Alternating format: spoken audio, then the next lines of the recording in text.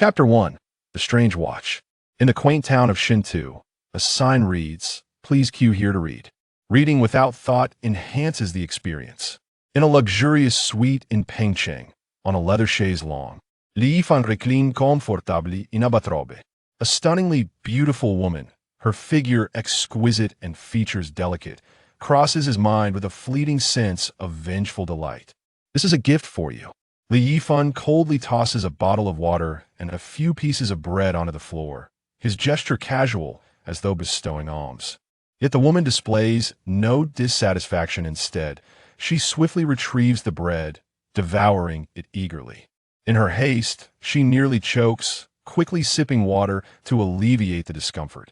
She cradles the ordinary bottle of water as if it were a treasure, meticulously picking up crumbs from the floor to consume. A mere bottle of water and a few pieces of bread, which one might overlook, now appear to her as precious commodities. All of this transpires in a world where morality and law have crumbled. People refer to this as the apocalypse. At this moment, it is noon. The sky outside is shrouded in a gray haze, with temperatures plummeting to minus 60 degrees. Many have succumbed to the cold within their rooms. In stark contrast to the biting chill outside, the room is warm and inviting, with Li Yifan donning only a thin nightgown, feeling utterly at ease, while others desperately seek sustenance. Even his dog has achieved freedom from bones. This is all due to Li Yifan's foresight. He knew the apocalypse was imminent and prepared adequately. Let us rewind to 20 days prior. In a vacation hotel. Li Yifan jolts awake, sitting up in bed, gasping for breath, his entire body drenched in sweat, droplets cascading from his hair. Instinctively, he reaches for the bed, feeling its warmth and dampness, his perspiration having soaked the sheets. Where am I?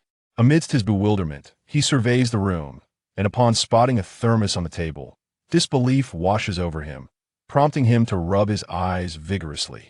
It is indeed his thermos, emblazoned with his company's logo and his employee number 250-728-2328. Is this the vacation hotel? How did I end up here? Suddenly, a realization strikes him. He flings back the covers to inspect his legs. My legs are still here. In disbelief, he pinches the inner thigh. A sharp pain jolts through him. Yet this pain does not evoke discomfort, rather, it fills him with exuberant laughter. Ha! He laughs uncontrollably, tears streaming down his face without a care. In that moment, he is certain. He has been reborn. Moreover, he has returned to the time just before the apocalypse.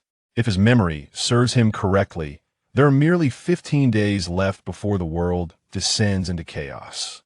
When that day arrives, global temperatures will soar dramatically, reaching a staggering 60 degrees.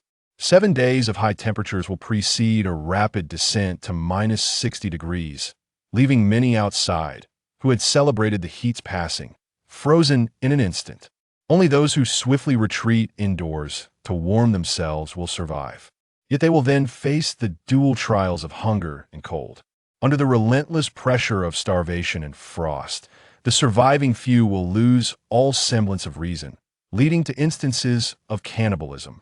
This extreme cold will persist for 14 days, after which countless black holes will emerge worldwide, unleashing voracious monsters. Thus, the fabric of global order will unravel completely. In his previous life, Li Yifan struggled desperately in the aftermath, ultimately meeting a tragic end a month after the apocalypse's onset. He even inadvertently led to the demise of his friends. All of this transpired because Li Yifan lacked strength, falling victim to Qiu Xuelan and Wan Mingliang, who severed his legs while he sought food. They even cooked his legs before his very eyes, sharing the gruesome feast with their former colleagues. Reflecting on the memories of those gluttonous eyes sends a shiver down his spine.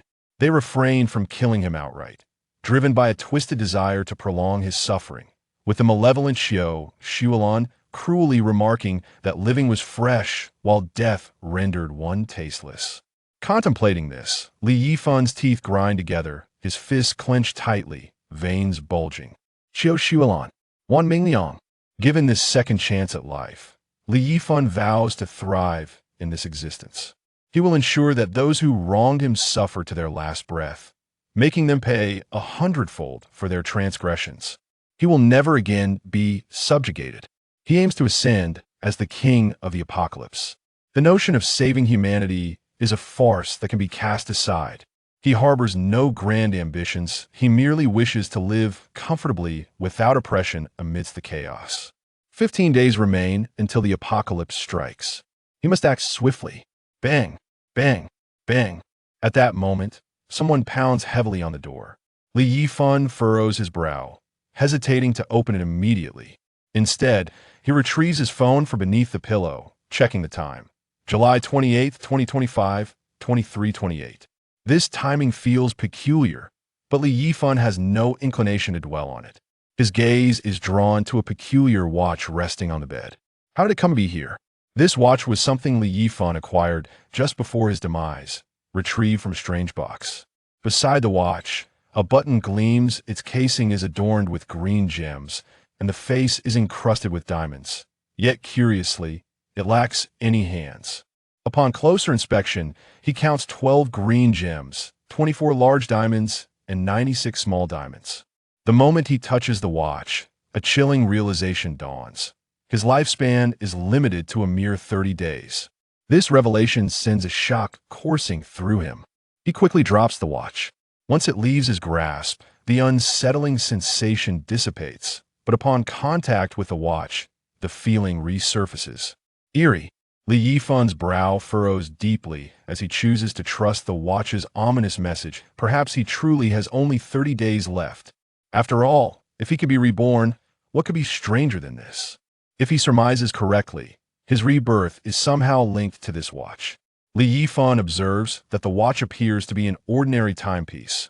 Aside from the unsettling notion of his limited lifespan, there is nothing overtly special about it. The only peculiar aspect is the unusual arrangement of its gems. Beyond that, no matter how he presses or twists it, there is no reaction. Could it be that his rebirth has granted him only 30 days to live? No. There must be a solution. System? After determining that the watch holds no further utility, Yifan begins to call out for the standard companion of a reborn individual. Yet, no response greets him. Could it truly be that I can only live for 30 days? This thought ignites a growing agitation within him. What should he do? He grips his hair tightly, his eyes gradually turning red. Anyone confronted with the knowledge of their limited time would feel terror and frustration. Yifan, open the door. Are you deaf or dead? If you don't want to work, then get lost. A woman's voice calls from outside, and in an instant, Yifan recognizes it as Chiozulan's. The cataclysm has blurred many of his memories, but he suddenly recalls that she resides next door. His annoyance escalates, and his eyes blaze with fury. Anger surges from his heart, fueling his resolve. He snatches a fruit knife from the table and strides toward the door, radiating murderous intent. The original version of the old illustration is here. Please refrain from commenting at the top. Comments can be made here. Content warning. Chapters 24-39 focus on the transformation of humanity's mindset in the face of the apocalypse. If this doesn't appeal to you, feel free to skip to Chapter 40 for those who enjoy such narratives. Take your time, though it may be somewhat drawn out. Chapter 2. The assault on the female superior, a gentle reminder. The brutal demise of Qiu Shuolan occurs in Chapter 57, while the torment of Wan Mingliang is detailed in Chapter 73.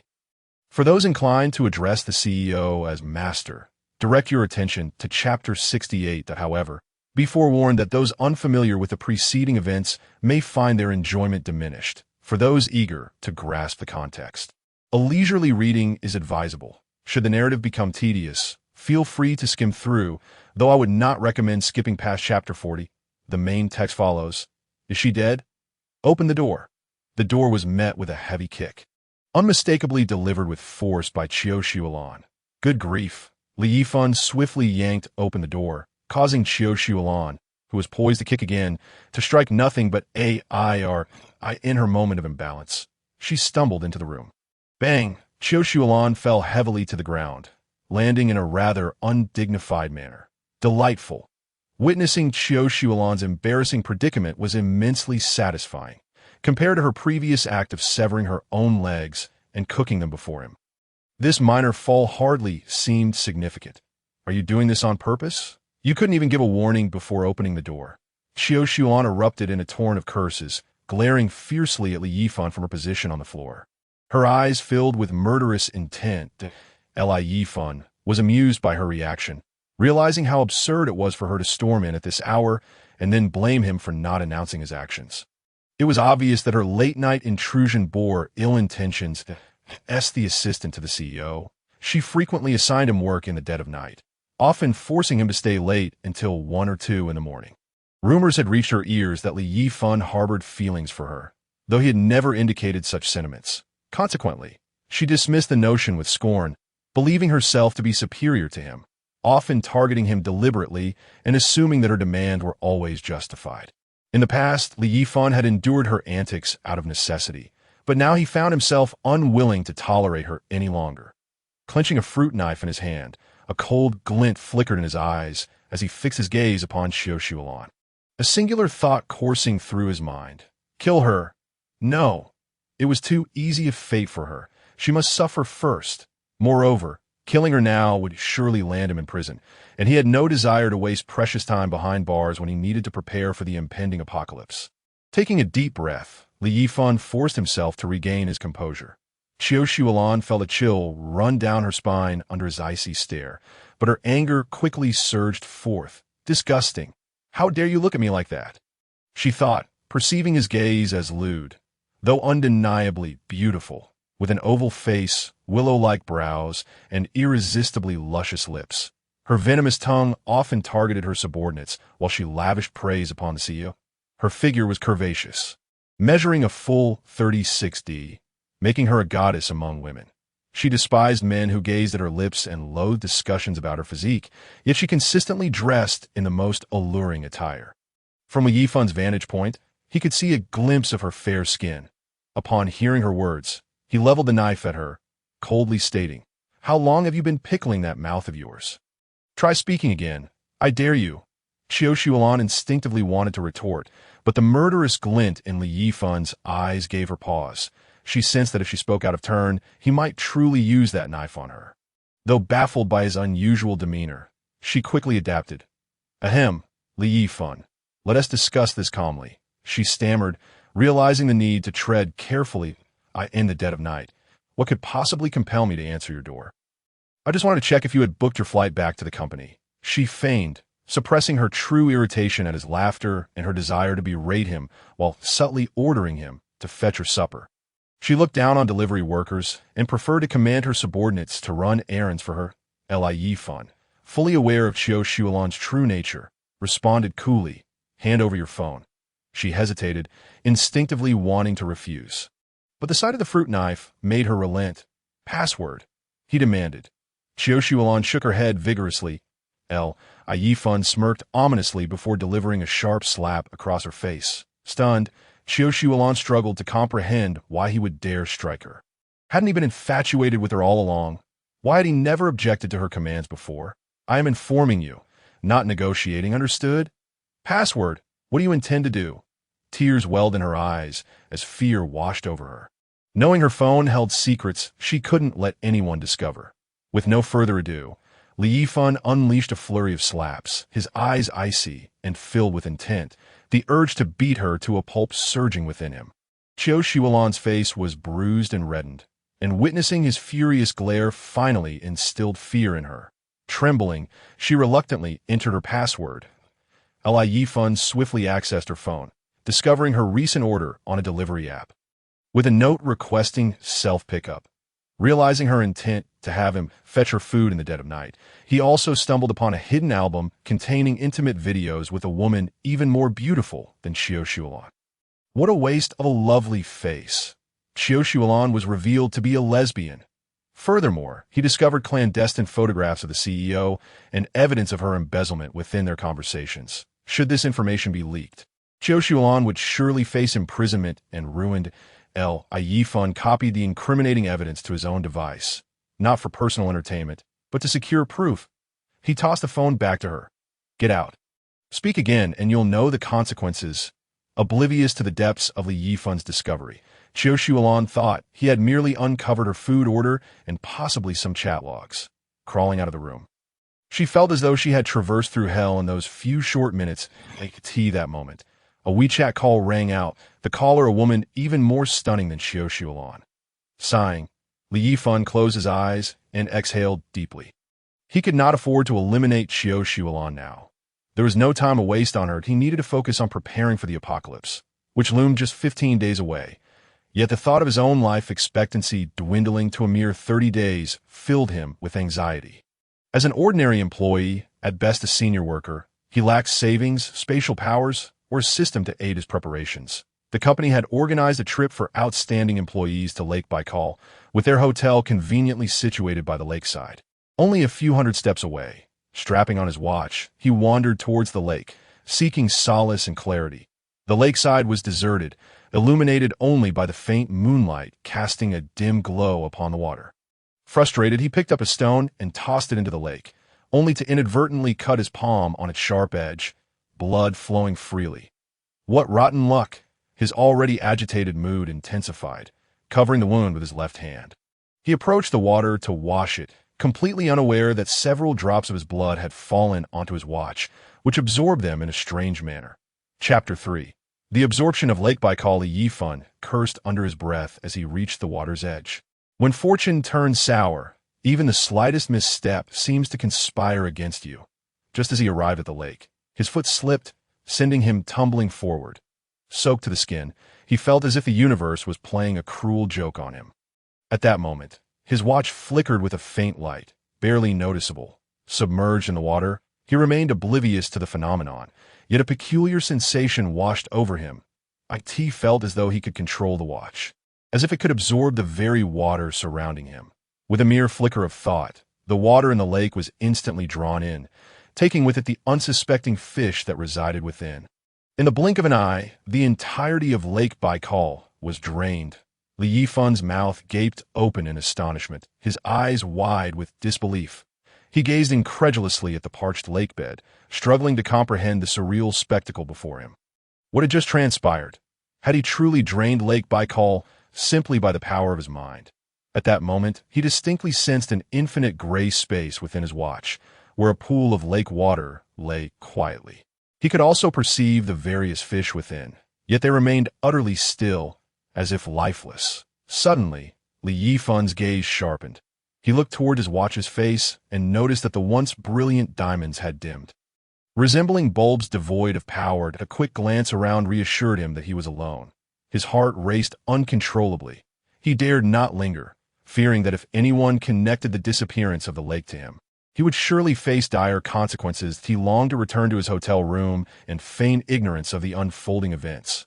However, as soon as this thought crossed his mind, he felt an odd sensation from the watch. Prompting his curiosity to confirm in an instant, darkness enveloped him, and when he regained his senses, he astonishingly found himself back in his hotel room. Remarkably, his door was closed. How had he entered? Teleportation. The term sprang to his mind. Glancing at the wondrous watch, he observed that one of the 12 green gems had lost its luster. It appeared that the diamond-like gems allowed his watch to store items, while the green gems facilitated his teleportation. The mere thought sent his heart racing. Unable to contain his excitement, he paced restlessly in his room, letting out a triumphant shout to release his exhilaration. With such a powerful watch, what was there to fear? In this apocalyptic world, if he could not live comfortably, he could always find a way to end it all. He had lofty aspirations for his future, not only to survive, but to thrive. Ensuring an elevated quality of life, to flourish in the apocalypse, one must possess formidable strength and ample resources. Undoubtedly, food and water were paramount. With an entire lake's worth of water at his disposal, he could use it freely. He wouldn't even consume a fraction of it. Water was no longer a concern. A few purifiers would suffice. The other critical necessity was food, as a citizen of Huagua. His first choice would naturally be rice and flour, followed closely by pork, beef, and lamb, essential sources of protein. Fish could be disregarded, as Lake Baikal was teeming with an abundance of aquatic life that he could never possibly exhaust. To maintain good health, a variety of fruits and vegetables were also essential. Since he had no shortage of water, he need not stockpile watermelons or coconuts. Additionally, he must gather various essential medications, for it was impossible to avoid illness entirely. And seeking medical attention in the apocalypse would be exceedingly difficult. He had to stockpile all manner of necessary supplies, as it seemed that this space was boundless. Even the entirety of Lake Baikal occupied only a minuscule portion of it. Beyond these essentials, weapons for self-defense were of utmost importance. These thoughts raced through Li Yifan's mind. Naturally, he needed firearms, echoing the adage that while neighbors hoarded food, he would hoard guns, with beautiful neighbors lending a hand. Acquiring guns in Huagua was nearly impossible for him, and his best bet was to venture abroad. Abroad, Li Yifan's eyes sparkled with inspiration. Draining Lake Baikal had sparked a bold and audacious idea. Why not embark on a zero-cost shopping spree overseas? He had a modest sum of money saved, only 70 to 80,000, with a monthly salary barely covering rent and personal expenses in a first-tier city like Pengcheng. A salary of 10,000 was hardly substantial, leaving little room for savings each month. Li Yifan was an outdoor sports enthusiast, often practicing martial arts, his skin a shade sun-kissed. While not conventionally handsome, he exuded a rugged charm, a faint scar on his forehead concealed beneath his hair, unnoticed unless closely examined. This scar, a source of ridicule in his childhood, had instilled in him a sense of inferiority, only improving as he matured. Orphaned at a young age, he had no ties to hold him back. All his expenditures went towards outdoor activities, leaving him with no savings habits in his previous life. It was his remarkable physical prowess that helped him survive extreme conditions, yet he ultimately succumbed to starvation, compelled to seek food. Despite his exceptional fitness, he was no match for a firearm. Li Yifan had been shot in the legs by Wan Mingliang. Had it not been for his friend's rescue, he might have met his demise. With neither wealth nor power, acquiring substantial resources necessitated a zero-cost approach, given that he had to obtain firearms abroad. He might as well gather supplies too. His first choice, the beautiful nation. After all, it constantly plotted against Huagua, so this could be seen as collecting interest on behalf of the Huagua people.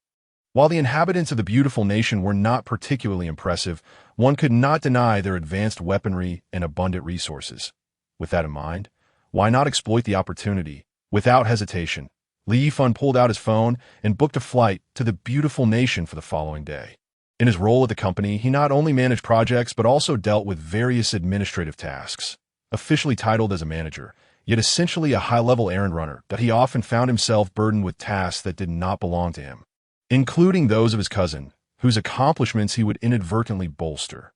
Even at ungodly hours, he was summoned to work, and if the company restroom was unclean, it was he who faced the reprimand.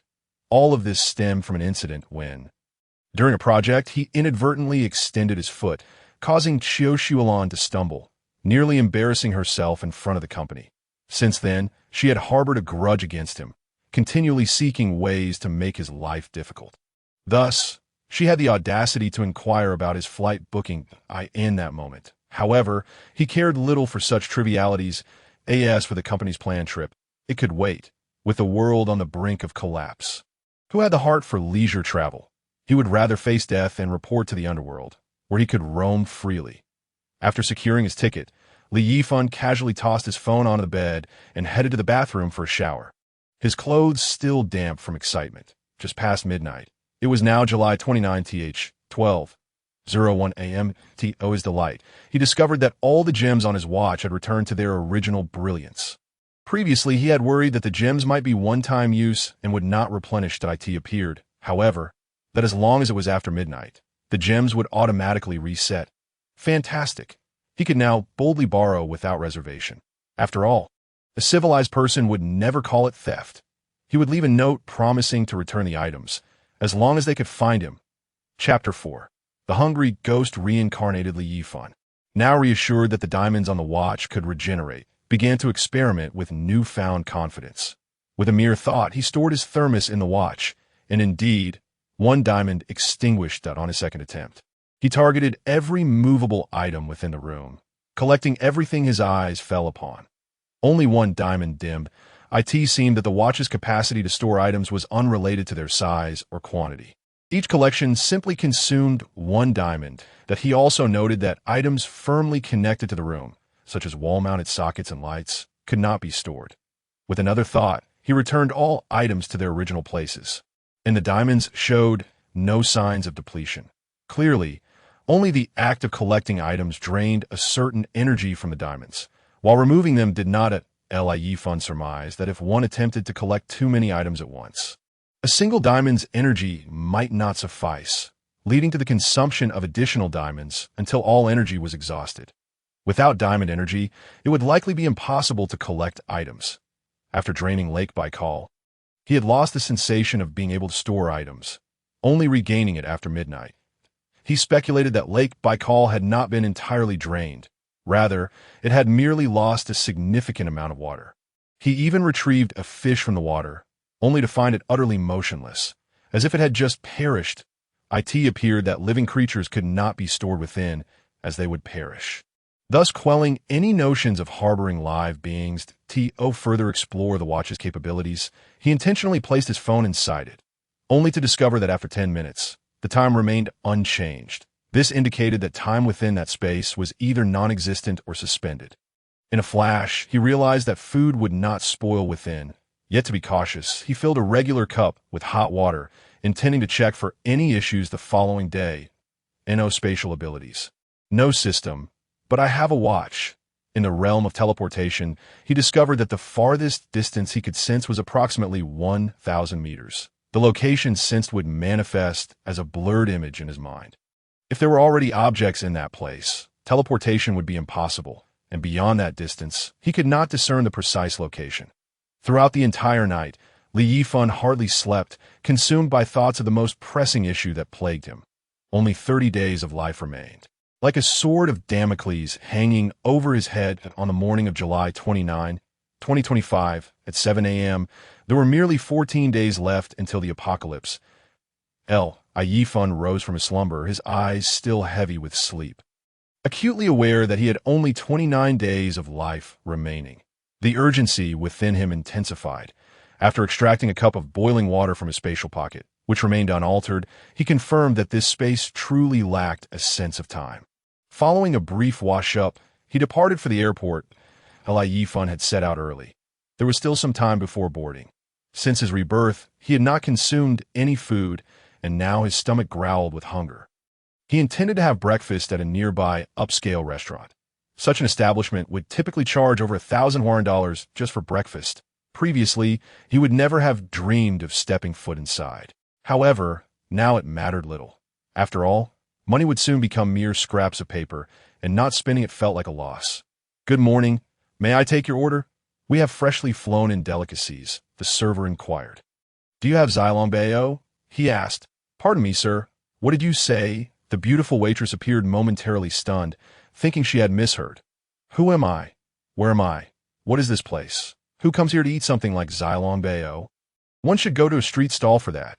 Besides, this is the Great Bear Nation. Who would come here for Xylong Bao?" In the Great Bear Nation, breakfast typically consists of congee, ham, and bread. Yifan furrowed his brow.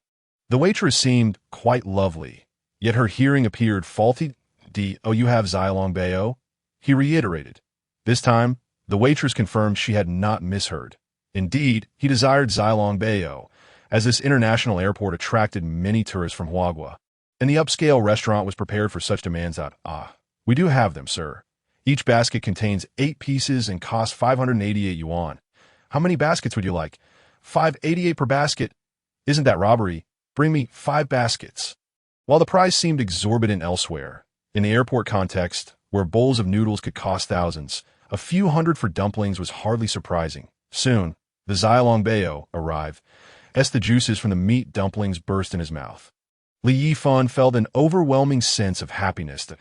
In no time, he devoured all 5 baskets with ferocious speed, leaving onlookers in stunned silence. It was as if he hadn't eaten in decades. Many patrons discreetly edged away from him, fearing he might be afflicted with some illness. Yifan paid no heed to the astonished gazes around him. Those who had never experienced true hunger could never comprehend the feeling of longing for sustenance. Yifan certainly had. Unbeknownst to him, A colleague returning from a business trip witnessed his breakfast spectacle and promptly shared a photo in the colleague group chat. The group erupted in chatter, with one informed colleague commenting, "I know this place. Just the breakfast average cost exceeds 1,000, and regular meals can range from 10 to several thousand. Yifan seems to come from a modest background. Could he be a hidden rich heir experiencing life? Nonsense, he's just a rustic fellow from the countryside. Look at him, devouring dumplings like a peasant." One who knew Yifan's background scoffed, yet secretly pondered if he had won a lottery. Perhaps it wouldn't be unreasonable to ask him for a small loan. As these thoughts crossed their minds, Yifan remained oblivious, having set his work group to do not disturb. Sated, he ambled towards the airport terminal, where boarding had commenced. This time, he had booked a first-class seat. Although he had flown before, he had never experienced first class. At 50,000 yuan, it seemed a trivial expense. Money would soon be worthless anyway. First class was indeed costly, but undeniably comfortable. Settling into his seat, he caught snippets of conversation from nearby passengers discussing the alarming news of Lake Baikal's sudden desiccation. This story had made headlines across various media outlets, inciting a storm of reactions online. Had it not been reported by credible sources, many would have dismissed it as a hoax. The notion was utterly unfathomable. This was Lake Baikal, the world's largest freshwater lake, to dry up so abruptly, with even the fish vanishing, leaving only a small amount of water and some sunken ships. Numerous experts began to offer explanations, attributing the phenomenon to geological causes, mythical creatures, or even extraterrestrial interference. Some even suggested it was a harbinger of the apocalypse. They presented a slew of evidence to support their claims that Yifan, however, was disinterested in any of this. He had barely slept the night before, preoccupied with thoughts regarding his dwindling lifespan. Even now, he had yet to devise a plan for his remaining 30 days. Feeling fatigued, he adjusted his seat and closed his eyes for a brief respite. Unbeknownst to him, seated beside him was a stunning beauty, her figure and poise easily deserving an impressive rating of 8 or higher. Adorned in designer attire and sporting tasteful makeup, she exuded an aura of elegance that elevated her score to 9. This captivating woman was intently observing his watch. The gems and diamonds glimmering on it were unmistakably authentic. The diamonds were trivial, but the emeralds were of immense value. The worth of this timepiece was incalculable. Moreover, since Yifan's rebirth, his altered mindset and newfound aura had drawn her attention. Noticing that Yifan was asleep, she chose not to disturb him, knowing the flight would last around 20 hours, providing ample opportunity for interaction. She was convinced that he must belong to some affluent family, although his attire was unassuming. It was a testament to his understated style. Just the watch alone could not be afforded by selling one of her gemstones. Time passed, and Yifan awoke, his hunger stirring him from slumber. Groggily checking his phone, he saw it was already 3 in the afternoon in Huagua, with over 99 unread messages that he ignored them. "Sir, may I assist you?" A melodious voice interrupted his thoughts, fluently spoken in English. Turning, he was momentarily taken aback, instantly awake upon seeing a flight attendant smiling at him. She was tall, at least 1.73 meters, appearing to be in her 20s, her figure accentuated by a uniform that barely contained her curves. Chapter 5. Suzy Xuan, with a round face featuring exquisite features and fair, delicate skin lightly adorned with makeup, she radiated grace and elegance in her flight attendant attire, a true beauty, scoring above 9. And she was Chinese. What astonished Yifan was not merely her appearance, but the intense sensation he felt upon seeing her. He believed she could help him extend his life. This meant that whether he could survive 30 days hence depended entirely upon her. He was uncertain of the specifics, but felt an inexplicable conviction that it was an eerie yet profoundly authentic feeling. Yifan's excitement surged. The sword of Damocles looming over him finally seemed to have a potential solution. Under his fervent gaze, the flight attendant remained composed, her smile unwavering. "Sir, do you require assistance?" she inquired again politely. Realizing his earlier gaze had been impolite, he felt a rush of embarrassment, yet his excitement was overwhelming. "May I have your contact information?" "Apologies, sir, but I am currently on duty. Is there anything else you require?" She was not surprised by his request for her contact information. Countless presumptuous heirs had sought her number, all of whom she had tactfully declined. Yifan understood that he had been rather forward, but he felt utterly helpless. While rejection was anticipated, he composed himself. This was the only individual who could resolve his lifespan dilemma. He could not afford to miss this opportunity. But it was not the end of the world. He had to approach this delicately, considering alternate methods to obtain her number, even contemplating a formal complaint to acquire her contact details that, of course, he could not simply lodge a baseless complaint against her. Please bring me a serving of rice, topped with gravy, and a bottle of water. Certainly. Please hold on. The flight attendant bowed politely before making her way forward.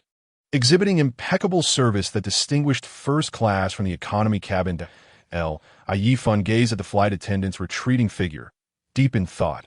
Handsome, you wish to obtain her contact information, don't you? At that moment, a melodious female voice sounded beside him. Turning his head, he discovered that it was the woman sitting next to him, gazing at Yifan with a beaming smile. Such matters are well understood by adults. After all, it is merely a matter of appreciating beauty. You have a way. Yifan did not deny it. He was aware that this girl, along with the flight attendant, had misconstrued his intentions. Yet he had no intention of clarifying that he Curson. Shall we get acquainted? He Curson extended her hand proactively to Yifan. The two shook hands, marking the beginning of their acquaintance. He Curson's hand was soft, and during the handshake, she gently scratched the palm of Yifan's hand with her index finger. Interesting that I can assist you, but you must promise me one request. What do you want? Yifan looked at Curson with keen interest. This pertained to his life, and he would agree to 100 requests if need be. However, he dreaded the possibility of her demanding a sum of money or an excessively difficult request, for he was not in possession of considerable funds at the moment. I want you to accompany me to a movie. Yifan was taken aback, scarcely able to believe Is it really that simple? Yes, it is that simple. This request was intriguing. Fully aware of her motive for acquiring the flight attendant's contact information, Curson nonetheless made such a proposal. Initiating with a simple request, she planned to naturally present another after the movie, perhaps leading to a request for a hotel room. All right, but I don't have time this time. Let's exchange contact information, and I will reach out to you when I return to the country. Yifan agreed without hesitation. After all, he was not the one at a disadvantage. That it was merely a movie, and whether they could connect later remained uncertain. The corners of Curson's mouth curled slightly, a glimmer of excitement flashing in her eyes. It seemed she genuinely believed she could succeed in her aspiration to marry a wealthy heir and live a life free of worry. This movie invitation was not merely about watching a film. It was a strategic move to gauge his financial status while pretending to shop for a bag or something similar. If he turned out to be as she imagined, she would proceed with her next step without delay. Young, wealthy, and handsome, Yifan was her ideal candidate. The movie was merely a pretext. She had long adhered to the principle of discussing money with the poor and emotions with the rich. The airplane offered Wi-Fi, and the two quickly added each other as friends on Fictional. Curson promptly sent a string of numbers, recommending a Fictional account to him, the profile picture belonging to the flight attendant. Her name is Susie Xuan, and she is my best friend. Curson mischievously winked, her eyes sparkling with a hint of cunning, as if feigning innocence. Yifan smiled knowingly, realizing he had fallen into Curson's trap. But he was unperturbed. After all, it was just a movie. He could perform live later, provided he found a flight attendant named Susie Xuan before the impending apocalypse, when the world descended into chaos. Who would care for consent? He could simply whisk her away. Learning that there was a way to address his lifespan issue, Yifan felt an overwhelming sense of relief, savoring a simple meal with great enjoyment. By the time the plane landed, it was already 6 in the evening in the beautiful country. After bidding farewell to Curson, he exchanged some currency at a nearby bank and hailed a taxi driven by an African-American driver. Heading straight for the nearest suburban area, the supplies he had acquired would last him several lifetimes. Chapter 6. The heist of $1 billion warehouse on the way, Yifan instructed the driver to stop. The African-American driver began to complain incessantly, expressing his frustration at the unexpected halt. If it weren't for Yifan's desire to avoid drawing attention, he would have shown this driver what Chinese martial arts truly meant. It must be said that the discrimination against African Americans is not without reason. The lack of decorum is undeniably evident in a taxi. The fare is typically calculated based on the meter, and it is only natural to pay for the distance traveled. Choosing to ignore the driver's ranting for the moment, Yifan continued onward. A minute later, he hailed another taxi. Although it was unlikely that he would be tracked down, he felt that caution was prudent. Thus, he kept switching taxis until he arrived at his destination by 8 in the evening. The Walmart warehouse in Washington, a sprawling complex, was the largest of its kind, covering an astonishing 3 million square meters. When it was newly constructed, it garnered international attention. The warehouse was divided into 4 large sections, each measuring 500 meters in width and 1,000 meters in length, with each section comprising a staggering 500,000 square meters. The remaining roadways and accompanying facilities occupied an additional 1 million square meters. He had contemplated the idea of a zero-cost shopping spree at the supermarket, but nothing could compare to acquiring goods directly from the source.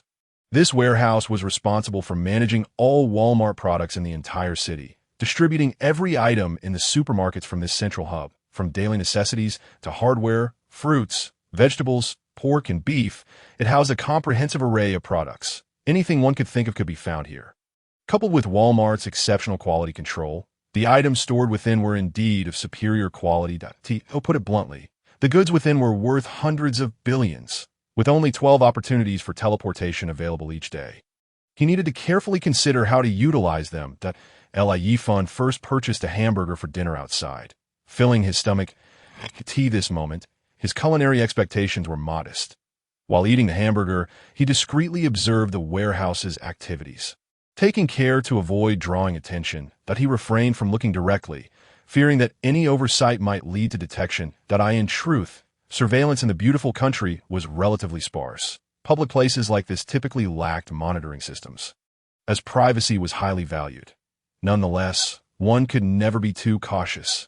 Even at night, the warehouse remained bustling, with trucks continuously entering and exiting, and the guards at the entrance appeared diligent, requiring permits for every vehicle. The warehouse was situated over a kilometer away from the entrance, making it impossible to teleport directly inside without exposing himself to the guards and risking subsequent investigation. For a moment, Yifan found himself at a loss on how to enter the warehouse. Just then, 2 Caucasian men walked by, engaged in cheerful conversation. One man's shirt featured a Spider-Man design, which caught Yifan's attention. An idea sparked his mind. Spider-Man was immensely popular in the beautiful country, with his image adorning various products such as hats, clothing, and toys. Some stores even sold complete Spider-Man costumes, including onesies. He casually found a shop and purchased a Spider-Man outfit, deliberately buying some toys to throw off any potential inquiries. Many people were shopping in the store, and a few even purchased the same Spider-Man onesie as Yifan. Now he felt much less apprehensive about being traced. There was no way the authorities would connect him to the costume. Since there were numerous people in line at the checkout, Yifan took his time, knowing that as long as he could secure the warehouse's contents today, it would suffice to be 9 in the evening. He exited the store and casually made his way to a nearby CF. Selecting a table by the window, he ordered a cup of black coffee, simultaneously checking his phone and observing the warehouse. At this moment, the internet was abuzz with discussions about the mysterious desiccation of Lake Baikal, which had even been dubbed the 9th wonder of the world. The beautiful country was no exception, with constant chatter about the incident. However, their tone was more one of schadenfreude, believing it to be divine retribution against the bare country.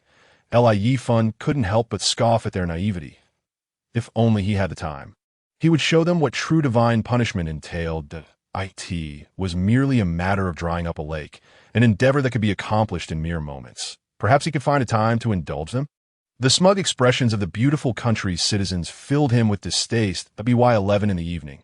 No trucks were entering or exiting the warehouse, and a brief respite ensued, with many of the interior lights dimmed, leaving only a few street lights to illuminate the area. This was the perfect opportunity. Yifan decisively stepped out of the CF, walking along the warehouse's perimeter. He had already researched the layout online prior to this, discovering that a large area in front served as a truck parking lot, while the side spaces were narrower, and the back was even more constricted, measuring only a few hundred meters. After half an hour traversing, He reached the back of the warehouse and found an isolated corner. Confirming that no surveillance could capture him, he quickly donned the Spider-Man costume, stowing the other toys in his watch, as the number of items he could collect was ample. With a silent focus, the warehouse's location materialized in his mind, including the outlines of the shelves within. It was truly remarkable. Yifan then chose a spot in the middle of the warehouse's shelving area. And in an instant, he was enveloped in darkness before reappearing inside the warehouse. Inside, the shelves were lined up in neat rows, each towering several meters high, laden with cardboard boxes. The first box that caught his eye was labeled as a duck-down comforter. A luxury item costing several thousand for just one. What a treasure! Who among the ordinary populace would spend several thousand on a mere quilt? He also discovered that the shelves here were not affixed to the ground, as these substantial shelves, due to their considerable size and weight, had not been secured with screws. This oversight provided Yifan with an opportunity. He deftly commanded the watch to remove all the shelves, instantly clearing the vast warehouse, leaving not a single strand of hair behind. It was utterly exhilarating, as long as the items within 1,000 meters of Yifan's line of sight were within reach. They could be absorbed into the watch's space in an instant. Without any delay, Yifan pondered why Lake Baikal, with its immense surface area, could be drained so rapidly, speculating that it was due to the interconnectedness of its waters and the ample capacity of the watch's space. Allowing for such swift absorption, the shelves within the warehouse were interconnected in every row, leading them to believe that such large structures could not possibly topple. Yet, Yifan effortlessly uprooted them all. The total value of the warehouse's supplies was estimated to be nearly 10 billion. Surveillance cameras monitored the premises, and he needed to act swiftly before the security personnel could respond, as he was unaware of the location of the monitoring room and did not wish to squander this opportunity for instantaneous movement. The warehouse spanned 2,000 meters, and Yifan was uncertain when the security would catch on, so he opted to teleport directly, traversing the wide pathways connecting each warehouse. After 2 swift teleports, he arrived at the second warehouse. The contents of this facility were easily recognizable, primarily consisting of appliances, refrigerators, microwaves, juicers, and a myriad of others. Virtually every household appliance one could imagine was present, which was fortuitous, as it ensured he would not suddenly find himself lacking essential devices in the post-apocalyptic world. Employing the same method, he cleared the entire warehouse of its shelves, another 100 billion in supplies acquired. After teleporting twice more, he reached the third warehouse, at which point an ear-piercing alarm suddenly blared throughout the facility. Yifan's heart raced as he realized he had been detected by the security personnel. Time was of the essence. Without even inspecting the contents of the third warehouse, he noted what appeared to be rice and cooking oil, and without hesitation, he emptied it entirely. Another 100 billion worth of supplies secured. After teleporting twice again, he arrived at the fourth warehouse, where the situation had drastically changed. Upon entering, Yifan immediately sensed an unusual chill in the air. This was astonishingly a cold storage facility.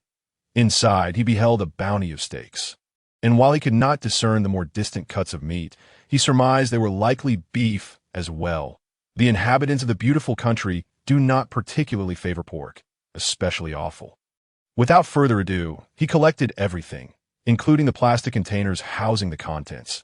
Task accomplished. The incessant blaring of the alarm continued to sound, seemingly urging Yifan to make his escape, as the security personnel were surely en route to the warehouse.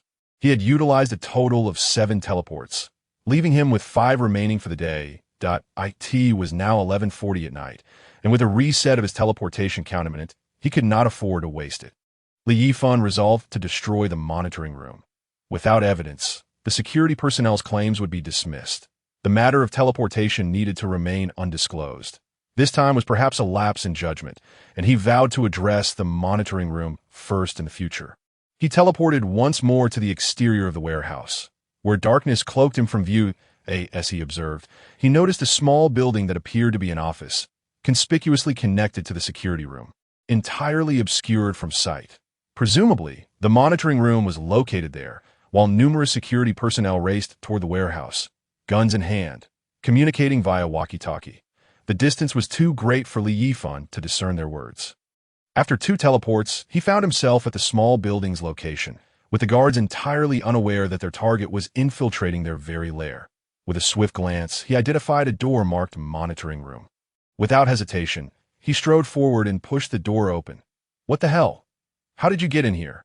As soon as the door swung open, a security guard of African descent recognized him as the very intruder from the warehouse. Before he could utter another word, Yifan delivered a forceful kick to the guard's groin. The guard doubled over, clutching at himself and howling in agony, bouncing about as if that might alleviate his suffering. Having been insulted earlier by his fellow African brothers, Yifan seized this opportunity to reclaim his dignity. Though the monitoring room was spacious, most of the area was consumed by display screens. He quickly located the main server and absorbed it into the watch, leaving no hard drives behind.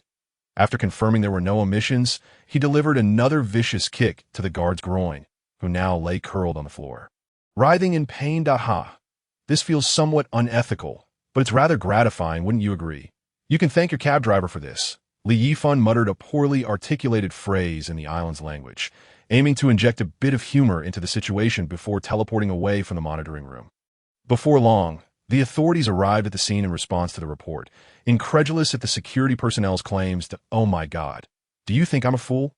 A suddenly appearing Spider-Man? That damn Spider-Man audaciously stole all the goods?" Suspecting it was the islanders, you ought to concoct a more plausible excuse.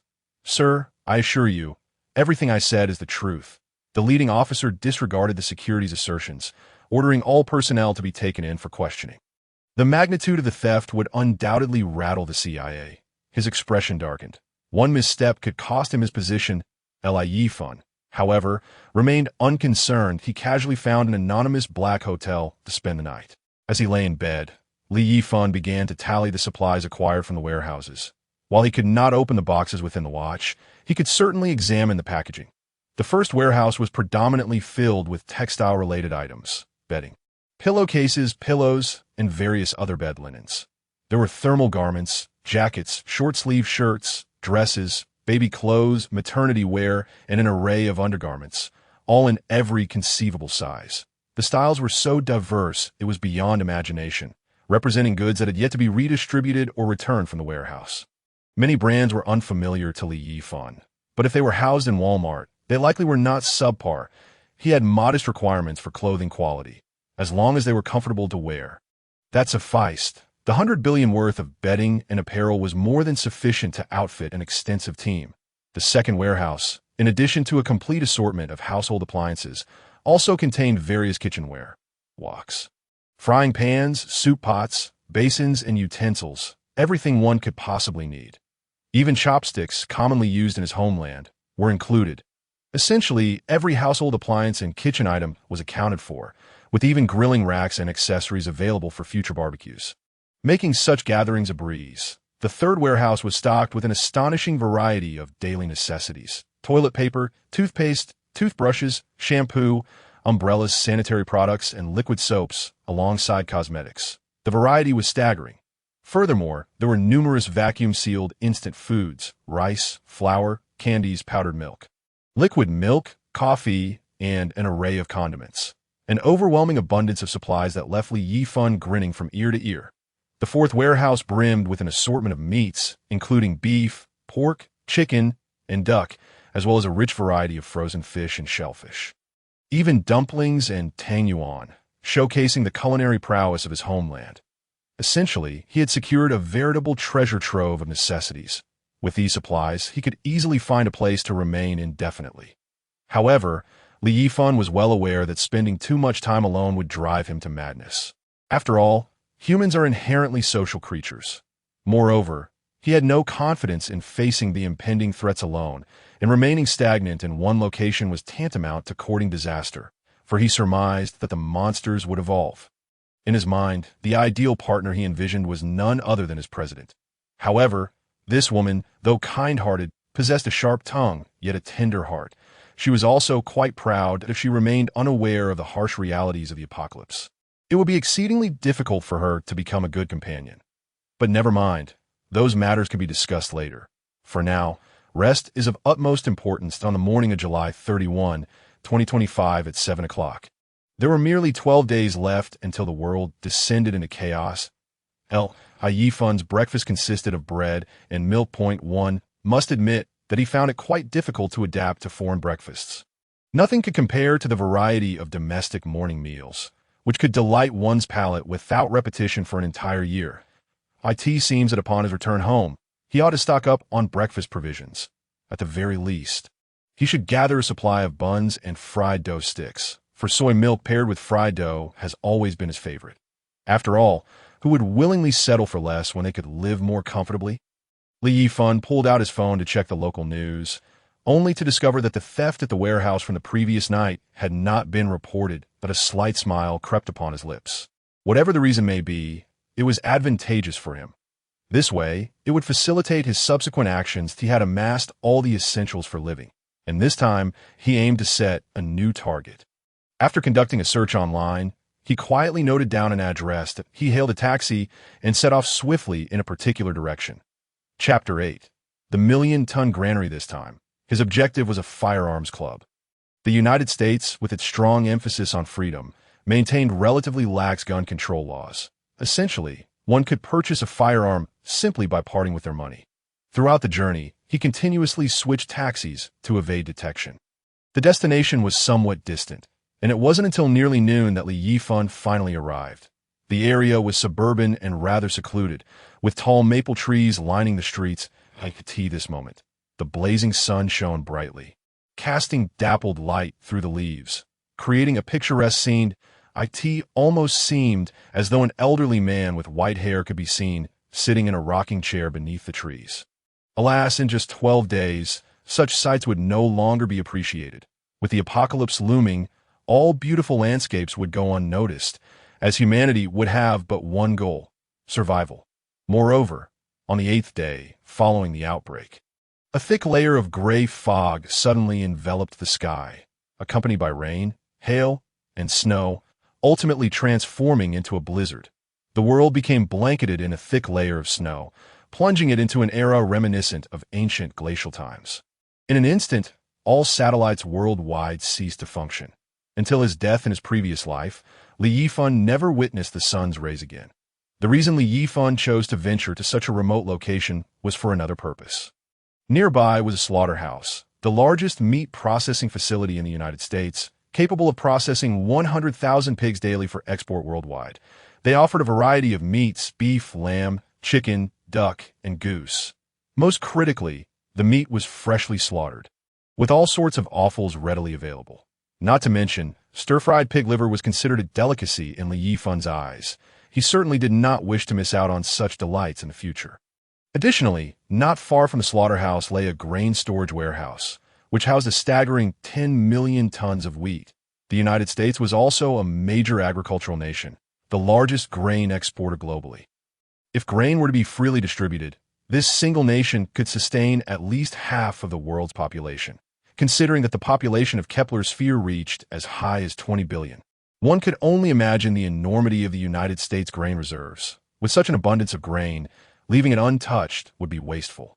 Why not lend it to me? At worst, I can leave an IOU. Spider-Man borrows 1 million tons of grain to be returned in a month. One might assume that Uncle Sam would agree. Grain storage facilities are seldom checked, often merely undergoing symbolic inspections, as long as there is no fire. Nobody truly bothers to open the warehouses and inspect their contents. This provided Yifan with an opportunity. Thus, he chose the granary as his first target. This time, the taxi driver was a black woman. Contrary to common stereotypes, the beauty of women in that region rivaled, if not surpassed, that of their Asian and Caucasian counterparts. Some were even more alluring, possessing a unique charm. This particular driver belonged to the more attractive category. After instructing her to stop 2 kilometers from the granary, the courteous black woman parked the car and even reminded Yifan to take his belongings with him, lest he leave something behind. Grateful for her attentive service, Yifan generously tipped her, causing her to beam with joy, her pearly white teeth gleaming in the sunlight. As he departed, she waved goodbye. The area was rather desolate, devoid of shops. But fortunately, he had purchased a hamburger along the way to stave off hunger. He dared not openly consume his supplies from his watch. After a thorough observation, he deduced that there were no surveillance cameras nearby. This time, Yifan opted not to enter through the main gate.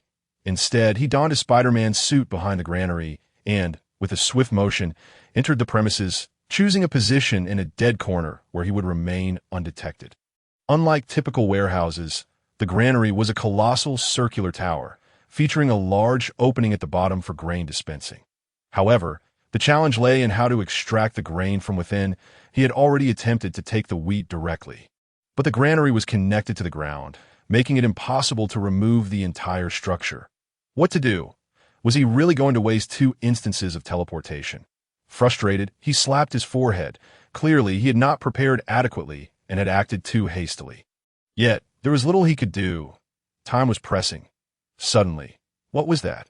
Just as Yifan felt utterly helpless, he spotted something glinting on the ground not far away, reflecting the sunlight. Glancing around to ensure there were no surveillance devices, he approached the object. Upon closer inspection, he was astonished to find a large set of keys. Was this a stroke of luck? Just as he was pondering how to proceed, the keys had appeared as if by magic, opening doors for him. Could it be any more convenient? Such a twist of fate would be too far-fetched for even a novel. Nevertheless, Yifan paid little mind to the improbability. This set of keys was undoubtedly for the various granaries, likely dropped by the individual responsible for daily inspections. Thus, he proceeded to clear out 10 granaries, amassing a total of 10 million tons of wheat. The granary was expansive, and he remained vigilant, carefully avoiding surveillance cameras. When evasion was impossible, he resorted to teleportation. He utilized teleportation 4 times within the granary, and after entering and exiting twice, he had 6 instances remaining. Having completed his harvest, Yifan thoughtfully returned the keys to their original location. He was a good Samaritan after all. He did not wish to cause any unnecessary panic or alert anyone prematurely. He simply aimed to keep a low profile. That'd be why 6 o'clock in the evening. As dusk began to settle, Yifan found himself outside the firearms club. The club was rectangular, no more than 100 meters wide, so he walked along the perimeter, sensing the location of the weapon storage. To his astonishment, the weapon storage was right at the entrance. Who would believe such luck? Upon entering, he discovered that the next room was indeed the armory. After confirming that the room was unoccupied, he teleported into the armory, which was shrouded in darkness. Rendering visibility nearly impossible, he retrieved a flashlight, brand new and unopened. Thanks to Walmart's warehouse, as the light illuminated the room, he saw rows upon rows of shelves. But frustratingly, they were stocked entirely with handguns and shotguns, with not a single assault rifle in sight. Handguns were easy to carry, and shotguns boasted formidable close-range lethality, often referred to as the Great Equalizer. One shot could reduce a person to a sieve. Most importantly, they were affordable, making them favored by the American populace. On the outer shelves, he noticed some bright orange ammunition stored in boxes. Generally speaking, most people were unaware that bullets found in such clubs were far less lethal than those used by the military. Most patrons came to practice their shooting skills or quench their urge to fire, showing little concern for lethality. However, Yifan was indifferent to their quality. If one bullet wouldn't suffice, 2 would surely do. After all, such weapons would soon lose their efficacy against the monsters that would emerge. In the initial days, ordinary knives and guns could take down the creatures, but as time passed, they would become ineffective. Only weapons obtained from treasure chests that appeared alongside black holes would be capable of inflicting damage. Thus, these firearms were only useful in the early stages, sufficient for dealing with ordinary humans. That he planned to treat his former colleagues, and one Ming Liang well. After collecting ammunition, he noticed several crossbows nearby, along with a pile of arrows, some of which were rusted, indicating they had not been used in quite some time. But he gathered those as well. In a corner, he unexpectedly discovered a collection of powerful electric batons. Though there were only a dozen or so, he wondered how a firearms club would come to possess such items. After stowing the batons, he noticed a finely crafted silver box nearby. What purpose could such a box serve in an armory? Curiosity piqued. He opened it to find 8 small glass vials resting on a sponge base. Each bore strange characters whose purpose was unknown to him, but he decided to take them nonetheless. Aside from that, there were no other items of interest. The guns on the walls and the shelves on the floor were all stored in his watch's space. In an instant, the entire armory was left completely bare. One could say he had not left empty-handed, but rather borrowed everything. Just as he finished gathering his spoils, he heard commotion at the entrance, accompanied by voices. Chapter 9. The former president's daughter, it was all set. Here we go, oh my God. God, is this a nightmare? Gazing upon the desolate warehouse, the white man was utterly astonished. Damn it. Are you mocking me? I demand an explanation. A burly Caucasian bellowed, his eyes ablaze with fury as he fixed his gaze upon another white man. Fully aware of the significance of the item in question, with a fierce glare, the muscular man stormed towards the exit. In that fleeting moment when the door swung open, Yifan swiftly slipped out of the warehouse. Oblivious to the appearance of the two men. Once outside, he hastened toward the slaughterhouse of his second mentor, Zai. Time was still ample, as it would take merely an hour to reach on foot. Just as he approached the road, Yifan promptly concealed himself behind a tree, his entire form shrouded in darkness. I could see that moment. 3 vehicles were parked on the road. The ones at the front and rear were unmistakably security vehicles, while the middle one was an elongated Lincoln. Due to the heavily tinted windows, the interior remained obscured from view. Just then, a tall white man, standing at least 6'3", emerged from the club, moving briskly toward the Lincoln. The rear window of the Lincoln slid down slightly, but the night was too dark for Yifan to discern what lay within. After the burly man bent forward to say something, he proceeded toward the front security vehicle. The window of the Lincoln rose, and soon the trio of vehicles vanished from sight. The individuals inside the Lincoln undoubtedly held a distinguished status. What business could they possibly have at such a remote firearms club? For people of such caliber, acquiring firearms is a trivial matter, rendering a personal visit unnecessary. Could it be? In an instant, he recalled the silver box. Shaking his head, he dismissed the thought. This was none of his concern. Before long, the attention from Bofilo would shift toward this location, and he needed to act swiftly. As he walked, he stuffed his stomach, and by 8 o'clock, Yifan arrived near the slaughterhouse, with 4 teleportations remaining for the day. He planned to utilize 2 to infiltrate the surveillance room. The electrobaton would prove invaluable at this juncture, allowing him to incapacitate those inside, who would likely remain unconscious for several hours. Having emptied the equipment from the surveillance room, he then donned a set of employee attire and made his way toward the warehouse. Fortunately, the factory mandated that masks be worn while working, alleviating Yifan's fears of being indeed. Is truly Ivan. The recent events, which are still of a confidential nature, have already reached his ears. Yifan candidly acknowledges this, for after all, Ivan is unaware of his identity and cannot perceive his appearance. Who could have anticipated that upon hearing Yifan's admission, Ivan would become utterly exhilarated, trembling with excitement? Oh my God, it's really you. I am absolutely thrilled. The internet claims you possess superpowers. Is that true? Ivan, a fervent admirer of superheroes, has always believed in the existence of superhuman abilities and once fantasized that her husband was a superpowered being. Now, encountering someone with actual powers, how could she not be elated? The internet. Yifan is taken aback. How is it that this matter has already spread online? Oh my God, you actually have no idea how fervently this topic is being discussed online. Yifan truly did not know. But it mattered little. Ivan, brimming with enthusiasm, approaches him, her eyes sparkling as if she has stumbled upon a rare treasure. Oh, Mr. Spider-Man, could you possibly save my father? He is of such an age, he should not be treated this way. Miss Ivan, why should I save your father? Before Ivan could finish her plea, Yifan interrupted her, incredulous that he should rescue a comic actor. Was that not absurd? He would rather save a more significant figure. Yifan maintained his firearm aimed at Ivan, refusing to lower his guard, sinking into the sofa, his legs weary from the day's extensive travels. Yet he could not leave just yet. His teleportation was not yet restored. He needed to keep Ivan in check until midnight, when he could make his escape. Esteemed Mr. Spider-Man, I realize this request is quite abrupt, but I am utterly helpless. My husband has betrayed me, and if I do not rescue my father, I shall only await death. That has nothing to do with me, that I understand. Sir, as long as you require assistance, I am prepared to pay any price. Honestly, Miss Ivan, I have no interest in your matters. Upon hearing Ivan's words, Yifan found it hard to believe. She had no connection to Reed. So that was it. Yet he remained coldly dismissive. This was not his concern. Sir, I assume you have ulterior motives for acquiring supplies. I can provide you with what you seek if you would assist me. I beg of you. With that, Ivan knelt, her expression beseeching. However, Yifan remained unmoved. Yet, Ivan's words did spark a thought. There were indeed situations where he found himself at an impasse. If he had Ivan's coordination, perhaps these obstacles would not be insurmountable.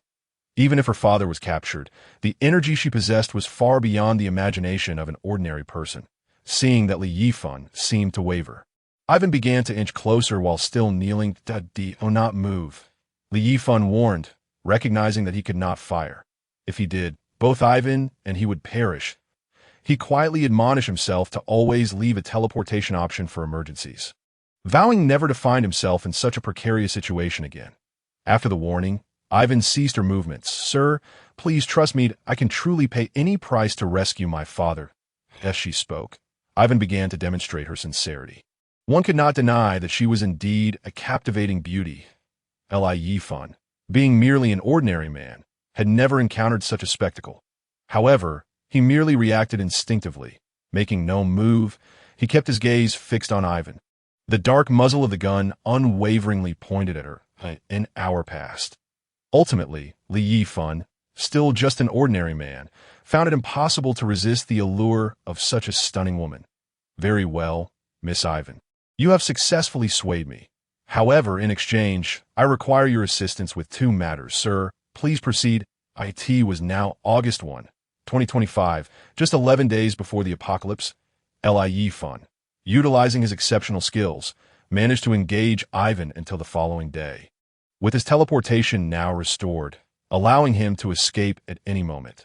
The cost of this endeavor was immense, amounting to billions. Gazing at the alluring figure before him, Yifan refrained from taking drastic measures, recognizing the futility in doing so. After all, Ivan had worked tirelessly, and her potential assistance in the future was invaluable. It would be unreasonable to harm her now. "Miss Ivan, I need to visit the coal mine and the oil refinery." Upon hearing this request, Ivan instantly comprehended Yifan's intentions. Although framed as a visit, it was clear that nothing would remain afterward. After a moment of contemplation, she consented, confident that her abilities would ensure she would not be implicated. "Mr. Spider-Man, do you require any arrangements for your rest?" "No need. You make the arrangements, and I shall find you in the morning. That I hope you do not disappoint me." With that, Yifan vanished, leaving Ivan in a state of astonishment. Witnessing a living person disappear before her eyes left her incredulous, yet soon she was filled with excitement, donning her attire and regaining her regal demeanor, her expression frosty as she began issuing commands to the bodyguards downstairs. With Ivan's assistance, Yifan effortlessly depleted a coal mine stockpile of 1 million tons, alongside tens of thousands of tons of refined oil, including diesel and gasoline, all conveniently stored in barrels, in a world plunged into an icy apocalypse with temperatures plummeting to -60 degrees. Where air conditioning had long ceased to function and power outages were commonplace, the most primitive means of heating became essential. Coal was the optimal choice for warmth, and for personal use, it sufficed to manage it in briquette form. Although he had acquired a significant amount of smokeless wood charcoal from the warehouse for barbecuing, nothing compared to the practicality of coal. Over the course of 2 days, Ivan endeavored to please Yifan, ultimately leading him to part with merely a silver box as payment, effectively rendering the transaction a windfall. Indeed, a remarkable stroke of fortune. Before departing, Ivan even offered him 10 million beautiful coins, fund from a Swiss anonymous account. In gratitude for her generosity, Yifan advised her to stockpile supplies and find a secure, low-traffic location to hide. Had it not been for the necessity of returning home, he would have preferred to remain in the beautiful country, primarily due to the warmth of its inhabitants. Chapter 11. Burning down the Yasukuni Shrine on August 3, 2025, just 9 days before the apocalypse, Yifan made his appearance in the island nation. His presence there was necessitated by the escalating lockdown in the beautiful country, where individuals dressed as Spider-Man were being apprehended, and news of theft had already reached the internet, igniting global discussions about yet another miracle following the desiccation of Lake Baikal. Online rumors circulated that a superpowered individual could make anything vanish, speculations arose that items had been transported to another world, reigniting interest in parallel dimensions. The beautiful country claimed that the figure in the Spider-Man suit was from the island nation. While the island's authorities publicly denied this, they subtly conveyed their pride in the matter. "Look, this is our island compatriot. Does any other nation possess such a being?" The Prime Minister even covertly instructed that this hero of the Yamato people must be brought back at all costs, employing any means necessary, including weaponry. The potential existence of superpowers could significantly bolster their ambitions of global dominance.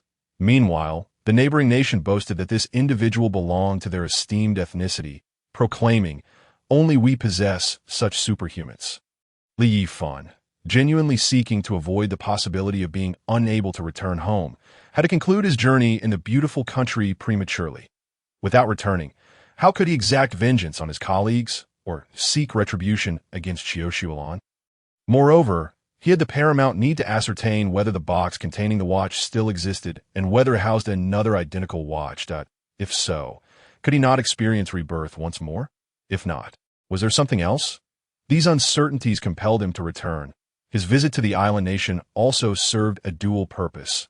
Should the authorities trace any evidence, it would likely lead them to the island, allowing him to cast further aspersions while simultaneously procuring supplies there. The island nation was not particularly welcoming, which brought a sardonic smile to Li Yifan's face. Hence, here he was. Although the island nation had a minuscule land area, its electronic industry thrived, and its healthcare sector was among the world's elite. That very evening, Li Yifan raided the largest electronics department store in the island nation, acquiring a plethora of electronic devices, including the latest international water purifiers, complete with all necessary filter components. The purifier boasted the ability to render any water potable, priced at several tens of thousands. To demonstrate, the islanders even filtered urine and consumed it on the spot. However, Li Yifan had no intention of following suit. With an entire lake of water at his disposal, boiling it sufficed, though filtration would only enhance its quality. In the apocalypse, when desperation struck, cannibalism and consuming urine became alarmingly common on this occasion. An ample supply of high-end diesel generators has fortuitously been procured, encompassing a variety of models, with values ranging from tens of thousands to several millions. The solar panels within have not been overlooked either.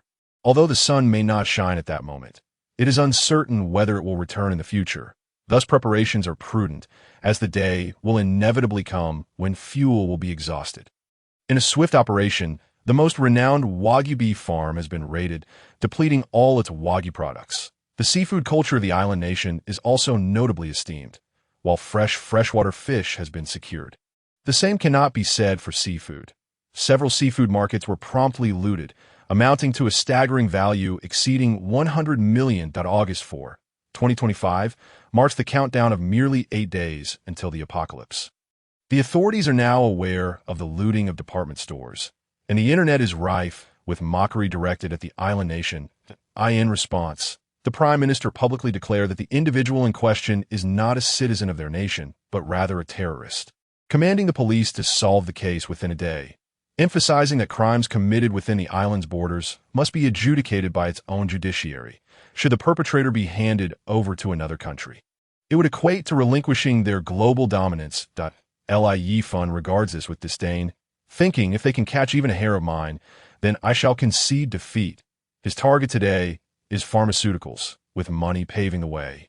He enlists Detective Maoli to locate the portly individual responsible for managing the hospital's pharmacy. After a series of maneuvers, the entire pharmacy is swiftly emptied, from cold medicine to various cancer treatments. Everything is included. Even an array of traditional Chinese medicines can be found within. While the Huagua increasingly neglects traditional Chinese medicine, the island nation and its neighbor treasure it as a precious asset, a lamentable irony for the people of Huagua.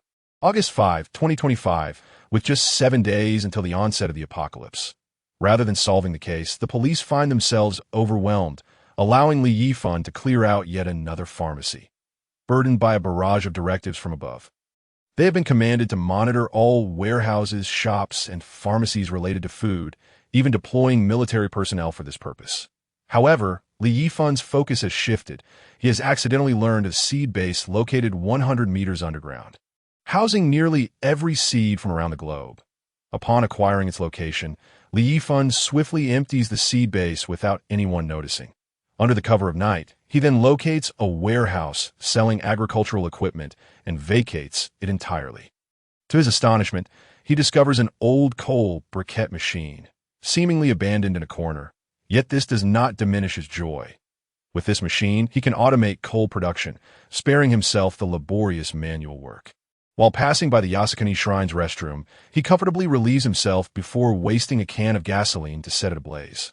What a thrill! The island nation is now in utter chaos when someone captures a figure clad in Ultraman attire emerging from the restroom. It triggers a sensation across the internet. The island has become a laughingstock, initially portraying this individual as a national hero, but the truth is now unveiled. Indeed, it is the hero Ultraman, and the internet erupts with laughter. It is rumored that the Prime Minister, in a fit of rage, shattered a cherished piece of Hwagwa blue and white porcelain. August 6, 2025, with only 6 days remaining until the apocalypse, this moment, he has returned to Hwagwa. Upon his arrival, his phone rings.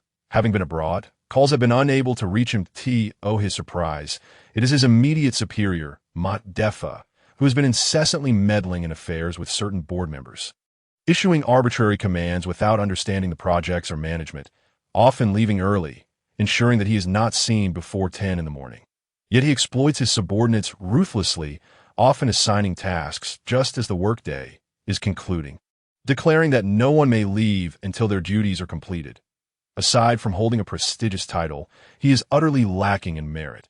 Furthermore, Ma Defa harbors an infatuation for Chioshualan, serving as her devoted sycophant. It is through this obsession that he has managed to secure such a subordinate position, hoping to get closer to her. Chioshualan, constrained by Ma Defa's status, cannot outright refuse him, forcing her to endure his presence with great discomfort. A truly tragic predicament. If memory serves, Ma Defa was also someone who had lingered around Chioshualan in a past life, likely partaking in the spoils. Yifan's eyes turn cold as he abruptly hangs up. Yet, the phone rings again almost immediately. Chapter 12. 10,000 tons of vegetables. Contemplating for a moment, he furrows his brow and decides to answer, activating the speakerphone, only to be met with Ma Defa's blustering tirade. Yifan, do you still wish to keep your job? How dare you hang up on me? 200 deducted from your salary, and your year-end bonus is cancelled. Yifan scoffs at this that I in the past. He might have endured such indignities for the sake of a meager salary and bonus, but with the impending apocalypse, who cares for such trivialities? Moreover, a beautiful woman across the ocean has just gifted him 100 million, bolstering his confidence. While he may not care about the deductions, the principle of it irks him. That is rightfully his, and he shall not allow even a penny to be taken. Go to hell. Dare to deduct even a cent, and I shall unleash a torrent of wrath upon you. With that, Yifan hangs up, blocking Ma Defa's number.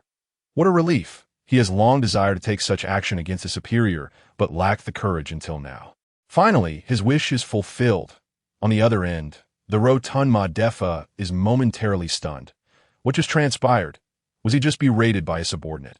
His face flushes a deep crimson in fury, trembling with rage as he prepares to call Yifan back, only to find that the line is now unavailable. How dare he block me? Without hesitation, Ma Defa sends a message in the work group. Yifan, you are fired, 1,000 deducted from your salary. Deducting salary, on what grounds? One employee, disgruntled by Ma Defa's actions, begins to inquire, as Yifan is generally well-liked and maintains good relations with many. Others rally to his defense. Who do you think you are? Do I need to explain myself to you? 5,000 deducted. This statement ignites the fury of the entire group. After a month of hard work, they earned but a pittance, and now 5,000 is to be deducted without justification. Who gave you the authority to withhold wages? Finally, one employee confronts him directly. You wish to be fired as well. Yifan, unwilling to see his colleagues suffer, retorts in the group chat. Ma, is there a tumor on your neck? If you have grievances, confront me directly. Dare to dock my pay, and I shall report you to the Labor Bureau. Every day, you prattle on with that wretched face of yours. What is wrong with you? Do you see anyone here who respects you? Do you even have a shred of self-awareness? Yifan, You are finished. Defying your superior will result in your entire salary being docked, and you are to commence your resignation process immediately. I will sign. Count me in. I too resign. Resignation 1 as resignation notices flood the chat. Ma Defa begins to panic. If everyone quits, there will be no one left to work on the projects. And he will be skinned alive. He cannot fathom how those who have always endured in silence are now standing up to him, oblivious to the fact that he has been excessively harsh with his subordinates. However, Ma Defa cannot show weakness. If he does, no one will fear him anymore. Very well. Yifan is inciting a strike among employees, and the losses incurred will be borne entirely by him. I have preserved the evidence. He cannot genuinely allow everyone to resign, so he resorts to scapegoating Yifan as the instigator to this. Yifan merely scoffs. You ought to be grateful that it is not yet the apocalypse, or I would use your own fat to light the skies. At that moment, his phone rings again, and to his astonishment, it is the CEO calling. The mere thought of the CEO's stunning visage leaves him breathless, his heart skipping a beat. There is not a single person in the company who does not secretly harbor feelings for the CEO. Rumors abound of Ma Defa's loathsome attempts to capture the CEO's image. Yet he lacks the finesse to obtain personal photographs like those on Yifan's phone. Even Yifan has harbored a secret admiration for the CEO, but he has always kept it hidden, afraid to voice it. The CEO, Zhang Ruoshi, is a paragon of beauty, defying description, with a waist that could be encircled by a single hand, skin as smooth as jade, and a demeanor as frosty as winter. Her figure is perfectly proportioned. Any excess or deficiency would detract from her allure. Though her expression may appear cold, her heart is kind, and she conducts her business with resolute efficiency. Daily, an array of flowers is delivered to her office, purportedly from wealthy suitors. However, she discards them all without a second thought. LI manager, I notice you have not been in the office these past few days. Have you encountered any difficulties? Zhang Ruoshi's voice is cool and composed, a habit formed over time, yet her concern warms the heart. I am well, President Zhang. I wish to formally resign. If this were a matter with Ma Defa, I could assist you. These past few days, I have dispatched you on a business trip on the other end of the line. Zhang Ruoshi slightly furrowed her brows. Were it not for her lack of alternatives, she would never tolerate Ma Defa as the deputy general manager. Although she held the title of president, the unspoken hardships she bore were known to no one. That it was exceedingly challenging for a girl in her 20s to uphold an entire company. No, President Zhang, I have personal matters to discuss. Let's address them face-to-face at the anniversary celebration on the 12th. Your presence is imperative. Without you esteemed contributors, the company would not be where it is today. I will hold you to that.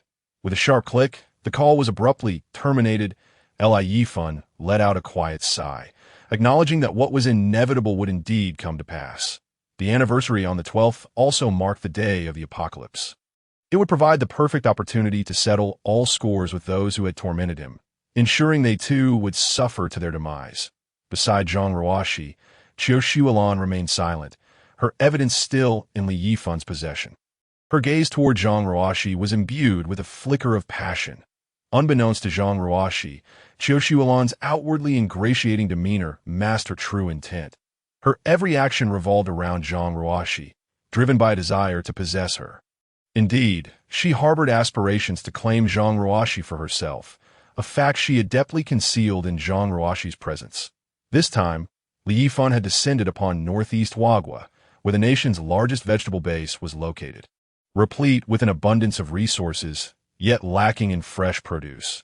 During the day, he swiftly depleted several streets of breakfast establishments, and by midday, he frantically ordered various roasted ducks, roasted chickens, and even hamburgers from across the city, effectively exhausting the supply of an entire city.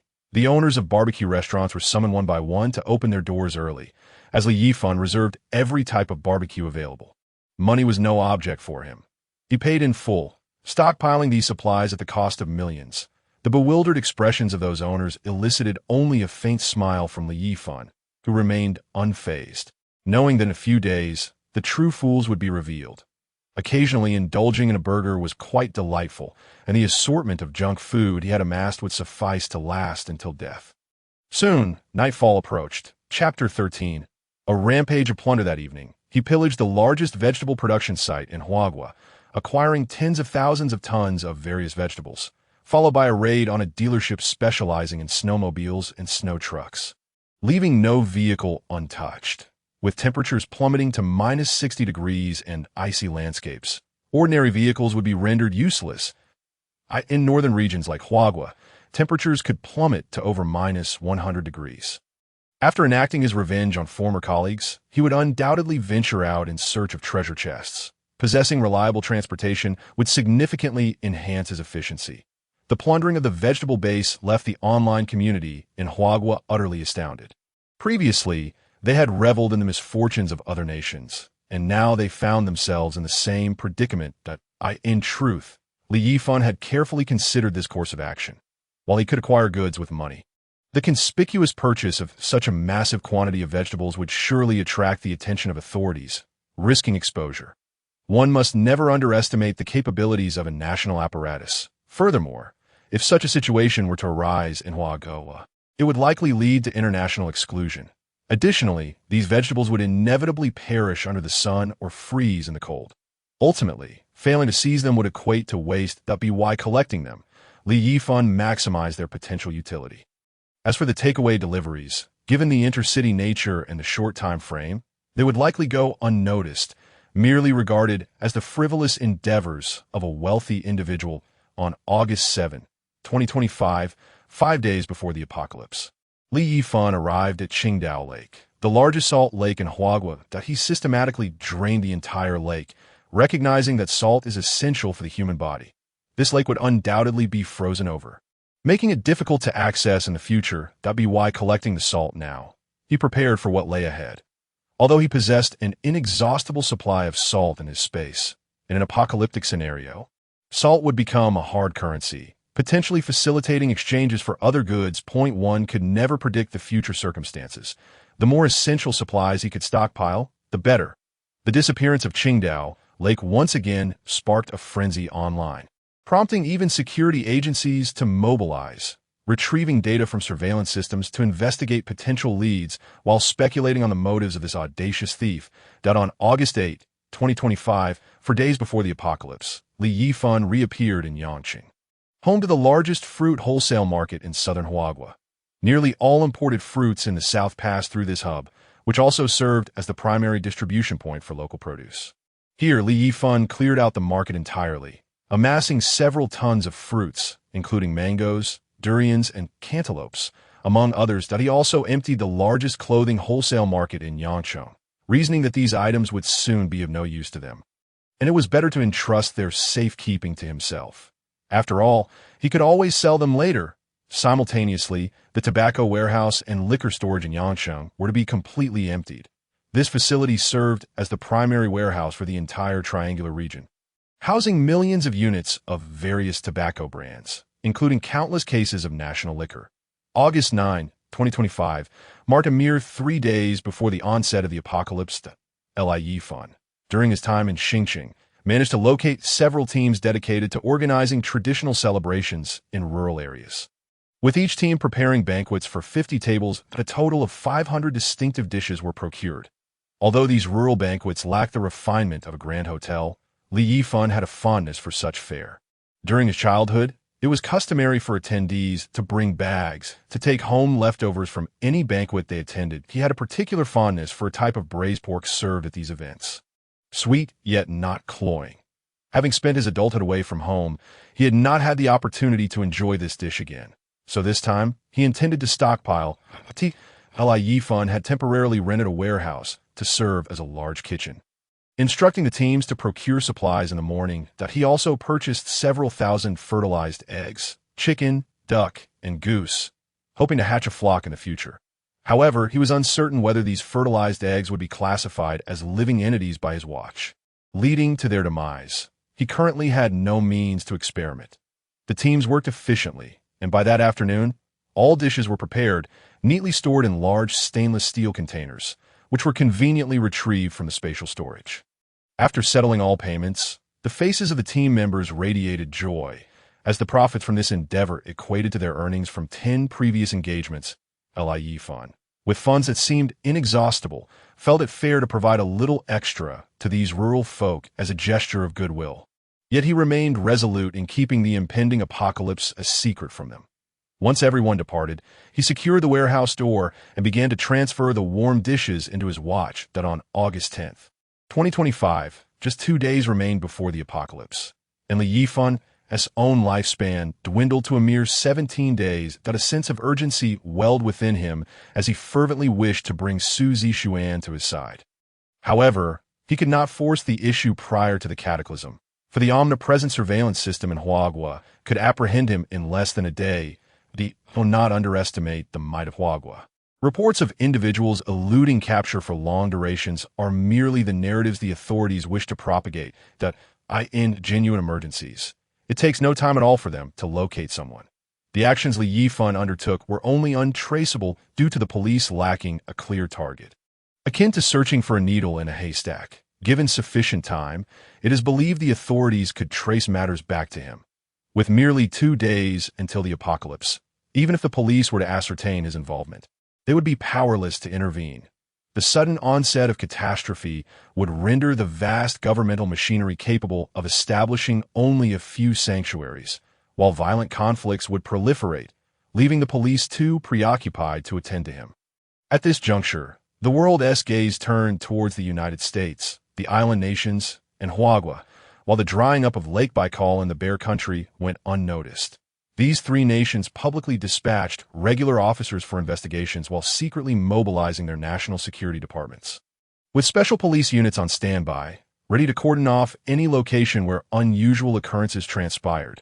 Regrettably, all of this was in vain. Li Yifan had decisively withdrawn from the scene. All supplies had been gathered, and everything awaited the arrival of the apocalypse. He had arrived early at the Dihao Hotel, chosen for the company's anniversary celebration. This hotel had once caused quite a stir in certain circles. Boasting 20 floors, the design of this building was predominantly intended to serve the top-floor suite, backed by a luxurious residential area. This suite was constructed to the standards of an apocalyptic fortress. It was rumored that the hotel's owner was a super-rich individual with a penchant for doomsday scenarios, having invested considerable resources into its establishment, with the suite's renovation alone costing tens of millions. Chapter 14. The presidential suite of Dihao Hotel. The door to this suite was no ordinary entryway. Unlike typical doors that swing open, this one slid to the side, controlled automatically under normal circumstances but operable manually in emergencies. The door's material boasted a thickness of 1 meter, claiming to withstand small-scale weapon attacks. Its actual thickness measured only 20 centimeters, reinforced with steel bolts. Once the bolts were secured, even a special police unit equipped with advanced gear would require several hours to breach it. The entrance was also fitted with numerous high-definition cameras linked to an intelligent tablet within the room, capable of capturing even the minutest details, protected by Huagua's most advanced bulletproof glass. Impervious to gunfire, this tablet was connected to all surveillance within the hotel, though this function was disabled once the hotel commenced operations. The suite was equipped with the world's most sophisticated air filtration system, capable of defending against gas attacks, along with $1 million diesel generator and the latest solar power system, rendering the suite's electricity completely independent from the other floors. The floor-to-ceiling windows were composed of composite bulletproof glass, impervious to even rocket fire. The walls offered a plethora of functionalities, with basic insulation and soundproofing, ensuring that even explosive sound from outside went unheard, and embedded composite steel plates guaranteed that any breach would not compromise the suite's security. As the building's design had accounted for such concerns from the outset, only the complete demolition of the building could potentially jeopardize its integrity. The presidential suite was vast, encompassing 2 levels, each measuring 500 square meters. The first floor featured a kitchen, dining area, bar, KTV, game room, and swimming pool, while the second floor housed the bedroom, study, and bathroom, all equipped with state-of-the-art facilities. Notably, the expansive wall formed a naked-eye 3D display, valued at a staggering $1 million. The imaginative owner had even incorporated 5 attack ports, each 20 centimeters long and 10 centimeters wide, disguised as ventilation ducts between the second floor and the corridor, with composite steel mesh beneath them. There was even a garbage chute allowing refuse to be discarded directly into the building's waste disposal area without opening a door. The entire suite, from walls to floors and ceilings, was outfitted with heating water pipes and boiler heating, ensuring a comfortable temperature of 26 degrees Celsius during winter, while the superior insulation prevented heat loss, leaving adjacent rooms unaffected by the suite's warmth. All that was required was to ignite the boiler in advance to withstand the frigid temperatures of minus 60 degrees. The only challenge lay in ensuring it never extinguished. Otherwise, the pipes would freeze, creating considerable difficulty in thawing them. Initially, the owner had enthusiastically invited several supermodels to reside there for months. However, after a few months, his enthusiasm waned. The 19 floors below, originally constructed to dormitory standards, were transformed into hotel rooms after the owner's disinterest, with even the top floor converted into the presidential suite. The food stored there was disposed of, and the warehouse was repurposed into a secondary bedroom. With the diesel generator removed, as Huawei's power grid was exceptionally stable, eliminating the need for backup generators in the hotel. Fortunately, post-renovation, the hotel exuded comfort and luxury. And with the owner's charisma and exceptional service, the business thrived. Yet the topmost floor, priced at an astronomical $28,800 per night, attracted only the wealthy who could afford to experience it, leaving ordinary individuals uninterested. Of course, this specific information circulated only among certain privileged circles, remaining unknown to the general populace. Even the hotel staff were oblivious to the suite's uniqueness, mistakenly believing the door's design was intentional. Only the general manager, a trusted confidant of the hotel owner, was privy to such information. Yifan learned of these details through his profession as a network maintenance engineer when the hotel's network encountered issues. He was responsible for repairs to facilitate the process. The general manager had allowed him to operate the tablet in the presidential suite, even divulging the management password for ease of access, which is why Yifan retained knowledge of the suite specifics. He still remembered the management password, though he was uncertain if it had been changed. Ordinary individuals lacked access to the tablet's administrator password, and guests could only operate basic functions, such as viewing entrance surveillance. Without the ability to access the building's overall security footage or control the suite's security mechanisms. The hotel owner was also among Zhang Ruoxi's many admirers, having leveraged connections to secure the anniversary celebration at the Dihao Hotel. He had initially planned to propose to Zhang Ruoxi today, but for reasons unknown, she did not arrive before the apocalypse unfolded, leaving her completely unaware. Yifan was uncertain of Zhang Ruoxi's circumstances following the apocalypse, as he had essentially remained hidden within the confines of his room. Now, Yifan's primary target was this top-floor presidential suite, which promised to safeguard him from any threats. How could he exact revenge on those who had feasted upon his flesh and blood in his past life, if he did not reside there? In a previous life, in a bid to save his own life, he sacrificed that of his villager friend, Li Taiju, and ended up working as a security guard. Li Taiju, a robust veteran, was undeniably strong. Yet his overly honest and simple nature contributed to his unfortunate plight in the post-apocalyptic world. Resolute in his decision, Li Yifan booked a flight. No, not just any flight, but a journey to Pengcheng. As he sat aboard the aircraft, his thoughts inevitably drifted back to the flight attendant named Su Zixuan. She was the only person he had discovered thus far who could potentially prolong his life. And he could not afford to overlook this opportunity, that he promptly took out his phone and sent a message to He Kersen, Pengcheng, Dihao Hotel. Arriving shortly, He Kersen's reply was succinct, adorned with a koi emoji. Yet Li Yifan paid it no heed. He was not a lecherous fiend who could not resist the presence of women. His meeting with He Kersen was solely due to Su Zixuan, given that Kersen was Zixuan's close friend, and he believed that bringing her along would ease Zixuan's defenses. Upon landing at 11 a.m., he hailed a taxi to the entrance of the Dihao Hotel, where he found Li Taiju standing impeccably in his security uniform, exuding an air of diligence. 4 years Li Taiju Sr., his somewhat simple demeanor and darker complexion rendered him overlooked in an era that prized appearance. At 30, he had yet to find a girlfriend. Seeing Taiju sparked a flicker of warmth in Li Yifan's heart. Having witnessed the darker sides of humanity in his past life, he found solace in Tieju's unwavering kindness. Brother Taiju, it's been a while, Li Yifan greeted warmly. Hey, Xiao Fan, long time no see, we should catch up tonight, but I'm on duty now, so it's not convenient. All right, see you later. Oh, by the way, you're here to see Gao Lei. Aren't you? Taiju, unaware that Li Yifan was actually here to occupy the hotel's presidential suite, assumed he was seeking Gao Lei. Hearing that name, Li Yifan conjured an image of a sweet-faced girl with an innocent appearance. A childhood friend who had grown up alongside him in the same courtyard, for years younger. Gao Lei had always been adorable, trailing behind him in their youth, and had blossomed into a stunning beauty in her teenage years. They had even held hands during their innocent middle school days, but that sweetness had faded after they entered university. Upon transitioning to higher education, Gao Lei had become increasingly materialistic and had even shunned her rural roots, distancing herself from her childhood companions and pretending not to see them during the holidays. Previously, Li Yifan had attempted to persuade her to embrace her origins, but she had dismissed him, perceiving his concern as romantic interest. Since the tragic loss of his parents during his university years, Li Yifan's living conditions had deteriorated dramatically, forcing him to finance his education through hard work. Consequently, Gao Lei held him in contempt, yearning instead for a wealthy suitor to elevate her status. Now, with Taiju mentioning her, it was likely that she was indeed within the hotel. However, Li Yifan couldn't recall ever encountering her in his previous life.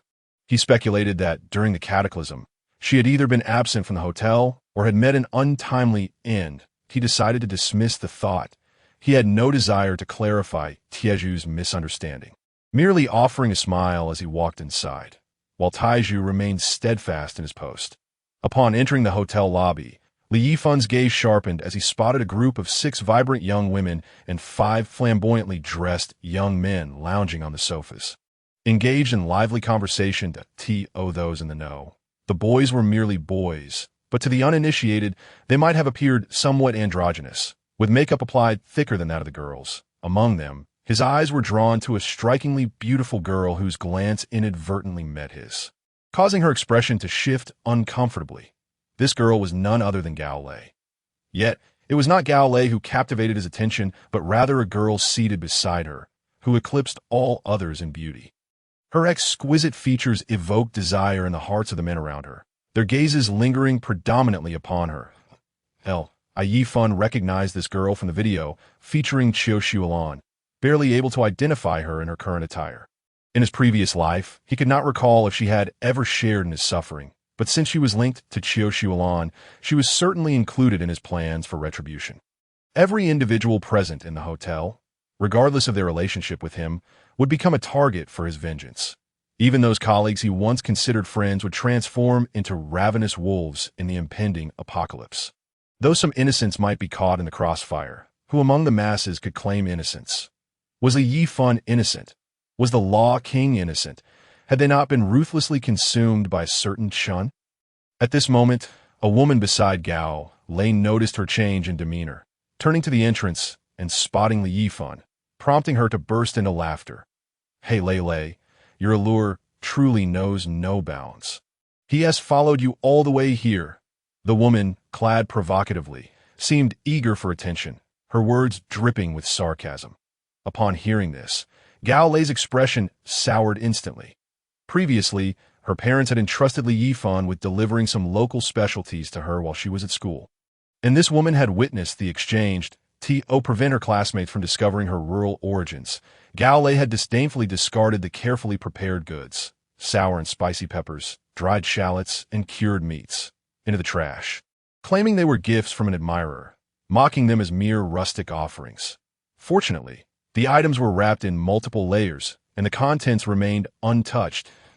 Li Yifan, disheartened by the waste, had salvaged them from the bin to cook for himself, feeling a pang of sorrow for the food she so carelessly squandered. How did you know I was here?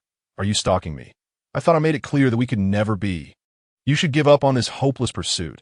I'm already taken, Gao Lei declared, her voice laced with indignation. Beside her, a fashionably dressed young man with a devil-may-care attitude, a cigarette dangling from his lips, flaunted a flashy Rolex on his wrist, casting a disdainful glance at Li Yifan. Hey, buddy, that's not cool. Lei is my girlfriend now, that he proclaimed, wrapping his arm around Gao Lei and planting a forceful kiss on her cheek. Gao Lei feigned shyness, playfully tapping him with a light punch. Yifan, bewildered, could hardly comprehend the absurdity of the situation. He acknowledged that in their childhood, he had harbored a crush on Gao Lei. But that was a distant memory. Now, he understood her true nature and had never pursued her. It seemed she was using him as a stepping stone to elevate her own status, implying that her admirers were so fervent they resorted to stalking her. In the past, he might have indulged her whims, but now, he was indifferent. I don't understand what you're on about, that I'm here for business, so kindly refrain from bothering me. Business? What kind of business? You're not planning to surprise Lei for her birthday, are you? Where's the cake? The ring? What are you hiding? The provocatively dressed girl laughed derisively, her mind spinning tales of drama in which she was the star. This is downright pathetic. This is not stalking. This is just creepy. Another chimed in. Exactly. Thank goodness Lei didn't end up with you. Who knows what he might have done? A voice mocked, calling attention to his humble background and appearance. As they exchanged barbs, Yifan found himself painted as a deranged stalker in their collective imagination. Gao Lei wore a haughty expression, her sweet visage at odds with her demeanor, seemingly convinced that Yifan was indeed pursuing her. Oblivious to the fact that he had never shown any interest in her, bored now, Yifan retorted coldly, turning to leave. Wait, let us clarify things before you go, Gao Lei called after him, eager to exploit the situation for her own benefit. Just then, the sound of high heels clicked against the floor, drawing attention to a tall, stunning woman approached, her presence commanding, dressed in designer attire, a cropped Chanel top, an LV handbag, and ultra-short denim shorts. She strode confidently in red high heels. Upon spotting Yifan, she broke into a smile, causing the surrounding boys to gawk. She gracefully linked her arm with his, her eyes sparkling with excitement. Have you been waiting long? Shall I treat you to a meal? The moment those words escaped her lips, Gao Lei and her companions were utterly stunned. What was happening? This breathtaking woman appeared to be fawning over the very person they had just ridiculed. Expressing concern for him having waited too long and offering to treat him to dinner, the girls present. It was an unspoken rule that men should wait for women to eye in the eyes of those few young men. Even attempting to invite such a beautiful woman to dinner seemed futile. Yet now they found themselves in the position of inviting Yifan instead. Doubts began to creep in. Was this individual truly the bumpkin that Gao Lei had described? Had he genuinely pursued her? The woman intimately linked to Yifan's arm appeared, in comparison to Gao Lei, equally captivating. The truth lay in her exceptional makeup skills. She was Curson, fortuitously present in Pengcheng. Upon receiving Yifan's message, she hurriedly set out, even touching up her makeup en route. Under her meticulous preparation, she effortlessly outshone Gao Lei and the others. Only the girl who had appeared in the same video as Qiu Xuelan could somewhat compare to Curson. The others were utterly overshadowed. Chapter 16. The final day, Yifan paid no heed to Gao Lei's expressions, smiling at Curson as he said, "Let me treat you. Order whatever you desire." Curson tentatively inquired, "How about a glass of red wine? What do you think of Romanicani?" "Absolutely." Yifan didn't even bother to inquire about the price, causing Curson's smile to widen. It seemed he was indeed a wealthy heir, and she felt fortunate to have struck gold this time, that in truth, she had never tasted such expensive wine before. Those who had previously pursued her had only offered bottles worth a few thousand. The designer clothes she wore were replicas, indistinguishable from the genuine articles to an untrained eye, while her LV bag was, in fact, her best friend Suzy Xuan's. Waiter, a bottle of Romanicani, and 2 servings of steak. Please, certainly, ma'am. The Romanicani is priced at 350,000 per bottle, and the steak at 1,888 each. Please settle the bill here. The female server courteously quoted the prices, but Yifan, unfazed, produced a card and stated, "Charge it, and please reserve the top-tier presidential suite for me for a week." He then handed over his identification. How infuriating! Curson blushed at the opportune moment, playfully punching Yifan's chest. She had assumed that his intention in booking a room was merely for a deeper conversation. Questioning the necessity of an entire week for such exchanges, was he truly that formidable? The thought made her feel weak at the knees, and her bashful demeanor had the 5 young men salivating. The well-trained waitress seemed oblivious, focusing on checking in Li Yifan. Sir, your total expenditure amounts to 555,000. I can waive the cents. Does that sound agreeable? Certainly. The group surrounding Gao Lei was utterly flabbergasted, swallowing hard as they gazed at Li Yifan in disbelief. How could this be? Li Yifan, whom they understood to be an ordinary person from the countryside, orphan no less, had somehow amassed such wealth that a bottle of wine costing 350,000, a room priced nearly 30,000 a day. The 555,000 seemed as trivial as purchasing a bottle of water. Li Yifan remained indifferent to their thoughts. At this moment, money flowed abundantly, and even adding a zero would elicit no emotional response from him. Dining at a high-end restaurant with Curson, he was aware of her internal astonishment at spending 350,000 on lunch, a life she had always yearned for. The exquisite wine tasted nothing short of extraordinary, and even the steak was remarkably delectable. Throughout the meal, Curson maintained an air of poise, as though she were accustomed to such indulgence. Had she not feared exposing herself before Li Yifan, she would have eagerly snapped photos to flaunt on social media.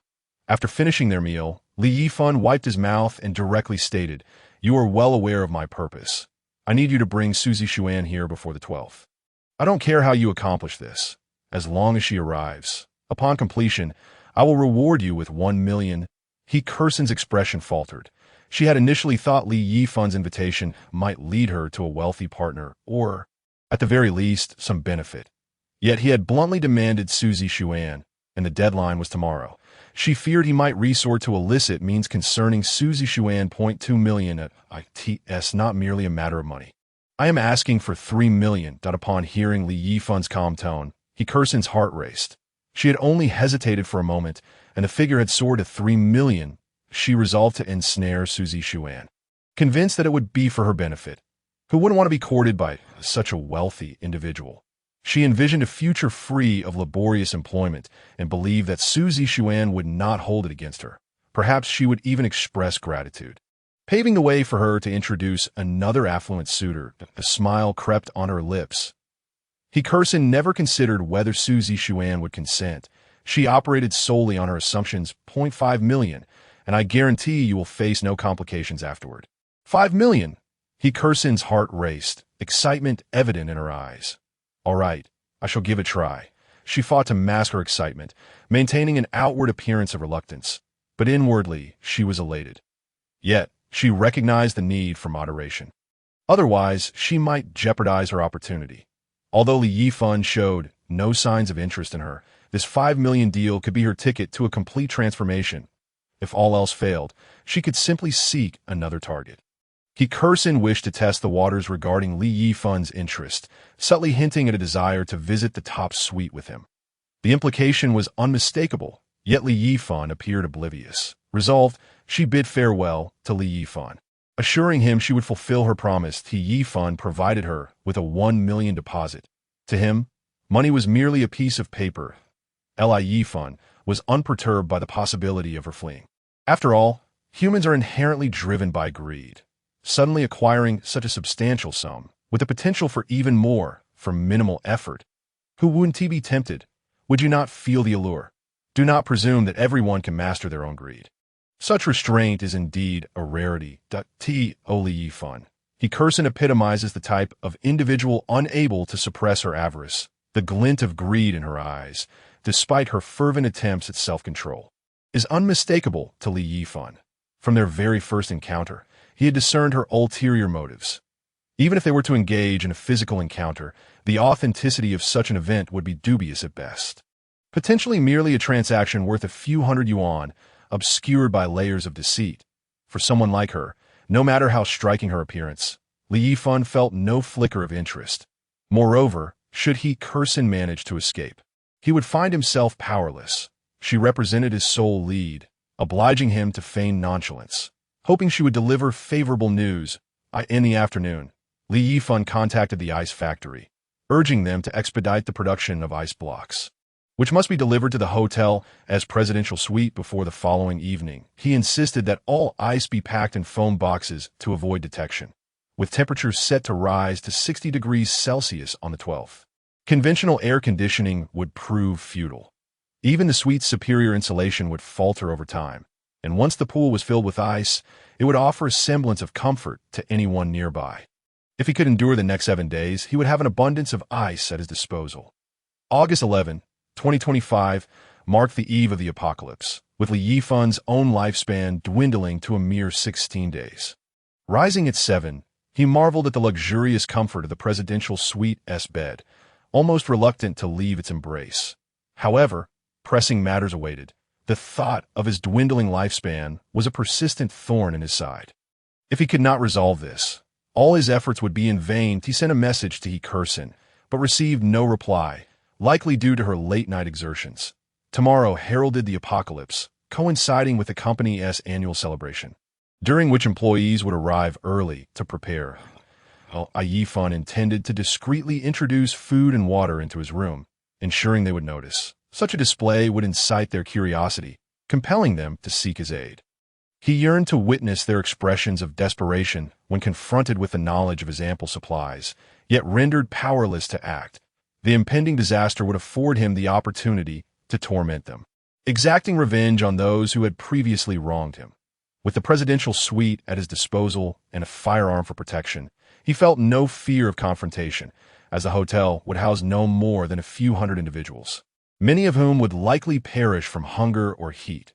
Once the frigid temperatures arrived, it was improbable that anyone from outside would reach the hotel, ensuring his safety should an unforeseen circumstance arise. His supplies were securely stored within his space, allowing for an immediate escape to a more comfortable locale. Inflicting suffering upon those who had wronged him became his foremost goal, for those who would brazenly partake of his flesh. No method of torment would be excessive. Yifan summoned room service, and the dedicated butler delivered breakfast to the suite's dining table, an extravagant meal worth thousands. After finishing, he descended the stairs, encountering Hsiyun, the procurement officer, in the lobby. Despite her delicate name, her physique surpassed that of two Yifans combined. Given her position, she had often enriched herself at the company's expense. Otherwise, her husband's meager salary of 5,000 yuan would scarcely suffice for her indulgences. Hsiyun was known for her flirtation with handsome interns, employing her wealth as leverage. Yifan himself had been subjected to her advances upon joining the company, nearly repulsed by her behavior. Rumor had it she was entangled with a certain board member, allowing her to wield power within the company, leaving others with no choice but to endure her tyranny. "Hey, Yifan, are you blind? Where are you going?" The venue is on the second floor. "Hurry up and stop dawdling." Hsiyun barked, seizing him as a laborer without regard for his purpose. Though Yifan held a managerial title, she treated him no differently than anyone else. Previously, he had refrained from offending her out of fear of losing his job, but now, he thought, if she had approached him with civility, he might have considered it. But her haughty demeanor was intolerable. "Which of your eyes saw me here to set up?" he retorted, irritation clear in his voice. Hsiyun's jowls quivered in disbelief. When had Yifan grown such a backbone? "You little villain, I'll take you down." Just then, a boy of 7 or 8 years emerged from behind her, spraying Yifan with a water gun. Hsiyun's ample figure obscured the child from view, and Yifan had been caught off guard. "Keep an eye on your son," he warned coldly. Startled, the boy retreated behind his mother, poking his head out to stick out his tongue at Yifan. "Don't be scared, baby. Stay close," Hsiyun cooed, then turned her ire towards Yifan. "Why are you picking on a child?" "Yes, just a kid." "Why are you being so mean?" Yifan was incredulous, amusement bubbling within him. "Yes, just a kid?" he echoed. "Did you not see him brandishing that water gun indiscriminately? If you had even a modicum of sense, you wouldn't be defending his antics." Yet he realized tomorrow would see her and her ilk trapped in the hotel as well, due to the company celebration. Typically, employees did not bring family unless both partners worked for the company, but she had chosen to bring her child, which would ultimately seal her son's fate. From tomorrow onward, there would be ample time to devise a plan against them. Presently, he intended to visit the supermarket, deliberately allowing them to observe his actions. Given her character, she would undoubtedly relish the opportunity to mock him in the company group chat. Stepping outside, he spotted Gao Lei and a girl associated with Qiu Shualan approaching the hotel. Gao Lei wore a deliberately innocent white dress, evoking memories of her childhood, a time when she had embodied the very essence of cuteness in Li Yifan's eyes. The other girl donned loose clothing, obscuring her figure, but her striking features alone were enough to attract attention. "Brother Yifan, what a coincidence! Are you heading out?" Gao Lei feigned surprise, having arrived early to await him, worried he might be upset. She brought her friend, Lung Ying, along, believing that with company, Li Yifan would be more amiable. "I guess there's something you need," Li Yifan replied, his tone frosty. Gao Lei's face betrayed a flicker of hurt at his chilliness. "Brother Yifan, I'm actually being pressured by Ma Yang. I don't like him at all," she protested. "What does that have to do with me? Don't obstruct my path if you have no business." Did she think that just because she had company, he would be inclined to show her any courtesy? "You've misjudged the situation," he thought. Gao Lei's eyes glistened with unshed tears, prompting Li Yifan to marvel at her newfound theatrics. "You should be nominated for an Oscar," he mused internally. "Why are you acting like this?" Lung Ying interjected, wiping away non-existent tears from Gao Lei's eyes. She harbored a fondness for Gao Lei but dared not express it, fearing it might jeopardize their friendship.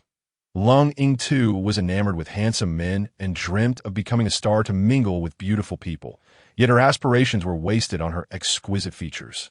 Unbeknownst to Gao Lei, Lung Ying harbored deeper feelings for her, mistaking their bond for mere friendship.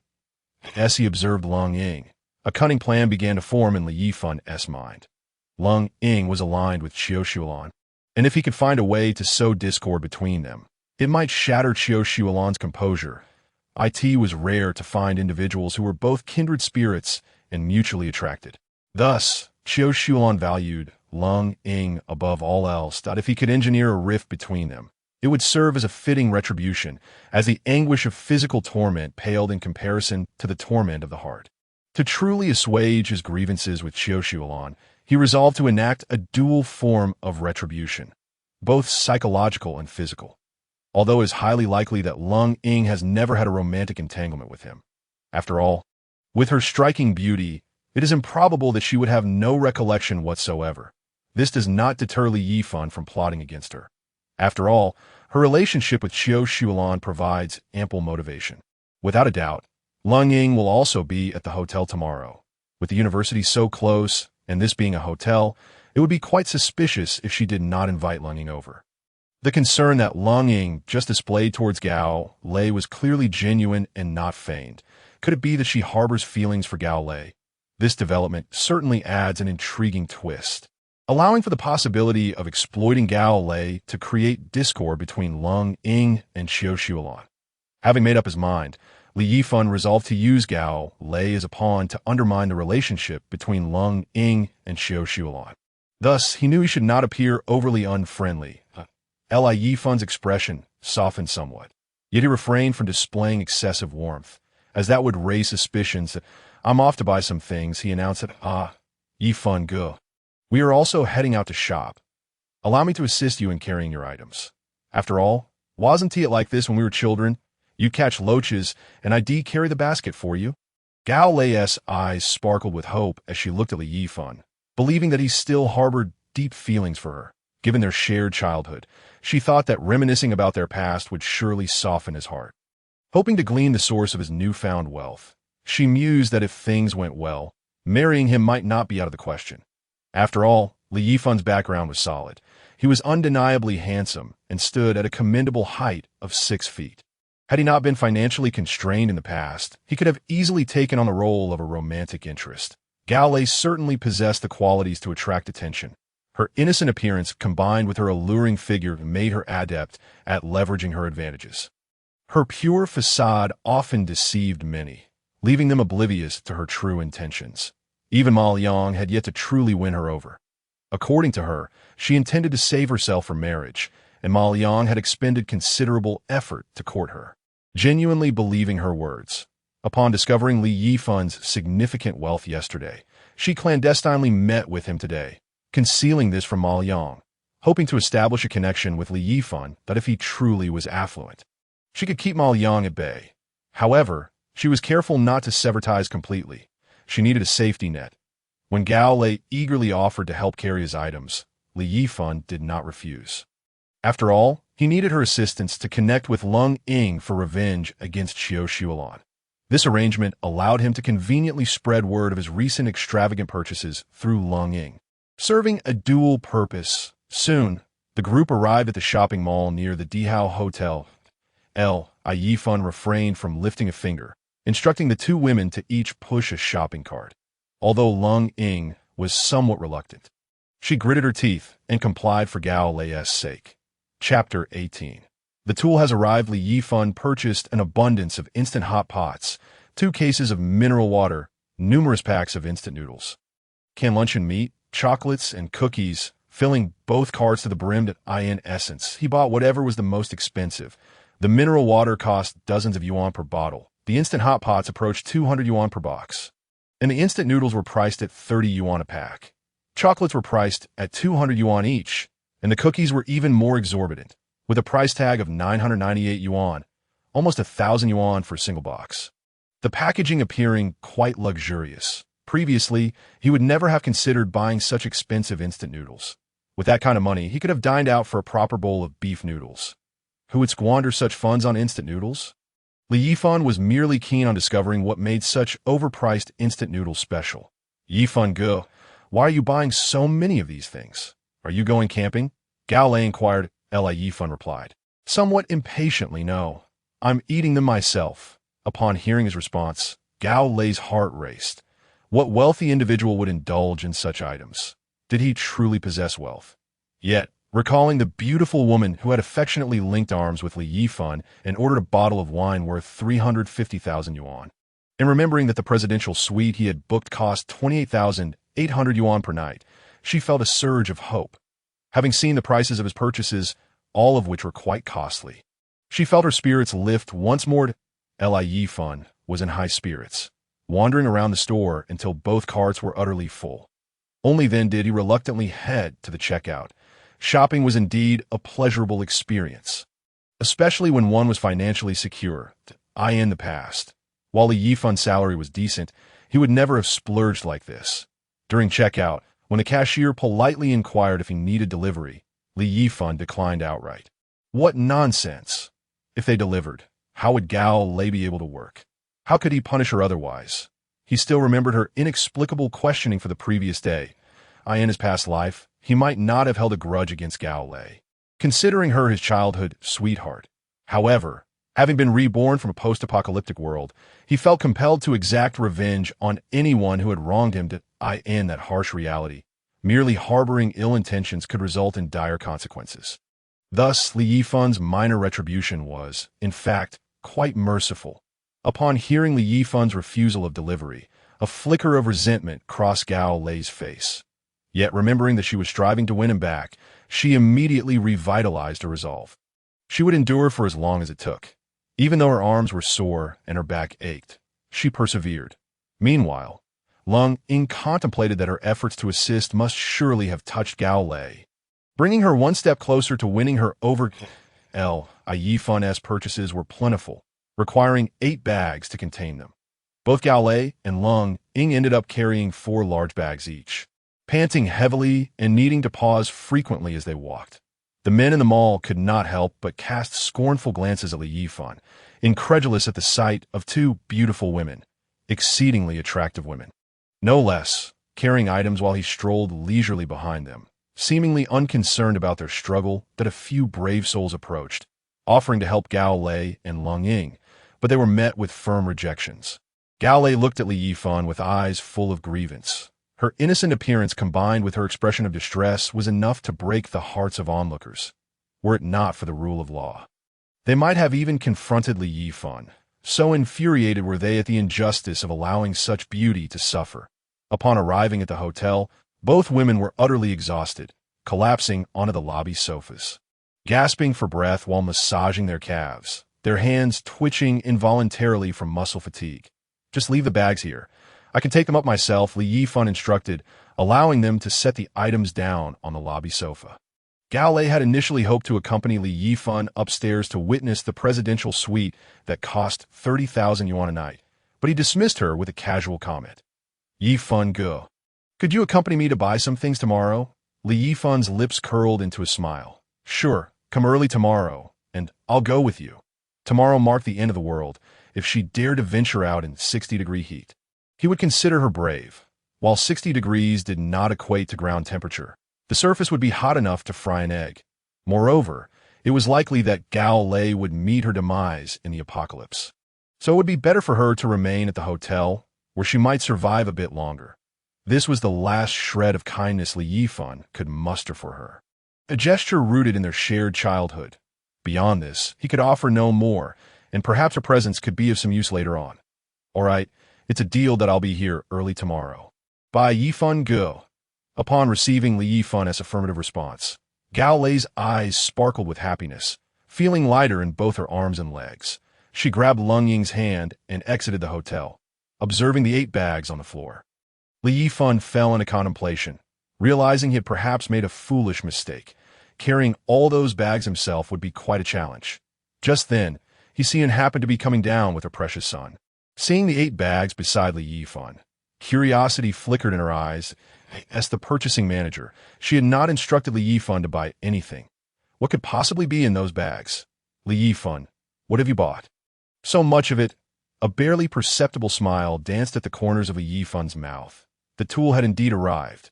Through her, many of his colleagues would surely learn of his extravagant purchases. They would likely grow envious and attempt to seize the resources, allowing him to justly torment and retaliate against them. But oh, it's just some instant noodles and such, he replied casually. Instant noodles? Yifan did not wait for Yifan's consent before tearing open a bag. Indeed, they were instant noodles, but they appeared far from ordinary. The packaging alone exuded an air of sophistication. Yet she had heard about Yifan's financial situation. His salary was not high. How could he afford such upscale instant noodles? And what about these cookies? They, too, seemed rather extraordinary. Was there a promotional event at the supermarket that prompted such a purchase?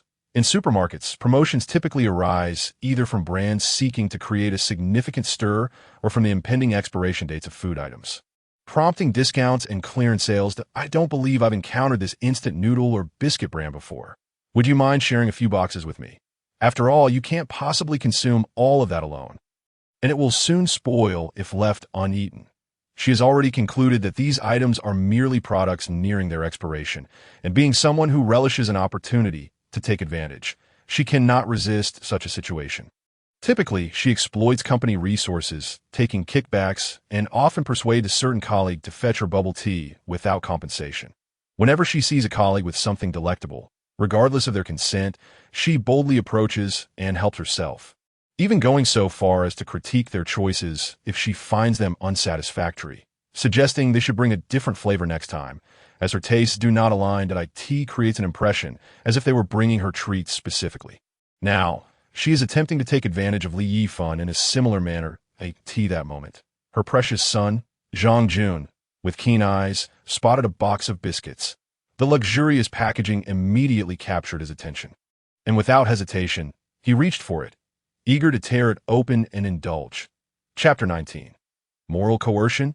I lack morality. Yifan swiftly snatched the biscuits away, causing Zhang Jun to wail in distress. Wah, bad person. Give me back the biscuits, Mommy. I want to eat them. Zhang Jun plopped down on the floor, crying heartily. Witnessing her beloved son in distress, Yifan was instantly incensed. What is wrong with you? What harm is there in letting a child have a box? Must you be so stingy? Are you really snatching something from a child? The audacity of such words left Yifan both incredulous and amused. You are truly off your rocker. Let us not even discuss the fact that this box of biscuits is worth over 1,000 yuan, that I simply cannot bear to share it with someone like you. Especially not with a child who lacks manners and thinks he can just take what he wants without asking. And what do you mean by being stingy with a child? What do you mean by stealing from a child? I truly cannot fathom this absurdity. This is my possession. How does your mere touch grant you claim over it? By your logic, if you were to touch a random person on the street, would that make them your husband? Ah, it seems you would relish such a scenario. The biscuits are worth at most 20 yuan. I could just repay you later. What's the fuss? You speak as if someone is trying to cheat you. Repay later? The language of Huagua is profound. I'll treat you to a meal another day. I'll get back to you then. Such statements might fool a 3-year-old, but in this era of mobile transfers and QR code payments, who needs to wait? Just admit you want something for nothing. Sorry, not for sale? What? I want biscuits, biscuits. Give them back to me, or I'll hit you. How can you be like this? We are colleagues. Let us not forget that I paid for these. Even if you gifted a box to my son, what difference would it make? Can't you see how heartbroken he is? Do you not possess even a shred of sympathy? Unable to forcibly take it. You now resort to claiming debts and promising future compensation. When that fails, you shift to moral coercion. Apologies, but as long as I lack morality, you cannot bind me with it. That is your son, not my grandchild. Why should I indulge him? Honestly, I envy you. Envy me for what? I envy your skin. Are you complimenting my looks? Yifan felt a surge of delight, her face blossoming into a shy smile. Yifan is quite handsome. She briefly entertained the thought that he had developed an interest in her, completely overlooking the fact that her precious son was still crying. However, her expression quickly turned rigid. Yifan, with a smirk, remarked, I truly wonder how you maintain such thickness in your skin. Nearby, a server, unable to contain a chuckle upon hearing this, quickly stifled it. Trained professionals are expected to remain composed, laughing only when absolutely unavoidable. Yifan, initially oblivious to the underlying insult, soon grasped that Yifan was indirectly mocking her for her lack of decorum, turning her face a shade of green with indignation. Yifan's objective was achieved. Given Yifan's character, it was inevitable that she would launch into a tirade against him, spreading rumors about his purchases of instant noodles, self-heating hot pots, and bottled water. Server, please assist me in bringing my items to my room. Thank you. Yifan addressed the server with utmost courtesy. The server, aware that Yifan was staying in the presidential suite, promptly summoned a few colleagues to carry his bags. As they did so, some items inevitably came into view, revealing an assortment of instant noodles and sausages like the tea that moment. Yifan began to mock him. Clearly, a bumpkin from the countryside, utterly unaccustomed to sophistication. Purchasing nothing but instant noodles and sausages, all nearing expiration. Can you consume such a quantity? Is this not a display of sheer foolishness? She conveniently forgot that only moments ago, she had shamelessly requested a few boxes from Yifan, while her son continued to roll on the ground in tears over the biscuits.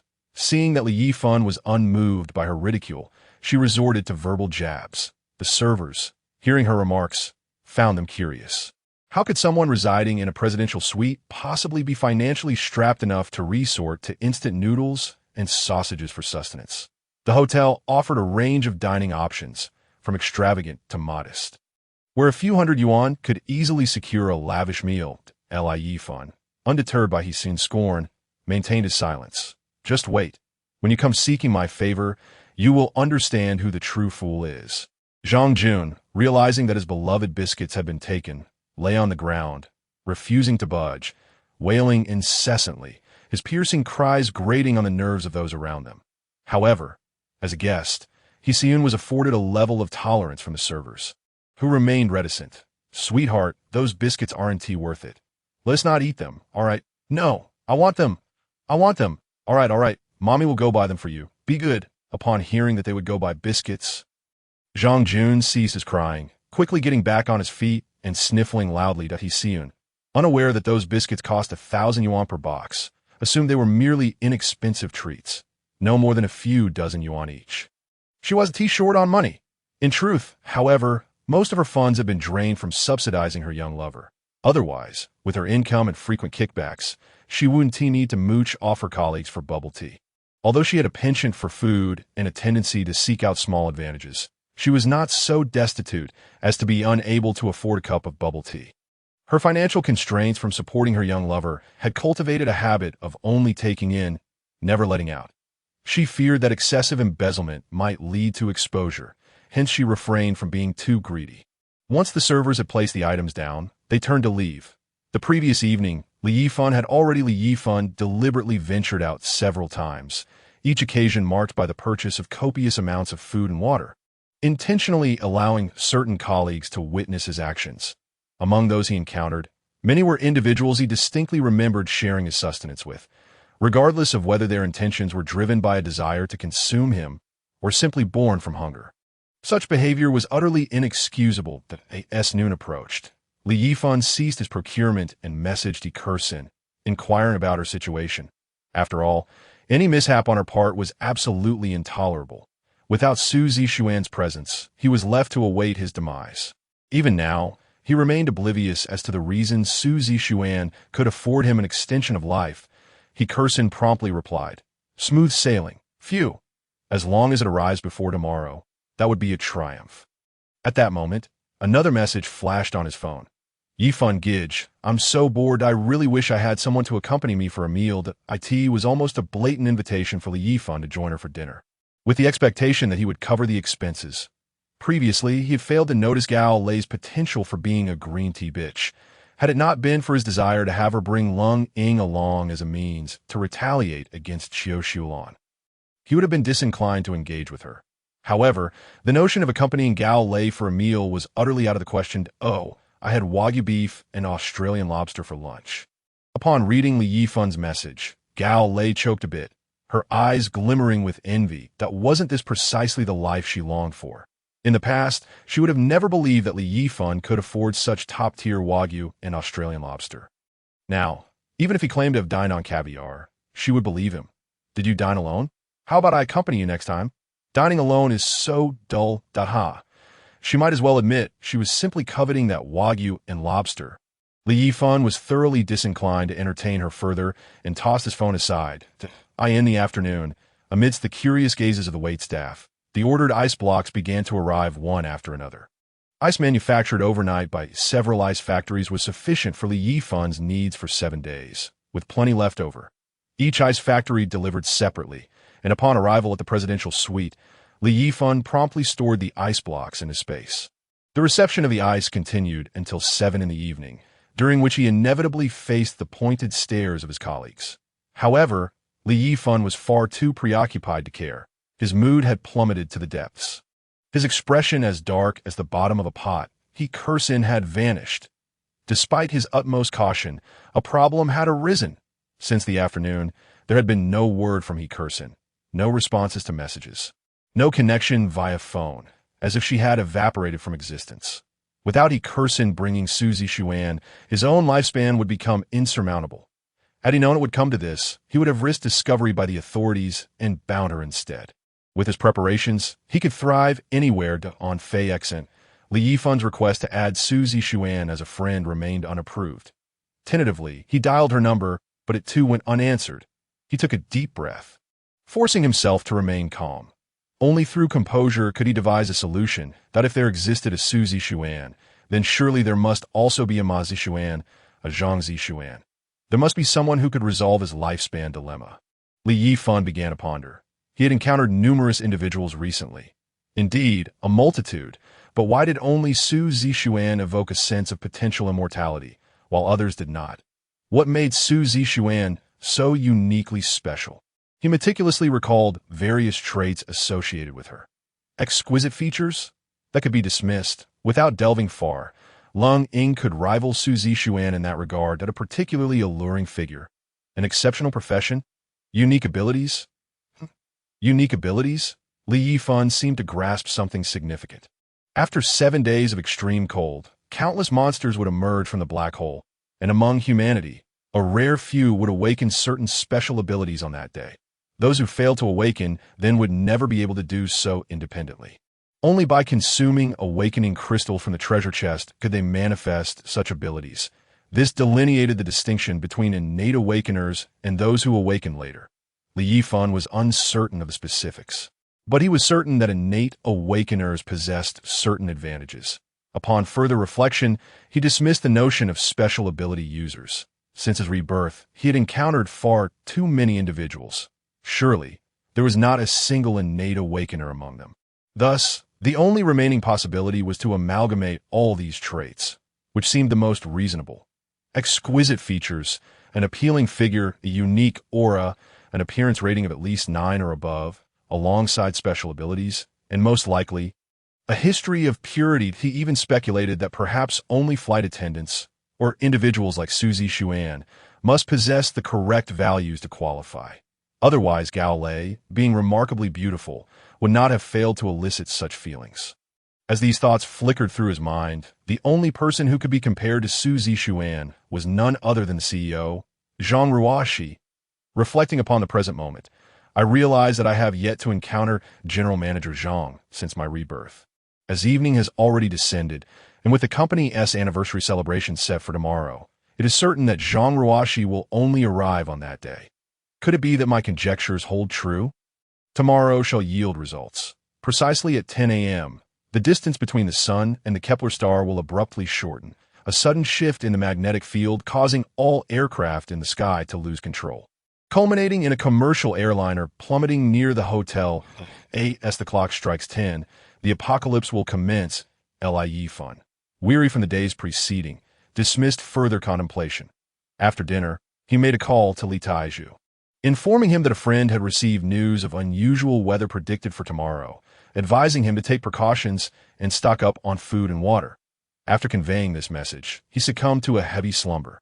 Li Taizhu, a confirmed bachelor, typically shunned cooking, often resorting to instant noodles, and resided in the security room of the hotel. Therefore, while he may not have taken Li Yifan's call seriously, he did purchase some instant noodles and water upon realizing the scant supplies in the security room.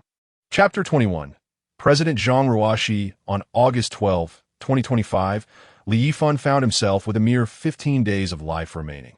Today marked the onset of the apocalypse, and he rose early, accustomed to the grim reality of his dwindling lifespan.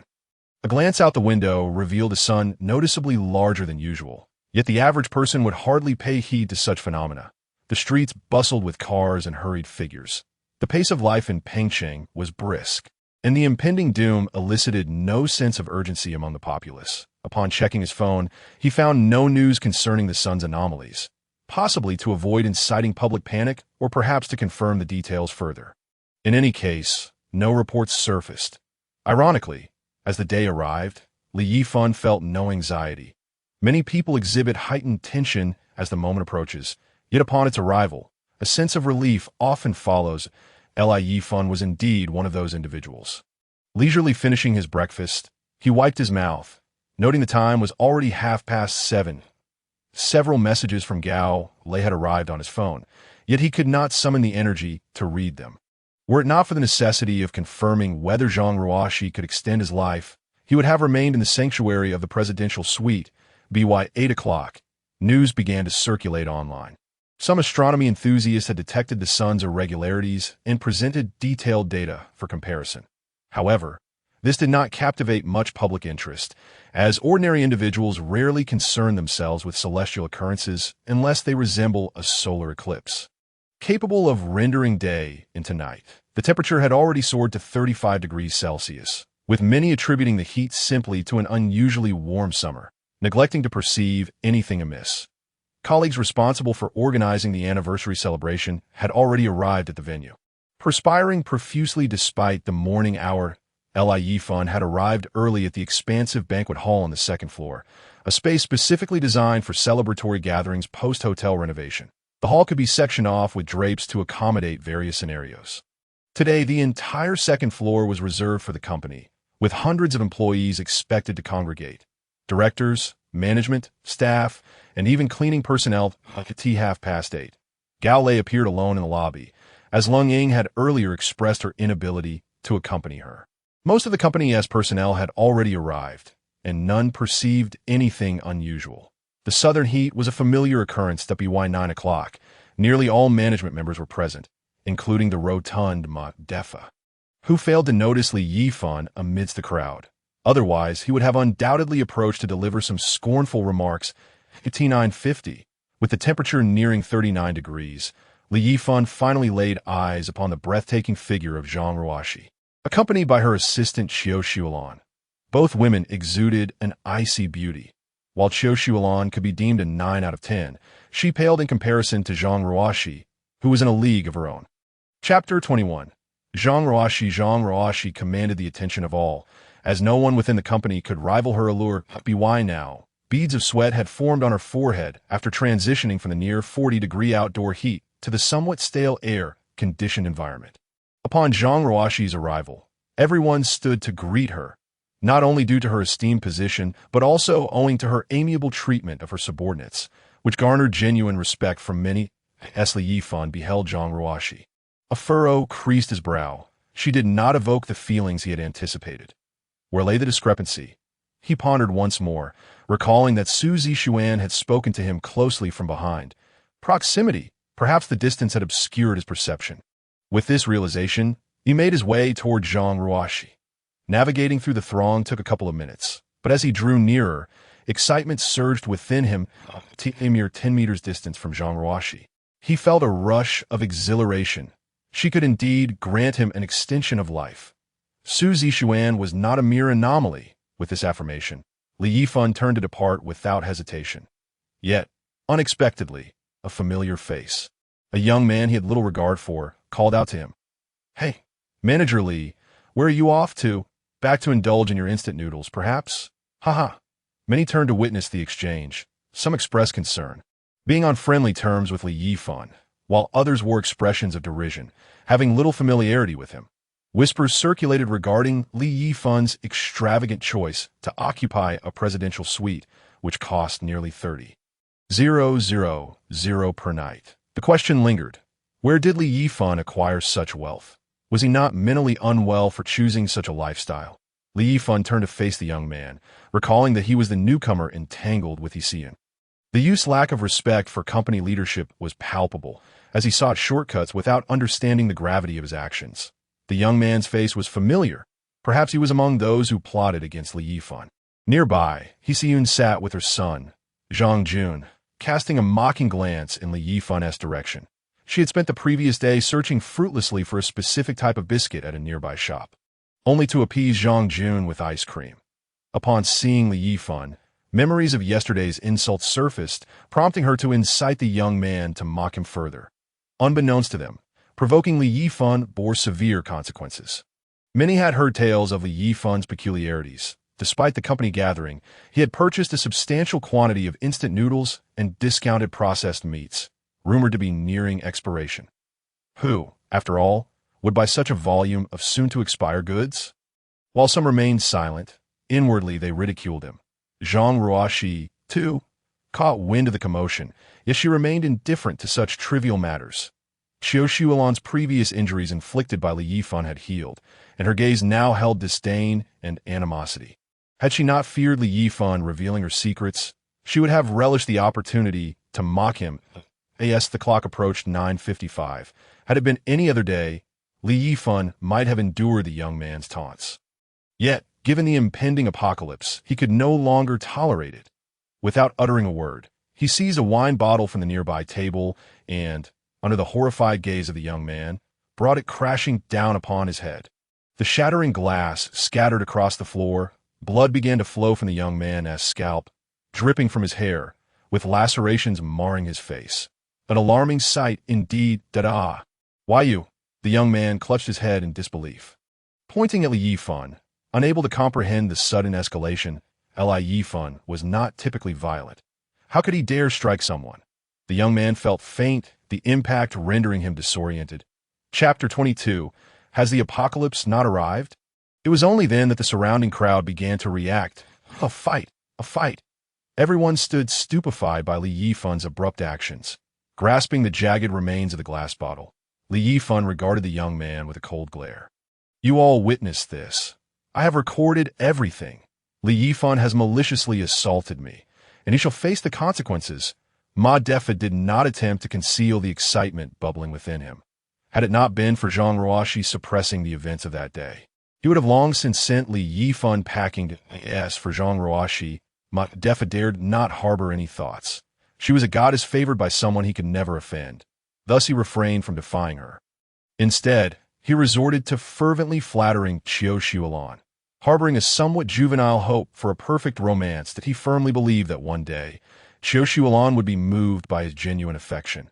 Zhang Ruoxi furrowed her brow. Perplexed by Li Yifan's actions, what was merely a trivial matter had escalated into something significant due to his irrational behavior. If the other party refused to provide a letter of understanding, a few months in prison were inevitable. That moment, Qiu Xuelan was mentally cursing, wishing for him to be apprehended, or better yet, executed. At a hint of pleasure flickered in her gaze as she looked at Li Yifan. Nothing pleased her more than witnessing the misfortune of someone she detested. It was incomprehensible that someone who secretly admired her would dare to strike her. Shouldn't he, like Madefa, be groveling at her feet? That night, she even entertained the notion that Yifan must be mentally unstable. Regardless of others' opinions, Yifan approached the pretty boy and, without hesitation, kicked him to the ground, placing a foot on his face. The shattered bottle threateningly directed at him. "You dare to keep talking?" Yifan's voice was icy. The pretty boy had never encountered such a situation and was paralyzed with fear, his legs trembling as a warm rush flowed down his thighs. "Stop! Don't act rashly. You'll end up owing a fortune." Those close to Yifan began to persuade him. While a colleague from the same hometown spoke up, "He has plenty of money. Why should you worry? Can't you see he is staying in a presidential suite? That costs 28,800 a night." He had been brooding over Yifan's lack of response to his messages. "Since you've hit the jackpot, can't you lend me some money? Why act so aloof?" In reality, Yifan had completely ignored his messages. Otherwise, he would have readily lent him a couple of million, of ghost money, of course. Where would he get the money? He had been missing for so many days. Who knew how he had come by it? "Are you suggesting I call the police and see if he runs?" People nearby began to encourage the hometown colleague to report him. Feeling belittled by Yifan's silence, he pulled out his phone, ready to call the authorities. "Don't move. Everyone, hands on your heads and crouch down." Suddenly, a commanding voice echoed from the entrance as 10 police officers appeared. The hometown colleague was bewildered. Had the police arrived so swiftly? "Wait, I haven't even made the call yet." "Who is Yifan?" The speaker was a stern-looking middle-aged man with a square face. All eyes turned to Yifan, and those who bore animosity towards him displayed expressions of schadenfreude. Having been missing for so long, he suddenly appeared wealthy. There had to be something amiss. The police were already onto him. When the officers spotted Yifan standing over someone with a weapon in hand, they showed no immediate reaction. "Yifan, I am Captain Liang Hongsheng of the Special Security Team that I hope to speak with you privately." The rest, including the pretty boy beneath Yifan's foot, were left in a state of confusion. What was going on? Shouldn't they first rescue the person?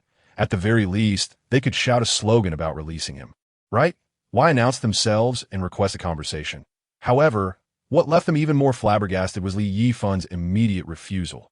"Captain Liang, I'm not interested in talking. If there is nothing else, please leave me be."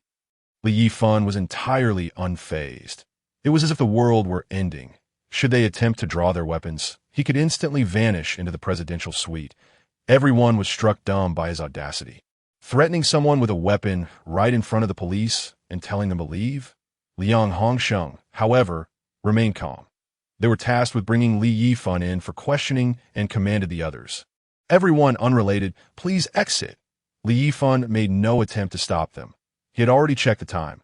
9:59 p.m. They couldn't escape anyway. Whoever left would face dire consequences, and given the nature of the incident, they would undoubtedly stay to watch the spectacle. This was a tradition ingrained in the psyche of the Huagua people, impossible to change.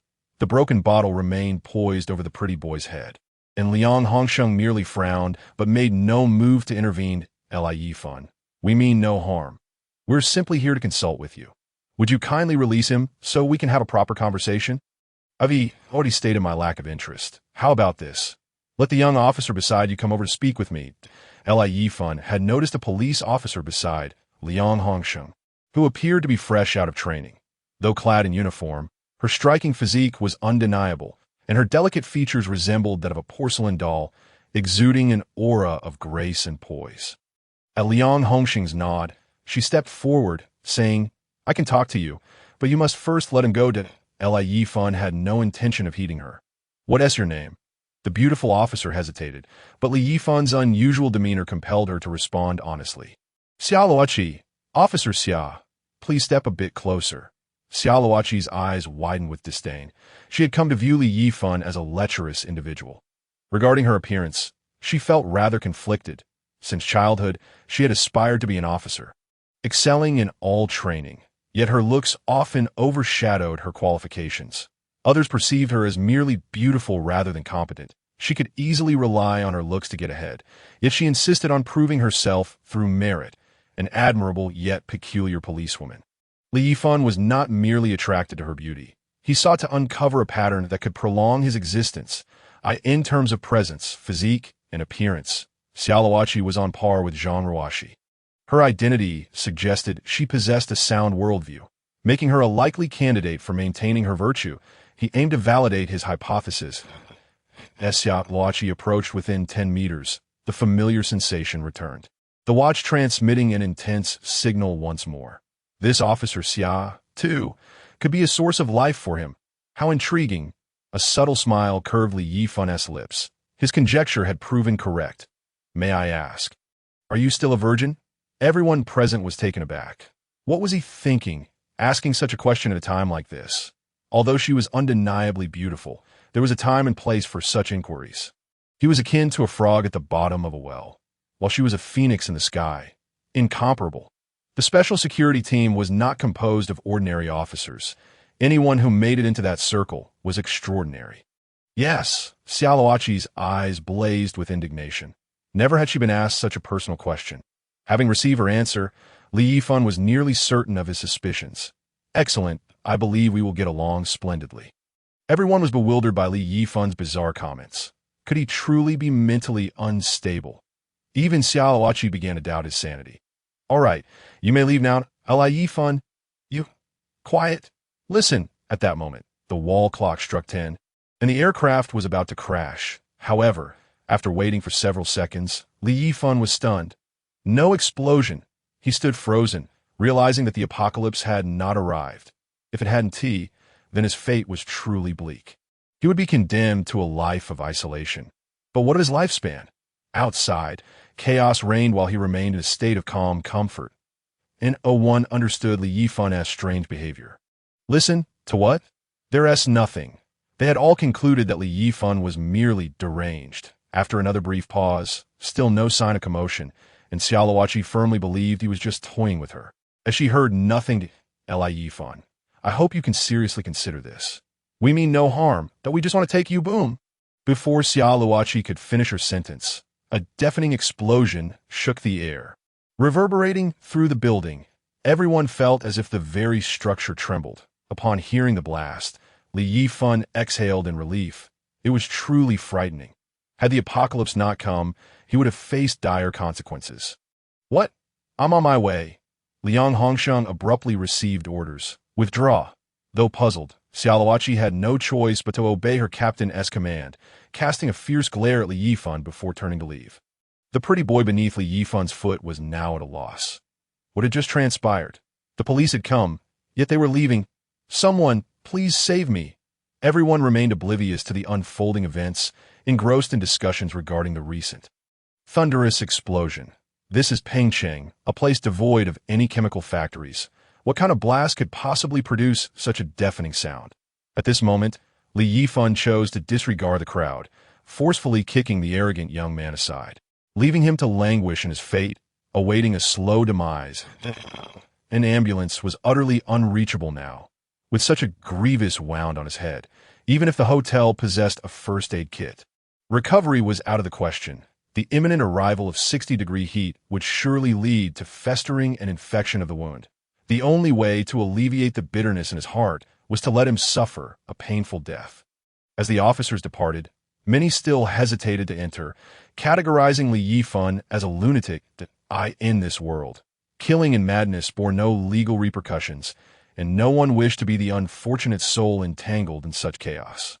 Only Zhang Ruoxi boldly approached, her gaze towards Li Yifan laden with complexity.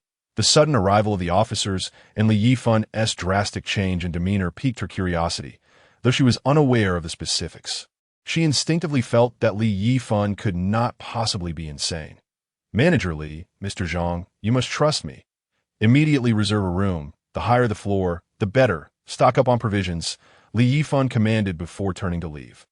He was uncertain how Zhang Ruoxi might assist him in prolonging his life, yet he sensed that the potential for deeper communication was significant. However, he dared not gamble on whether her willingness would yield any results. She was currently his sole hope for survival, and he had to ensure absolute certainty. Experience taught him caution. The ordeal with Suzy Xuan had imparted valuable lessons. compelling him to be more vigilant in the future. Just moments ago, Sherlock could have aided him, but any forceful approach would have been futile. After all, they wielded firearms and had a team of 10. Those who could join the special security team were no ordinary officers. He possessed only his bare hands, at most able to wield 2 guns, and as a novice, he had never fired one. In comparison, it would be akin to performing swordplay before Guan Yinchang. Zhang Ruoxi's position as CO undoubtedly indicated her intelligence. Given her current inability to leave, she would surely come to comprehend that the world had irrevocably changed, leading her to make necessary choices. Naturally, he would monitor Zhang Ruoxi's movements via the hotel surveillance. If she failed to grasp the situation, he would have to devise a way to spur her into action. Ultimately, he could ensure her survival while relegating her to a decorative role rather than a partner in this struggle for existence. A lack of intellect would render survival in this apocalyptic scenario exceedingly difficult. He remained oblivious to the specifics of prolonging his life, so he could only formulate such plans that he did not know if Zhang Ruoxi's assistance would be a one-time affair or require multiple instances. Thus, he prepared for a prolonged endeavor. After Li Yifan departed, the crowd erupted in a frenzy. It was only then that someone summoned a staff member, who brought a first aid kit to temporarily bandage the injured young man, while simultaneously cursing Li Yifan's brutality. All the while awaiting the arrival of an ambulance. These individuals failed to consider that had the young man not taunted Li Yifan at that moment, none of this would have transpired. Inside the hotel, they merely felt an increase in temperature, utterly unaware that the external temperature had soared to a staggering 60 degrees. The ground beneath the relentless sun had reached over 90 degrees, and it continued to rise. Feet stepping upon it would find their shoes softened and melted by the heat. Skin exposed to such temperatures could suffer burns within mere seconds. Some individuals outside, scorched by the heat, rushed into the hotel, yet they too bore the marks of sunburn, their exposed skin turning crimson, and soon blistering, cries of agony resonating throughout. In these conditions, many air conditioning units could no longer function. The power systems remained operational, but the extreme heat triggered automatic protections. Without such safeguards, air conditioners would ignite and explode. However, some high-quality units, such as the Gidge brand, persevered, and the Hotel S systems were of this caliber. Nevertheless, due to the crowd's density, the lobby's temperature soared, prompting some to reserve rooms merely for a cooler respite. The entirety of Pengcheng was engulfed in chaos, with explosions and fires erupting in this first-tier city of Huagua, all within a mere minute. Yet, the long-standing stability had dulled their perception of the gravity of the situation. They continued to believe it was merely a transient natural disaster, trusting that the government would swiftly implement appropriate measures. Upon hearing Li Yifan's words, Zhang Ruoxi felt a tinge of curiosity, yet after a brief contemplation, she resolved to heed his advice for the time being. Ordinary rooms cost only a few hundred, and even the better ones were merely thousands, an inconsequential matter for her. She promptly booked the top-floor suite directly beneath Li Yifan's room, ensuring a week-long stay, with the option to cancel if she did not stay the full duration. At that moment, the hotel receptionist was sweating profusely, as if caught in a downpour. Fortunately, the electrical systems remained functional, and she diligently prepared Zhang Ruoxi's room. Li Yifan had already retreated to his presidential suite. After just a short time outside, he was drenched in sweat. He had kept the air conditioning running since the previous day, rendering his room delightfully cool. He leapt into the swimming pool. What bliss! Outside, it was a veritable hellscape, while within, he found comfort and solace. Pulling out his phone, he began to browse news online. On Kepler Star, a phone with deep waterproofing was standard, though it was not particularly drop-resistant. At that moment, the internet was abuzz, and notifications on Li Yifan's phone erupted incessantly. There were group chats with classmates, work colleagues, and various other groups, all fervently discussing the same topic: the sudden onset of extreme heat for which they were wholly unprepared. These individuals have utterly disregarded the oppressive heat, exhibiting no awareness of the gravity of the situation, merrily reveling in their day off from work. The sweltering temperatures persist not only during the day, but also throughout the night, albeit without the sun's searing rays. Yet, even after dusk, no one dares to venture outdoors. Under such conditions, merely a few minutes outside could lead to heat stroke. Vehicles in such heat serve as makeshift ovens, making driving a perilous endeavor.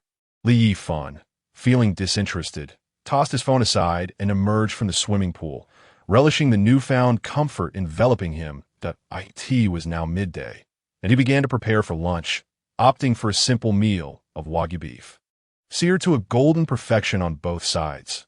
Regardless of others' opinions, he preferred his steak well done. After finishing his meal, Li Yifan let out a contented burp, although it was merely the first day. He knew he needed to hasten preparations for the impending extreme cold.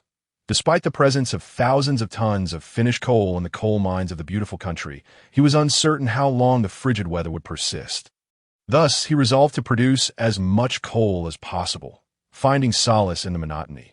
With determination, Li Yifan cleared the movable furnishings such as wine cabinets, sofas, and tables from the first floor of the presidential suite, creating a space of 7 meters long and 3 meters wide for the coal processing machine. Connecting the device to electricity was straightforward, utilizing three-phase power, which was already in use for some equipment in the suite, alleviating any concerns that, if necessary, there was also a three-phase diesel generator available. After an hour of contemplation and experimentation, he successfully operated the machine. The process was quite simple, requiring just water and coal. Too much water resulted in a soupy mixture, while too little led to an inability to form coal blocks. Through continual trial and error, he arrived at the optimal ratio, producing slightly drier coal blocks. Without waiting for them to dry, he stored the nearly finished product directly in the space of his watch. When the time came, he could ignite a fire with dry coal, allowing even wet coal to burn. Yifan planned to dedicate these days to coal production whenever he had the chance, reserving several retrieval opportunities with his watch as a precautionary measure. The hotel was currently in a state of disarray, though most guests had yet to fully grasp the seriousness of the situation, believing it was merely a bit too warm and would soon pass. The injured were arranged by the manager in a corner of the hotel lobby, awaiting the arrival of an ambulance. Those who had booked rooms could still enjoy the cool air conditioning, while others, reluctant to pay for a room, squeezed together in the lobby, which was now struggling to maintain a comfortable temperature.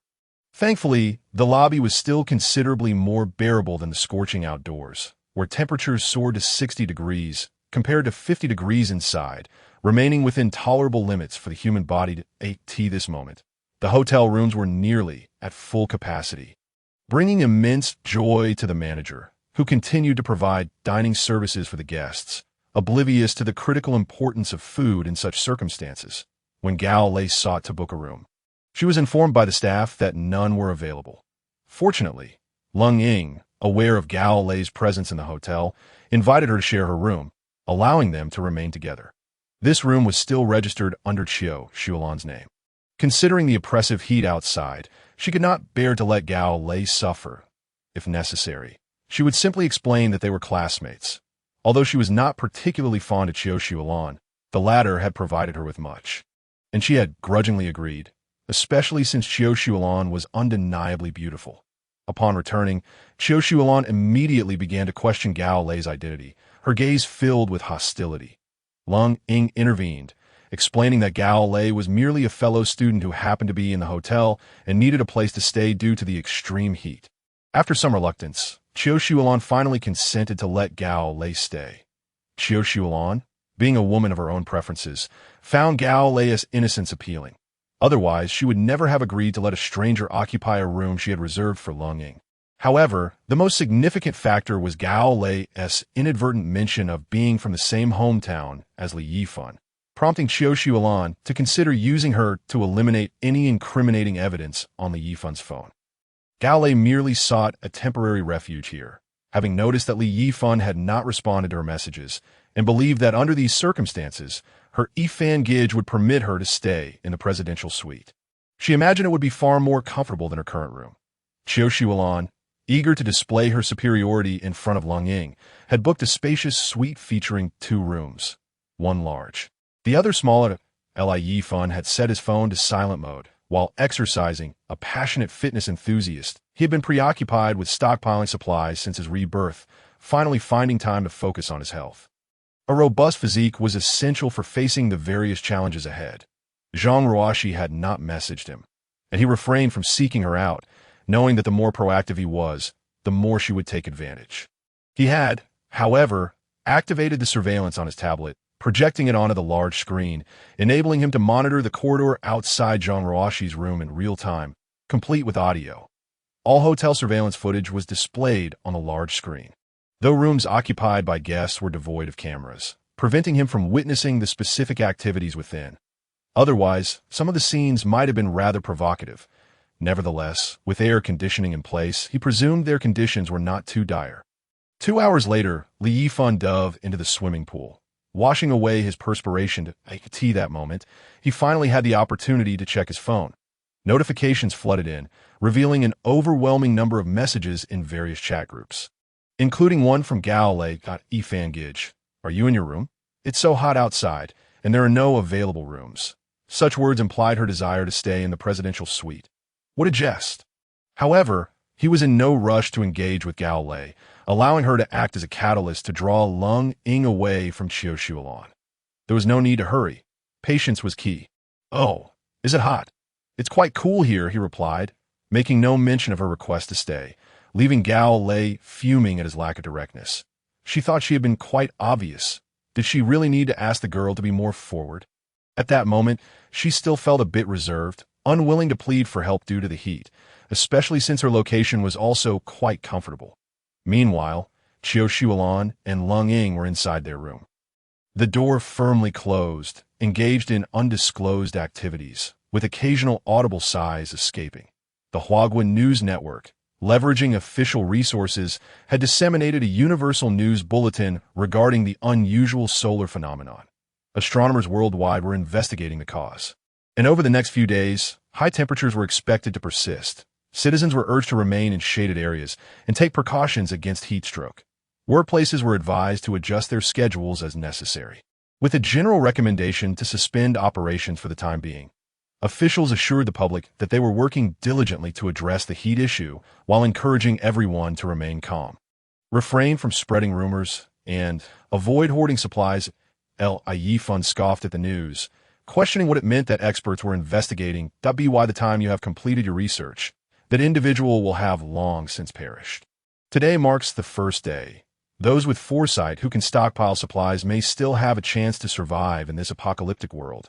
However, if one were to heed the official rhetoric and neglect to gather provisions, their demise would be swift. Alas, it seems there is no opportunity to venture out to procure necessities. One can only hope for the best. The fact that even the authorities are unable to muster personnel for rescue speaks volumes about the terrifying intensity of the heat outside. Ordinary vehicles are utterly incapable of traversing such conditions, either suffering tire blowouts or engine failures. Chapter 25, Air Conditioning Failure. Hotel rations on the second day of the apocalypse. The hotel continued to provide 3 meals a day for each room.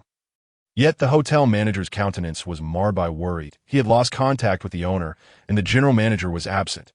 Food supplies within the hotel were beginning to dwindle to ensure the freshness of ingredients.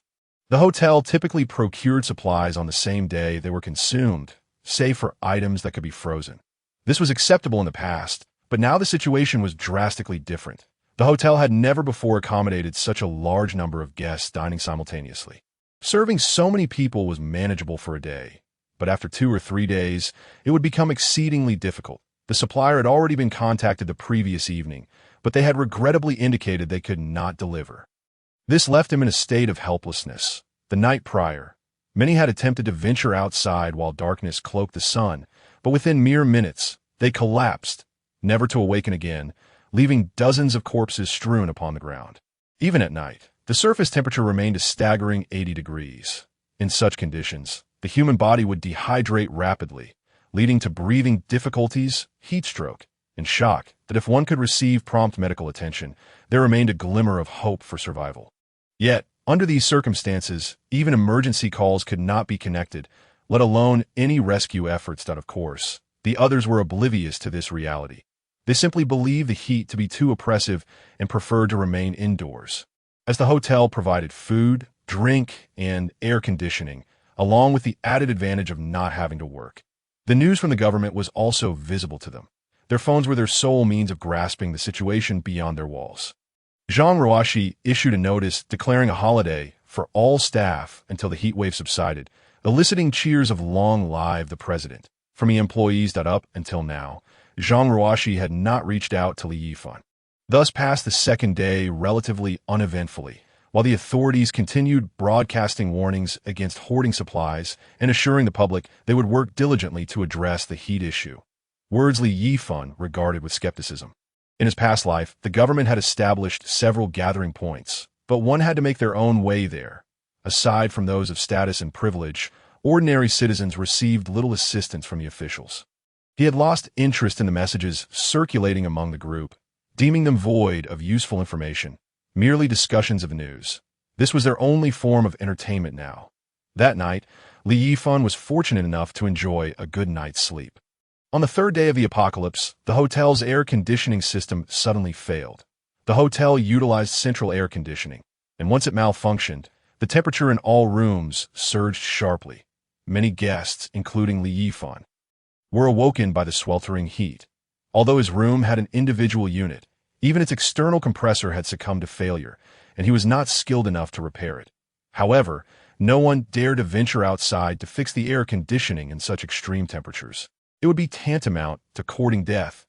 The temperature in his room had soared to around 40 degrees Celsius. Fortunately, he had drained the pool earlier, allowing him to retrieve blocks of ice to lay across the floor. Each foam box contained a sizable block of ice, measuring 40 centimeters in height and width and 70 centimeters in length. Such a substantial piece of ice was quite heavy. Li Yifan could designate its placement using a smartwatch, simply by opening the lid of the foam box.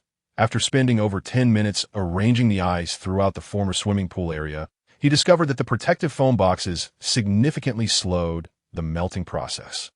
Standing atop the ice, he felt the temperature in the room begin to drop noticeably. It was at least no longer unbearably hot. He believed that soon enough, the temperature would decrease substantially from his smartwatch. He extracted an inflatable mattress, placing it atop the ice, and reclined comfortably while retrieving a can of chilled beer and some barbecue to enjoy. Although it was morning, the combination of beer and barbecue seemed peculiar. Yet Li Yifan cared not. He sought only comfort. From the surveillance footage, he observed commotion in the corridor of the 15th floor, with guests arguing about the air conditioning failure and urging the hotel staff to expedite repairs. Coincidentally, this was the same floor as Yifan, who was now drenched in sweat. Her young companion Zhang Jun equally uncomfortable, having stripped down to his bare skin for relief, oblivious to the fact that they were in a public space. "I don't care. I am paying for my stay here, and when things break, you are responsible for repairs."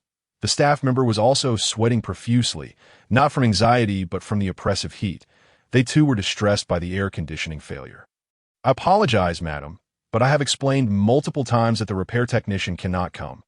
Please bear with us for now, and if it becomes intolerable, we can arrange a refund for your room." "Refund? How could that be?"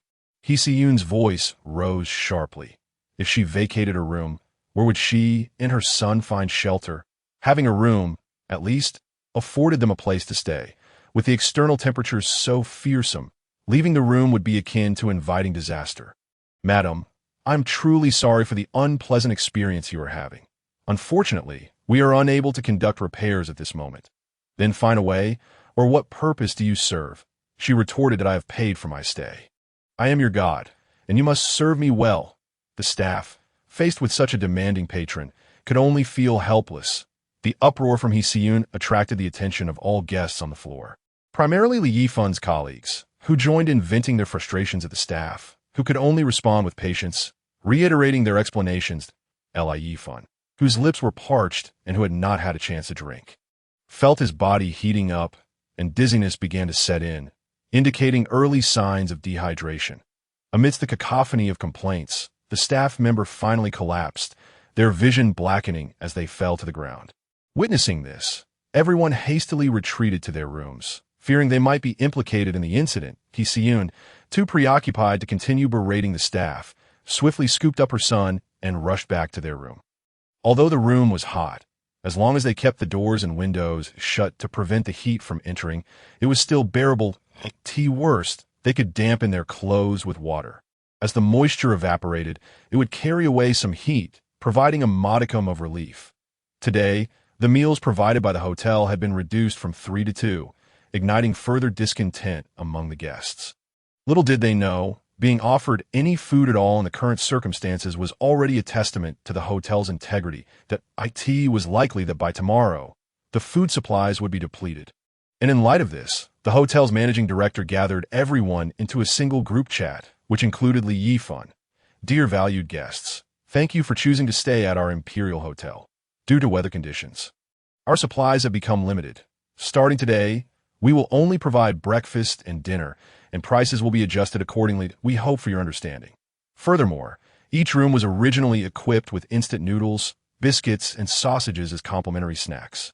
Should you require any of these items, please contact the hotel front desk. Thank you once again for your understanding and cooperation. The hotel manager's announcement incited an uproar among the group chat participants. With the relentless heat persisting and the government failing to take any substantive rescue actions beyond broadcasting ineffective news, they were left uncertain about how long they would remain in this predicament. Chapter 26. Taunting Xiaoshulan, many began to voice their grievances in the group chat. Only providing 2 meals is outrageous, and you dare to raise prices? This is price gouging. Do you believe I won't have you arrested? Just so you know, my brother is a police officer. I have received official word that the disaster will soon be under control. I am speaking on behalf of the authorities now. You must deliver lunch immediately. Perhaps you might even be treated leniently. Yifan was the first to speak, adopting an air of superiority. Only now did Yifan realize that her brother was a police officer. No wonder she felt entitled to act so brazenly. If she had any political connections, she would be insufferable. Those aware of her brother's occupation might think she was a high-ranking official, but those who did not know would easily mistake her for someone of considerable importance. Given her propensity to consume more than others, being limited to 2 meals felt like a death sentence, especially since she could not bear the thought of her precious son going hungry. What a farce to claim she represented the authorities. It was merely her own delusion. Yet the oblivious company employees truly believed that her brother's status as a police officer granted her some privileged insight. After all, their only hope now rested with the government, prompting them to curry favor with Yifan and support her in the chat. Don't think you can do whatever you want just because you can't leave. I can post your actions online. The supply shortage is a problem you should handle.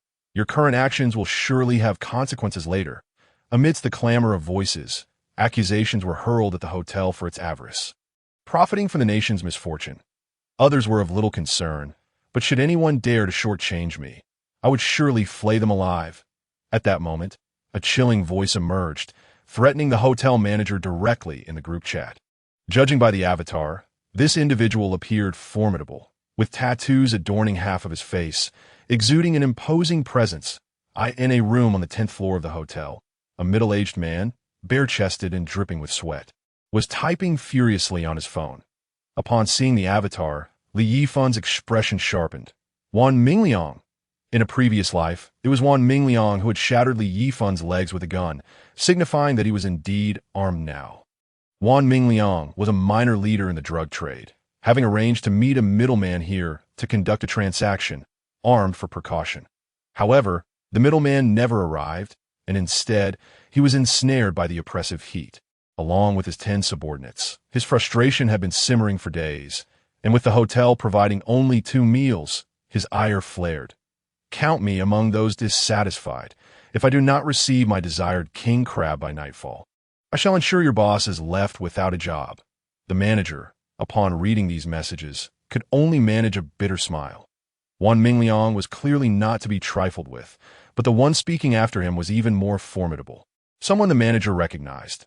Notably, this individual possessed the influence to have his own boss dismissed, having previously referred to the manager's employer as uncle, suggesting familial ties to the affluent. Such a wealthy second-generation heir was not someone he dared to offend. Yet food shortages were indeed a pressing concern. I, too, am affected. At over 70 years of age, I am ill-equipped to endure such tribulations. Should any misfortune befall your hotel, you will bear the consequences. This was a resident elder, donned with black-framed spectacles, accompanied by 2 women in his room, his wife in her 50s and his daughter in her 20s. I am indifferent to my own plight, but my wife is still nursing. Should we go without food, our child will suffer from hunger. These messages left the hotel manager in a state of distress, yet he chose to ignore the rest, knowing he must take the words of one Ming Liang and the wealthy heir to heart. Alas, if it comes to it, I shall ensure these two gentlemen are catered to separately. Such is the reality of this world. If you are compliant, others will perceive you as easy prey. Meanwhile, in Xiao Xuelan's room, the atmosphere was charged with tension. The three women, feeling the heat, had donned only the barest essentials, using a bottle of mineral water to dampen towels to cool their bodies temporarily. At this juncture, Xiao Xuelan found herself devoid of any romantic inclinations towards Long Ying, her annoyance palpable on the outer bed. Gao Lei was equally drenched in sweat, with the mineral water depleted and the hotel refusing to provide more. They were left with only tap water. Fortunately, as the city of Pengcheng was adjacent to the sea, water scarcity was not an issue, thus they were spared from any cessation of supply. Yifan Gij. Did you know something beforehand? Gao Lei, adept at playing the role of a green tea princess, could not be easily fooled, connecting the dots from Li Yifan's curious bulk purchase of instant noodles and ham the previous day. Her suspicion was aroused, thus she inquired about the situation, hoping to seize the moment to converse with him, still believing that the oppressive heat would soon dissipate. In the same vein, Xiao Xuelan pondered Li Yifan's sudden acquisition of so many instant noodles. Directly questioning him, Li Yifan, I heard you bought a substantial amount of instant noodles and mineral water. Did you possess prior knowledge of something? To the inquiries of these two women, Li Yifan responded uniformly. Relishing the opportunity to toy with them, particularly with Xiao Xuelan, whom he intended to torment thoroughly, I merely overheard a remark. I had no idea it was true. Accompanying this statement was a photograph depicting Li Yifan luxuriating in a swimming pool, the melting ice rendering the water refreshingly cool, ideal for the sweltering weather. Nearby lay chilled beer and roasted chicken, the sight of which elicited a salivary response from both women, particularly as the hotel was no longer serving lunch. What is that beside you? Roasted chicken. Xiao Xuelan feigned casual interest in the roasted chicken, though in truth, she was unable to suppress her salivation, as was Long Ying. Tea this moment, Xiao Xuelan maintained her pride, refraining from directly requesting provisions from Li Yifan. Despite having been struck by him previously, she rationalized that his actions stemmed from long-standing frustration at her lack of reciprocation, and believed that if she exhibited a modicum of initiative, he would inevitably fall within her grasp. If he were wise, he ought to bring that roasted chicken to her room, thus sparing himself the awkwardness of a request, as she would graciously offer him an opportunity. Unbeknownst to her, Li Yifan was already well aware of her true-natured it was just freshly roasted. The flavor is not particularly remarkable, but it is all I have at present upon reading this. Xiao Xuelan's ire flared, contemplating tossing her phone in frustration. Was my hint not sufficiently clear? No wonder you remained single. All you had to do was present that roasted chicken, and I might have considered extending you an opportunity. Chapter 27. Instant noodle price surged by now. It was already 2 p.m., and their stomachs were audibly protesting. Xiao Xuelan, reluctant to request food from Li Yifan, resorted to consuming instant noodles from the room. Initially, they had prided themselves on avoiding such junk food, but the allure of roasted chicken was too strong, prompting them to boil water for instant noodles. The room echoed with the slurping sounds of noodles being consumed.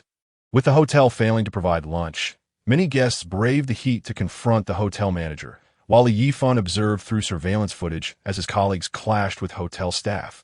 Thankfully, injuries were minor. The intense heat had merely exacerbated their tempers. Some astute individuals had already begun eyeing the basement, which, despite lacking water and electricity, offered a more bearable refuge than the sweltering rooms above. Thus, dozens of self-proclaimed intellectuals prepared water and biscuits, ready to migrate to the underground parking garage. The temperature on the first basement level remained uncomfortably high, with only the second basement offering a more pleasant atmosphere, albeit still stifling due to inadequate ventilation. Nevertheless, it was deemed more bearable than their accommodations in the hotel. They believed they had discovered a suitable refuge, not realizing that similar gatherings had occurred in other underground garages, leading to conflicts over territory. Oblivious to the fact that, in just a few days, it would be their group that would face the swiftest demise, people often fail to recognize that with every gain, something must inevitably be sacrificed. On August 15, 2025, the fourth day following the outbreak of the apocalypse, Li Yifan had but 12 days left to live. Zhang Ruoxi remained silent, and Li Yifan felt no urgency. He understood that one cannot force a situation. He needed to ensure absolute certainty. Failure to achieve a desired outcome would bring considerable trouble, for opportunities are seldom repeated. He had already designated a specific area outside Zhang Ruoxi's room for automatic alert. Any movement captured by the surveillance would prompt a notification on his tablet. In the days that followed, aside from receiving meals delivered by the staff, she exhibited no other signs of activity, leaving him in the dark about her endeavors within. Since the announcement of the company's holiday, she had refrained from engaging in the group chat, demonstrating her wisdom. After Li Yifan's subtle hint, she realized that the current circumstances were indeed extraordinary. Hence, when she checked into her room, she heeded his advice and procured ample supplies of bottled water, biscuits, and instant noodles, all at normal prices at that time, an inconsequential matter for her, as the CEO. She chose to observe the unfolding events quietly, refraining from forming alliances, as she contemplated the possibility of returning to normalcy after the heat wave subsided. Engaging in reckless behavior could invite scrutiny from the authorities, a risk she was unwilling to take unless it was confirmed that the official order had collapsed. A rational person, within these few days, would find it implausible that an apocalypse was indeed upon them. From the moment the heat wave began, Li Yifan had declined the hotel's services, recognizing that caution was paramount in these dire times. Following a conflict over meal provisions, the hotel manager, in a fit of anger, announced that meals would no longer be provided. Consequently, the previously offered 2 meals a day vanished entirely, leaving only biscuits and instant noodles as the meager alternatives. The price of instant noodles, which had once been 5 yuan per bowl, skyrocketed to 50. Yifan was in a state of panic upon learning that the hotel had ceased food service. Surviving on instant noodles and biscuits was hardly sustainable for any rational individual. Even if she could endure it, her precious son, Zhang Jun, had been crying for days, lamenting his desire for lobster. Yifan had to coax him repeatedly, while simultaneously nurturing a growing resentment towards the hotel manager. How dare they withhold food? If supplies were scarce, why not send someone out to procure more? Furthermore, charging exorbitant prices for instant noodles was nothing short of profiting from disaster. This was unconscionable, and she was determined to rally her colleagues against such behavior. If she caught anyone in the company making private purchases, she would not hesitate to take action in truth, her grievances stemmed from her own physical limitations. Descending the stairs was exhausting, and she feared that by the time she reached the ground floor, all the instant noodles and biscuits would be gone. Thus, she resorted to intimidation within the company. She was not foolish. While instant noodles and biscuits might not be filling, having something to eat was better than facing starvation. At this moment, someone voiced an opposing opinion. Manager, this doesn't seem right, that if we don't buy, everyone will go hungry. Another added, yes, even the CEO hasn't objected. Are you really trying to starve us? Upon hearing the mention of the CEO, Yifan's face flushed with jealousy. She and the CEO were polar opposites. One stunningly beautiful, the other exceedingly overweight. Were it not for her connections that secured her position and allowed her to indulge in corruption, she might have wished to mar the CEO's face. The heat had already frayed everyone's nerves, and with rising tempers, Yifan could no longer contain her anger upon hearing the CEO's name invoked. What of the CEO? I now represent the official line, and you all must heed my words. Should I catch anyone making private purchases and profiting from this calamity, do not blame me when I have you arrested. At this juncture, Li Yifan could not help but scoff. Some individuals, in their performance, became so enmeshed in their roles that they began to believe their own fabrications that it was absurd to think oneself a representative of the authorities when they were nothing of the sort. Just then, Yifan tagged Li Yifan in the group chat. Especially you, Li Yifan, that a few days ago, you bought numerous instant noodles and biscuits. Now you must refrain from purchasing any more, or do not blame me for being unkind. Upon reading her message, Li Yifan's expression turned icy. She had shamelessly solicited instant noodles and biscuits from him only to now seek trouble. He had long suspected that the handsome young man who had appeared on the day of the apocalypse was under Yifan's influence. Previously, he had feared losing his job, but now he thought, you are nothing but a nuisance. Do you truly believe you can dictate who buys instant noodles? Will you take responsibility if someone starves? As Li Yifan articulated his thoughts, many around him nodded in agreement. There was a palpable discontent with Hsihian's remarks, but her brother was a police officer, and she wielded her influence within the company, causing many to fear potential retribution. With Li Yifan taking the lead, colleagues who had maintained a good rapport with him began to echo his sentiments. Indeed, if we cannot buy instant noodles, are we to starve? In reality, the hotel had run low on supplies. Even at 50 yuan, the instant noodles were not exorbitantly priced. Some Na'vi souls genuinely believed that the hotel had exhausted its resources and begrudgingly accepted the situation, feeling fortunate to survive, even if at a premium.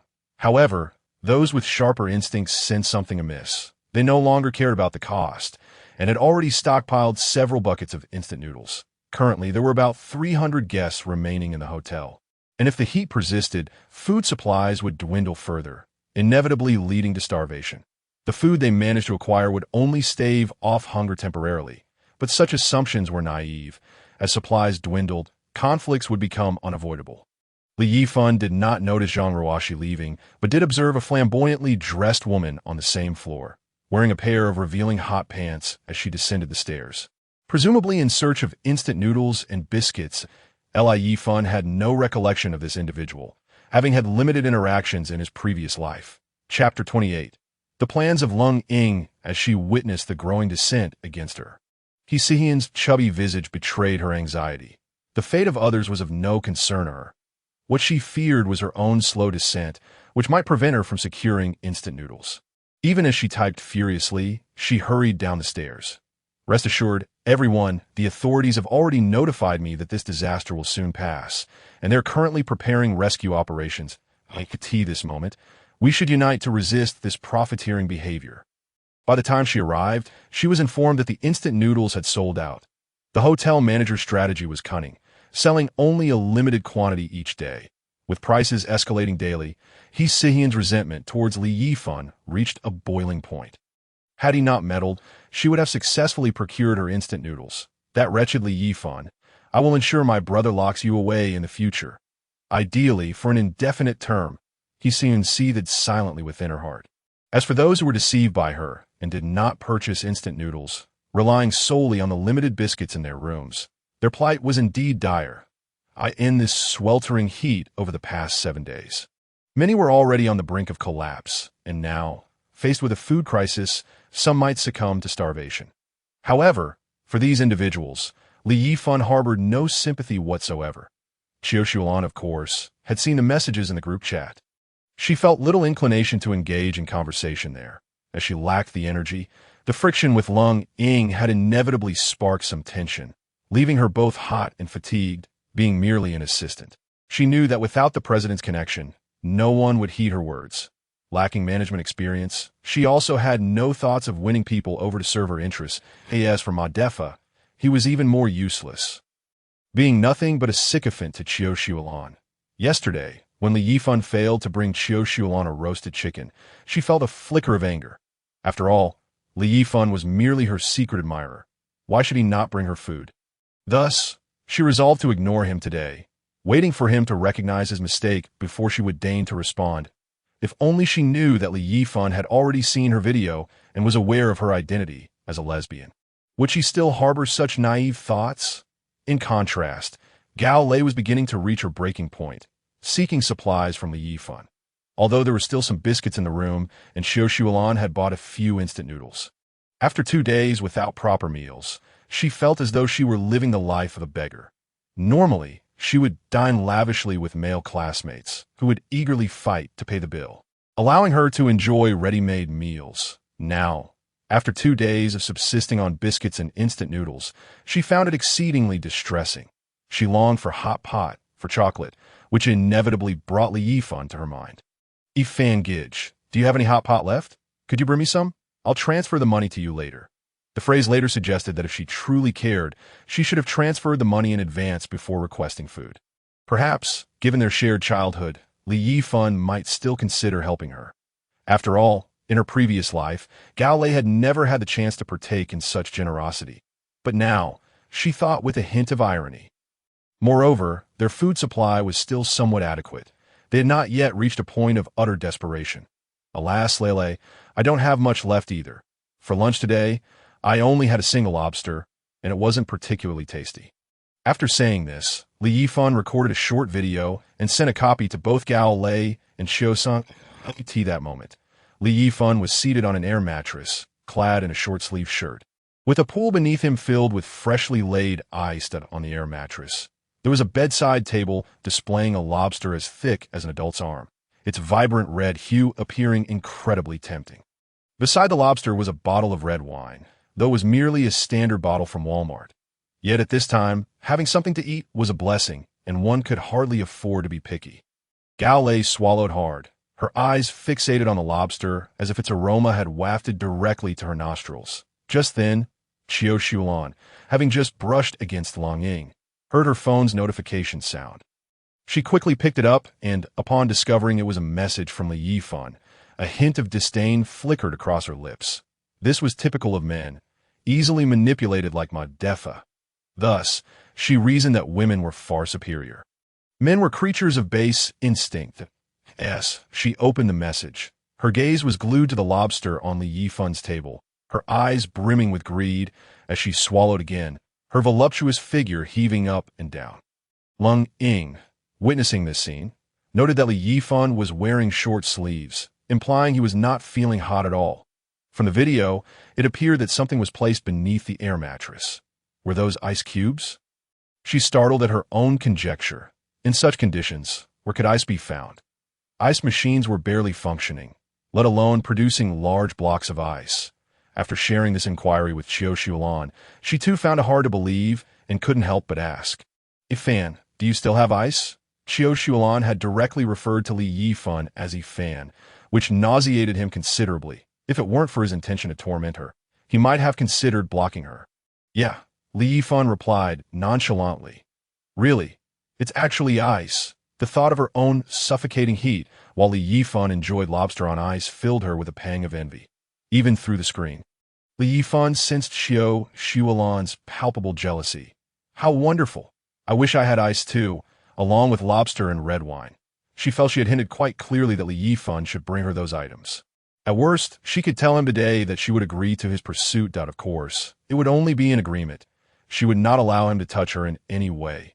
Currently, Qiu Shulan was starving to the point of discomfort, beginning to shed her usual pride. "Oh, Li Yifan simply replied with a casual, "Oh," knowing full well the expression on Qiu Shulan's face. She was likely furious, wishing to consume his possessions, aside from a few resources. Nothing else was up for grabs. Indeed, Qiu Shulan was thoroughly infuriated by Li Yifan, feeling that she had hinted quite clearly and even convinced herself to feign agreement to his courtship. What more could she do? She believed she had sacrificed enough, and that it was Li Yifan who was ungrateful. Long Ying, well aware of the dynamics between Qiu Shulan and Li Yifan, secretly wished to visit him as well. After all, Li Yifan was quite handsome and matched her tastes. However, Qiu Shulan would undoubtedly disapprove, and she was reluctant to betray her long-standing friendship with her. "Shulan, if he truly likes you, he must be trying to provoke you on purpose." Long Ying hypothesized. Qiu Shulan, of course, believed that Li Yifan's video was meant to irritate her. She still thought of him as her secret admirer. "I know. I'm truly angry right now. This is his way of trying to get me to agree? It's just a lobster. Once this weather passes, there will be plenty of lobsters to choose from." But at this moment, they were sweltering while he was comfortable, able to pretend to be willing to date him. "This time, I'm genuinely angry. Even if he comes begging, I won't even pretend to consider it. That I absolutely will not agree." Longing tentatively suggested, "What if I add him? I can probe him from the side." As she said this, a peculiar glint flickered in her eyes. Unbeknownst to Qiu Shulan, who remained oblivious to Long Ying's intrigue, she pondered for a moment before ultimately agreeing. She was unaware that Long Ying, besides being attracted to beautiful women, also had an interest in handsome men. Unlike her, who was solely interested in women. Upon receiving a friend request from Long Ying, Li Yifan smirked slightly as he accepted it. His primary intention was to discern her motives. To claim that he saw no ulterior motive in Long Ying would be self-deception. It was a pity that such a pretty face belonged to a lesbian. After accepting the request, it wasn't long before Lung Ing sent him a message that on August 16, 2025, the fifth day since the apocalypse began, the hotel manager sent another message to the group. Instant noodles were now priced at 100 yuan per bucket, with limited quantities available on a first-come, first-served basis. This message ignited the fury of everyone present.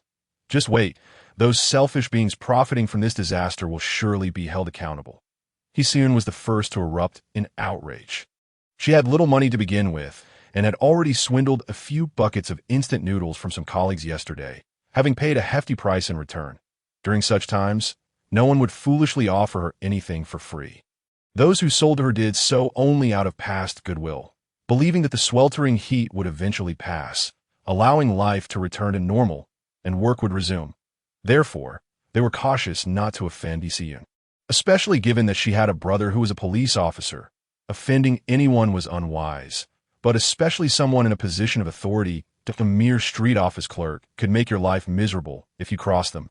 While a police officer could easily detain you for 24 hours on a whim, locking you in a dark room with the temperature set to 16 degrees, denying you food and water, just imagine that.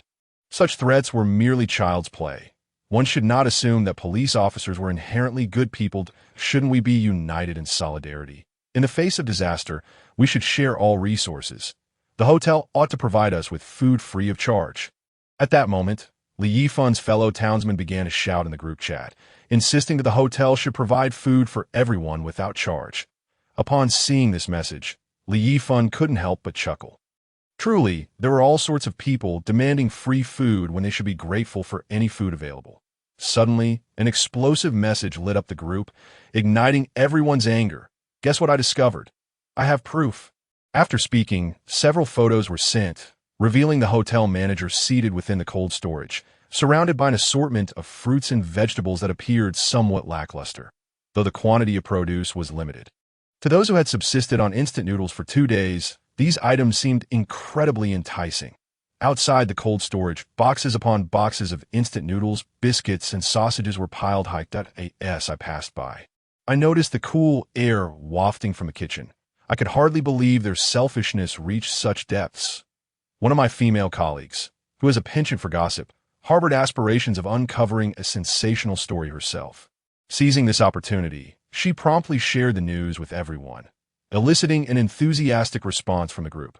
Filled with pride at finally having a captivating scoop after much effort, she remained blissfully unaware that her revelation would ignite the already simmering discontent among the others. Upon seeing the photo, the collective calm shattered.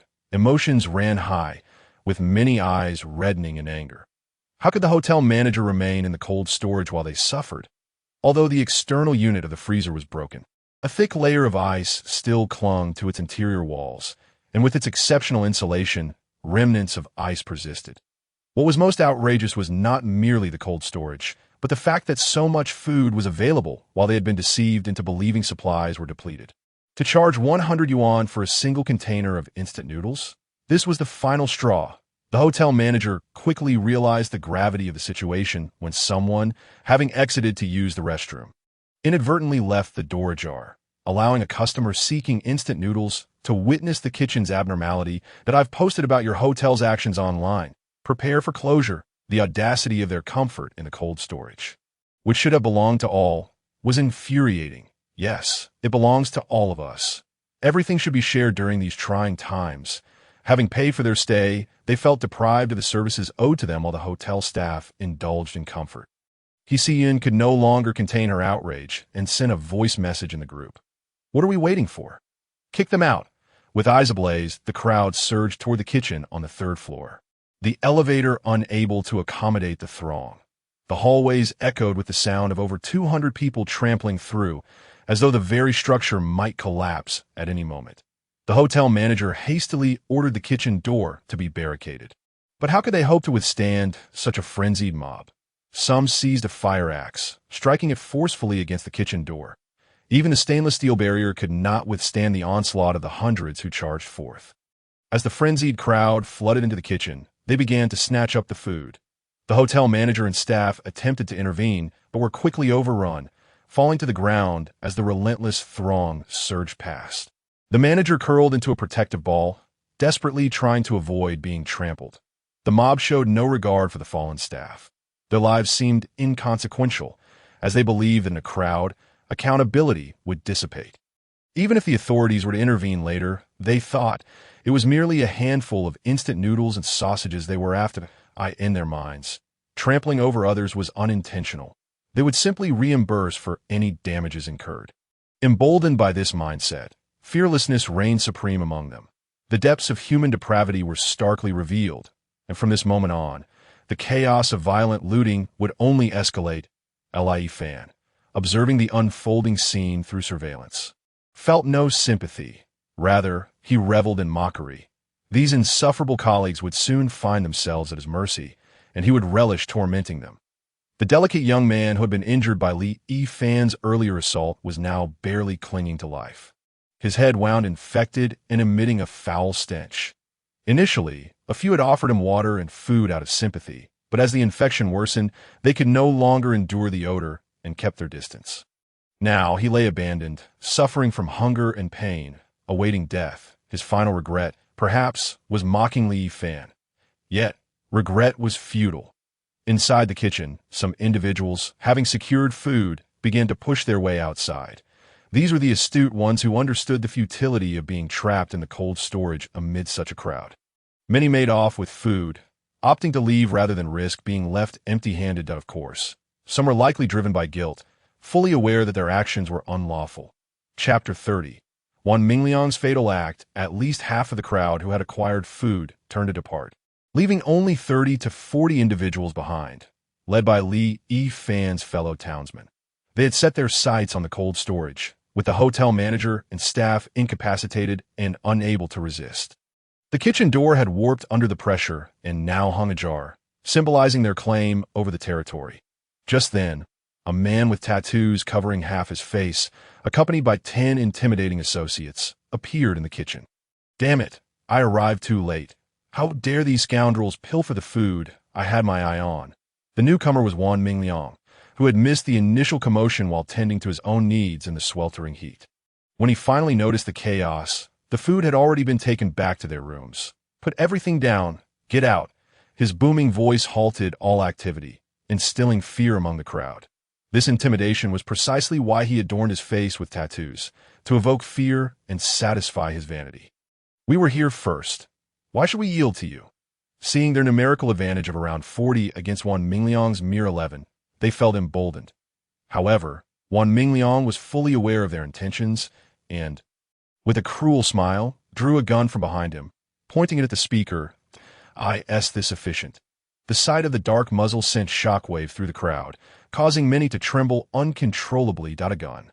In a nation like Huagua, where firearms were strictly prohibited, the sheer presence of a gun held tremendous power. The individual targeted swallowed hard, already drenched in sweat from the oppressive heat, now further terrified. "Are you trying to be funny? Don't think you can scare us with a toy." Yifan's townsmen initially flinched at the sight, but realizing they were in Huagua, the country with the strictest gun laws, his confidence was restored. Just then, a gunshot rang out, and a gaping hole appeared in the head of Yifan's townsman as the bullet penetrated cleanly through. In his final moments, he stared in disbelief at Wan Mingliang, never imagining that the weapon was real and that he was indeed willing to kill.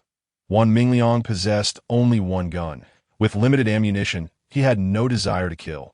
His goal was to maintain the weapon's intimidating presence to keep others in check. A gun without bullets was merely a hunk of metal. Moreover, given the numerical superiority of his adversaries, a physical confrontation would surely end poorly for him. Thus, after careful consideration, he had drawn his weapon to instill fear, believing no one would dare to retaliate. Yet he had not anticipated the presence of such a reckless individual, willing to risk everything for the sake of intimidation, resulting in a fatal shot. Over the past few days, he had come to understand that, for the time being, the authorities would be unable to manage the situation of ordinary citizens. Trapped in the hotel, unable to leave, he realized he must leverage his advantages to seize control of resources. Fortunately, he had 10 loyal followers and a firearm. As the gunfire echoed, fear gripped the crowd, causing some to collapse in terror, leaving puddles of liquid on the floor. Such cowards, scared to the point of wetting themselves. Wan Mingyang's associates mocked openly, yet none dared to resist. Even knowing that the gun's bullets would not obliterate them all, fear rendered them powerless. Their faces flushed and bewildered, they found themselves unable to depart under Wan Mingliang's watchful gaze. "Why are you still here? Do you want to die?" Upon hearing those words, the individuals emerged from the kitchen as if liberated from a great sentence, fearful that any delay might result in their demise at the hands of Wan Mingliang. "Brother Ming, there is hardly anything left in here. It must have all been taken by those people, and oh rush, it's of no concern." Wan Mingliang pondered how long this ghastly weather would persist, and had already devised a long-term plan in his mind. Aside from his 10 loyal subordinates, everyone else had been labeled by a frenzied notion he harbored. The deceased had been unceremoniously discarded from the upper floors, for leaving them to rot would surely invite foul odors that could be unbearable. Wan Mingliang stepped into the cold storage and let out a contented sigh. Finally, after enduring such oppressive heat for days, he felt a sense of relief. Although the cold storage had long ceased to function, the ice could still endure for a day. Damn it, I should have come to seize the cold storage sooner. It was foolish to suffer in the heat for so long that time. They had little inkling that the situation would deteriorate to such an extent, hence they never contemplated acts of robbery. Those engaged in their line of work were typically adept at evading the police. How could they willingly expose themselves? Now, Wan Mingliang was beginning to grasp the gravity of the situation. With the disaster being so severe, the authorities had merely issued some news reports without any real rescue efforts, indicating their impotence in the face of such calamities. That it was clear that this predicament was not confined to one locale. They had learned through their phones that the entire globe was sweltering under similar conditions. Riots and conflicts erupted in various regions, suggesting that widespread chaos was imminent. Thus, he felt emboldened to commit murder without hesitation. "Brother Ming, what shall we do about those individuals in the hotel?" "What can we do? Just throw them out. There's still a few decent-looking women among them that at a time like this. You're still thinking about that. Look at their injuries. They might not survive this ordeal." "I'm not worried." "Brother Ming, when they're freshly dead, they're still warmed at as you please. Just don't make this place reek." "Understood." "Thank you, Brother Ming." With that, the younger brother's eyes gleamed as he headed outside. They had been cooped up for 5 days. In better times, they could have sought out some technicians for relaxation, but under such dire circumstances, where could they find any? They were already a lawless bunch, and the current situation emboldened them further. Consequently, the female attendants bore the brunt of their madness, all because Yifan had uttered a command to drive them away.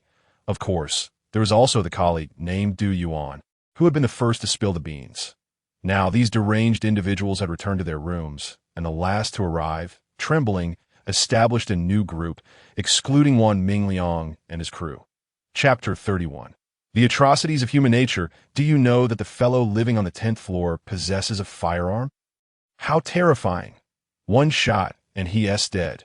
These individuals trembled as they recounted their experiences in the group, causing newcomers to feel an escalating sense of dread. A gun. Who doesn't fear a gun? Even now, they were rampaging through the kitchen, hoarding supplies, and when I left, I saw someone approaching those female attendants. Though the statement remained unfinished, everyone knew the likely outcome. This is atrocious. It's robbery, a blatant disregard for life. Indeed, it's utterly horrifying. Let us hope this disaster passes swiftly and the authorities can bring them to justice. We can only blame the hotel manager for his greed. Otherwise, the situation wouldn't have arisen.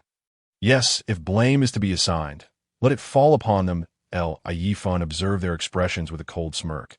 The prices they charged were their prerogative, not an excuse for theft. These people conveniently forgot that their own choice to rob was the root cause of the attendants' tragic fate.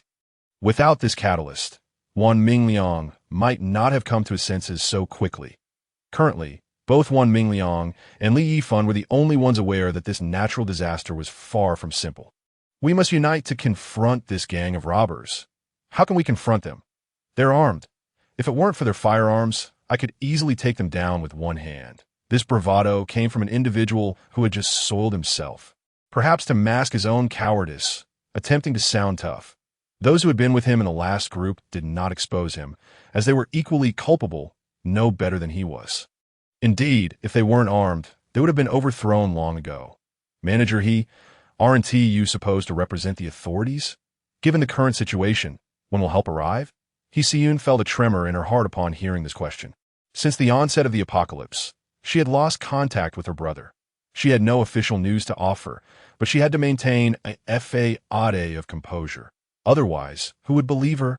If she couldn't deceive her colleagues, how would she secure sustenance? At this moment, she was also quite anxious, fearing that Wan Mingliang and his gang would indiscriminately rob everyone in the building. Rest assured, I have relayed the situation here to the higher-ups. They assured me that assistance will arrive soon and that this calamity will pass swiftly. Upon hearing Siyun's words, many began to doubt whether anyone from the authorities would actually come to their aid. Yet there was little they could do now.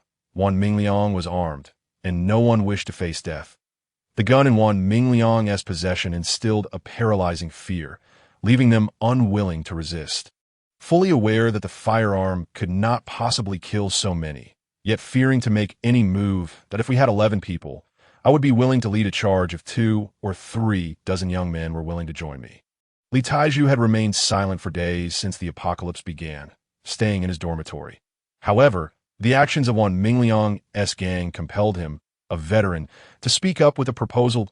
Yifan noted this message. Taiju was still the same as before, yet he chose not to dissuade him, opting instead to observe how the situation unfolded. Should Li Taiju truly decide to confront Wan Mingliang, he could intervene later. Li Taiju's past reluctance to watch himself being devoured had led him to leap from a height, and this sentiment would be repaid by Li Yifan. Before the apocalypse, he had warned him to stock up on food. This was a debt repaid. However, he would only intervene with Li Taiju. He would not stop others from going to IT. Was not that he was cold-hearted, but rather that he now prioritized his own interests. Withholding kindness from others.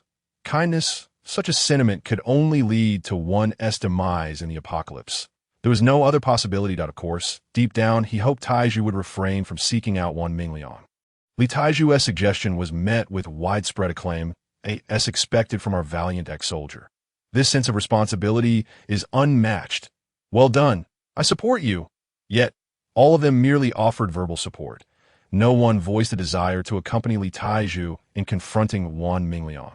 I need 2 or 3 dozen men to feel confident. I cannot confront so many alone. Li Taiju was straightforward. He was not foolish enough to charge in alone, as that would be tantamount to courting death. Now is the time for you young men to step up and contribute. Youth must encompass selflessness. Look at that security guy. He is quite admirable. Everyone should learn from him. The elderly man residing on the 17th floor began his sarcastic tirade in the group. After so many days, he hadn't perished. His life was remarkably resilient. Indeed, you can't expect us women to take action. The speaker was the old man's daughter, who appeared quite lovely in her profile picture. Seemingly gentle, yet her words were anything but courteous. It sounds as if those men who refuse to act are cowards. One individual retorted in the group. I haven't eaten enough these past few days. Otherwise, I would gladly join. This was a man residing on the 7th floor, who had a wife and child with him. He had been frugal, primarily saving food for his wife to ensure she had adequate nourishment to breastfeed their baby. He genuinely wished to confront Wan Mingliang's gang. Eliminating them was essential for everyone's safety, and this was also to protect his family. Otherwise, he wouldn't be so altruistic, observing the silence. He added in the group, if anyone has food, please share. Once I'm satiated, I'll join the security brothers. N01 responded in the group, and the depths of human selfishness were fully exposed at that moment. They merely voiced their support. When it came to risking their lives, how could they? After all, it wasn't their lives on the line. Perhaps this calamity would pass by tomorrow, and sharing food was out of the question. If they gave it away, what would they have left? Why are you men so spineless? Do you expect us women to take the lead? The elderly man's daughter resumed her tirade, and Siyun chimed in. What use are you men? At a crucial moment, not a single one is reliable. Exactly that do you on, with her characteristic sarcasm, was not one to shy away from stirring up trouble, and soon some female colleagues joined in the campaign against men, only to be met with a barrage of cold mockery from several women. Finally, one colleague could no longer contain herself and exclaimed, If you all are so capable, why don't you take action? Unleash your cute girl punches, and I guarantee those fellows won't know which way is up. And if that doesn't work, you still have your weapons. Now that's a true killing machine. Laughter erupted, and the group quickly divided into two factions, with men and women bickering incessantly. What had begun as a discussion on how to deal with Wan Mingliang ultimately fizzled out at that moment.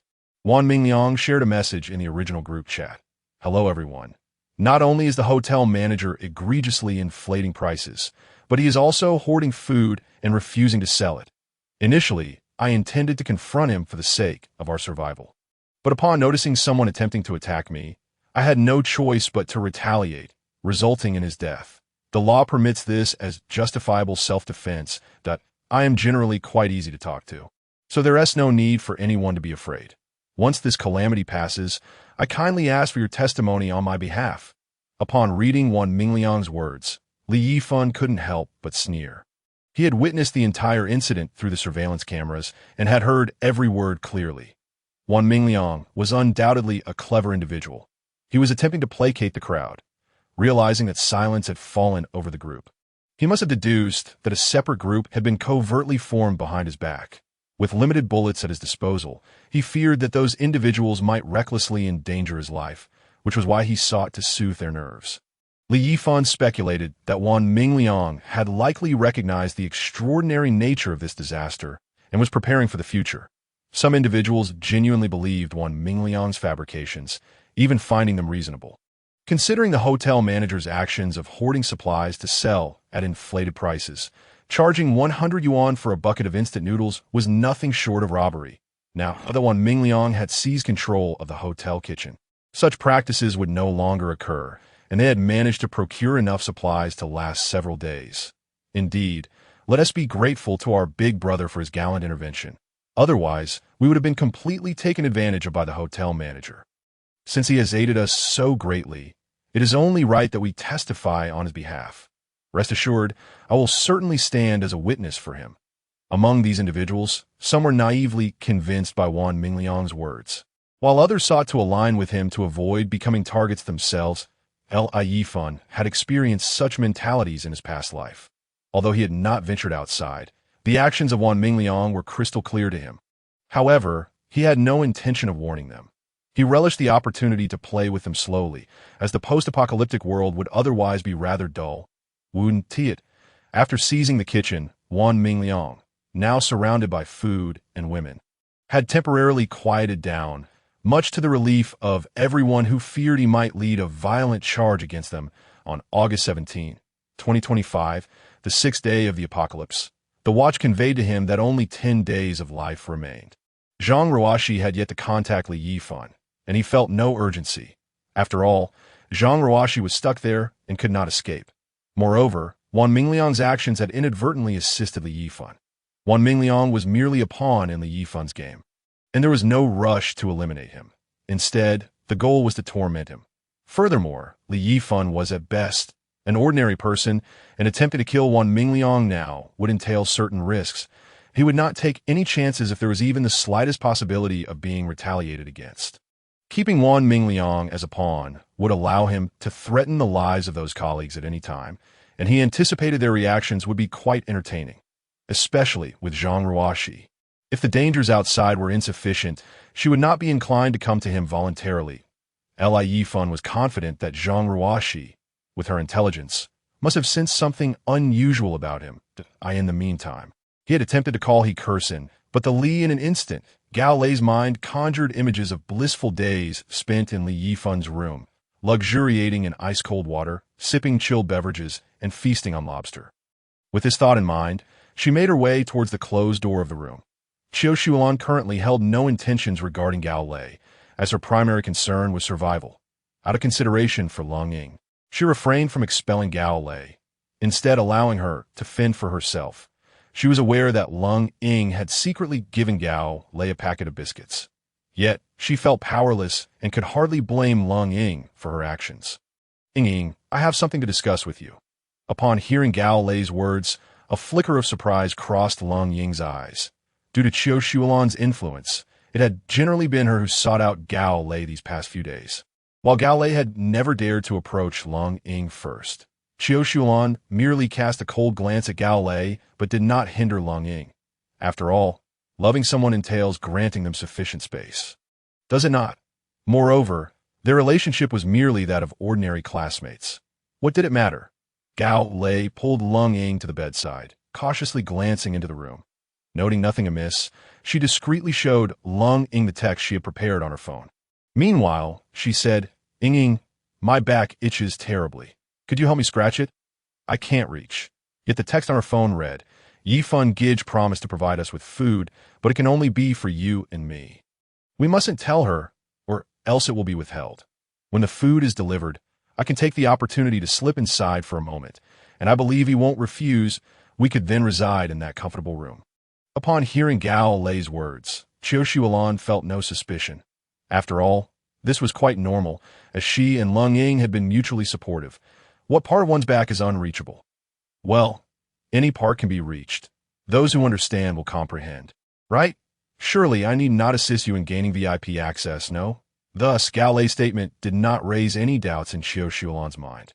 Lung Ying, maintaining her composure, picked up a towel and responded, All right, just sit tight. Upon reading the message on the phone, a trace of longing flickered in her eyes. However, the thought of Qiu Shulan soon dimmed her gaze. Qiu Shulan had treated her quite well, although she favored Gao Lei. She found it difficult to forsake Qiu Shulan at that moment. They had yet to completely relinquish their yearning for a return to their former lives. After all, the heat would eventually subside. Her guess was accurate. The oppressive heat would indeed end in a couple of days. However, that marked merely the beginning of a collapse in order and the onset of a nightmare. Lung Ying subtly shook her head, signaling her disagreement. Be gentle, Gao Lei urged, a surge of anxiety rising within her as she nearly questioned Lung Ying's reluctance. But she quickly regained her composure. Her eyes, filled with urgency, searched Lung Ying's face. Yet Lung Ying simply let out a soft sigh, resolutely shaking her head. After aiding Gao Lei, Lung Ying returned to Qiu Shulan's side. This time, her gaze towards Qiu Shulan bore a hint of complexity. Sigh, let's see how things unfold. I hope this calamity passes swiftly. Deep down, she still believed the disaster would eventually fade, which was why she had declined Gao Lei's proposition. Accompanying Gao, Lei might offer temporary pleasure. But with Qiu Shulan around, she could enjoy lasting comfort, especially since Qiu Shulan provided her with material support. She was astute enough to discern the balance of familiarity, although she was not excessively materialistic. Who would willingly settle for less when a better life was within reach? At that moment, her heart wavered slightly. After all, her long-standing relationship with Qiu Shulan had lost its novelty, rejected by Lung Ying. Gao Lei simmered with indignation, yet she found it difficult to voice her feelings. Yifan Gidge, Ying is unwilling. Perhaps I should come over instead. Gao Lei, unable to contain her frustration, sent Li Yifan a message. Lei, I always thought you were a kind and grateful person, but it seems I was mistaken. How could you disregard her when she has treated you so well? Li Yifan questioned Gao Lei in a tone dripping with sarcasm, effectively cornering her. Hey, this feels exhilarating, Gao Lei thought in a panic. Wait, let me explain. Yifan Gidge, it's not as you perceive. I truly am a grateful person. I merely wish to acquire some food from you to secretly give to Ying. He misunderstood me. Gao Lei feared that this misunderstanding would prevent her from being admitted to Ha. I wouldn't believe a single punctuation mark of your words. Li Yifan retorted. Oh dear, Yifan Gidge, I see you've lost weight these past few days. Allow Lei to take care of you. Once you recover, I'll be utterly embarrassed. Li Yifan, upon reading this, could not help but admire Gao Lei's performance. She was quite the actress. He chose not to respond to her message this time. As Qiu Shulan had also sent him a message. This was still under Lung Ying's persuasion, who had advised Qiu Shulan that given their current dire situation, they should conserve food for the uncertain future. After all, Lung Ying had made no progress with Li Yifan, and in her exasperation, Qiu Shulan finally sent a message to him. Yifan, it seems we may have had some misunderstandings. I would like to discuss this with you in person. If possible, Qiu Shulan longed to reside in Li Yifan's room, for it boasted a swimming pool and ample food. Upon reading Qiu Shulan's message, Li Yifan smirked with derision that if she wished to stay, she ought to just say so directly, rather than playing coy, clearly seeking food while attempting to maintain an air of superiority. Downstairs, although Gao Lei had not convinced Lung Ying, her words would surely have some effect. Given their relationship, Lung Ying was likely observing from the side of tea that moment. Li Yifan sent a message. Chapter 34. Stimulating Qiu Shuolan's sigh. I too wish to discuss matters face to face, but regrettably, I seem to have caught a cold and my head aches. A cold? Could it be heat exhaustion? At this thought, Qiu Shuolan chuckled, realizing Li Yifan was not faring any better. In truth, he had food, but he was not in a significantly better position than she was. This realization sparked a sense of disdain within Qiu Shuolan, her lips curling in mockery. She was grateful she had not opted to stay with him, or she might have been suffering from heat exhaustion as well. Such is human nature. The moment one perceives others in a worse plight, a sense of superiority arises. Lung Ying found this peculiar and advised Qiu Shuolan to send another message. The reluctant, given her dizziness from the heat. Qiu Shuolan sent a message inquiring, "Is it heat exhaustion?" "No, it's from being cold. I didn't tea cover myself properly last night." "What?" Both Qiu Shuolan and Lung Ying were momentarily stunned. The average temperature in their room was above 50 degrees Celsius. What kind of temperature would induce a cold? It is well known that air conditioning units were entirely inoperative. How could one be cold?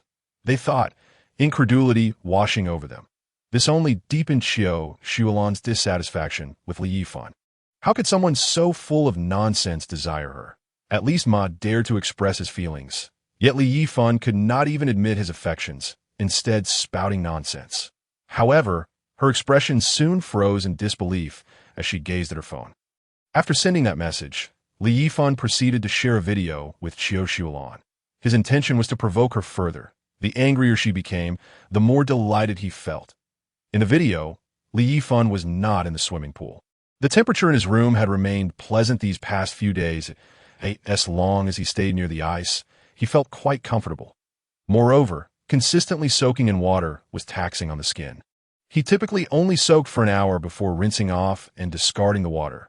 Regardless of whether it was ICY in these times of precious water scarcity, Li Yifan wasted no thought on conservation.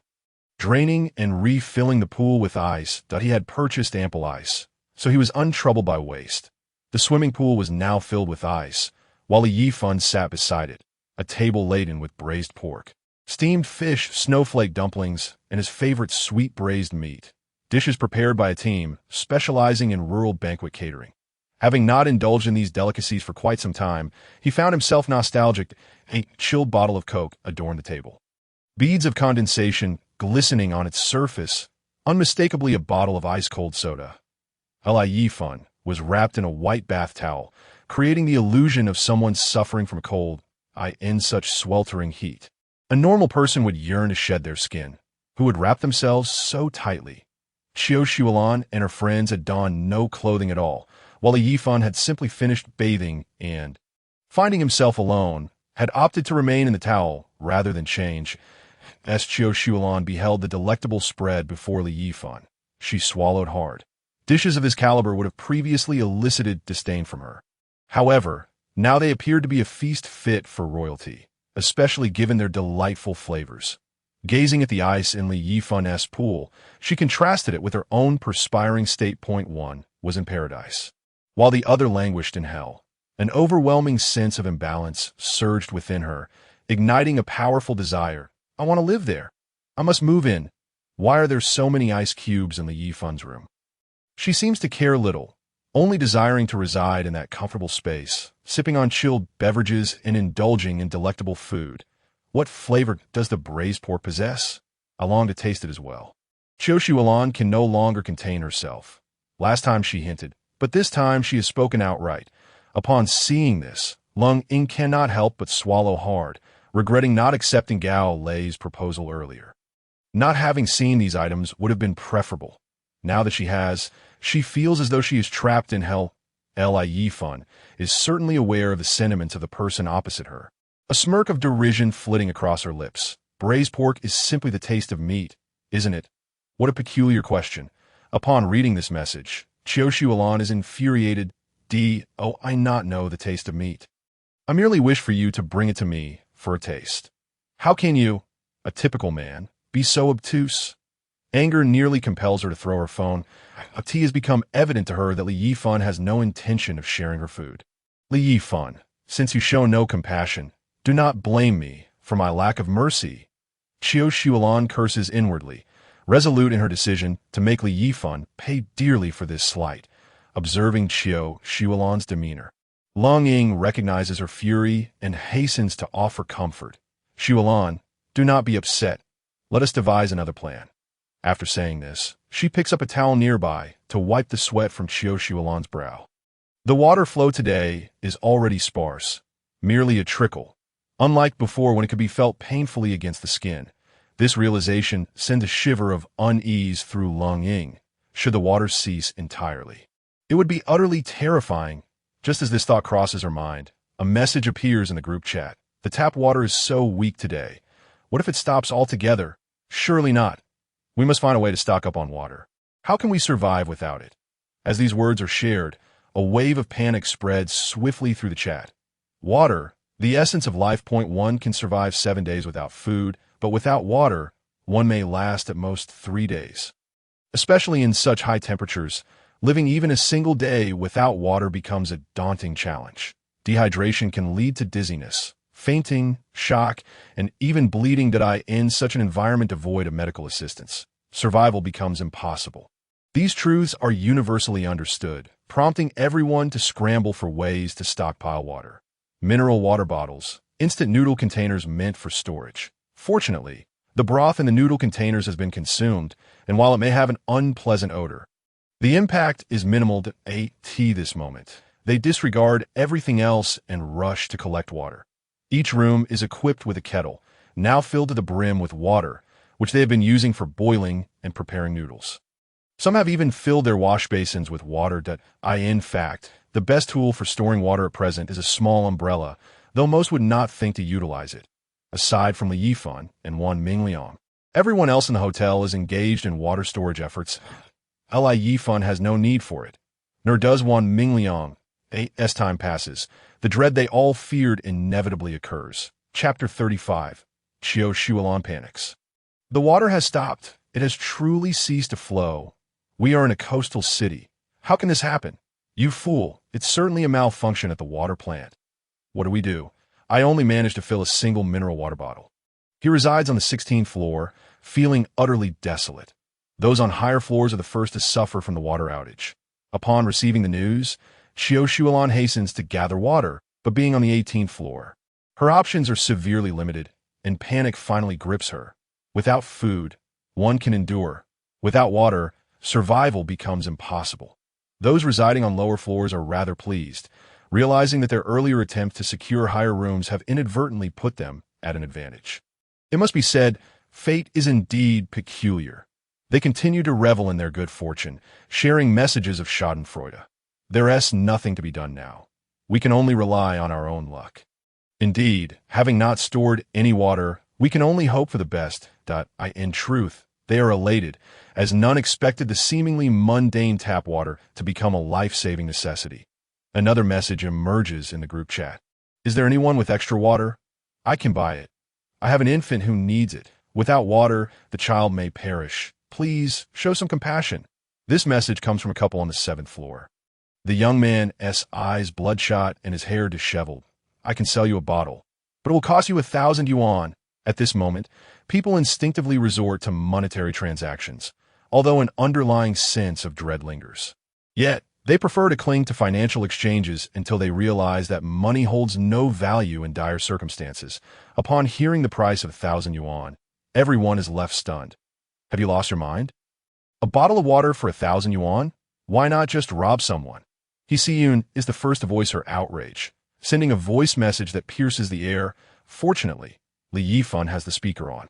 Although residing on the 15th floor, Yifan has not managed to stockpile much water. She has grown gaunt over the past few days, and her precious son has suffered as well. Stop joking. 1,000 yuan.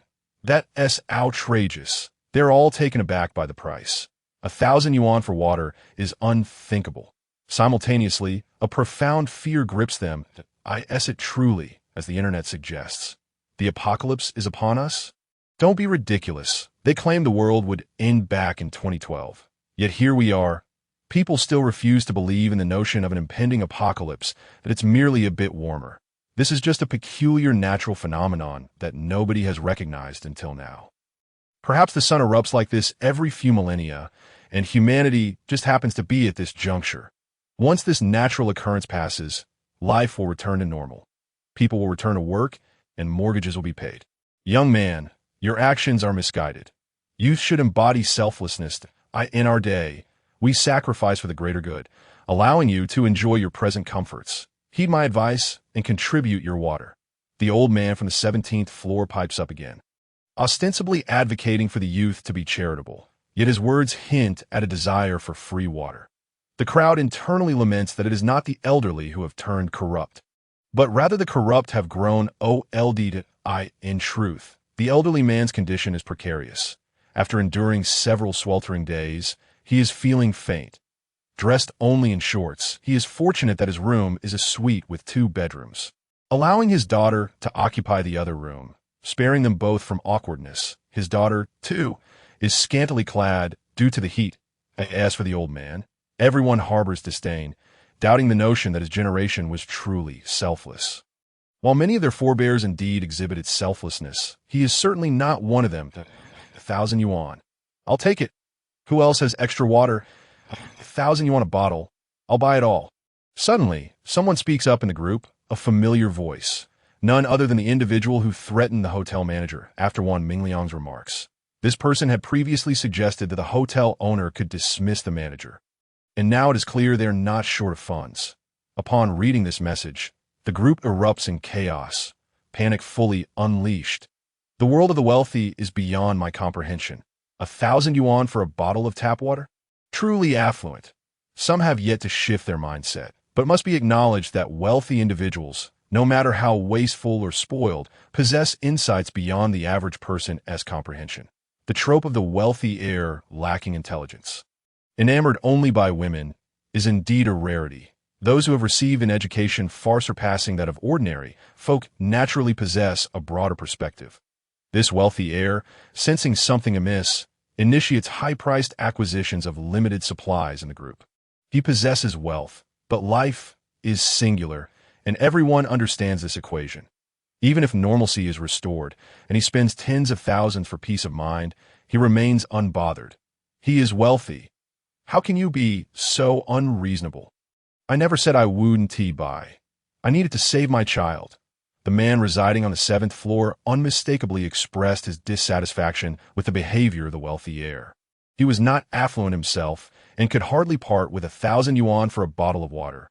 He was still hoping to negotiate, considering 100 yuan per bottle to be somewhat acceptable.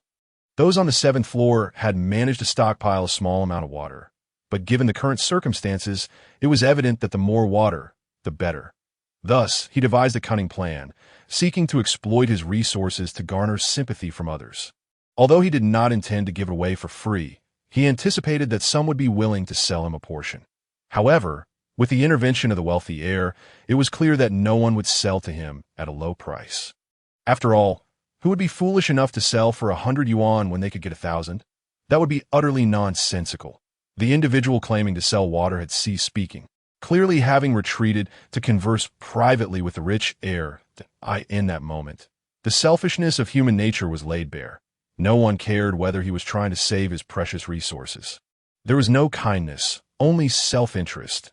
Qiu and her companions already resided on a high floor, and now, with the water supply cut off, she thought of Ma Defa, who lived on the 10th floor and presumably had a substantial amount of water. Thus, she called him to inquire if he had anything. Defa eagerly brought over several bottles of mineral water, filled with excitement, thinking that the goddess still considered him. If not, why would she not accept water from others? Was his water particularly palatable? No. It was not about the taste, but rather that the goddess held him in her thoughts. After sending Ma Defa away once more, Qiu resolved to find a way to trick Yifan into opening his door, and then seize his room. Worst, she could offer him some supplies in return, and perhaps allow him to stay in her current room. Tea wouldn't cost him his life. Surely he would understand. As she was merely trying to survive, If he could open the door himself, this situation would never have arisen. It was all his fault. Qiu had already envisioned herself enjoying a comfortable life in Li Yifan's room. Yet simultaneously, she recognized her own vulnerability. They were merely 3 women. How could they possibly match Li Yifan? Moreover, if she disclosed her intentions to others, she could not keep such a splendid room all to herself. For a moment, she found herself in a quandary, but when her gaze fell upon the fruit knife on the table, a glint of ruthlessness flashed in her eyes. Chapter 36. Wan Mingliang strikes again Li Yifan. Do not blame me. You brought this upon yourself? Qiu justified her actions internally, for what she was contemplating was tantamount to armed robbery, although she had no desire to harm Li Yifan. At most, she wished to deliver a sudden blow to render him a non-threat. Yet she conveniently overlooked the fact that if someone were to be injured in such a moment, it would be no different from a death sentence, equally tantamount to murder. Stepping outside, Qiu coldly addressed Gao Lei. You have been allowed to stay here for Ying's sake these past few days. Now it is time for you to prove your worth. What do you mean? Gao Lei was bewildered, still somewhat dazed. We will go up together. You are Li Yifan's childhood friend, are you not? Surely he would be inclined to open the door upon seeing your pitiful state. Gao Lei appeared haggard, her lips cracked and eyes drooping, a far cry from her once captivating demeanor. Qiu refrained from revealing her plan to harm Li Yifan to Gao Lei, nor did she disclose it to Long Ying. She feared that Gao Lei might inadvertently inform Li Yifan, and she was concerned about Long Ying revealing any hint of their intentions. At that moment, Qiu had begun to resemble her former self. Had Wan Mingliang not brandished a firearm and been accompanied by a gang, he might have found himself at her mercy. This is not right. Gao Lei hesitated, recalling that Li Yifan had instructed her to bring Long Ying upstairs without informing Qiu. If Qiu accompanied them, would Li Yifan misunderstand? Moreover, in terms of appearance, she paled in comparison to Long Ying, and in physique, she could not compete with Qiu. That 30-60 figure was no mere decoration. What if her Yifan brother were to be ensnared by this vixen? Qiu was unconcerned, impatiently asserting, if you do not go, you may as well pack your things and leave or not expect to stay here. Should anything happen, such as being bullied, do not say, I did not warn you. Fine. Gao Lei acquiesced under the threat. She feared that should Qiu expel her, Li Yifan would not allow her to take refuge with him, leaving her without a place to stay. Simultaneously, she felt a twinge of resentment. She had made her feelings abundantly clear, yet her Yifan brother exhibited no reaction. Must a girl really be so explicit? The 3 of them wiped themselves down and dampened their clothing before setting off toward the 20th floor to that moment. A distress message pinged in their group chat, but none of the 3 noticed. Help! Someone is banging on my door. The message came from the first colleague to expose the hotel manager, Du Yuan, who resided on the 6th floor, closest to the kitchen on the 3rd floor. With no occupants on the 4th and 5th floors, Wan Mingliang had begun his operations on the 6th, methodically amassing useful supplies for himself. Although they currently had enough food and water, he was planning for the long term. This was precisely why Wan Mingliang had no need to hoard water. Others' water was his water. He simply could not be bothered to stockpile. Could it be that group? Du Yuan thought in despair. Did he not say he would not attack us proactively? Did you provoke them? She cowered in terror, naked and trembling in the corner of the bathroom, desperately seeking assistance through her phone. I would never dare provoke them. I have stayed in my room this whole time. Someone, please save me. I am willing to be his girlfriend. In that moment, the only bargaining chip she had was herself. Although there were many single men in the company, none were foolish enough to step forward. Did they not see the guns in their possession? Suddenly, Wan Mingliang sent another message in the group chat. Hello everyone. I would like to clarify that I do not wish to attack anyone unprovoked. It is that wretched woman who dared to insult me. I must address this matter with her, and it has nothing to do with anyone else. So please do not interfere upon reading this. Many faces reflected an expression of realization. Oh, it was you who provoked them first, and now they have come to confront you. You had better apologize quickly. Indeed, you brought this upon yourself. Who else can you blame? They were all subconsciously seeking justification for their own actions, unwilling to believe Wan Mingliang was attacking without cause, a classic case of self-deception. Internally, they prayed that after this incident, Wan Mingliang would refrain from targeting others. Li Yifan was thoroughly enjoying the surveillance footage, watching as Wan Mingliang and his group wielded fire axes, vigorously hacking at the solid wood door. The more frantic their efforts, the more pleased he became. A cold glimmer dancing in his eyes that moment, the doorbell rang. Knocking on the presidential suite's door was futile. The thick door muffled any sound. Upon hearing the doorbell, Li Yifan furrowed his brow and glanced at the surveillance camera in the corridor, only to discover it was Qiu Shuolan, Ling Ying, and Gao Lei. A cold smirk crept across his lips. They had indeed come. Li Yifan was fully aware of their intentions. His suite was equipped with numerous hidden cameras, easily overlooked unless one scrutinized closely. From the footage, he noted that Qiu Shuolan concealed a fruit knife behind her face occasionally betraying a hint of malevolence, as she clearly engaged in self-justification. However, Gao Lei and Lung Ying maintained a facade of normalcy. A moment's contemplation led him to understand that it appeared Qiu Shuolan was gradually reverting to her former self, likely to end up entangled with Wan Mingliang, which was quite the predicament for her as a woman, that he surmised that she had no choice in that regard. Yifan, brother, please open the door. It is me, Gao Lei called out loudly from outside, filled with trepidation and excitement. Just beyond that door lay delectable food and refreshing ice. The mere thought sent a thrill through her. Qiu Shuolan struggled to manage her nerves. She had never engaged in such actions before, and the inaugural attempt was inevitably nerve-wracking. Lung Ying noticed Qiu Shuolan's unease and inquired with concern, "Shuolan, what is wrong? Are you unwell?" "I am fine. Perhaps it is just the heat." Lung Ying did not think too much about it. However, the heat was indeed oppressive now. Due to their outing, they had no choice but to don their clothing, and at this moment, she felt as if her entire body was suffocating, beads of sweat pouring from her. In the brief span of merely 2 stories, they had already consumed a whole bottle of water. The taste of the tap water was far from pleasant, and it was rife with impurities. Had it not been for their dire circumstances, they would certainly have abstained from drinking it. Li Yifan, of course, observed everything through the surveillance, including the entirety of their conversations. Crystal clear, it appeared that Lung Ying was utterly oblivious to the knife lurking behind Qiu Shuolan, and Gao Lei seemed to share this ignorance. How intriguing. Qiu Shuolan, watch as I toy with you. Chapter 37. The transformation of Lung Ying. He was eager to witness the flustered expression on Qiu Shuolan's face. Engaging the intercom, he called out, "Is that you, Lei?" Yes, it's me, Yifan Gij. Hurry and open the door, I'm so hot," Gao Lei exclaimed with excitement upon hearing Li Yifan's voice. "Have you brought someone with you?" Li Yifan feigned ignorance regarding the situation outside. Upon hearing this, Gao Lei hesitated, uncertain of how to respond, fearing that if she spoke the truth, Li Yifan would deny her entry. Yet, remaining silent would also bar her from entering. At that moment, Qiu Shuolan gestured toward Lung Ying, indicating that Gao Lei should mention bringing her along. From their conversations over the past few days, Qiu Shuolan had already inferred that Gao Lei and Lung Ying had assisted Li Yifan in carrying supplies. Thus, Gao Lei's intention to bring Lung Ying would likely not raise Li Yifan's suspicions. Little did they know, all of these subtle maneuvers were being closely monitored by Li Yifan.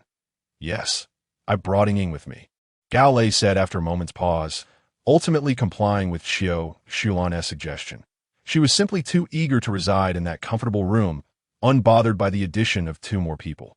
After all, the swimming pool was vast enough to accommodate several. Should Li Yifan discover her deceit upon opening the door, she could always resort to a display of tears and tantrums. After all, wasn't he that how men typically responded? Surely, her Yifan Gij would be softened by such antics that, "Oh, I see. Then please wait a moment. I will open the door for you," Li Yifan replied, deliberately heightening their anticipation, only to later deliver a crushing blow, the stark contrast designed to shatter their spirits. Indeed, upon hearing Li Yifan's intention to open the door, excitement flickered in their eyes. Qiu Shuolan licked her parched lips, her hand trembling with the fruit knife, her heart racing with anxiety. It was her first time engaging in such an act, driven by desperation. She repeatedly reassured herself, bolstering her resolve. When Li Yifan opened the door, Would she strike immediately or wait for the opportune moment? In her mind, she envisioned a scene of Yifan being wounded by her knife, collapsing to the ground, after a tense wait of several seconds. The door to the presidential suite showed no sign of opening, and Gao Lei grew anxious. Yifan Gidge, why aren't you opening the door? I'm so hot. Oh dear, I just realized that the food here is only sufficient for 2 people. Adding another would make it inadequate. What to do? A mocking smile flickered across Li Yifa upon concluding her words. Qiu Shuolan grasped Lung Ying's hand and descended the stairs, leaving Gao Lei standing alone, bewildered. Unlike Gao Lei, who seemed rather naive, Qiu Shuolan swiftly regained her composure and realized that Li Yifan simply did not wish to open the door. She was certain that Gao Lei would never gain entry. This assurance emboldened her to return confidently, for she was parched and in dire need of hydration. Turning her head, Qiu Shuolan's eyes sparkled with determination. She resolved to occupy that room at any cost, regardless of the price, even if it meant taking a life. The heat was driving her to the brink of madness. At that moment, Gao Lei found herself feeling utterly lost with nowhere to turn. Brother Yifan, look at that vile woman. Qiu Shuolan, she is utterly despicable. I have nowhere else to go. Could you please let me in? If not, I shall surely perish from thirst. Gao Lei's voice grew increasingly pitiful, and she could no longer restrain her tears, which, unfortunately, flowed in scant amount. Li Yifan exhibited no sympathy for her plight. After all, her predicament was a result of her own foolishness. Who could she blame for offending the room's owner while having no place to stay? She seemed to believe they were still living in a pre-apocalyptic world. As Li Yifan remained unresponsive, Gao Lei's heart filled with panic. She had foolishly believed that he genuinely cared for her. She thought that if she could drive Qiu Shuolan and Lung Ying away, Li Yifan would surely open the door for her. After calling out to him at the entrance without any reply, she hurriedly dashed to the 18th floor. Ying, open the door. It's me. I realize my mistakes, she cried, banging on the door with fervor, yet remained unyielding in that moment. She felt acutely helpless and pitiful. After silencing the intercom, Li Yifan focused intently on the surveillance feed from the 6th floor. He paid no heed to Gao Lei's desperate cries, allowing a beautiful girl to weep helplessly at the door. Had it been anyone else, even in an apocalyptic scenario, some might have been moved by her plight, but not Li Yifan. He possessed no capacity for compassion. Even for Li Taiju, had it not been for his formidable skills and established principles, as well as the genuine assistance he had provided in a past life, Li Yifan would have remained indifferent. Although Li Taiju had not saved him, merely hastening his release, it was likely that without Li Yifan's intervention, he would have met his demise regardless, just a matter of when. Nonetheless, Li Yifan felt indebted to him for this favor. After all, he believed in repaying both enmity and kindness, and he had previously advised Li Taiju to stockpile provisions, which he considered a repayment of sorts. During this time, he would keep a close watch on Li Tieju's circumstances. As long as he did not actively seek death, survival was assured. When the time came, he would contemplate how to repay the kindness from their previous life. That moment, the surveillance footage revealed that the lock on the solid wooden door had been compromised. Inside the room, Du Yuan stifled her tears, continuously pleading for help in the group chat. Is there anyone who can save me? I am willing to do anything. Just tell me what you desire. Manager, Haven to you always wanted me to be your secret lover. I agree. Just save me. Security brother, save me, and I will marry you immediately. Please, someone, help me. Regrettably, no one was willing to come to her aid. She understood that falling into the hands of these individuals would mean certain doom, which compelled her to plead desperately. Even a random encounter with someone would be better than being violated by Wan Mingliang and his gang. After all, those individuals clearly belonged to the criminal underworld, whereas her colleagues, despite their flaws, were at least ostensibly normal. Hearing the sound of the lock breaking, and with no responses forthcoming, despair enveloped her heart. She began to curse venomously in the group chat. You heartless individuals who stand by while I suffer. I will haunt you as a vengeful spirit. Mark my words, this gang will kill you one by one, and no one will escape. I will ensure your demise, even in death. This message was sent as a voice note. As she heard footsteps approaching, Knowing that her fate was sealed, her curses becoming increasingly shrill. Upon hearing her bitter invocations, a sense of discomfort washed over everyone. It was evident that it was Wan Mingliang's crew attacking her. Why then did she direct her ire at others? Shouldn't her curses be aimed at Wan Mingliang? What kind of logic was this? They were unaware that, for Du Yuan, the failure to rescue her constituted the gravest sin. I initially intended to rescue you, but after hearing your words, I have chosen not to. Indeed, I was prepared to descend, but upon hearing that, I turned back. These individuals were merely posturing. In reality, not a single one had made a move. Even Li Taiju could only shake his head in wry amusement. He wished to help, but he was just one man, and his strength alone was insufficient. Charging him would only lead to his own demise. He had begun to realize that the situation was far more complicated than he had initially believed.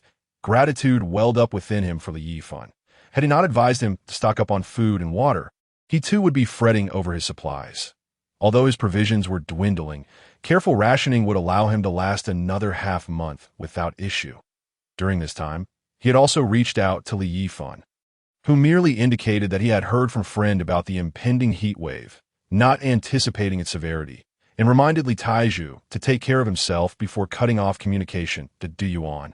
Upon reading the messages in the group, was filled with resentment and scorn, acutely aware of the true nature of these people.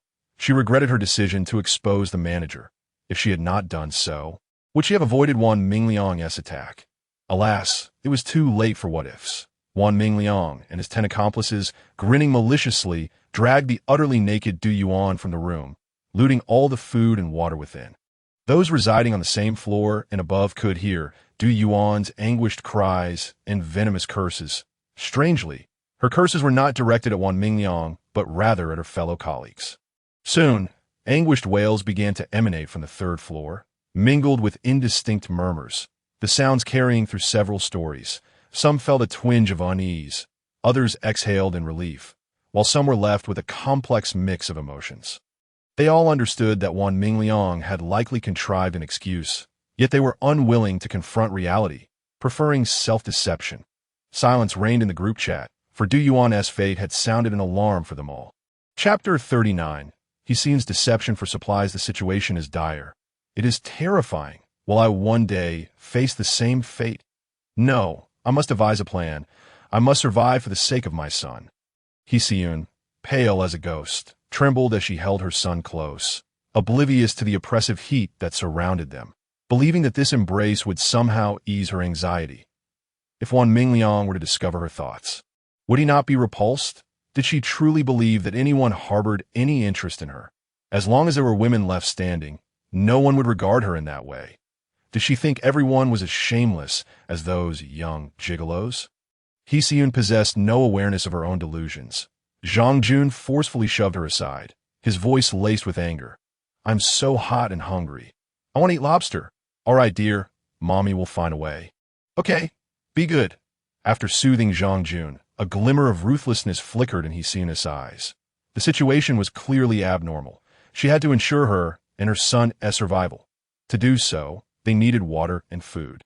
For any semblance of official rescue was now a distant hope. Given this, she resolved to deceive them. They could only blame their own foolishness. Having spent years in procurement, she was no fool. After some contemplation, she sent a message in the group chat. I have reported today's events to the higher-ups, and they have instructed us to unite against these ruthless criminals. All of you must heed my commands, or you'll be treated as accomplices and detained. Some Na'vi individuals were indeed intimidated by Hsiyun's threats, hastily scrutinizing her message, for no one wished to be held accountable later. The authorities have instructed us to engage in guerrilla tactics. What do these criminals desire? It is resources.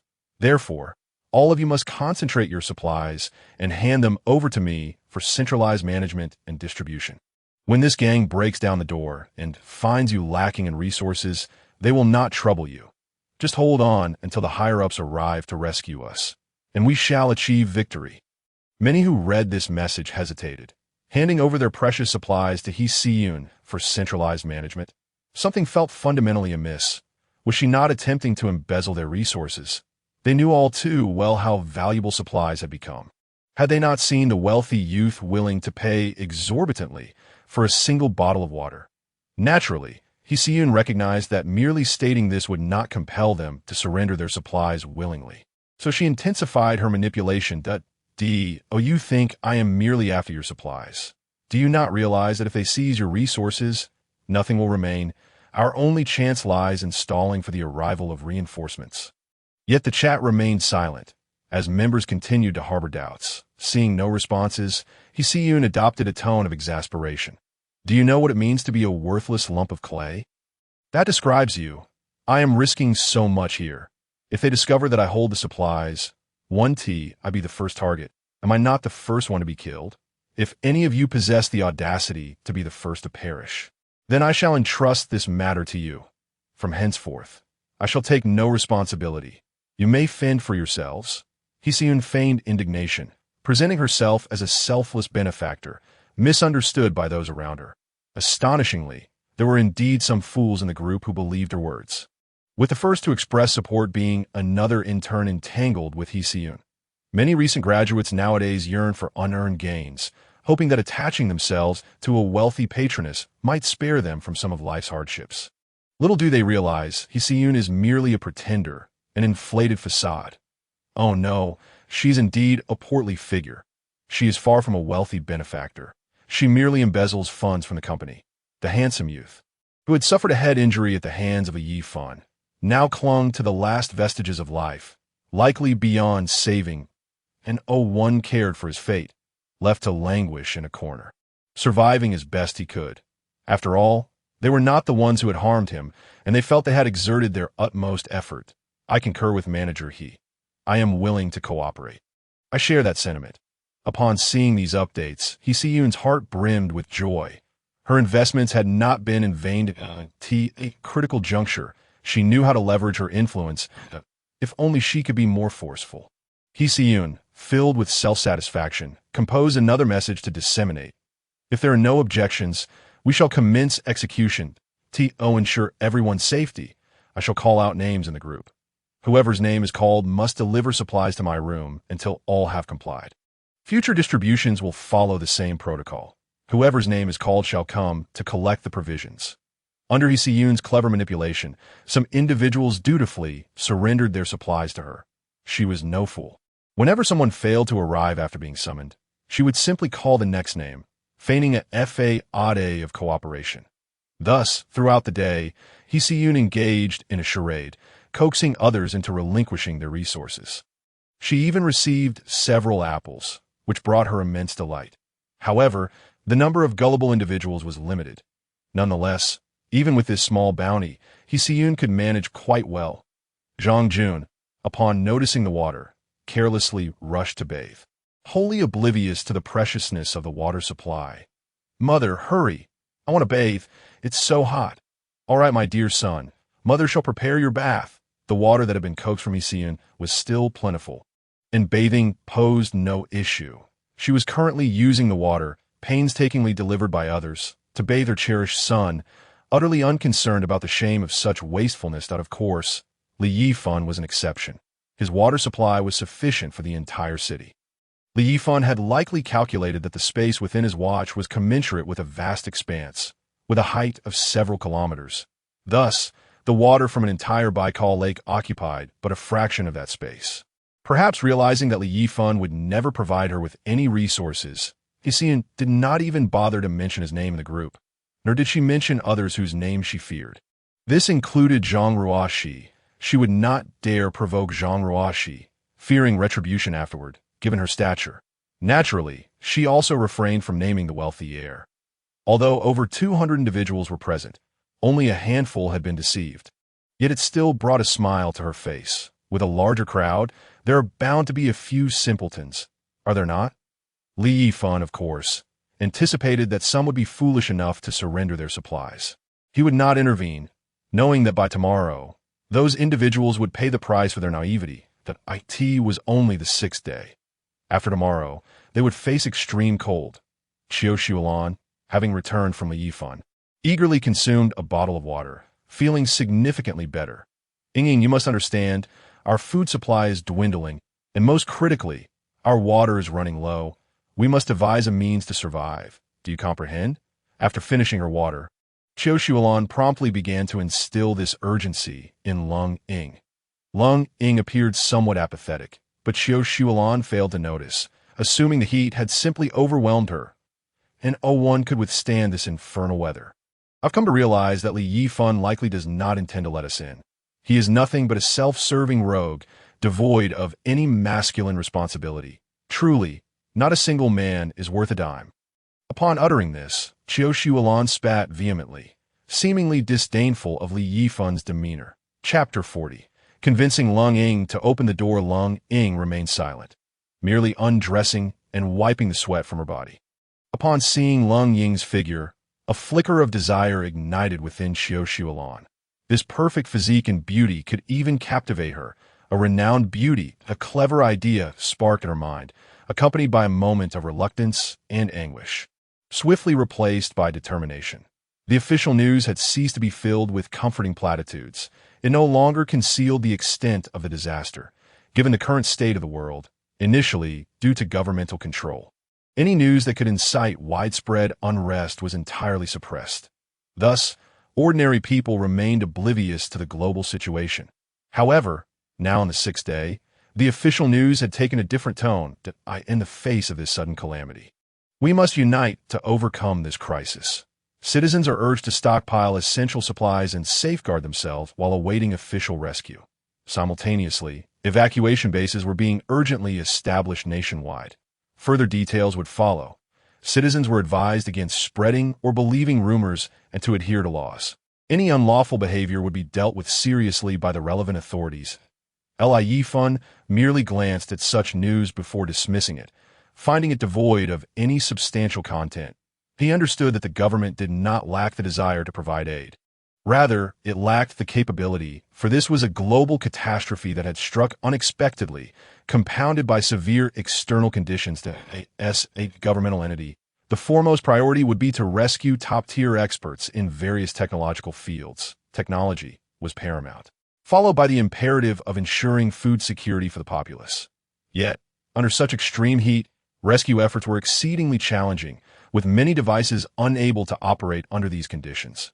Only certain military-grade equipment could withstand such temperatures. Nevertheless, such equipment would be limited, and thus, ordinary citizens would likely never witness the day of rescue. Those unfamiliar with the situation might find it cruel, but the reality was far more merciless than most could fathom. Hence, the value of education becomes apparent. When faced with insurmountable disasters, those with exceptional capabilities would find the state actively ensuring their safety. It is a harsh truth, cold-blooded, yet the state must operate thus. There is neither right nor wrong, only the pursuit of self-interest. Qiu Shuolan discerned certain truths from this news, leading her to make decisive judgments. After all, she had navigated the complexities of society for several years. Unlike the naive Lung Ying, she had also seen the messages circulating in the group. Du Yuan's venomous curses deeply pierced her heart. She was frightened by the possibility that Wan Mingliang and his gang might suddenly descend upon them, instilling a profound sense of urgency within her. You must have seen the messages in the group. These people are utterly despicable. Initially, I thought securing the kitchen would deter them, but now it seems they plan to rob everyone else of their supplies. It was at this moment that Lung Ying learned of Du Yuan being forcibly taken by Wan Mingliang's gang. Du Yuan, possessing a fair degree of beauty, could be considered a 7 out of 10. Merely imagining her fate at their hands sent shivers down Lung Ying's spine. What shall we do now? I would rather die than be subjected to their degradation. At this moment, she still possessed some spirit. And even Qiu Shuolan concurred with her sentiments. They would rather perish than endure such indignities. This resolve was rooted in their current possession of food and water. If one truly wished to die, it could be achieved swiftly in a moment of heated impulse.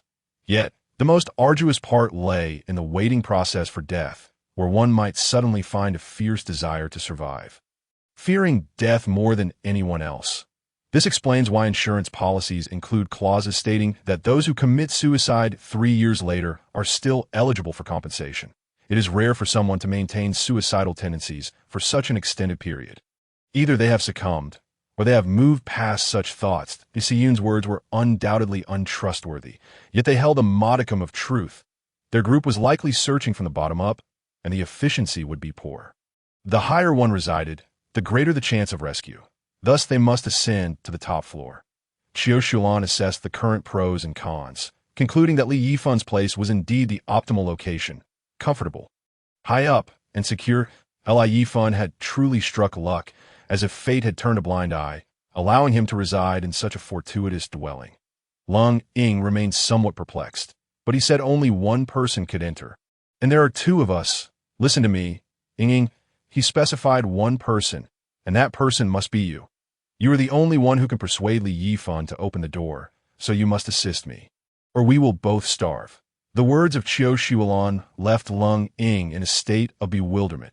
Xiao was acquainted with Li Yifan, and so was Gao Lei, yet she herself had no connection to Li Yifan at all. What gave her the right to have him open the door? How could she persuade him to do so? Just based on your face, I believe no man could possibly resist your allure. Xiao voice was imbued with seduction, stirring a tumult of emotions within. Are you suggesting engaging in such acts? Absolutely not. You know very well how repugnant men are to us, let alone to ask me to partake in such endeavors. I refuse. On the surface, Lung Ying vehemently resisted, but in truth, her resolve was beginning to waver. She had always been someone who could enchant both men and women, and thus her outward rejection was not as steadfast as it seemed. This was something Xiao had confided to me. If I comply, it wouldn't be a betrayal to her, would it? Lung Ying found herself rationalizing her decision, merely seeking to soothe her conscience that I am fully aware. Ying, that for our survival, you must make some small sacrifices that, if you can deceive him into letting you stay, we can orchestrate a plan from within and without any need for you to truly engage with him. Do you understand? Xiao planted a fervent kiss on Lung Ying's lips. I cannot bear the thought of my precious one in the embrace of a loathsome man. It would drive me mad. Xiao genuinely cherished Lung Ying. Her scheme was to have Lung Ying discreetly open the door for her while Li Yifan slumbered, ensuring that Lung Ying would not be subjected to any mistreatment at his hands. There was no way she would allow Li Yifan to take advantage of Lung Ying. This strategy would enable them to gain control over Li Yifan, allowing them to reside comfortably in that room from then on. Ultimately, Lung Ying acquiesced. I could see that moment. They heard Gao Lei outside the door, repeatedly lamenting her mistakes. Chapter 41. Luring Lung Ying, a flicker of disdain crossed Xiao eyes. How could such a little girl compete with her? Perhaps I should let her in? You might need a helper this evening. Lung Ying could only persuade in this manner. Although Xiao was reluctant, she pondered and recognized the validity of Lung Ying's argument. Fearing that Gao Lei might not be able to resist barging into another's room, potentially jeopardizing their plan. Thus, she opened the door. Gao Lei stood at the threshold, weeping pitifully, resembling a flower in the rain. Evoking sympathy, unfortunately, Xiao felt no warmth towards her at that moment. Upon seeing the door ajar, Gao Lei hastily called out, Sister Xiao, I was wrong. I truly realize my mistakes. Please, do not abandon me. Come in. Xiao replied coldly, and Gao Lei quickly wiped her tears, sobbing her thanks. She was genuinely frightened. Xiao was indifferent to her plight. Once inside, Xiao icily commanded, Hand me your phone. Reluctantly, Gao Lei surrendered her phone, fearing being cast out again by Xiao's chilling gaze. After all, the room belonged to her, and being expelled would be entirely justified. Her mindset had yet to evolve from her previous experiences. The relentless heat had caused many to lose their capacity for rational thought. Fortunately, they were all young, and this establishment was originally constructed as a fortress against the apocalypse, boasting superior insulation compared to typical buildings. In the same complex as the hotel, Dongfang Haoyuan had begun to witness heatstroke cases since the 5th day of the outbreak. The death toll in recent days was alarmingly high. Xiao confiscated the phone and revealed her strategy for dealing with Li Yifan to Gao Lei. Having no phone and nowhere to go, she would not be allowed to leave before their plan was set in motion. Thus, there was no fear of her alerting Li Yifan. Gao Lei, however, was eager to exploit this information to inform Li Yifan and seize the opportunity to move in. But with Xiao holding her phone, she found herself powerless. With a mixture of anxiety and complexity, Lung Ying approached Li Yifan's doorbell and pressed IT that moment. Li Yifan was enjoying his lunch, while others languished in rooms exceeding 50 degrees. Parched and desperately consuming water, some individuals would soon begin to suffer from dehydration and hunger, while he sat idly beside a block of ice, sipping chilled beverages and indulging in barbecued delicacies, including grilled squid, eggplants, and duck intestines. It was dreadfully tedious. He yearned for companionship, a woman with whom to share the joys of life. Just then the doorbell rang. Looking at the surveillance screen, he chuckled to himself. How fortuitous! He had just been contemplating the company of a woman, and now one, whose mere appearance could incite crime, stood at his door. A smile crept across Li Yifan's lips. After 6 days, the fish was finally on the line. He picked up the tablet, activated the doorbell intercom, and feigned ignorance of the situation outside. Who is it? Hello, Li Yifan. I am Leilei's friend. Did you not say only one person could enter? Might I be that person? Lung Ying's predicament was crystal clear to Li Yifan through the surveillance. She appeared pitiable and helpless, and he noted there was no one lurking outside. Nevertheless, this did not compel him to let her in so easily. He did not know Lung Ying well enough. He had to ensure she posed no threat to him and also instill resentment towards Xiao Xuelan and her companions. That would guarantee his safety. The hardships she endured were insufficient. Water had already been cut off today, and once the shortages began tomorrow, chaos would inevitably ensue. That would be the moment to confirm her harmlessness. He could not sacrifice his own well-being for a moment of pleasure. After a moment of contemplation, Li Yifan replied languidly, Lung Ying, is it? I'm not familiar with you, so I'm hesitant to let you in. Upon hearing this, Lung Ying's heart seethed with frustration. How could a frail woman like herself not be the one feeling apprehensive? Why was it now the burly man who felt the need to be cautious? Chapter 41. Lung Ying bit her parched lips, her hands nervously rubbing the hem of her clothing. Beads of sweat cascading from her forehead. From Li Yifan's vantage point, the camera hung above, capturing the sweat trickling down like a stream, even revealing glimpses of her features. Unbeknownst to Lung Ying, she grit her teeth and retorted. What would make you feel secure? She had already made up her mind. If such a day were to come, she would prefer it to be with Li Yifan. After all, he was not unappealing. And should life return to normal, he was a wealthy man. There was no loss in this arrangement. First, you must not conceal anything from me, and you must unconditionally obey my every command. Hearing this, Lung Ying's heart quaked. Every command. This meant that if he desired her in that manner, she would have to comply. Though she had mentally prepared herself, being confronted with such a stipulation from Li Yifan still sent shivers down her spine. For a fleeting moment, uncertainty clouded her thoughts. Li Yifan noticed her hesitation, keenly aware that she had yet to reach a conclusion. He decided to add fuel to the fire. If you cannot comply, it indicates your intentions are not pure, that I cannot allow you entry. You must understand, you are the one seeking my favor, not the other way around. I have heard water has already been cut off. Li Yifan's voice echoed through the intercom, and his last statement shattered the remnants of Lung Ying's hope. Indeed, water had been severed, and in such sweltering heat, how could one survive without it? In that instant, she resolved that she must endure. Without water, death was the only certainty. If she could not enter, she would merely await her demise. I am willing, she declared decisively. Very well, then tell me, what is your purpose in coming here? Li Yifan now resembled a predatory wolf enticing a young maiden, methodically dismantling Lung Ying's defenses. This time, Lung Ying did not hold back. After a brief moment of hesitation, she divulged Xiao Xuelan's plan in its entirety. Li Yifan, upon hearing her confession, remained unfazed. It aligned closely with the suspicions he had surmised that Lung Ying's intent was far from innocent. From her reaction, he deduced that she was not lying. Yet even this revelation was insufficient. By disclosing Xiao Xuelan's scheme, Lung Ying had effectively betrayed her, thrusting a dagger in her back. Now, Li Yifan's mission was to rub salt into that wound that I have recorded what you just said.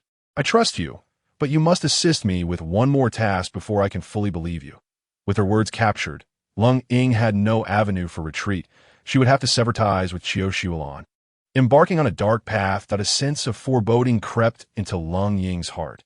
Chapter 42. Successful deception. Her voice trembled as she stammered. What is it? I have 2 bottles of mineral water here, and I have placed sleeping pills inside them. Upon hearing this, Lung Ying's heart sank. What did Li Yifan intend? Murder. The mere thought sent her heart racing. If Li Yifan truly committed such an act, she would be implicated as well. Panic washed over her. Her face flushed, and she swallowed hard, forcing herself to ask, "What do you intend to do?" Li Yifan was acutely aware of her concerns, his voice echoing from the doorbell like a demon from the abyss. "I will regulate the dosage. It will merely induce slumber without any further repercussions that I require you to bring all their food and water upstairs once the effects take hold." Upon hearing this, Lung Ying could no longer maintain her composure and sank to the ground. "No, I cannot do this." A lingering thread of reason admonished her that Xiao had always treated her well. She could not betray her, for her conscience would be unsettled. A cruel smile crept upon Li Yifan's lips as he continued to tempt her. "As for Gao, I shall refrain from comment for now. You witnessed her selfishness today with your own eyes." Lung Ying instinctively nodded. Indeed, Gao had caused her great sorrow that day, yet Xiao had not wronged her. Thus she could not act against her. Li Yifan continued with a languid tone. "Xiao, fully aware that you are a girl, nonetheless placed you in a room with AM. And you believe I am not a man, but do you think yourself unlovely? What do you suppose is Xiao's intention?" At this, a tremor ran through Lung Ying's heart. Indeed, although she had mentally prepared herself to enter Li Yifan's domain, she had anticipated certain occurrences. She had considered her own desires. But being deceived by Xiao was an entirely different matter. Was it true that she too was such a person, to forsake her for survival, to use her as a pawn in this game?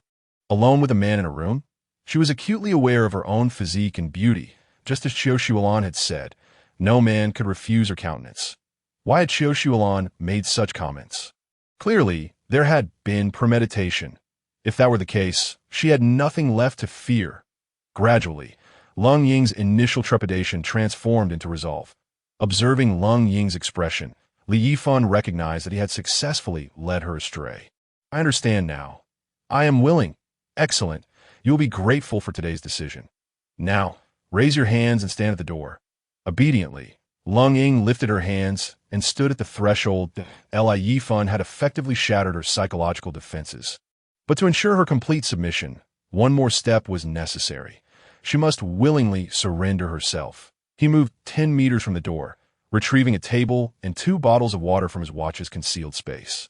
These were not the typical 500 milliliters bottles, but rather 1.25 L large bottles, each containing 5 sleeping pills. An excessive number of sleeping pills could prove fatal, and he had no intention of allowing Xiao to die. He wished to witness her despair, that a smaller bottle might raise suspicions due to the taste of the pills. But with 1.25 L, there was no such concern. Moreover, in the current weather, the water would be consumed rapidly. And at room temperature, it would feel akin to ice water in such 50-degree heat. He was confident that Xiao and the others would be unable to resist this temptation. Gently shaking the water bottles, he waited for the sleeping pills to dissolve completely before retrieving a firearm and placing a tablet on the table. After a moment's thought, he added a bottle of regular water and a hamburger to the table. With the gun in his right hand, he lightly pressed the control button on the tablet with his left. With a faint mechanical sound, the door to the presidential suite slowly opened. This moment, Lung Ying's heart was a tempest of excitement and anxiety. The door had not fully opened, but cool air was already seeping out, and she greedily inhaled the refreshing breeze, invigorating every cell in her body. Yet, she was soon startled to see Li Yifan, expressionless, holding the gun, its dark muzzle aimed at her. In a country like Huagua, where gun control was exceedingly strict, the sight of a firearm evoked immediate fear among ordinary citizens.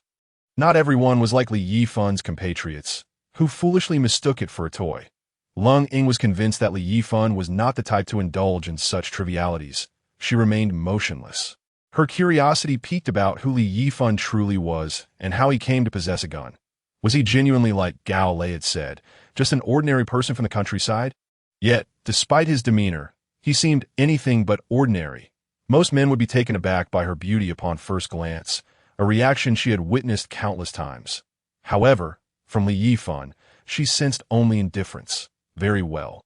Now slowly step inside, and refrain from any unnecessary movements. Taking a deep breath, Lung Ying understood that entering through this door would mean bidding farewell to the past version of herself. As she crossed the threshold, she was immediately struck by the room's temperature. Outside felt like a steamer, while inside was akin to a refrigerator, the air refreshingly comfortable. This only strengthened her conviction that her decision was the right one. Gazing into Li Yifan's icy eyes, Lung Ying was certain that any sign of defiance would result in her immediate demise. This thought was terrifying, yet she irrationally clung to it. Following Li Yifan's command, she moved cautiously, step by step, into the room, daring not to make any extraneous movements. Stop. At Li Yifan's command, Lung Ying froze in place. Afraid to stir, he tapped the tablet again, and the door closed behind her. Her very fate now lay entirely in his hands. Out of the corner of her eye, she caught sight of the water and hamburger on the table, the enticing aroma of the burger tantalizing her senses. Prompting her to swallow hard, Yifan noticed her involuntary action, but made no comment. It was a deliberate tactic, and he intentionally withheld anything more enticing. Whether human or animal, presenting the best from the outset diminishes subsequent allure, making future control more challenging. Now, slowly turn around. Complying obediently, Lung Ying understood that Li Yifan was assessing whether she bore any concealed weapons. In this close proximity, Li Yifan finally grasped the full extent of Lung Ying's beauty. Her face was exquisitely crafted, as though a divine masterpiece, drenched in sweat from the outside heat. Her clothes clinging to her skin, perfectly outlining her figure, with glimpses of her fair skin visible beneath her white short sleeve. This hazy allure was enough to quicken the pulse. Standing at approximately 1.68 meters, her long legs extended over a meter, her short denim shorts accentuating her shapely limbs, that I must ascertain that you are concealing no dangerous items.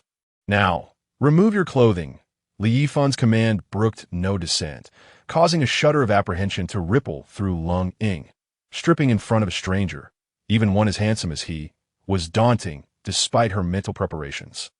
Biting her lip, she ultimately acquiesced to Li Yifan's demand, shedding her short sleeves and denim shorts. Chapter 43. Disobedience will lead to expulsion. She even removed her phone from her pocket, left with only her underwear. She crossed her arms, uncertain of where to place her hands. Without the veil of clothing, Li Yifan was astonished to discover her skin was as smooth as fine porcelain, subtly radiant in the heat. Devoid of any excess flesh on her abdomen, it became clear that she took great care in maintaining her figure, far surpassing the incomplete images captured in videos. The reality was undeniably more captivating. Now remove the remainder. What could she possibly conceal? Regaining her composure, Lung Ying felt a surge of indignation. Having stripped down her underwear was already a significant compromise. I've stated that you must not defy any of my commands. Li Yifan's voice was cold and devoid of compassion. Unbeknownst to him, Lung Ying identified as bisexual, though he merely perceived her as a lesbian. However, this distinction mattered little to him and did not sway his resolve. Swayed by the comfortable temperature of the room, Lung Ying was unwilling to remain in the sweltering heat outside. Biting her lip, trembling hands, and flushed cheeks, she ultimately removed the last of her clothing, leaving herself entirely exposed before Li Yifan. Her arms crossed modestly, covering what needed to be concealed. However, Li Yifan remained unfazed that a girl would not act this way in front of a strange man unless she had relinquished all other thoughts. This was Li Yifan's final step, completely dismantling her psychological defenses, essentially shattering her dignity beneath his heel. Surely no girl in her right mind would willingly submit to such humiliation. Excellent, from this moment forth. You must unconditionally obey my every command. You understand. After a moment of conflict, Lung Ying, her face still flushed, nodded. Yes. Then hesitatingly, she added in a soft voice, Master. Upon hearing this title, Li Yifan was momentarily taken aback, contemplating how perceptive this girl was. Yet, he relished it. At last, he had fully subdued her. Now, the time had come for him to enact revenge on Xiao. This is your reward, as long as you comply. Greater delights await you. Li Yifan picked up the tablet, gesturing for Lung Ying to come and eat the hamburger, the gun still firmly in his grip. This made her want to laugh in exasperation. Even in her current state, he still aimed a gun at her. Did he truly fear that she, a seemingly fragile girl, would pose a threat to him? Such excessive caution was almost laughable. Li Yifan remains oblivious to her thoughts. Even if he were aware, he would not care to. In a post-apocalyptic world, one can never be overly cautious. While it's true that he possesses the ability to teleport, that remains his trump card. One that must remain a secret. If anyone discovers it, they must be eliminated. Otherwise, the trump card loses its significance. Thus, he would refrain from revealing his teleportation ability unless absolutely necessary, or unless he possessed overwhelming power. Present. Lung Ying is filled with a mix of shame and indignation. Yet she cannot resist the allure of cold water and food. With her long, slender legs, she approaches the table, her face flushed, instinctively reaching for the large bottle of water, only to be halted by Li Yifan's admonition. 2 large bottles contain sleeping pills. Upon hearing this, Lung Ying retracts her hand in fear and instead opts for a small bottle of water. Initially intent on drinking it immediately, she suddenly hesitates, forcing herself to refrain from opening it. With a look of trepidation, she inquires, "Is this water safe to drink?" "Yes, both the water and the hamburger are gifts for you," Li Yifan replies, a faint smile gracing his lips. This girl is indeed commendable. She is a qualified servant, managing to exercise restraint and ask before indulging, which indicates her submission. Having received Li Yifan's affirmative response, Lung Ying eagerly unscrews the cap and begins to drink voraciously. The icy water invigorates her, prompting a satisfied sigh. Pure bliss. She then grabs the hamburger, which has just been freshly prepared, savoring its exquisite flavor. The moment she takes her first bite, a look of pure contentment washes over her face. In less than a minute, she devours the hamburger, licking each finger clean. This sight stirs something primal within Li Yifan. However, he suppresses his impulses for the moment, aware that their current task cannot be hastily concluded. Tomorrow marks the 7th day, and the day after that, an intense cold front will arrive, bringing rain that will make water less precious. Just one more day of restraint. He must not jeopardize the plan, as tomorrow they can commence drilling. Having tasted the sweetness of their situation, Lung Ying will never wish to return to a life of unbearable suffering. People are inherently driven by their experiences.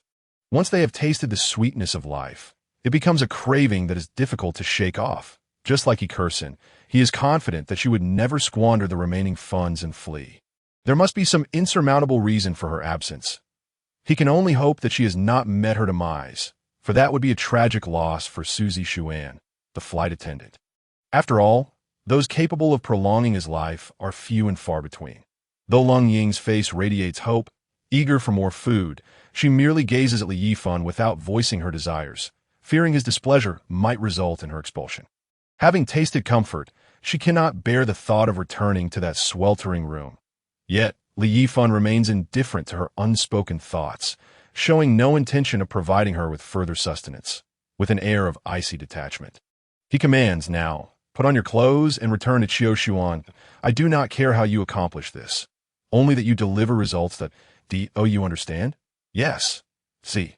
Lung Ying replies, though she hesitates, her words lingering on the edge of her lips. Li Yifan perceives her reluctance, sensing she has questions but lacks the courage to voice them. However, he is not inclined to offer her any explanations. This is a process. She must learn to obey him unquestioningly. Suppressing any doubts she may harbor, as a servant, she need only follow orders without entertaining other thoughts. This moment. Lung Ying indeed dares not entertain any alternative notions. After 6 days confined to a room exceeding 50 degrees, she has finally entered a comfortable space, sipped ice-cold water, and consumed a hamburger she once deemed unpalatable. She cherishes every moment of this experience. Reluctantly, she complies with Li Yifan's directive, under his watchful gaze. Her cheeks flush as she dresses, clutching 2 bottles of water as she steps out. As soon as she exits, a wave of heat engulfs her, compelling her to consider turning back, for the outside world is unbearably hot. Unfortunately, Li Yifan has already closed the door behind her. Once Long Ying has left, Li Yifan, ignoring the protests of Xiao Yifan, puts away his weapon and resumes his feast on the barbecue. Long Ying adjusts her expression, determined not to reveal any anomalies to Qiu Shuolan. Having consumed only a hamburger and a bottle of water from Li Yifan, she remains quite hungry. She arrives at the 18th floor and knocks on the door to Qiu Shuolan's room. Chapter 44. Qiu Shuolan's scheme. Ying, how did you return so quickly? He didn't bully you, did he? Qiu Shuolan inquires with concern as she opens the door, while Gao Lei approaches silently, her thoughts unreadable. He didn't bully me, Long Ying reassures her. Tell me, what was his room like? Qiu Shuolan asks eagerly, her eyes flashing with excitement and malice. Li Yifan, after all, is merely a man, driven by base instincts, easily deceived. His room is quite cool and comfortable, Long Ying replies, her eyes betraying a longing and desire that is utterly sincere. This only strengthens Qiu Shuolan's resolve to seize Li Yifan's room for herself. Why did you return? Wasn't it agreed you'd wait for my signal tonight? You were running low on water, and I feared you might not have enough that I asked him for 2 bottles, and they're still cold. Drink up. Though Long Ying's delivery is slightly awkward, Qiu Shuolan and Gao Lei are captivated by the mention of the cold water. Both women gaze greedily at the bottles in Long Ying's hands. Naturally, Long Ying hands over the 2 bottles, one for each of them. Unable to contain herself, Qiu Shuolan kisses Long Ying fervently in front of Gao Lei. Ying, you are simply amazing, she exclaims, taking the water, which is indeed cold. The refreshing sensation intoxicates her, and she rubs the bottle against her face to enjoy the chill. She unscrews the cap. Her eagerness mounts. Long Ying's heart races, anxiety coursing through her as she watches the bottle's mouth approach Qiu Shuolan's lips.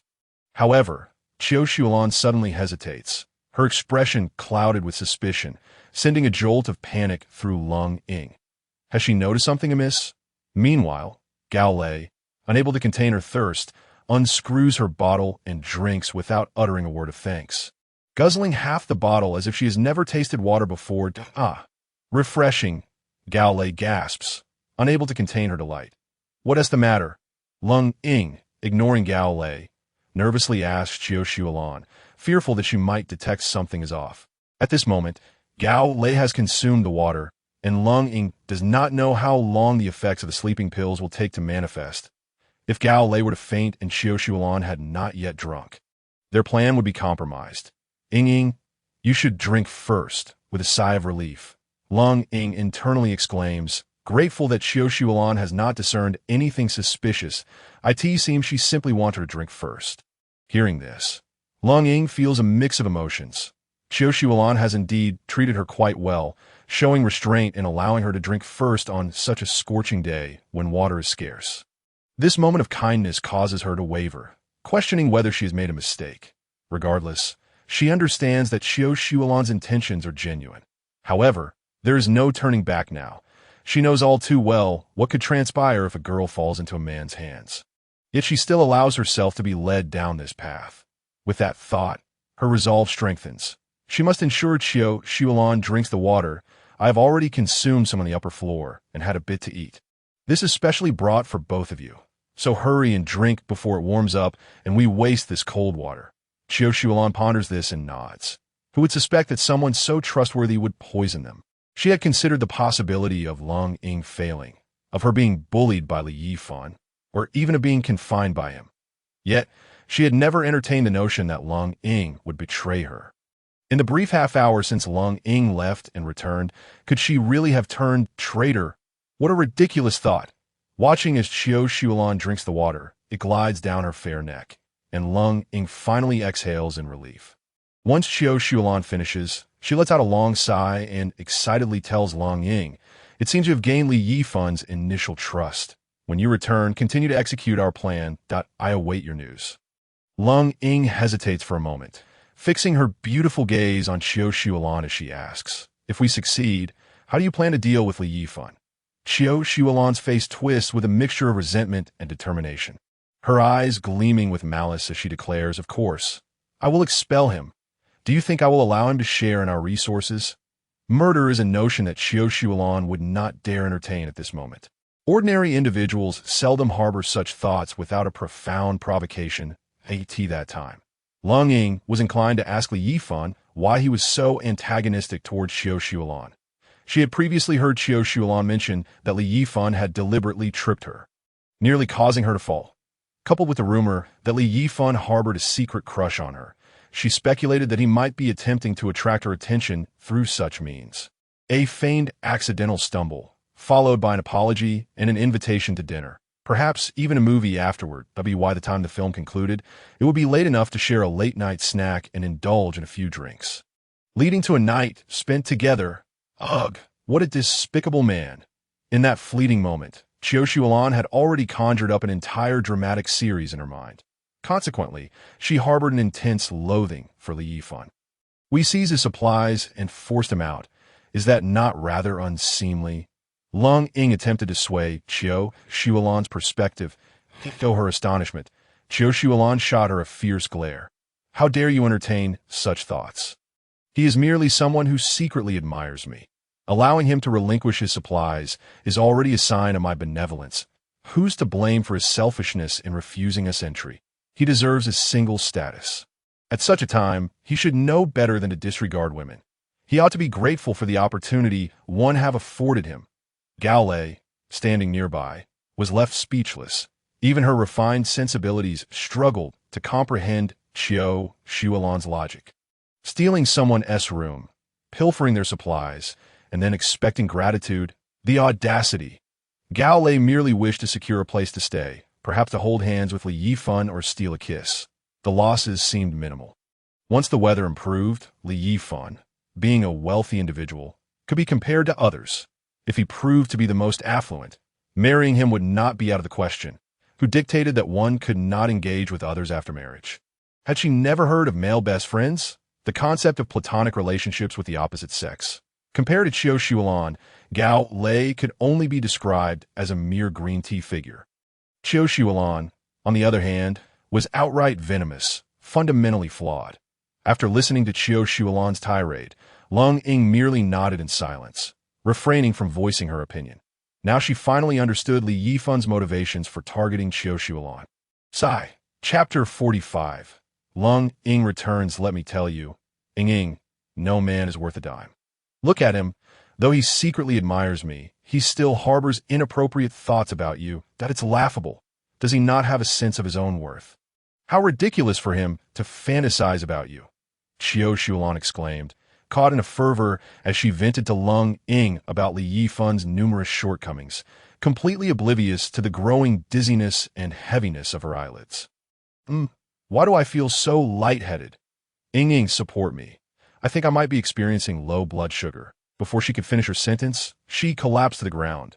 Gao Lei, who had already succumbed prior, remained unnoticed by Xiao Shuolan, who was too dazed to realize. Lung Ying, upon witnessing Xiao Shuolan's fall, cast her a complicated glance, but proceeded to follow Li Yifan's instructions to remove all their water and food supplies. In truth, their stock was already dwindling. Merely 4 packets of instant noodles, 2 boxes of biscuits, and 5 bottles of tap water. Insufficient to last a day in such weather. They needed to ration their food.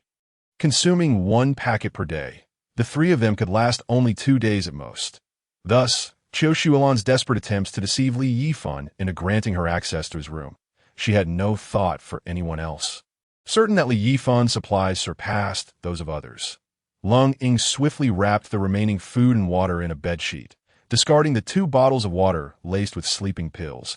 After completing her task, she cast another complex glance at Xiao Shuolan, aware that upon awakening, Xiao Shuolan would undoubtedly be furious.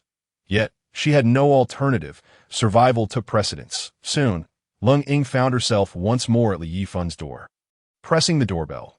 After her departure, Li Yifan had devised a plan, installing 4 surveillance cameras in the room converted from storage area, ensuring no corner remained unmonitored. Furthermore, aside from the walls, he left nothing behind.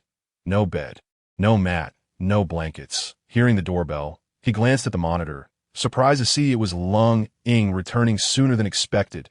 He had initially contemplated allowing her to endure a bit more hardship before letting her in. But given her exemplary completion of the task, admitting her a day early was not out of the question. Upon noticing the white cloth she was carrying, he instinctively retrieved his firearm, suspecting it contained Xiulan supplies. However, caution prevailed. He approached the door, gun aimed, and activated the intercom, commanding, "Open the package. Let me see." Lung Ying froze, realizing that Li Yifan could observe her every move.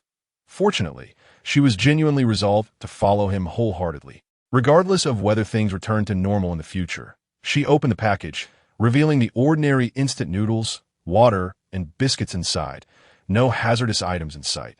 Before Li Yifan nodded in approval. "Raise your hands. I will open the door. Not make any sudden moves." Lung Ying braced herself for the familiar protocol of entering Li Yifan's domain, and no longer resistant. She placed the items down and obediently raised her hands. Remaining still, Yifan unlocked the door, maintaining his gaze on her. Just like last time, this time, Lung Ying did not hesitate. Observing her compliance, Li Yifan was assured of her total submission. "Follow me." Yifan stowed away the gun. Water and instant noodles, a spectacle that left Lung Ying utterly astonished. Her mouth agape and her eyes wide, she marveled at the seemingly magical disappearance of the items. Yifan offered no explanation, deliberately so.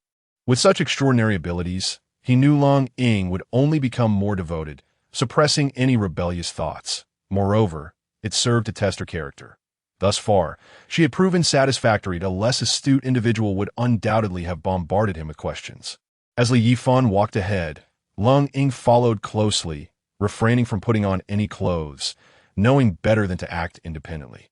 The entertainment room was currently occupied by a coal processing machine he had brought back from the island nation, which had processed hundreds of tons of coal over the past few days. Presently, he only attended to it when necessary, nearly forgetting its existence.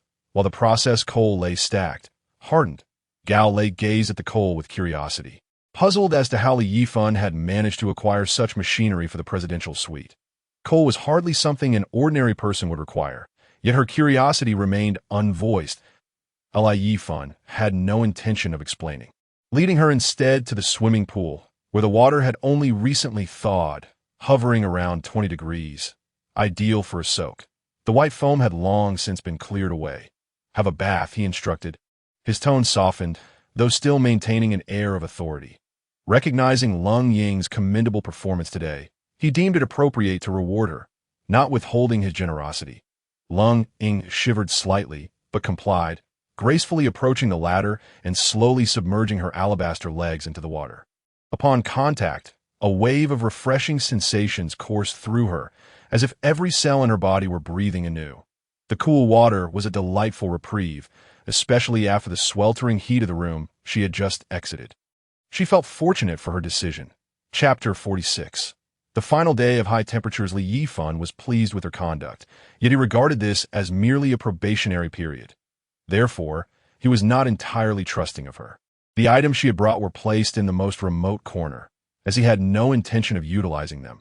Should any of those bottles contain sleeping pills, he would be placing himself in jeopardy. At all times, he must remain out of harm's way. Absolute safety was paramount. This principle guided Li Yifan's actions. If there was a chance of danger, he would never confront it head-on. After finishing her bath, Li Yifan began to fill the swimming pool with water. Although Lung Ying was perplexed by Li Yifan's apparent wastefulness of water, she dared not inquire further. That evening, Li Yifan also spared Lung Ying from any labors. He led her to the storeroom that served as a bedroom and presented her with a new outfit, discarding her dirty clothes without hesitation, as he had an abundance of garments. "This is your room." He informed her, "I must tell you in advance that I have installed 4 surveillance cameras inside. You will have no privacy whatsoever." "All right," Lung Ying replied, her cheeks flushing as she accepted the clothes from Li Yifan.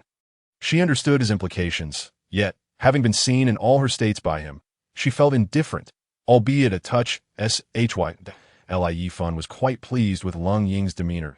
To reward her, he provided her with a fast food meal and a large bottle of mineral water. Though he insisted on confiscating her phone for the time being, he instructed her to sleep in the room for the night and locked the door from the outside, ensuring she could not open it without his permission. Upon noticing the absence of a bed in the room, Lung Ying hesitated briefly before stepping inside, choosing a spot to sit quietly as she ate. While it was not as cool as outside, it was certainly more comfortable than the room belonging to Qiu Xiulan downstairs. This ordinary fast food was, in fact, the most delicious meal she had savored in days, and she felt a sense of relief wash over her. Confirming her choice was not in vain. It became evident to her that as long as she sincerely heeded Li Yifan's words, he would not treat her poorly. After all, a mere hamburger had transformed into a proper meal. She believed things would only improve from here on. She consumed every grain of rice, carefully picking each one up, and as for the vegetables, there was no chance of leftovers. She even savored the soup with her rice, leaving nothing behind. After finishing her meal, she neatly placed the empty container in the corner before turning her attention to the outfit Li Yifan had provided. After some contemplation, she decided to change into it.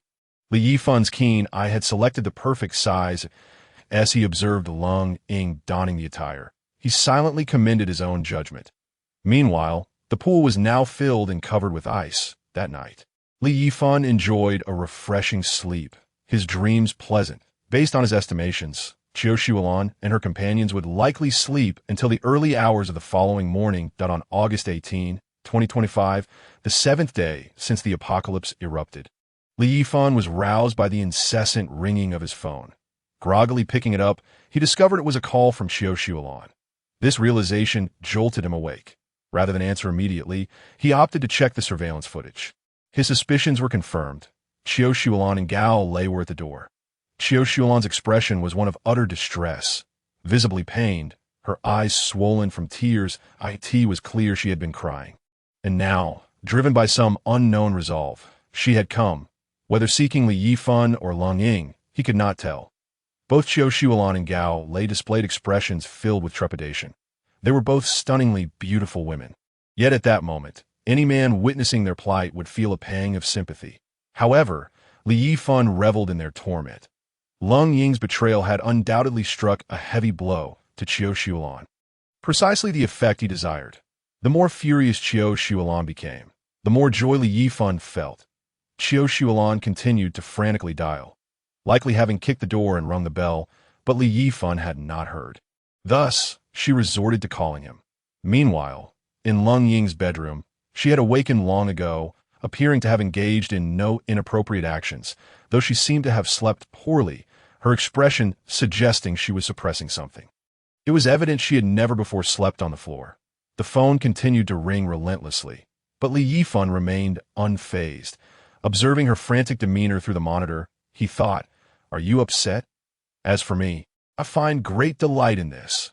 Li Yifan had successfully led Lung Ying to betray Qiu Xiulan, piercing her heart with a metaphorical knife.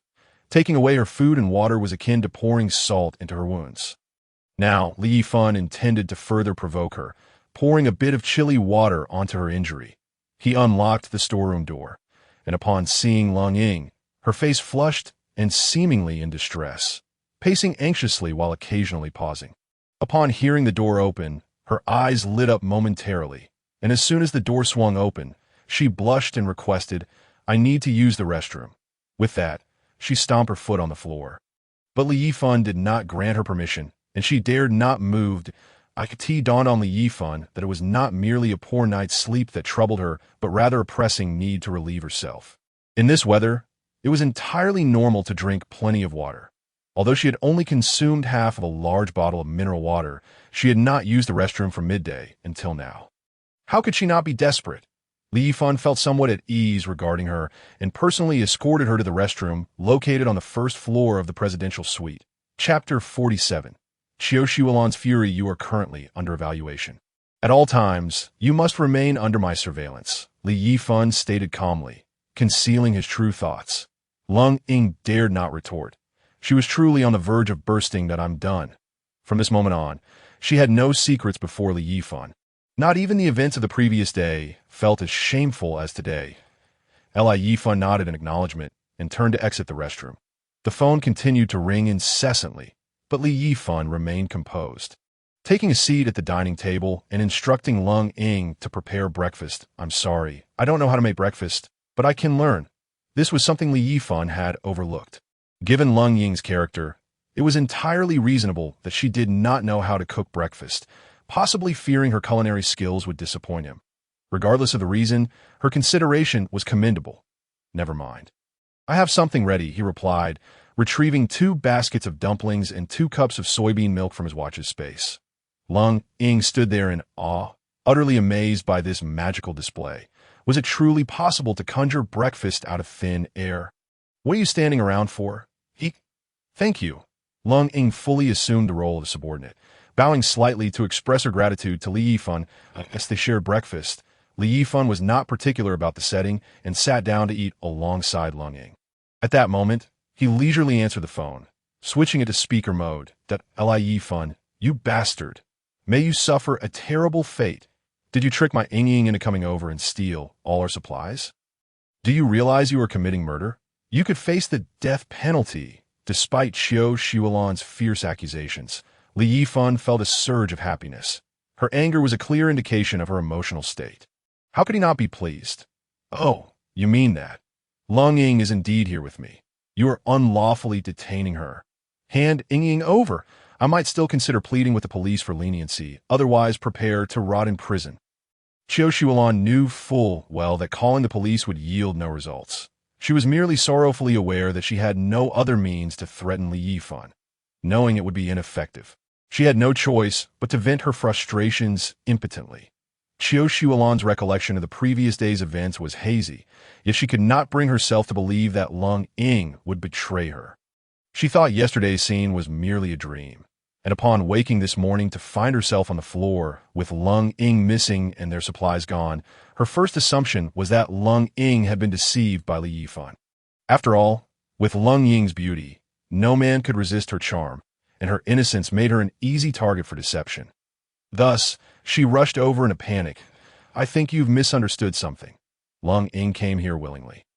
I did not unlawfully detain her. This. Qiu Xuelan erupted in fury, her voice rising by several octaves. You lie. How could Ying do such a thing? You must have tricked her. In a rage, Qiu Xuelan hurled insults at the phone. Disbelieve me? No problem. Let me show you the evidence. Li Yifan had no need to explain anything to her, but he knew that without allowing her to see with her own eyes, she would not be driven to madness. He switched the call to video mode, and Qiu Xuelan accepted it instantly. That moment. She appeared terrifying, her eyes bloodshot and her expression contorted, resembling a furious shrew. Once a stunning beauty, she now looked like a wild beast. Gao Lei, on the other hand, appeared slightly more composed, though her expression was far from pleasant. Li Yifan directed the camera toward Lung Ying, who was clad in a servant's outfit, causing Qiu Xuelan to break down completely. No, impossible. I refuse to believe it. This must be fake. Gao Lei's attention was not fixated on Lung Ying, but rather on the steaming dumplings, her mouth watering incessantly. Strictly speaking, they had gone nearly 20 hours without food, and both were now starving and parched. Qiu Xuelan, consumed by her rage, paid no heed to the dumplings. Otherwise, her hunger would have been evident. Li Yifan smiled cruelly, turning to Lung Ying and commanding, "Come here." Without a moment's hesitation, Lung Ying set down the dumplings and approached Li Yifan. Kneeling before him, he aimed the camera at her, capturing her current state in its entirety. No, this cannot be. Ying, how could you do this? At this moment, Qiu Xuelan's eyes were wide open in disbelief, unable to comprehend the scene unfolding before her. Yifan extended his finger to lift Lung Ying's chin, smiling as he said, "You tell her what is happening." Yes, Lung Ying obediently bent her body in response, revealing her allure from Li Yifan's angle in full view. What did you call him? Are you out of your mind? I followed of my own volition. Do not disturb me in the future, or I shall not be so courteous. The obedient demeanor Lung Ying displayed was solely for Li Yifan, as she transformed completely when facing Qiu Xuelan, gazing at her as if she were an enemy. No. How can this be? No. I refuse to believe it. Impossible. No. Qiu Xuelan screamed frantically, her legs giving way as she collapsed to the ground, repeatedly muttering, "I do not believe." From the surveillance footage, Li Yifan observed Qiu Xuelan's eyes becoming vacant, her face ashen, It was evident that Lung Ying's betrayal struck her deeply. In the cold, Yifan felt an overwhelming urge to laugh heartily. Finally, he had released a pent-up frustration. Chapter 48. The unmasking of Yifan was now in high spirits, even humming a tune. Once Lung Ying finished her tasks, he gazed at her captivating face and gently lifted her chin, inquiring, "So, seeing Qiu like this, do you have anything to say?" "Nothing. She brought this upon herself. Do you regret following me?" "Not at all, if I were to tell you that the heat wave will soon pass." "What would you do?" Upon hearing Yifan's words, Lung Ying's eyes visibly brightened. Would the heat truly dissipate? Yet her response remained resolute. "Even if the heat passes, I shall continue to follow you." Although uncertain of the truth behind his words, she felt elated. Hearing Yifan say this made Lung Ying anxious. She was unsure if he spoke the truth, but even if the heat wave did indeed end, life would return to normal. She was willing to follow Yifan. She had come to realize that he was no ordinary person. The ability to make things vanish was something no one else could accomplish. Even if life returned to its previous state, Yifan would undoubtedly become a formidable figure. Moreover, he treated people well. She had already shared breakfast with him, dining at the same table and enjoying the same meal. Though Yifan had added extra food for her, she appreciated it, as it indicated her usefulness to him. If he had no interest in her, she would have felt fear. Thus, her determination to follow Yifan was unwavering. That "I speak the truth, regardless of what the future holds. I am willing to follow."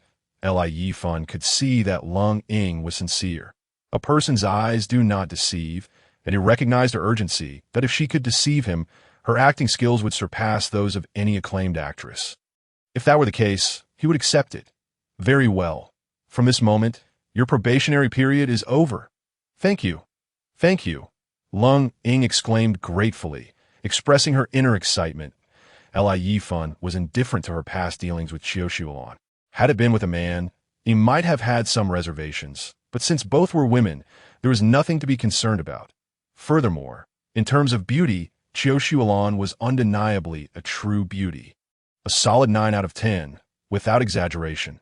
Otherwise, why would the rotund ma def fawn over Qiu, even going so far as to shamelessly seek a vice president for her?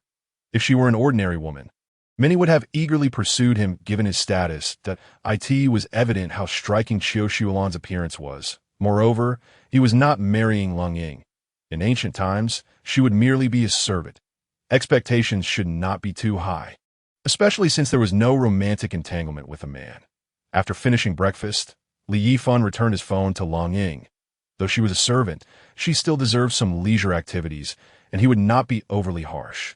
At this moment, Yifan began to check the messages in the chat group, which were lively and bustling, noticing several mentions directed at him. "Does anyone have water? Help! I'm about to die of thirst. I have no water left either. The baby has no milk. Please, any kind soul, sell me some water." The couple on the 7th floor had begun to solicit water in the group again, but by this time, no one was foolish enough to sell any. "Manager, you promised to call out names for the supplies. Why has there been no announcement yet?" This was a victim deceived by Hsiun. Still clinging to the hope that she would call their names and distribute supplies, that a dozen individuals who had been misled began to frantically mention Hsiun, but she had no intention of responding.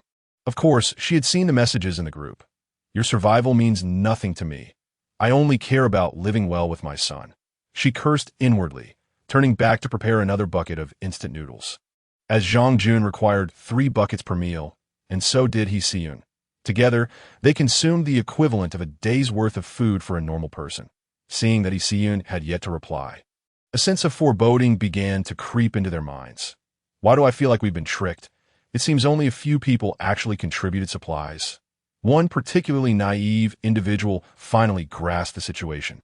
It appeared that all 12 of them had been made to look foolish in a way. Who actually contributed supplies? "I did. Me too." Eventually, it was tallied that 12 individuals had contributed, upon realizing they had been deceived. Their faces flushed with anger, not from the heat, but from indignation. "You foolishly believed her, claiming to represent the official channels. You should be proud if you can even get through to the police." These 12 were left feeling utterly humiliated, realizing how naive they had been. He said, "Did you pocket the supplies? Return them to me." At this point, someone finally snapped and cursed, feeling utterly desperate. "We can endure a lot, but this is unacceptable." In a fit of rage, the 12 individuals resolved to confront Yifan and demand an explanation. They formed a small group among themselves, the details of their conversation unknown. Yifan, observing through the surveillance playback, saw 12 furious individuals brandishing a fire axe as they approached Yifan's room, loudly cursing and demanding she open the door. After a while of shouting, when Yifan did not respond, they began to force the door open. Originally innocent and honest, these 12 individuals had been driven to the brink by Yifan's actions. This is why one should never push honest people too far. Otherwise, they will make you regret it for a lifetime. Inside the room, Yifan thought they would merely shout and leave, so she allowed them to berate her. But when she saw they were serious, she hurriedly opened the door. Even now, she maintained her lofty demeanor. "What do you want? Do you all wish to be arrested?" Hearing the mention of arrest, they faltered, and Yifan's lips curled into a smirk. "People like you deserve to be deceived." At that moment, a resounding slap echoed as a hand struck Yifan's face, leaving a vivid red mark on her plump cheek. Chapter 49. The consequences of deceit. "To hell with you. Still here deceiving us," shouted a bespectacled male colleague, his expression fierce. This slap was delivered by him. With a shout, everyone awakened from their stupor and surged into Yifan's room. Yifan, in a state of panic, rushed inside. "Don't touch anything. These supplies are mine. Anyone who dares to touch them will be arrested by my brother." While her claim of representing the authorities was false, her identity as the sister of a police officer was very real. Everyone turned their gaze toward the bespectacled man, who was now emerging as a de facto leader, waiting for him to speak. The bespectacled man cursed vehemently. "You shameless liar. Even now, you dare to deceive us. Those supplies belong to us. How dare you claim them as yours?" The others glared at Yifan with hostility, as over a dozen empty noodle containers lay scattered on the table, and countless bottles of water had vanished. It was clear that from the beginning, she had been deceiving them. The notion of distributing supplies was nothing but a farce, and they were the greatest fools. They had turned in supplies, only for her to mock them as idiots. The realization of their foolishness caused their faces to flush with anger as they demanded an explanation from Yifan. "Once it enters my room, it belongs to me. Get out, if anyone dares to touch these supplies. I will fight to the death." Yifan, now desperate, clung to the supplies as her lifeline for survival. "Brothers, do not concern yourselves with her. Those supplies belong to us. We must take everything back, or we will starve and die of thirst." The bespectacled man's words ignited a fierce survival instinct within them. Indeed, if they did not reclaim those supplies, they would face death by hunger and thirst. Ultimately, the instinct for survival triumphed over the fear of Yifan's brother. Everyone began to gather supplies, leaving no visible food or water untouched. Witnessing that they had retained nothing for themselves, Yifan completely lost her composure. "I will fight you all," she exclaimed, seizing a fruit knife from the table and lunging fiercely at one individual. Caught off guard, the person could only raise a hand to defend, resulting in the knife piercing into his arm, blood gushing forth. "Ah, you filthy harlot! I will kill you!" This man, equally fierce, yanked the knife from his arm and aimed to stab Yifan in retaliation. At that moment, Zhang Jun charged forward and sank his teeth into the man's leg. "Don't you dare hit my mom, or I will bite you to death." Having been spoiled by Yifan, Zhang Jun was blissfully unaware of the perilous situation they were in, oblivious to the fact that his reckless behavior could cost him his young life.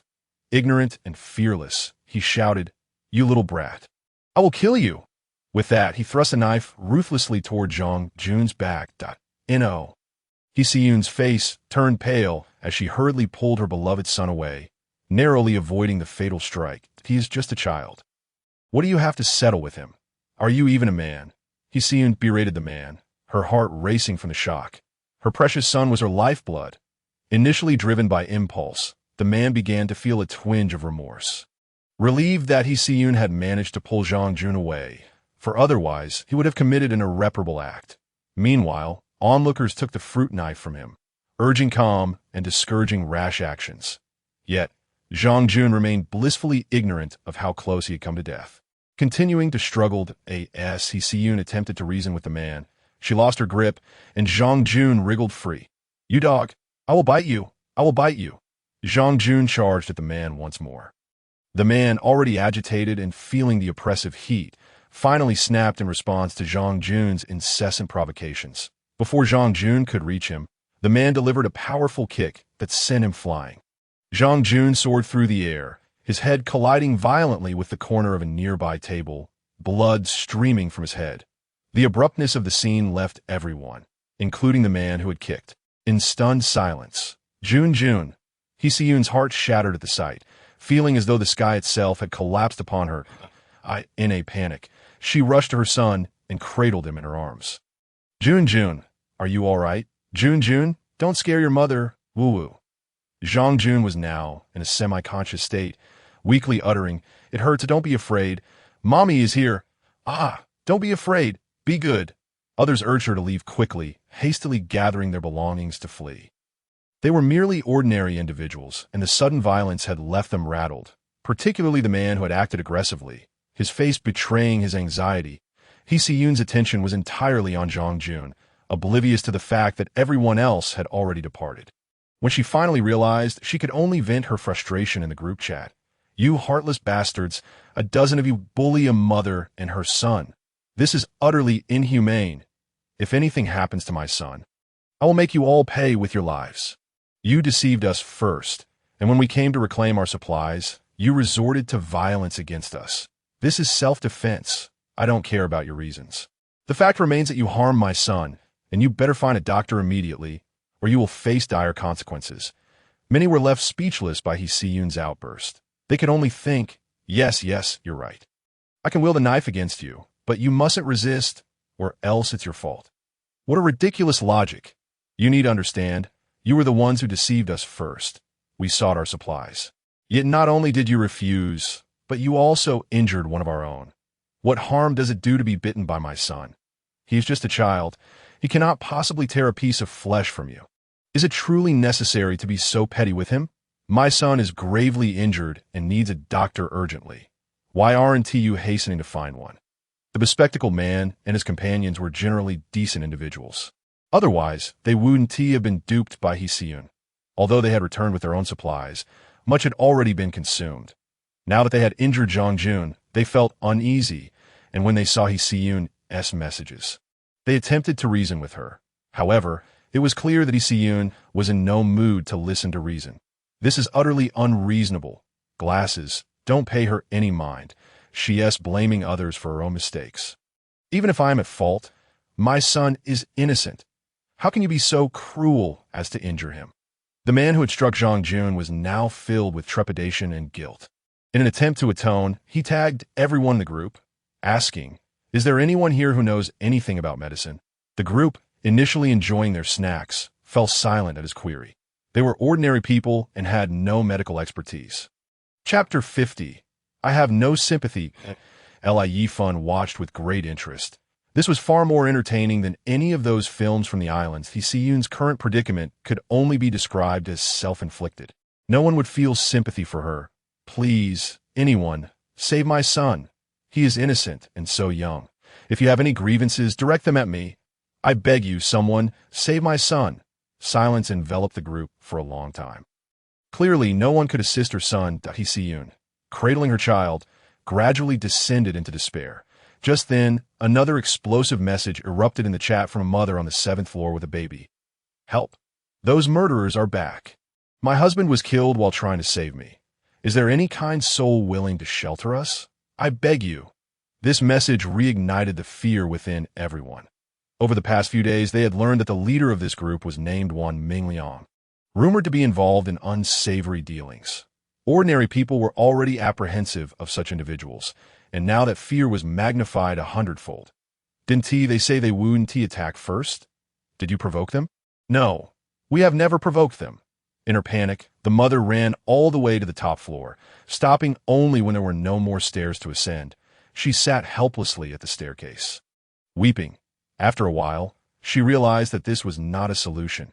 She had to save herself. For the baby, she must survive. For her husband, she must live on. The first door she knocked on was the Yifan's.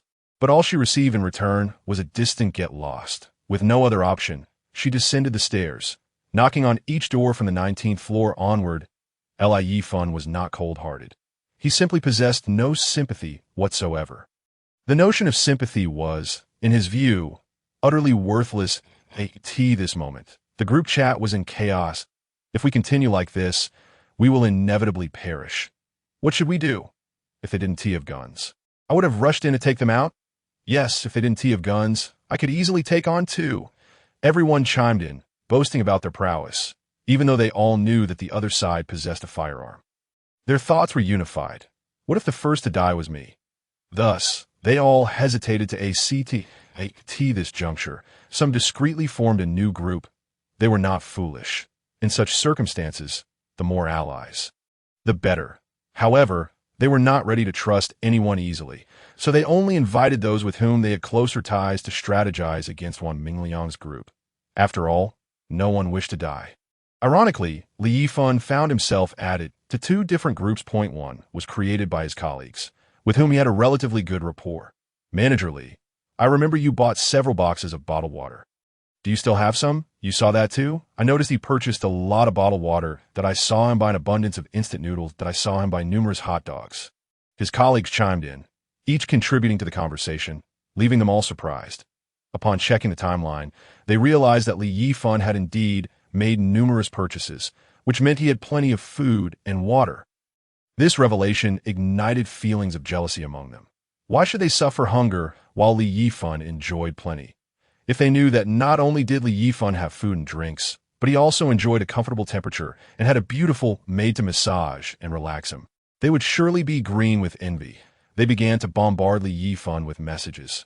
Manager Li, how about sending me some supplies? Remember, I help you with your packages. Manager Li, do you remember when I brought you the report? I only need 10 buckets of instant noodles, and I will return them to you later. These colleagues are all shamelessly asking Li Yifan to supply them with resources. Li Yifan finds their behavior quite amusing. These are once close colleagues, yet in the face of survival, the so-called camaraderie is worth nothing.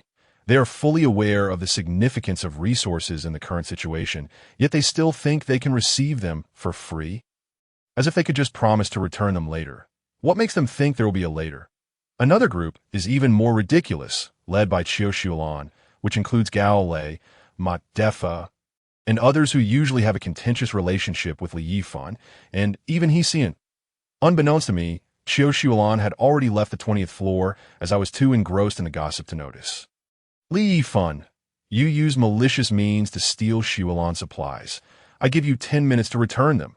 Otherwise, you will face the consequences. Ma Defa sent a voice message, and Li Yifan, feeling quite bored, enjoyed watching them seethe with resentment.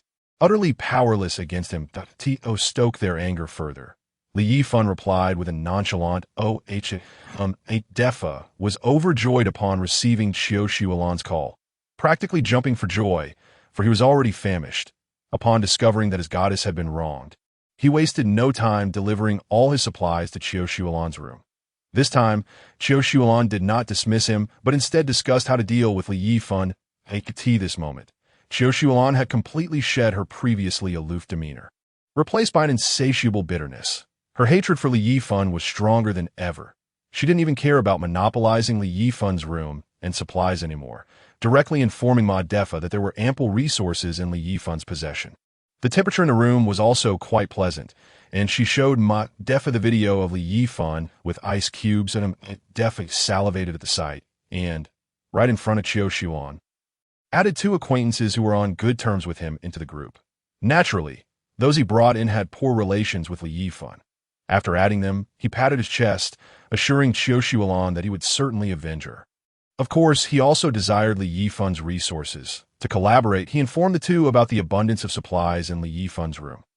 What do you mean, Bio? I'm giving you an opportunity now, if you fail to seize it.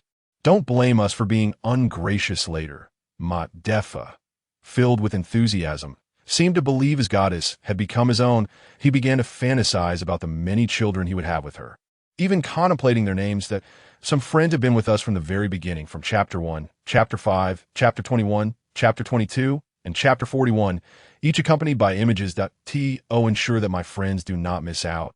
I hereby inform you that the images are quite exquisite, and there will be different beautiful pictures shared in due course. Special thanks to Jiufeng Shui Xiao for the bubble milk tea, to Yin Jiazhu for the flowers and appreciation of the poison dart frog, and to Wu Shi Ji for the electric popsicles. Chapter 51. Waiting to collect corpses upon seeing Ma Defa's bluster. Li Yifan instantly realized that Xiao Xulan must be with him. Otherwise, he wouldn't be so smug. After so long, the goddess finally allowed him into her room, even if she did not let him touch her.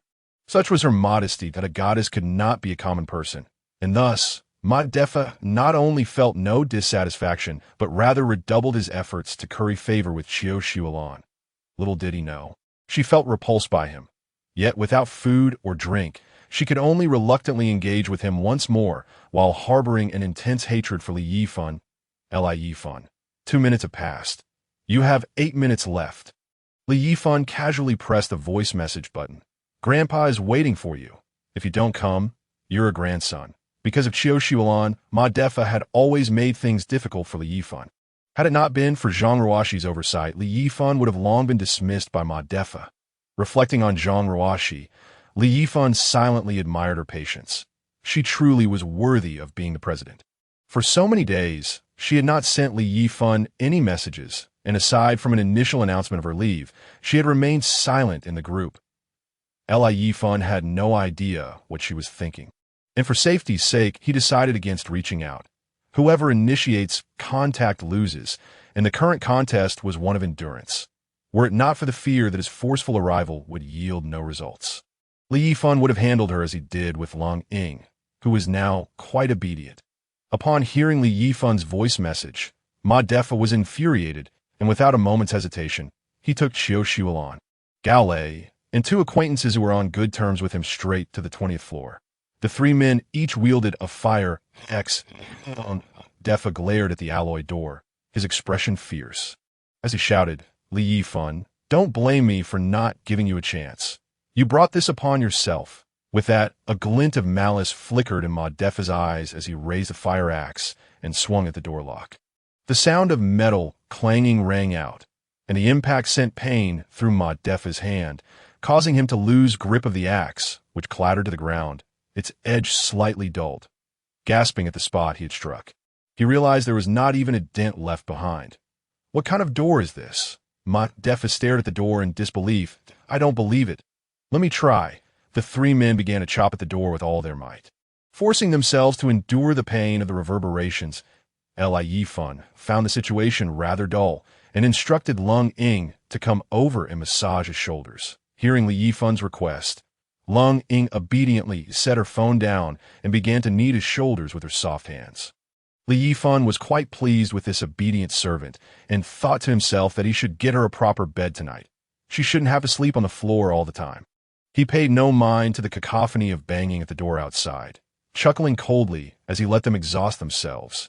In the end, he would only need to collect the corpses. Li Yifan continued scrolling through the group messages, not for any particular reason, but simply out of boredom. Many people in a large group were seeking help. Some were requesting water, while others inquired about how to cope with heat stroke. There was hardly enough water to drink, let alone cool down. Today would surely see many perish. The elderly man from the 17th floor had stopped sending messages. Only his daughter remained in the group, pleading for help and asking if anyone had heat stroke medication. It seemed the old man had succumbed to heat stroke as well. Li Yifan could only chuckle coldly. Had they not foolishly seized the hotel kitchen, they would not be witnessing Wan Mingliang's takeover of it. Had that not happened, the hotel management would have surely prepared some standard emergency medications. Alas, the waitstaff were either killed by Wan Mingliang or became tools for their venting. Naturally, no one would be there to provide medication. All of this was merely their own doing. That the old man had managed to endure until now was nothing short of a miracle, with water and food already scarce, and with more people succumbing to heat stroke. Along with the periodic cries for help due to Wan Mingliang breaking down doors, panic and despair spread like wildfire through the group. The malice in people's hearts began to quietly take root. By noon, the first piece of grim news finally appeared in the group. The old man is dead. although no one knew who the old man was, and despite having no fondness for him. His death became the last straw for many. They realized that if they continued on this path, they would only meet the same fate as the old man. This was not a death at the hands of Wan Mingliang, but rather a death caused by natural disaster. From the moment the old man died, messages began to flood in one after another, announcing that so-and-so had died. All fell victim to the same cause, death by heat stroke due to lack of water. Li Yifan estimated that today, due to the water outage, at least dozens had perished. This was only counting those who had sent messages. Many likely could not send messages or had other reasons preventing them from doing so. Li Yifan estimated that the death toll was likely around 100, with only about 300 people in the hotel. Roughly 200 remained, and across the nation, if not the world, it was likely that a quarter of the population would perish by the 7th day of this extreme heat. The oppressive atmosphere in the group reached its zenith. Even the young man who was first injured by Li Yifan had already begun to rot. His body had long been discarded from the building. Now they all understood that this disaster was not trivial. The more water resources one possessed, the greater the chance of survival. Aside from Wan Mingliang and his group, the large group began to split into several smaller factions, both to combat Wan Mingliang and to prepare to seize the resources of others. They were gradually shedding the constraints of legality. They all shared a single common goal: to survive. During this time, Li Taiju sent a message to Li Yifan. Xiaofan, a few individuals have pulled me into a group proposing that I become their leader. They claim that my skills are impressive and that I can lead them to survive. What do you think? Should I accept their offer? Upon hearing this, Li Yifan was momentarily taken aback. This was unlike his previous life. In his past existence, Li Taiju was a lone wolf, devoid of any intention to form a gang. Could this be the influence of his reincarnation? This realization made Li Yifan vigilant. If changes were already manifesting in Li Tieju's situation, what about the others?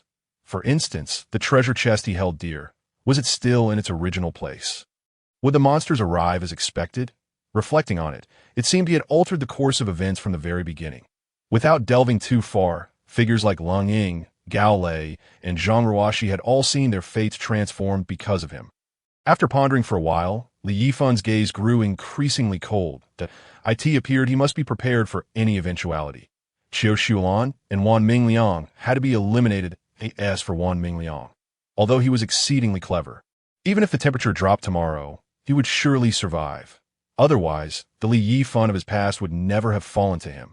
For now, he must be kept alive as a pawn to exert pressure on Zhang Ruoxi. Thus, he could not be disposed of just yet. Regarding Qiu Xulan, however, Li Yifan resolved not to let her linger any longer. As for the innocuous sharing of beautiful images, he wondered if everyone would appreciate this style of the second dimension. Which of the previous and current styles would be deemed superior? Friends with interest are welcome to share their thoughts. Chapter 52. The useless Ma Defa after being provoked by Li Yifan. This woman seemed to have awakened some latent ability, now displaying remarkable cunning. Under such intense pressure, she managed to regain her composure in a short span and even summoned Ma Defa to assist her. It must be noted that Ma Defa was truly a sycophant. Even at this juncture, he remained devoted to Qiu Xulan, hoping to win her genuine affection.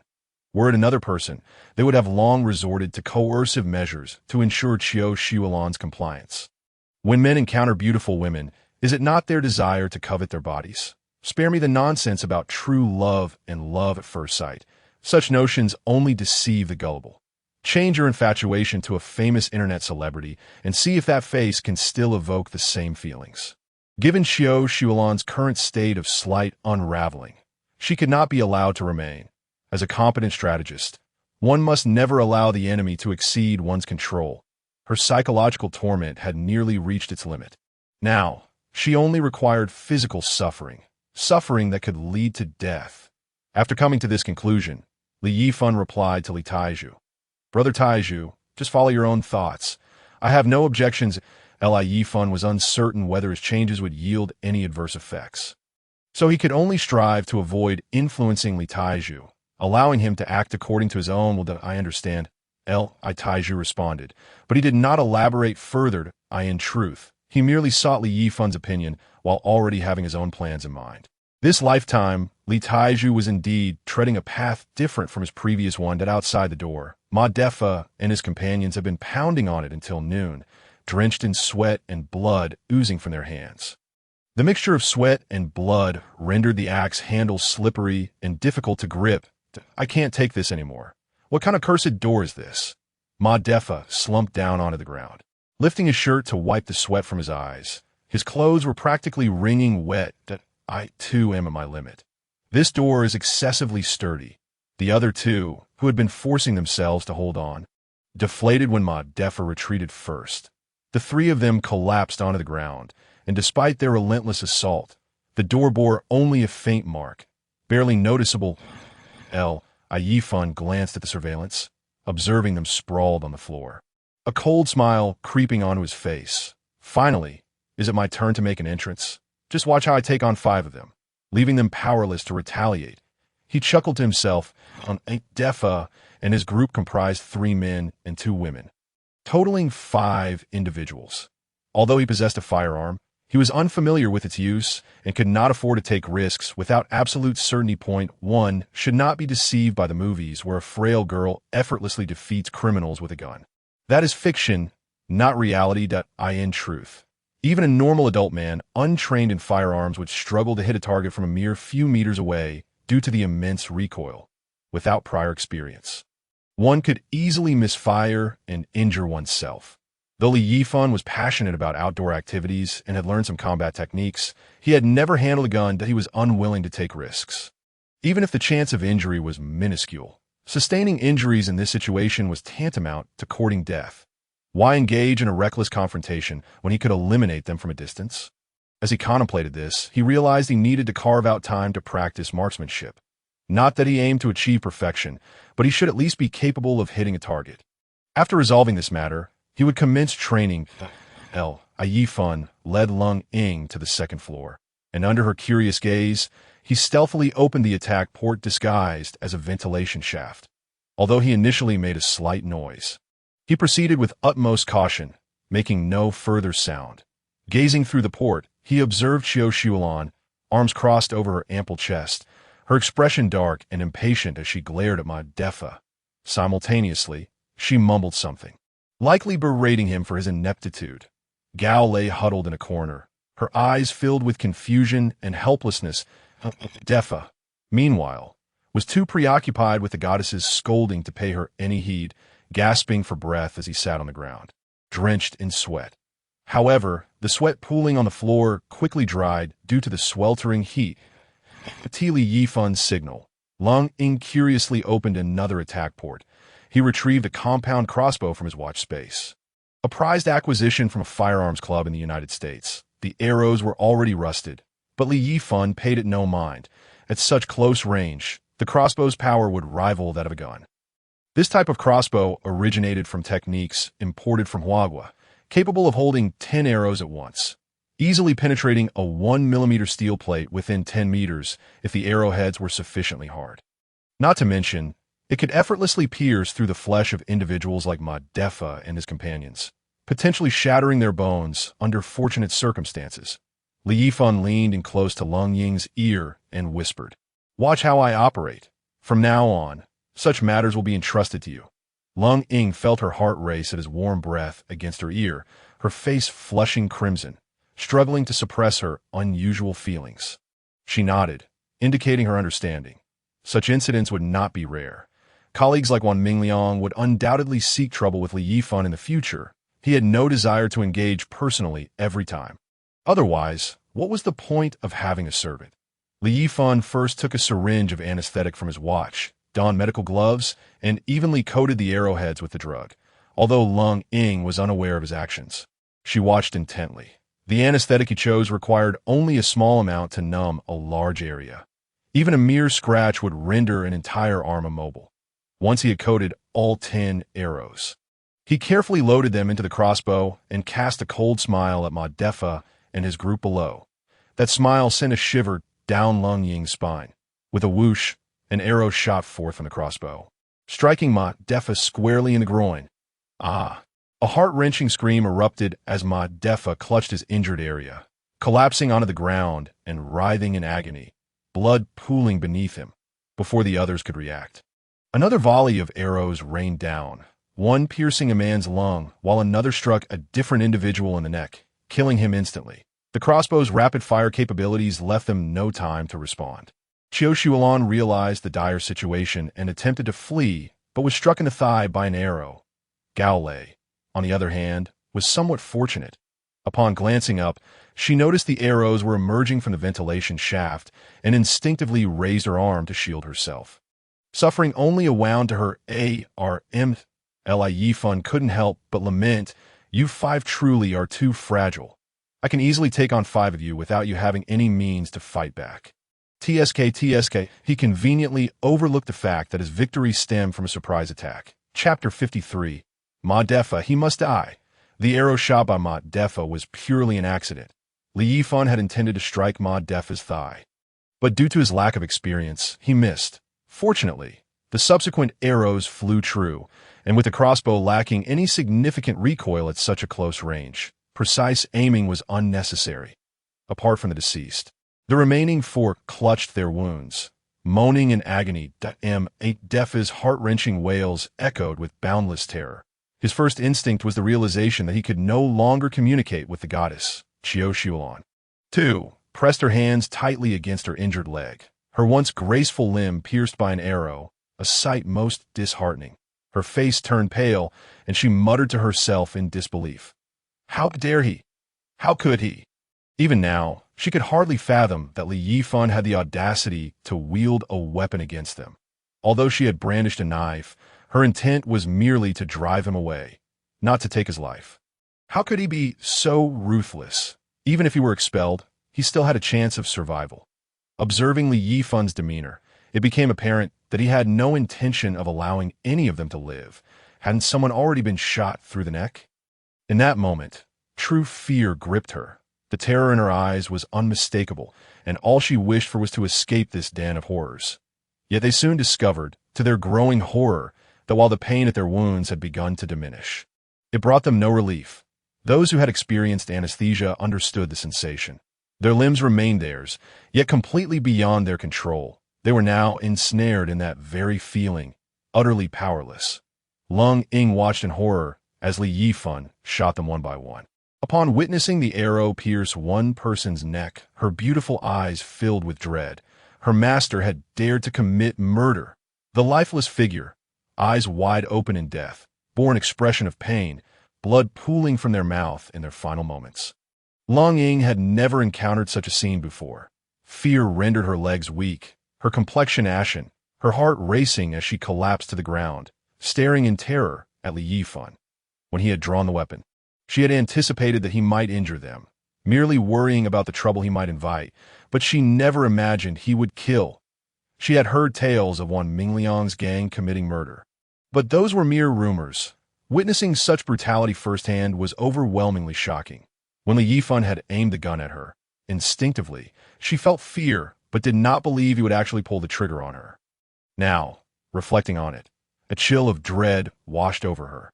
Had she not complied with Li Yifan's instructions, he would surely have shot without hesitation.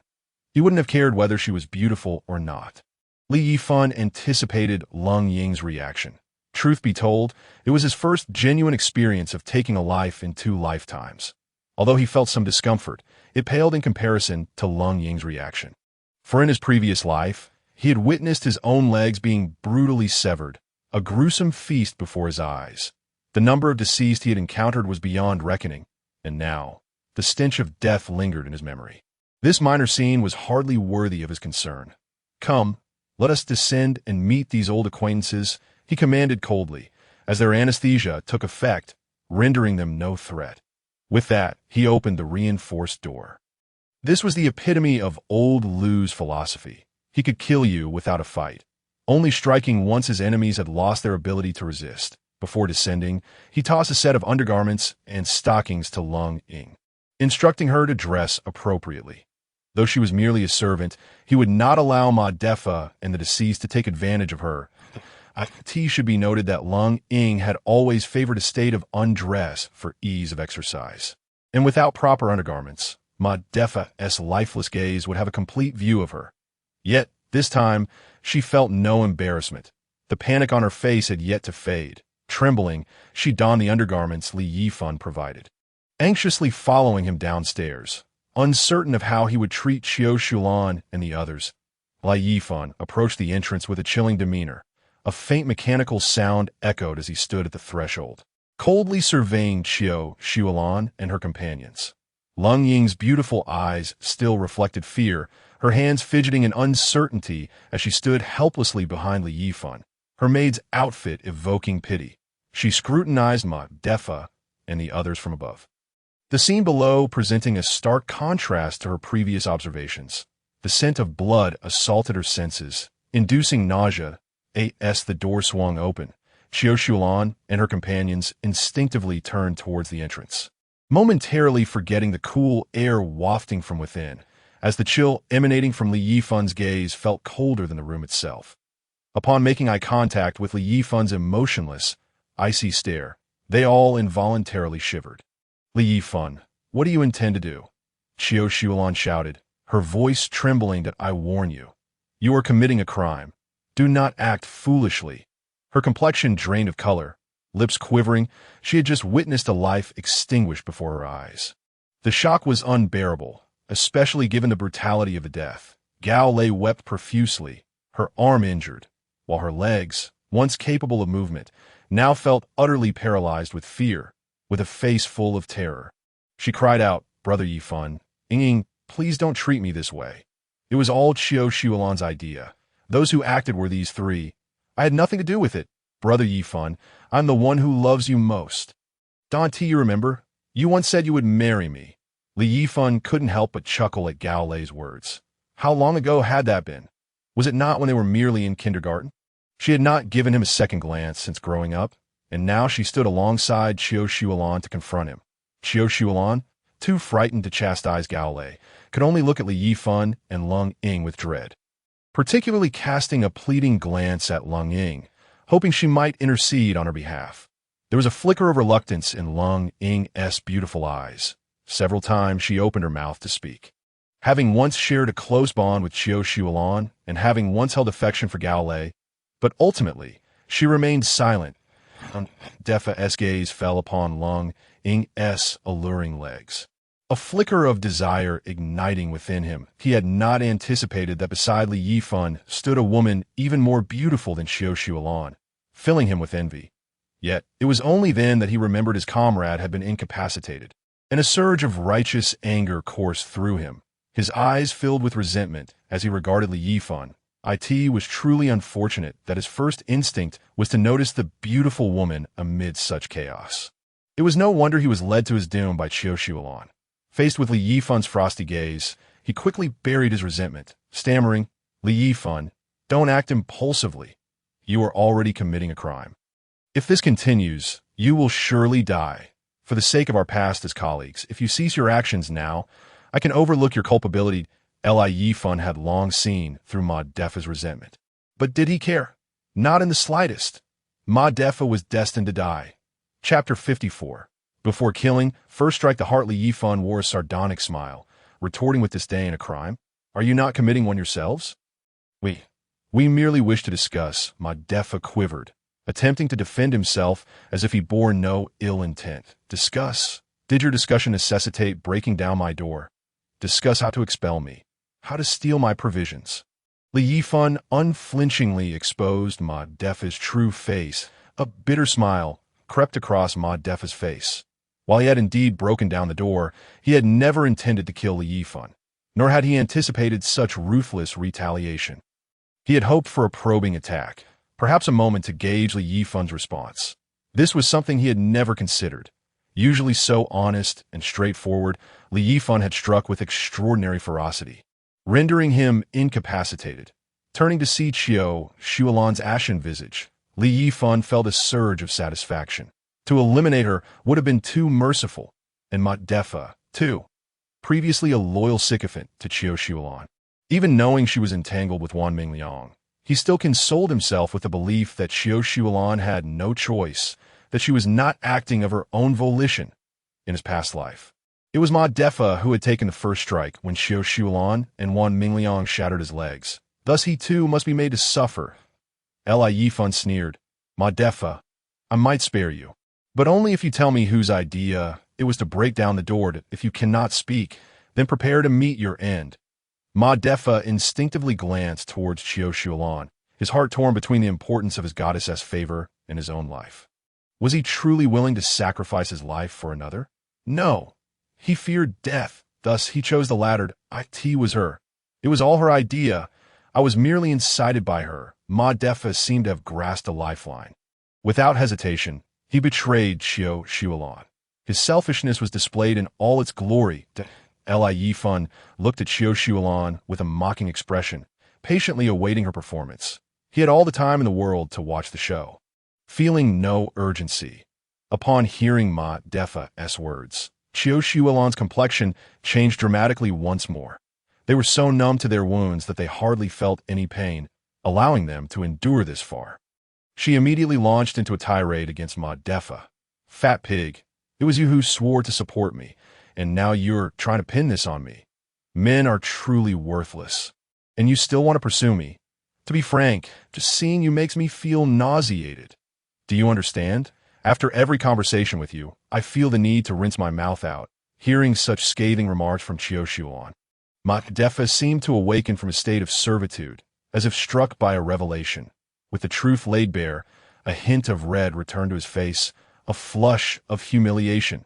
Here he was, a vice president of a company, willingly acting as Qiu Shulan's sycophant, only to discover that she felt so repulsed by him that she needed to cleanse her mouth after speaking with him. Such indignity!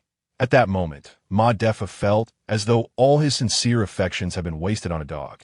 Qiu Shulan, however, did not experience the same level of devastation upon being betrayed. She had never held any expectations of Ma defa. With no hopes, there could be no disappointments. Thus, his words did not strike her as particularly damaging. As Ma defa regained his composure, he began to plead for mercy from Yifan. Brotherly, grandfatherly, I truly realize my mistakes. I shouldn't have smashed your door. Please, just treat me as if I were nothing. Let me go.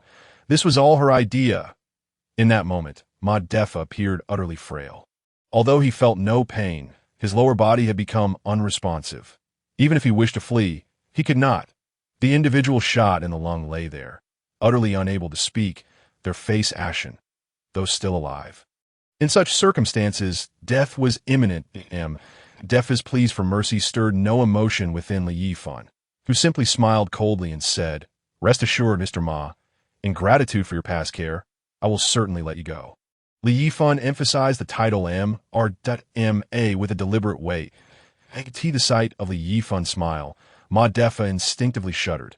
Could he truly feel at ease? Letting them, I'm sorry, but I can't assist with that. Ling Ying was profoundly shocked by Yifan's recent ruthless actions. Upon hearing his command, she quickly bowed in acknowledgement. The bloodstains outside needed to be dealt with promptly. Otherwise, they would leave a permanent mark on the ground. Yifan intended to entertain his colleagues well, and he feared that the presence of blood might deter them from coming, that a powerful cleaning agent would ensure that no traces remained on the floor. Ling Ying accepted the semi-automatic mop offered by Yifan and proceeded to fill it with water from the swimming pool, completely disregarding what Yifan intended to do with Qiu Shulan in the room. A long trail of blood was dragged across the room, but Yifan showed no concern. Seeing Qiu Shulan in such a pitiful state brought him a sense of satisfaction. He imagined her feelings must be quite complex now. Having sought to move and only to find herself truly trapped and utterly unhappy, Yifan felt a strong desire to chastise her for her fickleness, her tendency to seek novelty and discard the old, epitomizing the very essence of a heartless woman. With a chilling smile, he ignored Qiu Shulan's pleas and bound her to the coal block processing machine with nylon rope, rendering her immobile, without hesitation. He drew a dagger and made a long incision on her other pristine thigh, slicing from the base to the knee. Qiu Shulan could not help but tremble, emitting a heart-wrenching scream. Seizing the moment of her anguish, Yifan casually produced a bottle of medical glucose and forced it down her throat. Don't misunderstand. He was merely concerned that she might perish too swiftly as he poured it too quickly. Qiu Shulan began to cough incessantly, her face flushed from the effort. Subsequently, Before Qiu Shulan's bewildered gaze, Li Yifan retrieved a stainless steel bucket and filled it with water from the nearby swimming pool. He then added a large chunk of pure white salt into the bucket. With an entire lake's worth of salt at his disposal, Li Yifan was unconcerned about waste. He merely had to wait for the salt to dissolve into brine. Chapter 57. The plight of Qiu Shulan. At that moment, the doorbell rang. Just as Ling Ying had stepped out, Li Yifan had closed the door again. Hearing the bell, he cautiously checked the surveillance footage and confirmed that only Ling Ying was outside before unlocking the door. "Master, do you require cleaning in the room?" Ling Ying inquired carefully upon seeing the long bloodstain inside. "From now on, the room sanitation will be your responsibility. Manage it as you see fit. There's no need to ask me each time." "Yes," Ling Ying replied, bowing. She then restarted the mop, diligently wiping away the bloodstains on the floor. Bound to the processing machine, Qiu Shulan seemed to be oblivious to Ling Ying's actions. At this point, Qiu Shulan was already quite weak. Her lips parched, devoid of the strength to plead for mercy. Even the fact that Li Yifan's room had access to surveillance throughout the building no longer surprised her. It dawned on her that Li Yifan had been observing every movement within the hotel. She imagined that during her initial entry, he had seen the knife concealed behind her as clearly as day. It was laughable that she had considered him a fool. In reality, she was the one who had been foolish. Now, she was convinced that Ling Ying had undoubtedly been deceived by Li Yifan. Yet, judging by Ling Ying's demeanor, she doubted that her words would sway her. Regret and torment filled Qiu Shulan's heart, and she had developed a profound fear of Li Yifan. Why now? It was midday. Li Yifan removed his clothing and tossed it into the trash bin, since the water in the swimming pool had yet to dissolve. He could not take a shower and had to wait a while longer. Just then, Ling Ying finished mopping the floor.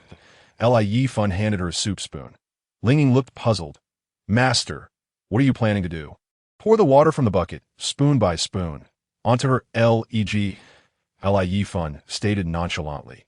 Yet both Ling Ying and Qiu Shulan shivered simultaneously. Initially, Qiu Shulan did not comprehend Li Yifan's intentions, but she soon realized, and the terror in her eyes intensified.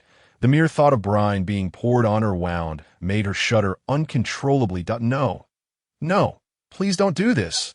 I beg you, Ying, don't." Qiu Shulan finally broke down in tears, pleading fervently. Ling Ying hesitated for a moment, her eyes reflecting a flicker of compassion. Nevertheless, under Li Yifan's watchful gaze, she approached Qiu Shulan with a stainless steel bucket.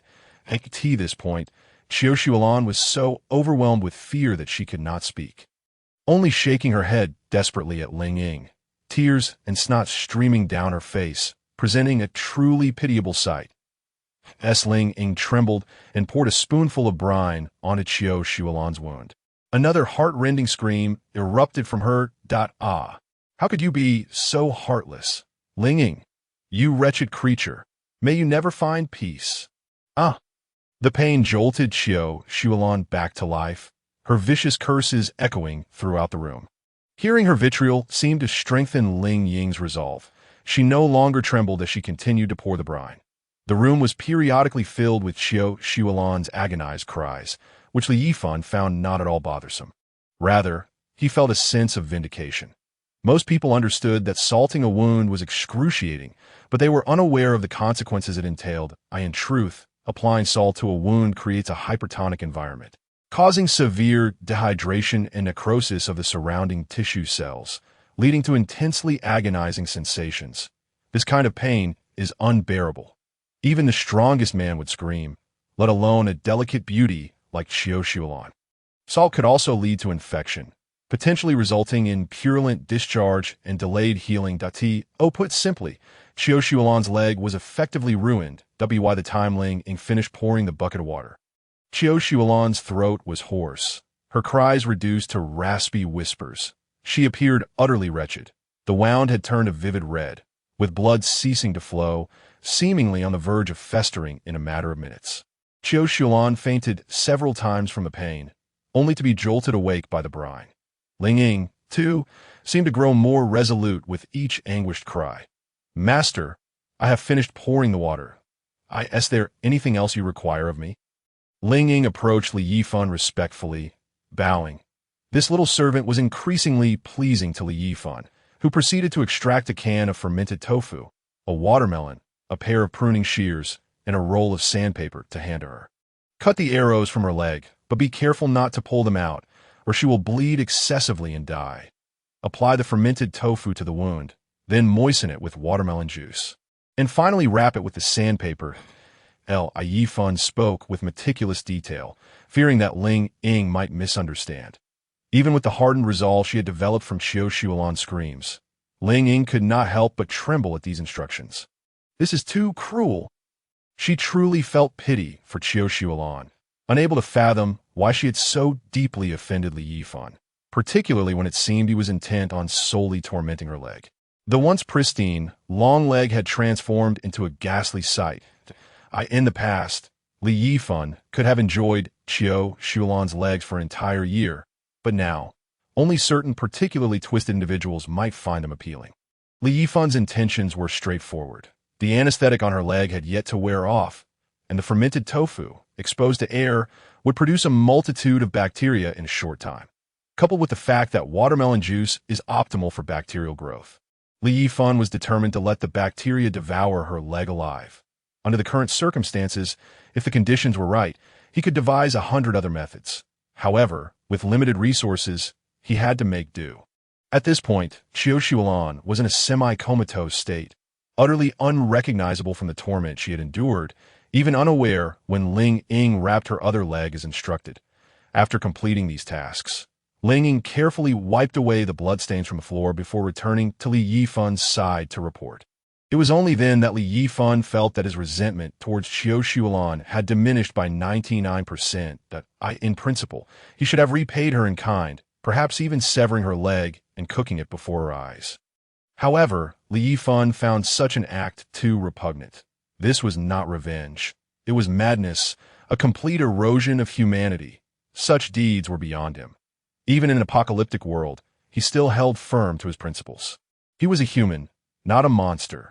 Seeing Ling Ying's obedient demeanor, Yifan nodded in satisfaction and handed her 4 large crabs, each the size of a palm. Go and steam these. Yes, master. Ling Ying now executed Yifan's every command without hesitation. Although she could not cook, she was willing to learn. After all, she could not expect her master to support her as a servant. Observing Ling Ying as she received the hairy crabs, engrossed in her phone while attempting to learn from the videos, Yifan realized that she would inevitably become a competent servant in due time. That moment, a notification pinged in the group chat, mentioning Yifan. Upon checking his phone, he noticed messages in both the large and small groups directed at him. It was merely a sharing, and if there were any infringements, they were invited to message him privately for deletion. The preceding remarks were somewhat harsh, fearing they might be too much for others to bear. Hence, he decided to share a beautiful image to lighten the mood. Chapter 58. Colleagues at the door. Now that he had avenged Qiu Shuolan from his previous life, his spirits were high. The sight of Qiu Shuolan in her miserable state brought him immense joy. It seemed she would take quite some time to recover, but fortunately, he had the foresight to administer a bottle of glucose to her earlier, or else she might have met a dire fate. As long as the arrow remained embedded, she would not perish. At worst, she would be left with a crippled leg. Should he extract it, only to reinsert it? That might indeed be quite exhilarating. Nevertheless, he felt no inclination for such thoughts now. Instead, he preferred to observe the shamelessness of his colleagues, which would also serve to pass the time. The small group was formed by former colleagues with whom he had once shared a decent rapport, and they shamelessly sought to borrow supplies from Yifan to Yifan. What do you mean by this? You're panting just because I called you manager, Li. Huh. Is it really just a matter of wanting a bit of instant noodles? And you're ignoring us? How stingy can you be? Worst case, we'll return it later. Can't you see? He simply doesn't want to give anything. What nonsense. I've seen through him. He is nothing but a selfish little man. I even helped him collect packages before and treated him like a manager. How ridiculous. I believe such a self-serving individual does not deserve to hoard so many resources. He should contribute them for everyone to share. Did you hear that, Yifan? You selfish little man, you don't deserve to possess so much. Hand it over for us to share, and maybe we'll spare you a little. Otherwise, you'll be left with nothing. Don't say I didn't warn you. Seeing these frantic messages directed at him, Li Yifan found amusement that it was akin to an old lady crawling under the covers. He was thoroughly entertained. Without hesitation, he decided to retaliate. What do you mean? It's just a bit of instant noodles. Please, if you're going to wag your tail, at least do it properly. And if you're so eager to borrow, why not just refrain from asking now? Oh, so refusing means I'm stingy. Then I might as well ask to borrow your wife for a bit of fun. How about that? You're truly stingy if you even lend her. I promise to return her once I'm done, and then you can share a little of my resources, right? You all are truly a joke, as if these things were originally yours. Do I even need you to share anything? As Li Yifan sent these unapologetic messages, the group erupted in embarrassment and outrage. They soon realized that every statement he made was irrefutable, igniting their anger. They would not concede any wrongdoing. What was wrong with seeking a bit of supplies? Refusing was one thing, but hurling insults was another. They felt wronged and decided that this insolent brat needed to be taught a lesson, urging one another to join forces against him to make him understand the gravity of his actions. In mere moments, they resolved to collectively confront Li Yifan. Strength in numbers, they believed, with so many of them against him, he would surely back down and relinquish his supplies out of course. They had no intention of killing him, at most. They would seize his resources and give him a beating. Even if it left him crippled, they felt justified.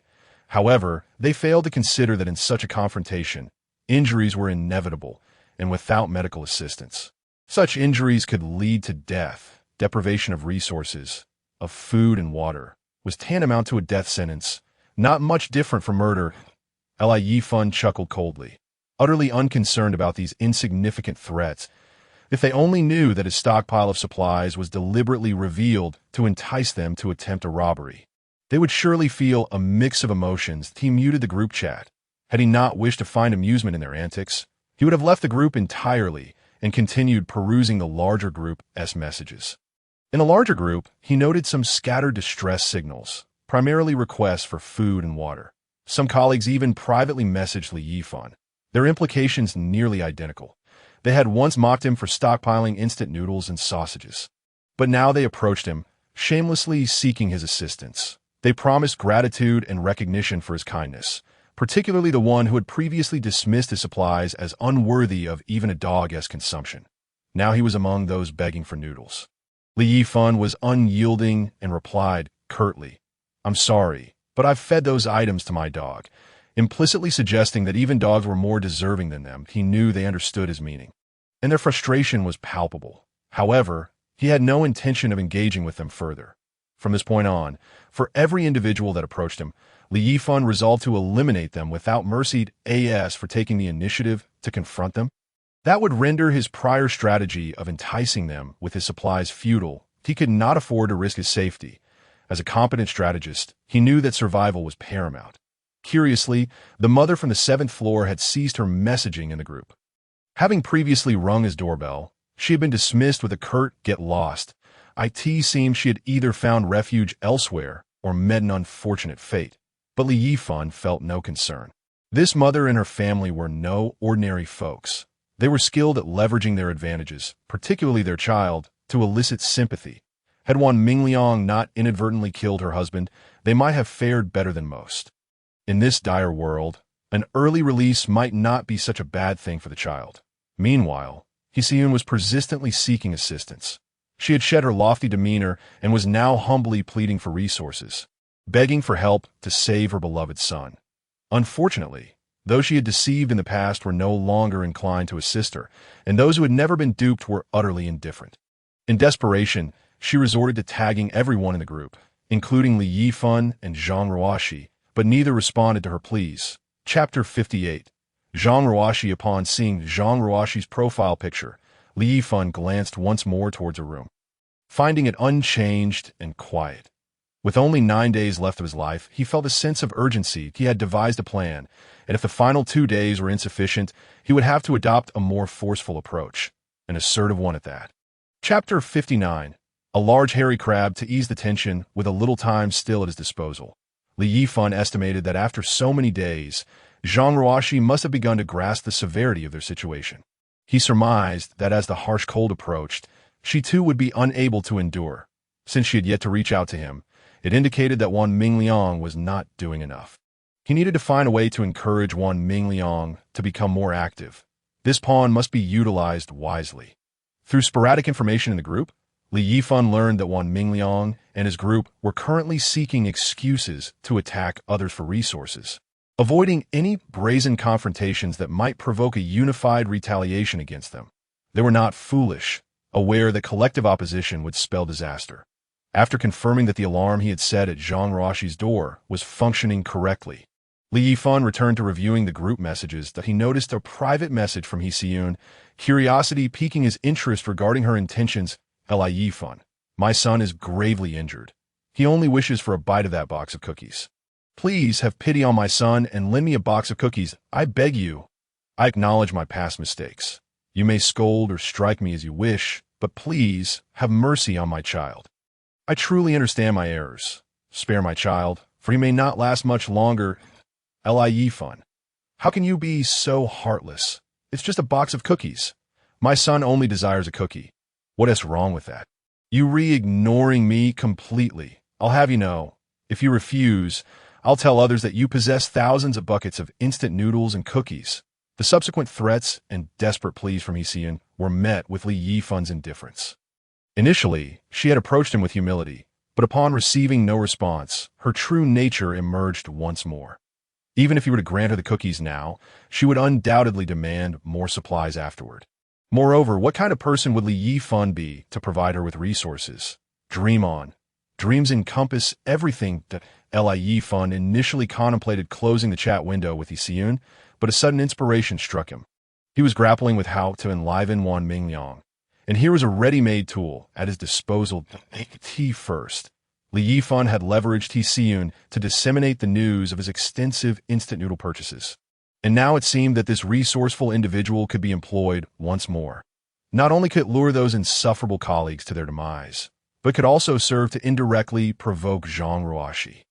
As for those insufferable colleagues, Li Yifan would not show them any mercy upon their arrival.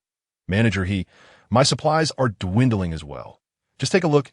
Li Yifan produced 10 boxes of instant noodles, 10 boxes of ham sausages, and 20 boxes of mineral water from his wristwatch.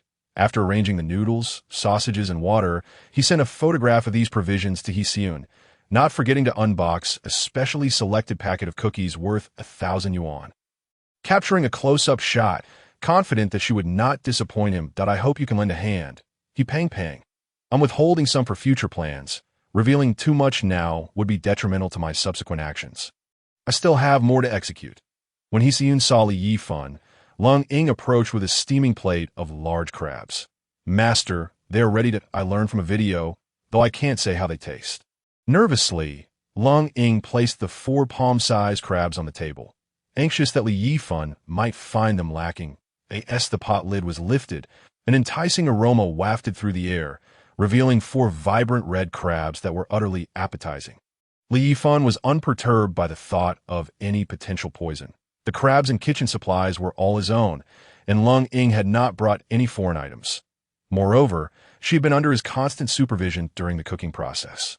Even if she had harbored intentions of poisoning, there would be no means to do so unless she had added persimmons or hawthorn to the steaming pot. Furthermore, Lung Ying had already surpassed her probation period, and he had faith in her loyalty. Li Yifan picked up a female crab. Why a female crab? That seems rather peculiar. He snapped off a leg and gently bit into it, squeezing out the tender, white meat. After savoring the crab leg, he cracked open the shell, revealing the golden crab roe before him. Its flavor was simply exquisite. Li Yifan couldn't help but commend Lung Ying. Not bad. This is truly delicious. Upon hearing Li Yifan's praise, Lung Ying beamed with delight, momentarily leaving Qiushualan in a state of astonishment. She recalled the last time Lung Ying had smiled so joyfully was during their first visit to a luxury store, where she had spent tens of thousands on her. Now, a mere compliment from Li Yifan had elicited such joy from Lung Ying. Li Yifan was not exaggerating. Lung Ying indeed possessed a remarkable talent for cooking, mastering the timing with incredible finesse. Thank you for your kind words, Master. Li Yifan offered her a piece of the crab he had already enjoyed. Here, you should try some. Thank you for your generosity. Long Ying responded with another deep bow, fully embracing her role as a servant without any notion of aspiring to be the lady of the house. Yifan then retrieved a bottle of red wine. While it was not a high-end vintage, it was still enjoyable. Yifan, being an ordinary individual, had little knowledge of wine and did not concern himself with the nuances of flavor. To him, they were all just water. Since they were all essentially the same, he saw no distinction beyond mere tightness or looseness. Long Ying eagerly poured wine for Yifan, appearing quite obedient, and as she poured, he noticed a captivating glimmer in her eyes. However, he was preoccupied, as he anticipated a thrilling event soon. Today, he was destined to eliminate many adversaries. He then produced a bottle of ginger vinegar as a dipping sauce, and they both indulged in their crabs. Qiu Shulan, watching hungrily, lamented her inability to even lift her eyelids due to the pain radiating from her legs, which rendered her incapable of crying out and left her to merely savor the aromatic scent. The tantalizing aroma stirred a deep yearning within her, evoking tears. Just as Yifan and Long Ying finished their crabs, a loud banging echoed at the door. The muffled sound, though not particularly loud from within, still reached Yifan's ears. Checking the surveillance, he recognized the familiar faces of his colleagues, who had come clamoring for retribution, each bearing a bottle of water, occasionally wiping the sweat from their brows.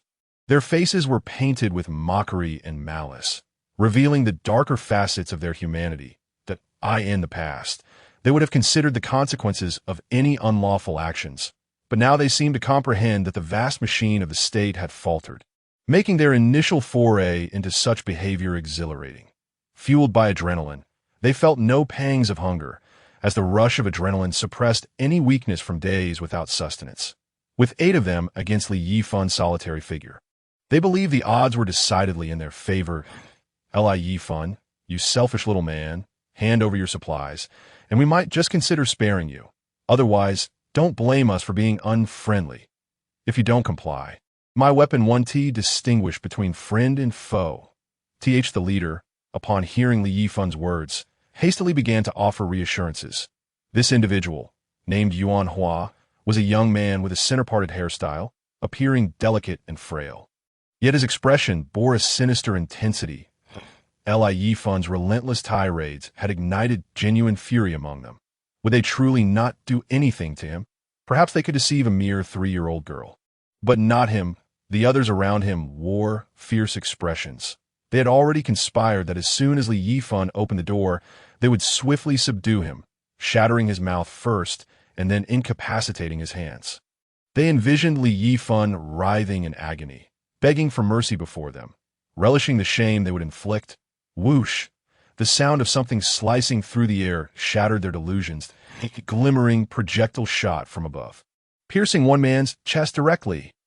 Caught off guard, he could only emit a chilling scream before collapsing to the ground, crimson blood spilling from the corner of his mouth, before the remaining individuals could react.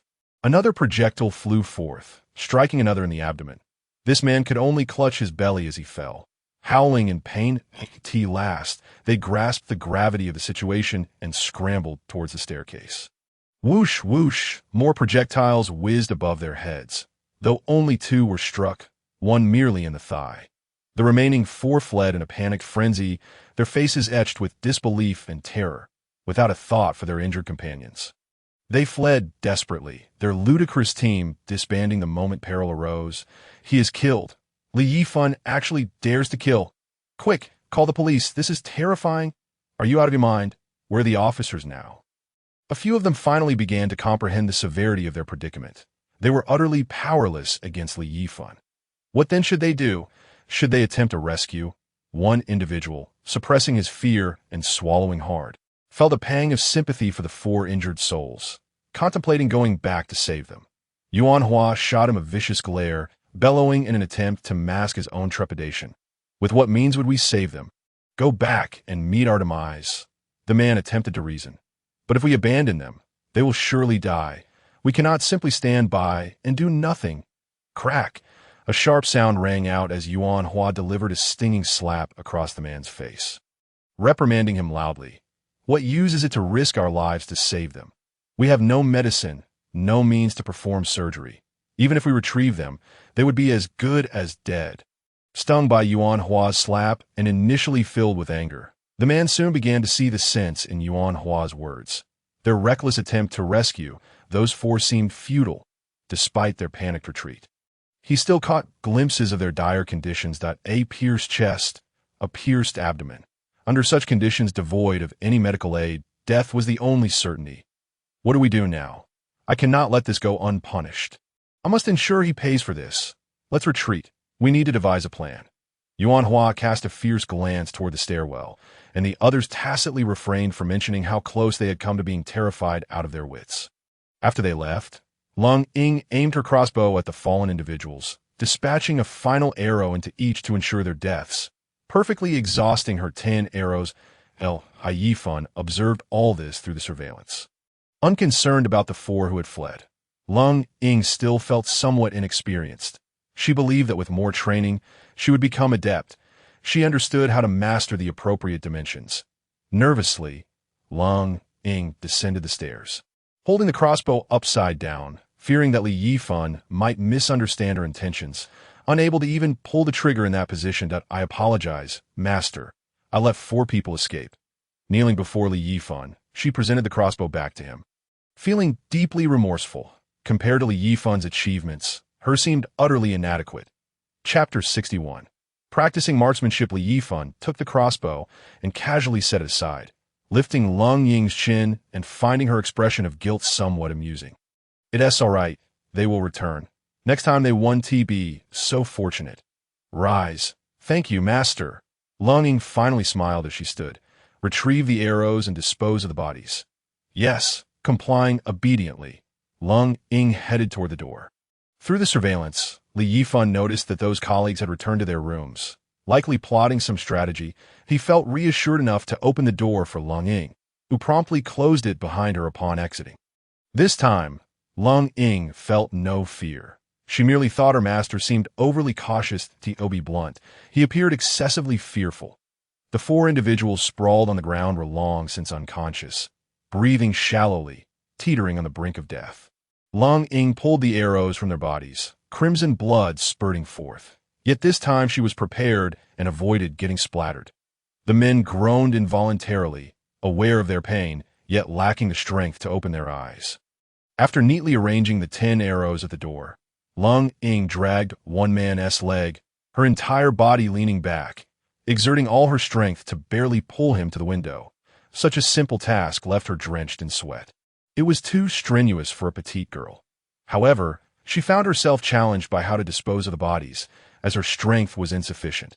After several failed attempts, she became breathless and desperate, ultimately seeking Li Yifan's assistance by ringing the bell. Master, I cannot move them. Do you have a steel pipe or a wooden stick? Something about 4 or 5 meters long. Such items were not readily available to Li Yifan. He would have to dismantle a shelf to obtain one. He deduced Lung Ying's intention, likely wanting to use leverage to lower the corpses down. This considerate little servant stirred a hint of pity within him. It truly was unreasonable to expect a young girl to carry corpses. Very well, I shall handle it myself. I'm sorry, Master. It's my fault for being useless. I will work hard to strengthen my body. As soon as Lung Ying finished speaking, Li Yifan opened the door, ensuring there was no one in the stairwell before doing so. An experienced individual, his safety was always paramount. Seeing Lung Ying's renewed look of guilt, Li Yifan gently ruffled her hair. Feeling a pang of compassion, I'm not upset with you. There's no need to train. You may naturally grow stronger in time. Lung Ying did not grasp Li Yifan's words, yet she nodded, believing that whatever her master said must be right. Yifan has strength far surpassed that of Lung Ying. He effortlessly hoisted each of the 4 men one by one and disposed of them through the window. He took a moment to check on Ma Defa's condition, which was quite horrifying. His exposed skin was covered in blisters, some having burst to reveal raw flesh, which had turned a fiery red from the scorching heat. Moreover, Ma Defa had ceased any struggle, appearing as if he had been baked alive. Yifan felt no remorse for those who had turned on him. Instead, it was a source of satisfaction, even if he had indeed perished. Li Yifan had no intention of retrieving his body. Tomorrow would bring extreme cold, freezing the corpse and preventing any odor of decay. After securing the window, he instructed Lung Ying to continue cleaning the blood outside. Preparing for the next wave of visitors, as a citizen of Huagua, maintaining a tidy home for guests was a fundamental courtesy. Although these guests displayed little regard for manners, as the hosts, they must uphold decorum. It was essential for visitors to arrive with cheerful faces and depart with smiles, as this epitomized the art of hospitality. Having completed these tasks, it was already nearing afternoon, and the ice in the swimming pool had long since melted into water. Testing the temperature, Yifan found it perfectly suitable for swimming, as usual. He took a bath in the pool, allowing Lung Ying to demonstrate once more what a thorough massage entailed before Xiao Yifan received another round of guidance, and in return, he bestowed a fortune upon Lung Ying, who could only swallow his generous gesture. A flicker of resentment crossed her gaze. She could not fathom why Yifan had yet to engage her in a game of poker. Only when night fell did Yifan emerge from the swimming pool, wrapped in a towel, instructing Lung Ying to drain the pool before continuing to prepare dinner. This time, he allowed her to choose what dishes to make. As long as she learned from the videos, Yifan sensed that Lung Ying possessed an extraordinary talent for cooking, making this an opportune moment to test her skills. After pondering for a moment, Lung Ying proposed using an old hen and a pig's stomach, intending to start with something more manageable, which she had stumbled upon during her last video viewing. Yifan humored her. After all, there was no shortage of food available in his smartwatch. If it turned out unpalatable, she could simply eat it herself. It was hardly a concern, with no intention of flattering women or feigning excitement over the food. Yifan relaxed comfortably in his chair, retrieving a gun, startling Lung Ying, who was about to leave. "Master, what are you planning to do?" "I'm practicing my marksmanship. You may continue with your tasks." Yes, although she had never wielded a firearm, she managed to engage the safety with relative ease. After loading the bullets and familiarizing herself with the weapon for a brief period, she became adept. Approaching within 10 meters of Xiao, she wasted no time in aiming for her leg and fired. Bang! The first sound was the gunshot, followed by the metallic clang as the bullet struck the coal processing machine. The sudden gunfire indeed startled Lung Ying. But thankfully, Yifan had forewarned her, allowing her to maintain her composure. Instead, it was Xiao who was jolted awake, momentarily believing that police officers had come to her rescue. In her dream, she envisioned a return to normalcy.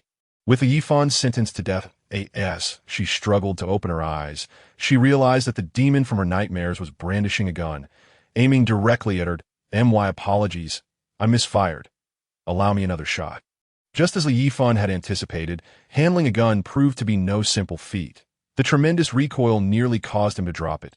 Fortunately, he gritted his teeth and persevered, knowing that without rigorous training, he would stand little chance against others armed with firearms in the post-apocalyptic world. Surviving in such a harsh environment required more than just ample supplies. It necessitated formidable strength, preferably unparalleled power. Under Xiao's terrified gaze, Yifan pulled the trigger once more. Bang! Once again, the bullet missed its mark, but it terrified Xiao to the point of soiling herself, a fact Yifan took in stride. He raised the weapon again to shoot. Out of 9 bullets, Yifan managed to hit Xiao 3 times, with the rest flying wide. Under this intense pressure, Xiao's mental state finally shattered. The pleading glimmer in her eyes faded, replaced by a vacant daze that, in simpler terms, Xiao had lost her sanity. She could no longer recall her identity, consumed only by an overwhelming fear of the gunfire and Yifan. Yifan noted this change with a cold smile, surprised that Xiao had succumbed to madness after enduring such torment. Nevertheless, he had no intention of sparing her. Xiao was destined to die. I declare it. What I say, and what the author states, is of no consequence. Chapter 62. The news of Zhang Ruoxi after firing roughly 100 rounds, Yifan's marksmanship began to take shape. While he could not claim to hit a bullseye at 100 paces, he was confident in striking a target within 50 meters without fail that if he couldn't hit the head, he would aim for the abdomen. There was no need to be so rigid.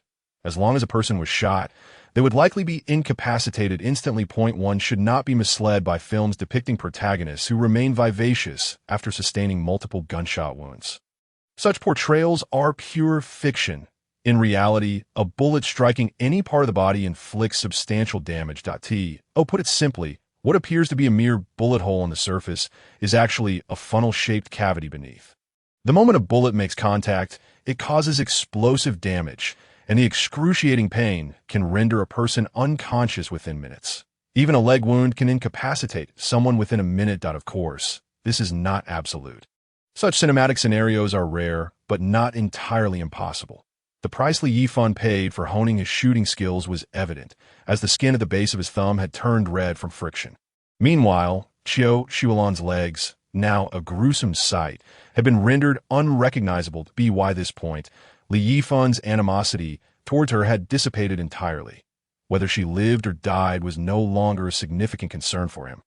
At 8 o'clock in the evening, Lung incautiously placed a pot of soup on the table. Glancing at the gruesome state of Qiu Shuolan, she felt a pang of fear. Once, Qiu Shuolan's legs were fair and straight. And even after being shot, the damage seemed manageable. A mere incision, even when treated with saline, would not detract from the overall beauty of her legs. Yet now, her legs were a grotesque mess, and the crimson blood flowed incessantly, indicating that she would soon succumb to blood loss. Her master was truly ruthless. That a few times, Lung Ying hesitated, wanting to voice her thoughts, not out of sympathy for Qiu Shuolan, but out of concern for Yifan. Ignoring her unspoken words, Yifan retrieved medical alcohol and gauze from his supplies, preparing to disinfect and bandage his own hand. Lung Ying took the initiative to pick up a cotton swab and delicately cleaned his wound with the alcohol, even blowing gently on it afterward. "Master, may I learn to shoot alongside you?" Observing Yifan's diligent efforts, she wished to assist him in preparation. "Unnecessary," he replied succinctly, and Lung Ying fell silent, understanding that when her master said it was not needed. It was indeed the case. After tending to Yifan's injury, she finally lifted the pot lid, releasing an enticing aroma. "This is a stew of old hen and pig stomach. Please, master, have a taste." She ladled a bowl and placed it before him. The enticing chicken soup stirred his appetite, but Yifan did not lift the bowl. Misinterpreting his lack of action, Lung Ying feared he suspected her of foul play, and tears welled in her eyes. "Master, allow me to taste it first." What she meant was that she would eat first, and only if all was well would Yifan partake, thus proving her loyalty. "No worries, I meant for you to sit down and eat with me." Upon realizing her master's true intention, Lung Ying's face brightened, and her previous discontent vanished. She eagerly brought the bowl to Yifan, taking a hearty sip, so hastily that some broth spilled down her pristine neck. This sight sparked a desire in him to clean up the mess, though methods of doing so varied from person to person. After finishing, Lung Ying fetched a new bowl and filled it once more. Sitting sweetly before Yifan, she rested her chin on her hands, waiting for him to enjoy the soup. Yifan, not one to be impolite, took a sip, and the flavor immediately dazzled his senses. It was clear his initial instincts were correct. Lung Ying was indeed a culinary prodigy. The soup was fresh and sweet, the pig's stomach devoid of any unpleasantness, possessing just the right amount of chewiness without being laborious. "This is delightful. You shall be in charge of our meals from now on. I am glad you enjoy it, master. I shall prepare another bowl for you." Lung Ying beamed, as if Yifan's praise meant more to her than anything else. After dinner, Lung Ying took the initiative to tidy the table. Once finished, she even mopped the floor, ensuring that every trace of blood surrounding Qiu Shuolan was thoroughly cleaned. After completing these tasks, she discarded the waste before heading toward the storage room. This time, Yifan permitted her to stay, having recognized her unwavering loyalty, and felt there was no need to be overly harsh. The water in the swimming pool had just been drained, and this time Yifan left the drain open, filling the pool with ice cubes that piled up 2 or 3 meters high. You see those coal blocks? Yifan pointed to the now fully dried coal beside the processing machine. Lung Ying nodded. "Move these coal blocks into the boiler room and ignite it." The boiler room was located adjacent to the storage area, which was precisely why Yifan had decided to keep Lung Ying around. Once the boiler was lit, the storage room would transform into a furnace in this weather. Lung Ying regarded him with confusion. "Master, you mean to say, to ignite the boiler in such sweltering heat?" She couldn't believe her ears. Was he truly suggesting they heat the boiler on a day like this? Indeed, go. Li Yifan was reluctant to provide extensive explanations. The boiler required several hours to reach the desired temperature, as it was responsible for heating the entire room. The coal blocks also needed time to ignite. If he were to wait until tomorrow to start the fire, it would be too late. The hot water pipes might freeze, and thawing them later would be quite troublesome. Once the boiler was operational, the temperature in the room would rise again, which was why Li Yifan had placed so many ice blocks. The drainage outlet below was unobstructed, allowing the melted water to flow out directly without the risk of overflow. Although Lung Ying was puzzled, she complied with Li Yifan's instructions. The coal blocks, measuring only 10 centimeters in length and 5 centimeters in both width and thickness, felt quite heavy for her petite frame. She could only carry 10 at a time, and after several trips, her face had turned as black as a cat, completely unaware of her appearance, which made Li Yifan want to chuckle. He chose not to intervene. He had another pressing matter to attend to. Yuan Hua and his associates would undoubtedly not relent, especially starting tomorrow when their humanity would likely diminish. They were aware that the ventilation shaft above could be used for attack, and if they returned, precautions would certainly be taken. Relying on the crossbow to deal with them was evidently unwise. Shooting through the attack point with a gun was also not feasible for Li Yifan, who lacked precision. The attack point was covered with a metal mesh. Despite the large holes, he felt it unwise to take such a risk. Thus, Li Yifan needed to prepare a substantial meal for the next guests.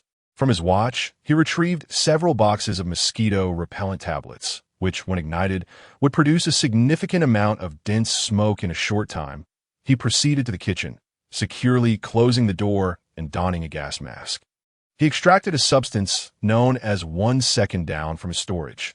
This product from the island nation could induce unconsciousness if inhaled in sufficient quantities. This was also the reason for his gas mask. He then took out a small milk pot, perfectly suited for his current task. Turning on the kitchen's exhaust fan and the cooking vent system, he poured the 1 second down into the pot, added 100 mosquito-repellent tablets to soak, and quickly covered the pot.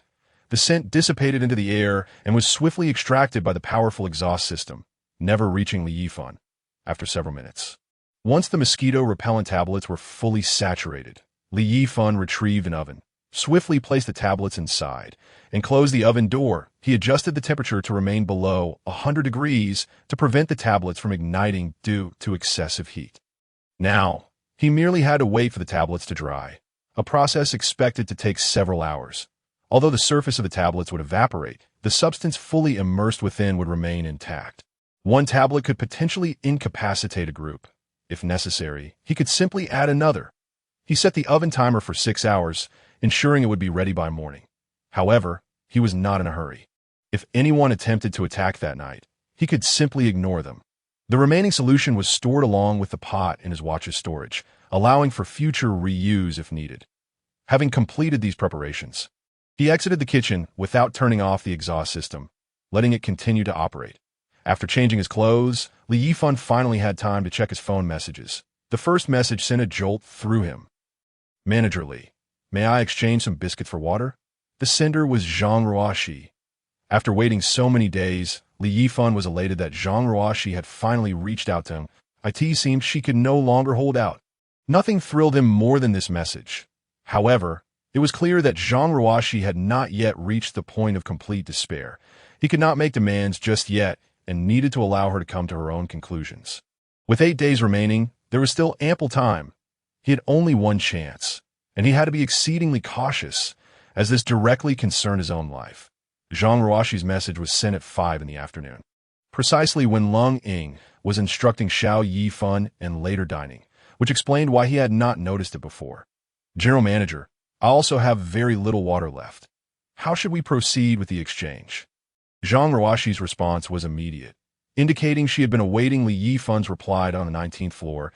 Zhang Ruoxi had indeed been waiting for Li Yifan's response. She did not trust his words entirely.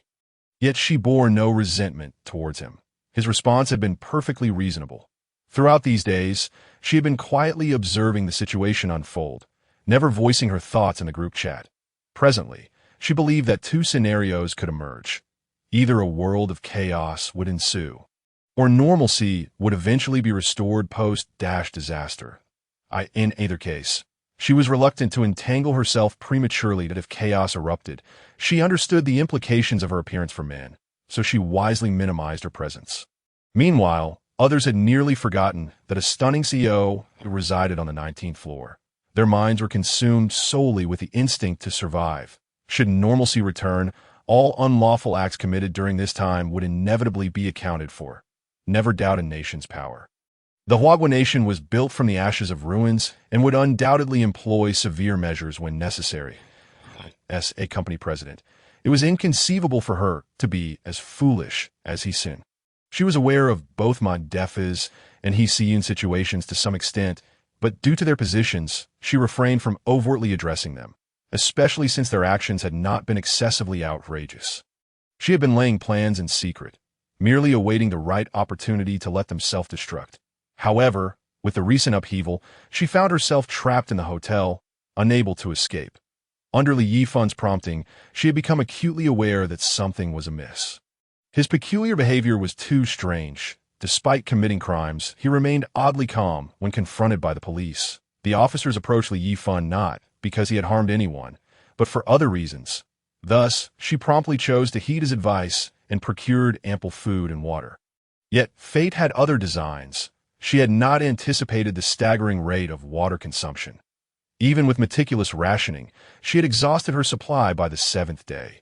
She had been observing the murderous deeds of Wan Mingliang and his gang, and it would be a lie to say she was unafraid. Those who wielded firearms certainly were not ordinary individuals. During such times, they would only become more unhinged. She suspected that some had begun to covertly form factions. She did not participate. When someone added her to a group, she promptly exited, refusing to engage in their discussions. Throughout, she had speculated whether Yifan possessed prior knowledge of the unfolding events. Who exactly was he? Why did he warn her? Was it merely because of her beauty? Perhaps that was part of it, but she doubted it was the sole reason, which is why she had continued to observe his actions in the group. Unfortunately, Yifan scarcely appeared in the group chat, and Zhang Ruoshi's access to information was exceedingly limited. Have you not seen the messages in the group? She inquired. I suggest you check them first. Noticing Yifan's prolonged silence, Zhang Ruoshi sent him another message, maintaining her assertive demeanor. Yifan was taken aback upon reading Zhang Ruoshi's message. He had indeed neglected to review the group messages. Curiously, he opened the group chat and clicked on the first unread message. Look at this. In such dire circumstances, how can someone be so selfish? This message was from Yifan, accompanied by the image Yifan had sent her. What on earth? Whose is this? How can there be so many supplies? Zhang Ruoshi thought to herself. Feeling incredulous, I have to ration a single biscuit into 2 meals. Who has this much stock? The members of the group were incensed. Their eyes ablaze with fury as they began to curse and demand that the supplies be confiscated. The items were sufficient for everyone in the hotel to receive a share, as if they had previously belonged to the group collectively. Everyone listen, these supplies are on the top floor, Yifan's room. He explicitly told me that this is just a small portion of his resources. He has so much more, enough for all of us to eat for over 10 days. Yifan, who sent this message, was filled with resentment, her eyes glistening with bitterness. Her son, Zhang Jun, lay beside her, his lips cracked and pale, his face devoid of any color. After pleading with Yifan to no avail, she had harbored hatred towards him, and upon receiving the photo he sent, her animosity peaked. She would rather gain nothing herself than let this selfish scoundrel, Yifan, walk away unscathed. Thus, without hesitation, she crafted a message to the group, which indeed sparked a considerable uproar. Subsequently, she embellished the narrative, exaggerating the quantity of Yifan's supplies. Her objective was to incite everyone to demand resources from Yifan, thereby allowing her to ride on their coattails to obtain supplies for herself. At that point, Yifan would have no choice but to comply. If he refused, they would seize it by force. She intended to repay him in kind for how others had treated her. She had never once considered that Yifan's supplies were rightfully his own, while her own resources, those of Yifan, had been deceitfully acquired through impersonation of the authorities. The supplies he possessed were merely his rightful belongings. And yet Yifan had the audacity to initiate an assault against him. Their current attempt to seize Yifan's supplies is nothing short of blatant robbery. Regrettably, even if this rationale were presented to her, she would remain obstinate, believing firmly in her twisted logic that permits her to rob him while denying him the same right. Upon receiving news of Yifan, the crowd erupted in outrage, each person feverishly tagging Yifan in a collective denunciation. "Oh, it is Yifan," they exclaimed. "Initially, I had heard rumors of him indulging in luxurious hotel stays and purchasing copious amounts of instant noodles. I had thought those tales were mere fabrications, yet here they were confirmed as truth. Truly, fate has played a cruel trick, allowing him to stumble upon such fortuitous luck. Is it not possible that he had foreknowledge of impending events, prompting him to stockpile instant noodles and sausages? Otherwise, such behavior is utterly inexplicable." The revelation sparked widespread fury that if this were indeed the case, it would be utterly reprehensible to be aware of such circumstances and yet remain silent. Those colleagues who perished were all victims of his negligence. He is nothing short of a murderer. The individuals he has injured have already succumbed. A killer, by nature, is beyond redemption. Knowing full well that disaster loomed, he failed to alert us in advance. A flagrant act of betrayal. Yifan, you must surrender all your possessions and atone with your life. Chapter 64. Refusal of Zhang Ruoshi's proposal in the group chat. Voices clamored as if the calamity itself had been conjured by Yifan, placing the blame for the departed squarely upon his shoulders. They never paused to reflect on the joy they expressed when they first learned of Yifan's extravagant expenditures on presidential suites and instant noodles. They had mocked him, branding him a fool with too much money to spend. Yet, when the truth revealed them as the true fools, they adamantly refused to acknowledge it, insisting that all the suffering they had endured was the result of Yifan's actions. This was primarily due to their perception of Yifan as a naive target, emboldening them to hurl insults without fear. Faced with Wan Mingliang and his firearm, this mob of over 100 shrank back, resembling turtles retreating into their shells, not daring to utter a single word. Such is the absurdity of human nature, the weak faltering before the strong. Little do they know that the man they view as gentle and unassuming is, in fact, far more formidable than Wan Mingliang. Witness the fates of Qiu Shulan and Ma Defa, and one can clearly discern the truth. As the crowd awaited Yifan's response, a cry for help echoed through the group. It was a colleague from the 10th floor. Wan Mingliang's gang had initiated yet another attack. Over these days, some of the more astute individuals had begun to ascend to higher floors, while a scant few still welcomed new members into their midst. After all, those who arrived came equipped with supplies, and an additional person could enhance their safety. Particularly among the female colleagues, many began to leverage their advantages. Once haughty, they now set aside their pride. Fortunately, the oppressive heat had dulled their thoughts, and aside from Xiao Yifan and Wan Mingliang's faction, few were preoccupied with romantic pursuits. Thus, these female colleagues found themselves in a relatively favorable position, though it was inevitable that some would still take advantage of them. At this juncture, they seemed indifferent to such treatment. Fearing that Wan Mingliang's gang might apprehend anyone venturing outside, they all extinguished their intentions of confronting Yifan. Instead, they merely exchanged harsh words in the group, threatening Yifan to relinquish his supplies quickly to avoid suffering. However, Hsiyun was not willing to let this go. She secretly sought to befriend Wan Mingliang. I could see that moment. Madness glimmered in her eyes. She was determined that Yifan must die for her to find peace. How could he deny her a box of biscuits when her beloved child was on the brink? Could he not exhibit a shred of compassion? Thus, she resolved to convey this information to Wan Mingliang, whose ruthless gang would surely ensure Yifan's demise. Unfortunately, Wan Mingliang's crew was currently breaking down doors on the 10th floor, completely oblivious to their phones. And thus, Hsiyun's friend's request went unanswered. It was then that Yifan realized Zhang Ruoshi was aware of his abundant supplies. In no wonder she had directly inquired about the possibility of trade. She was quite astute, opting not to demand sponsorship like the others, but rather proposing to exchange her limited food for a bit of water. Among them, a wealthy heir had also requested to add Yifan as a friend, leaving a message about purchasing supplies at 10,000 yuan per bucket of instant noodles, inviting him to name his price if dissatisfied. This individual was indeed clever, opting to buy directly with cash, even allowing Yifan to set the price. Clearly, he was affluent. For an ordinary person, such temptation might prove difficult to resist. 10,000 yuan for a bucket of instant noodles. Yet, this was Li Yifan. He promptly disregarded the wealthy heir's message, for money was now of little use. His focus needed to be on Zhang Ruoxi. A warm sensation enveloped him as Li Taizhu sent a message of concern. Fanzi, if you need anything, do not hesitate to ask. That I cannot guarantee much, but I can assure your safety. Li Taizhu had evolved into the leader of a small faction, originally a hotel security guard.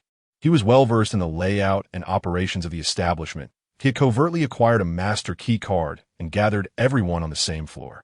Those who remained had either been relocated or had joined their ranks.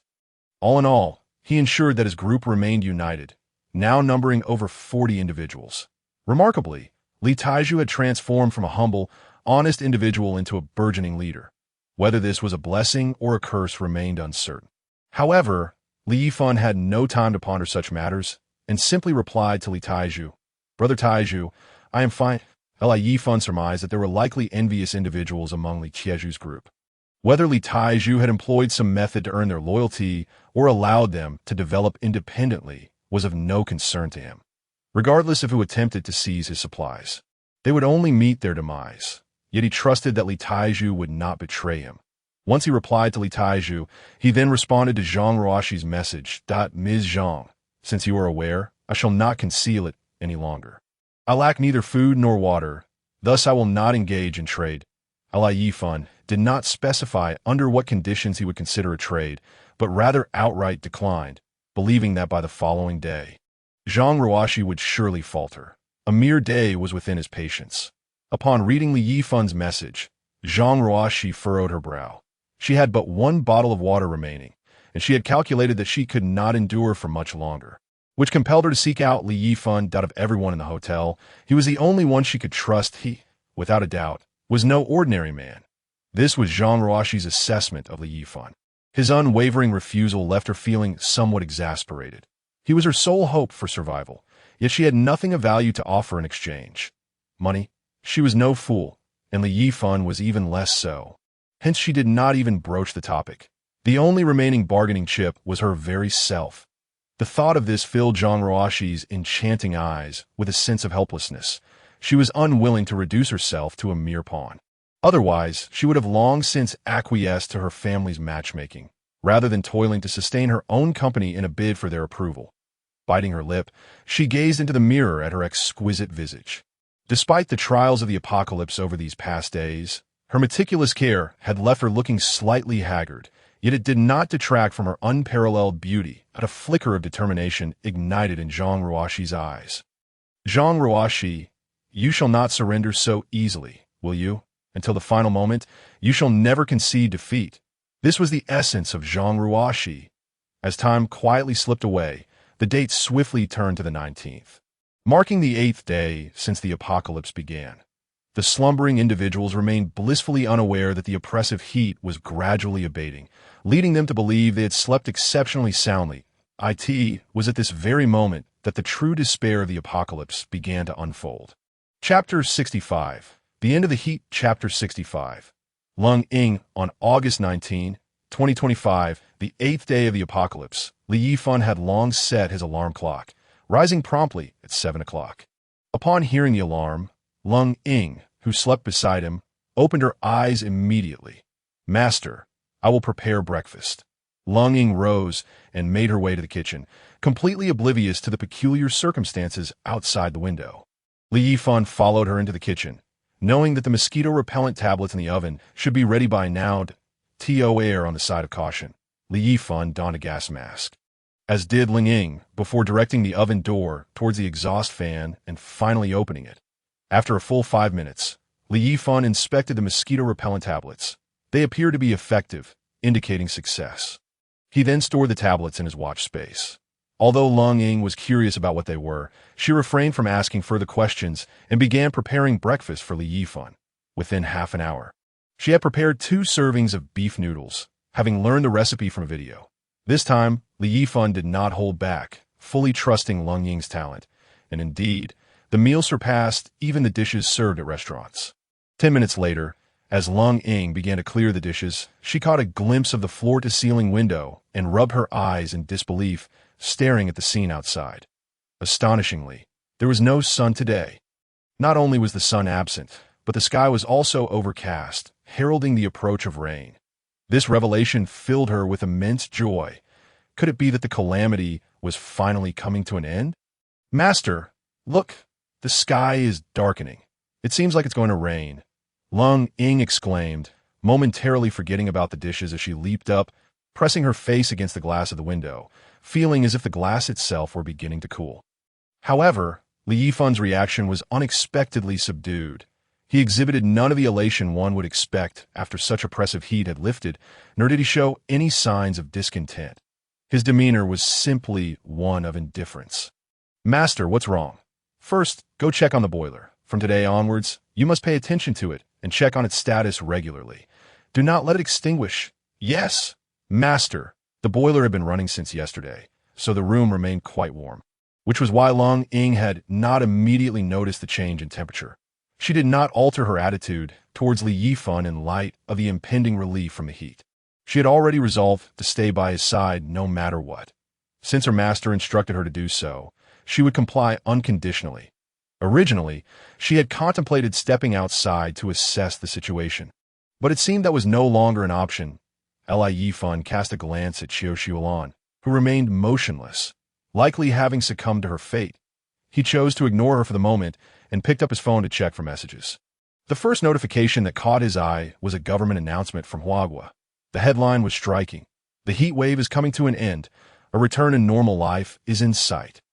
According to the latest news from the meteorological station, at 3:29 a.m. on August 19, 2025, temperatures began their first decline.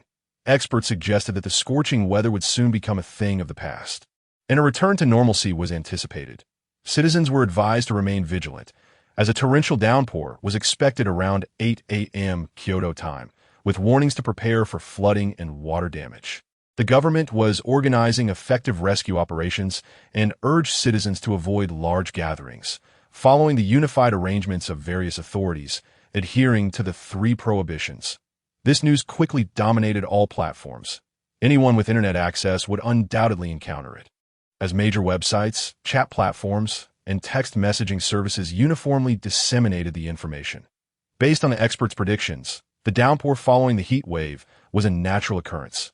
Hence, they did not treat it with undue concern, but rather encouraged relevant agencies to begin rescue preparations. Given the numerous casualties during the 7 days of extreme heat, many ordinary people were still trapped and needed to expedite the restoration of law enforcement, as well as address criminal activities. Simultaneously, the healthcare system was being organized to prevent potential viral infections and plagues. Upon awakening, all those in the hotel noticed the unusual weather. The temperature in their rooms had noticeably dropped, now hovering around 20 degrees Celsius, ideal for rest. As the cooling commenced, nearly everyone had already fallen asleep. Yifan's phone buzzed with messages from various groups, all conveying a singular message. The heat had finally ended. They had survived, standing before the floor-to-ceiling window.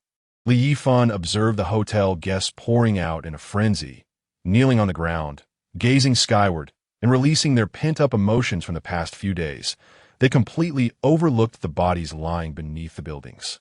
From nearby structures, those who had been trapped began to emerge, all roaring in exhilaration, running wildly, laughing, and celebrating their survival. They were all venting their emotions from these harrowing days, despite being hungry and thirsty. Their spirits were remarkably high, fueled by the adrenaline surging through their bodies. The "It's finally over. I'm alive. Li Jun, too bad you can't see this. Those who survived, I will ensure they all pay for their deeds. Father, it's a pity you didn't live to see this day. Why did you leave me all alone?"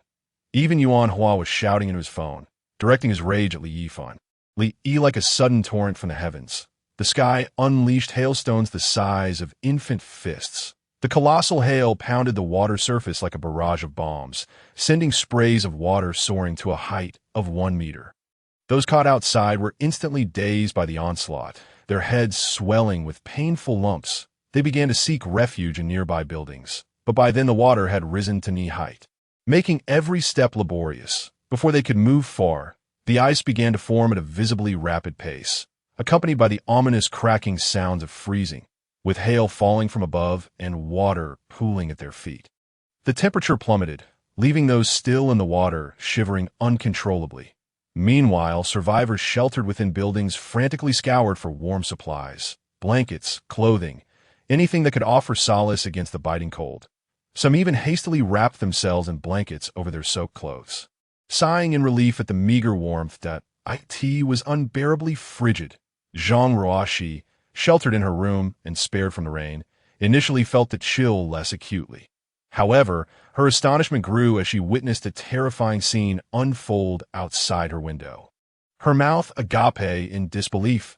Those below, previously scrambling toward shelter, were now huddled and shivering, unable to withstand the relentless cold. The situation grew dire as the sky darkened further, enveloping everything in a gray haze devoid of sunlight. While the water's surface froze at an alarming rate, the hailstones merely embedded themselves in the ice, failing to penetrate it. Those still in the water could only move with great difficulty as the ice closed in around them, quickly encasing them in a frigid grip. Within mere minutes, all who remained outside were transformed into lifeless ice sculptures, with no survivors left amidst the merciless hail. Zhang Ruoxi couldn't suppress a shiver. Uncertain whether it was from the cold or the horror of the scene before her, she hastily cocooned herself in her bed covers, shrinking into the warmth, and picked up her phone to message Yifan. At that moment, chaos reigned within the hotel as every occupant descended into madness. The oppressive heat had just passed, and normalcy was anticipated, yet fate played a cruel jest upon them. Some individuals had even succumbed to despair, laughing maniacally as they proclaimed that everyone must perish. In a fit of hopelessness, one leapt from a high floor. Those who remained had begun to grasp the gravity of their predicament, only to discover that the power had gone out. The relentless blows of misfortune left everyone reeling. All satellites worldwide lost contact in that instant. Fortunately, the ground-based stations, equipped with intelligent control systems and backup batteries, continued to function, albeit not for long. Meanwhile, the hotel descended into pandemonium as people desperately sought blankets and clothing for warmth. With several having perished, many doors were left ajar as individuals rushed out in excitement. The blankets inside became highly coveted resources. Wang Mingliang was the first to break into the storeroom, a location pointed out by a staff member. Strangely, a single staff member had managed to survive for so long under such duress. Armed, Wang Mingliang instilled fear in others, who retreated in defeat. He was aware that bullets were limited, and the mere sound of a gun served as a greater deterrent than its use. He called out for followers, promising blankets to those who joined him. While allowing others to depart without coercion, a handful did join his ranks, while others began gathering their own groups to seize blankets or food. With the temperature still plummeting, they scrambled to prepare while the interior of the building remained warm. Everyone understood that failing to secure warmth would lead to certain death. Some wielded fire axes to smash unoccupied doors, tables, chairs, and anything wooden, igniting fires for warmth. This turmoil persisted until noon, when the hotel began to settle down. Those who could band together had formed groups, knowing that congregating in a single room provided warmth and conserved resources.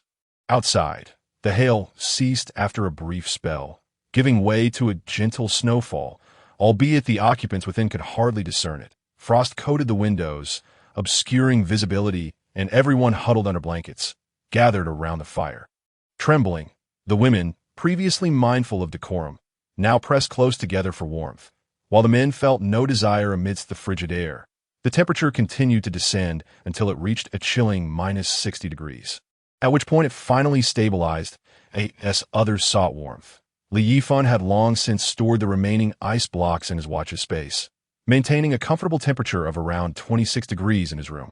When the lights extinguished due to the power outage, he retrieved a diesel generator, disconnecting the main power to switch to diesel. The generator was conveniently located in the storeroom, equipped with a pre-existing electrical outlet, requiring little effort on Li Yifan's part. Dressed in a single garment, he found Qiu Xuelan, bound to the coal processing machine, had perished. He nonchalantly disposed of her body to a designated area for future cleanup. Lung Ying, ever considerate, busily cleaned the floor, kneeling to massage Li Yifan's shoulders while he leisurely sipped floral tea and snacked on seeds, all the while checking his phone messages, in stark contrast to others, who were desperate to wrap themselves in multiple blankets. He was at ease. Lung gazed at her master with adoration, suddenly realizing the foresight behind his early preparations for the cold. Had he anticipated such a drastic drop in temperature? Grateful that she had heeded his advice earlier, she recognized that had she ignored him, she might have become another frozen victim or remained shivering in a corner. Like tea that moment, 2 messages arrived on Li Yifan's phone, sending a jolt through him. One was from Zhang Ruoxi, while the other was surprisingly from He Kursin. Chapter 67. Zhang Ruoxi's "Please Zhang Ruoxi," curled up in her blanket, trembled uncontrollably, her teeth chattering. Ice had begun to form on the walls of her room, and even her blankets felt rigid with cold. Despite wrapping herself in both a comforter and a blanket, she still felt frigid. Only when completely enveloped in her bedding did she find a semblance of warmth. Hours passed, yet her condition worsened. The exterior of her blankets had frozen solid. Understanding that she must seek help from the outside world or face certain death, she realized that the relentless cold and lack of water would be fatal. Her thoughts immediately turned to Li Yifan, for no one else possessed the means to aid her, but a strange instinct told her that he had foreseen this day. She now understood why he had stocked up on instant noodles and water. The derisive laughter she had once received now seemed utterly foolish. Burying her head in the blankets, she peered at the small bottle of water, now frozen solid, illuminated only by her phone's glow. She relinquished her stubbornness, acknowledging her defeat. Despite her internal resistance, she knew she could not endure this suffering any longer. 7 days of oppressive heat had eroded her pride. She desired a life of comfort rather than one of misery. Most critically, chaos reigned outside, especially among the group led by Wang Mingliang, whose ruthless disposition made violence commonplace. Even from the 19th floor, she could hear the sounds of doors being shattered. She trembled at the thought of falling into the hands of others. Knowing that the outcome would be dire in her eyes, Li Yifan was a good person, someone who would be prepared and thus more likely to survive, prompting her to choose him. Chapter 67. Zhang Ruoxi's requestly manager. Could you take me in? As she composed this message, Zhang Ruoxi bit her lip, torn by indecision. She edited and deleted the text multiple times, her usual decisiveness replaced by hesitation. Ultimately, she sent the message. Exhaling a long breath and feeling her heart race, fully aware of the gravity of her actions. The moment Li Yifan received Zhang Ruoxi's message, a smile crept across his face. His plan had finally come to fruition. Little Wan, you truly delivered.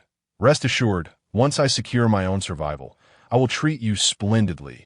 At this moment, Li Yifan's heart was fraught with anxiety and tension. He was uncertain about the method Zhang Ruoxi had employed to prolong her life, but he instinctively felt that this possibility was the most plausible.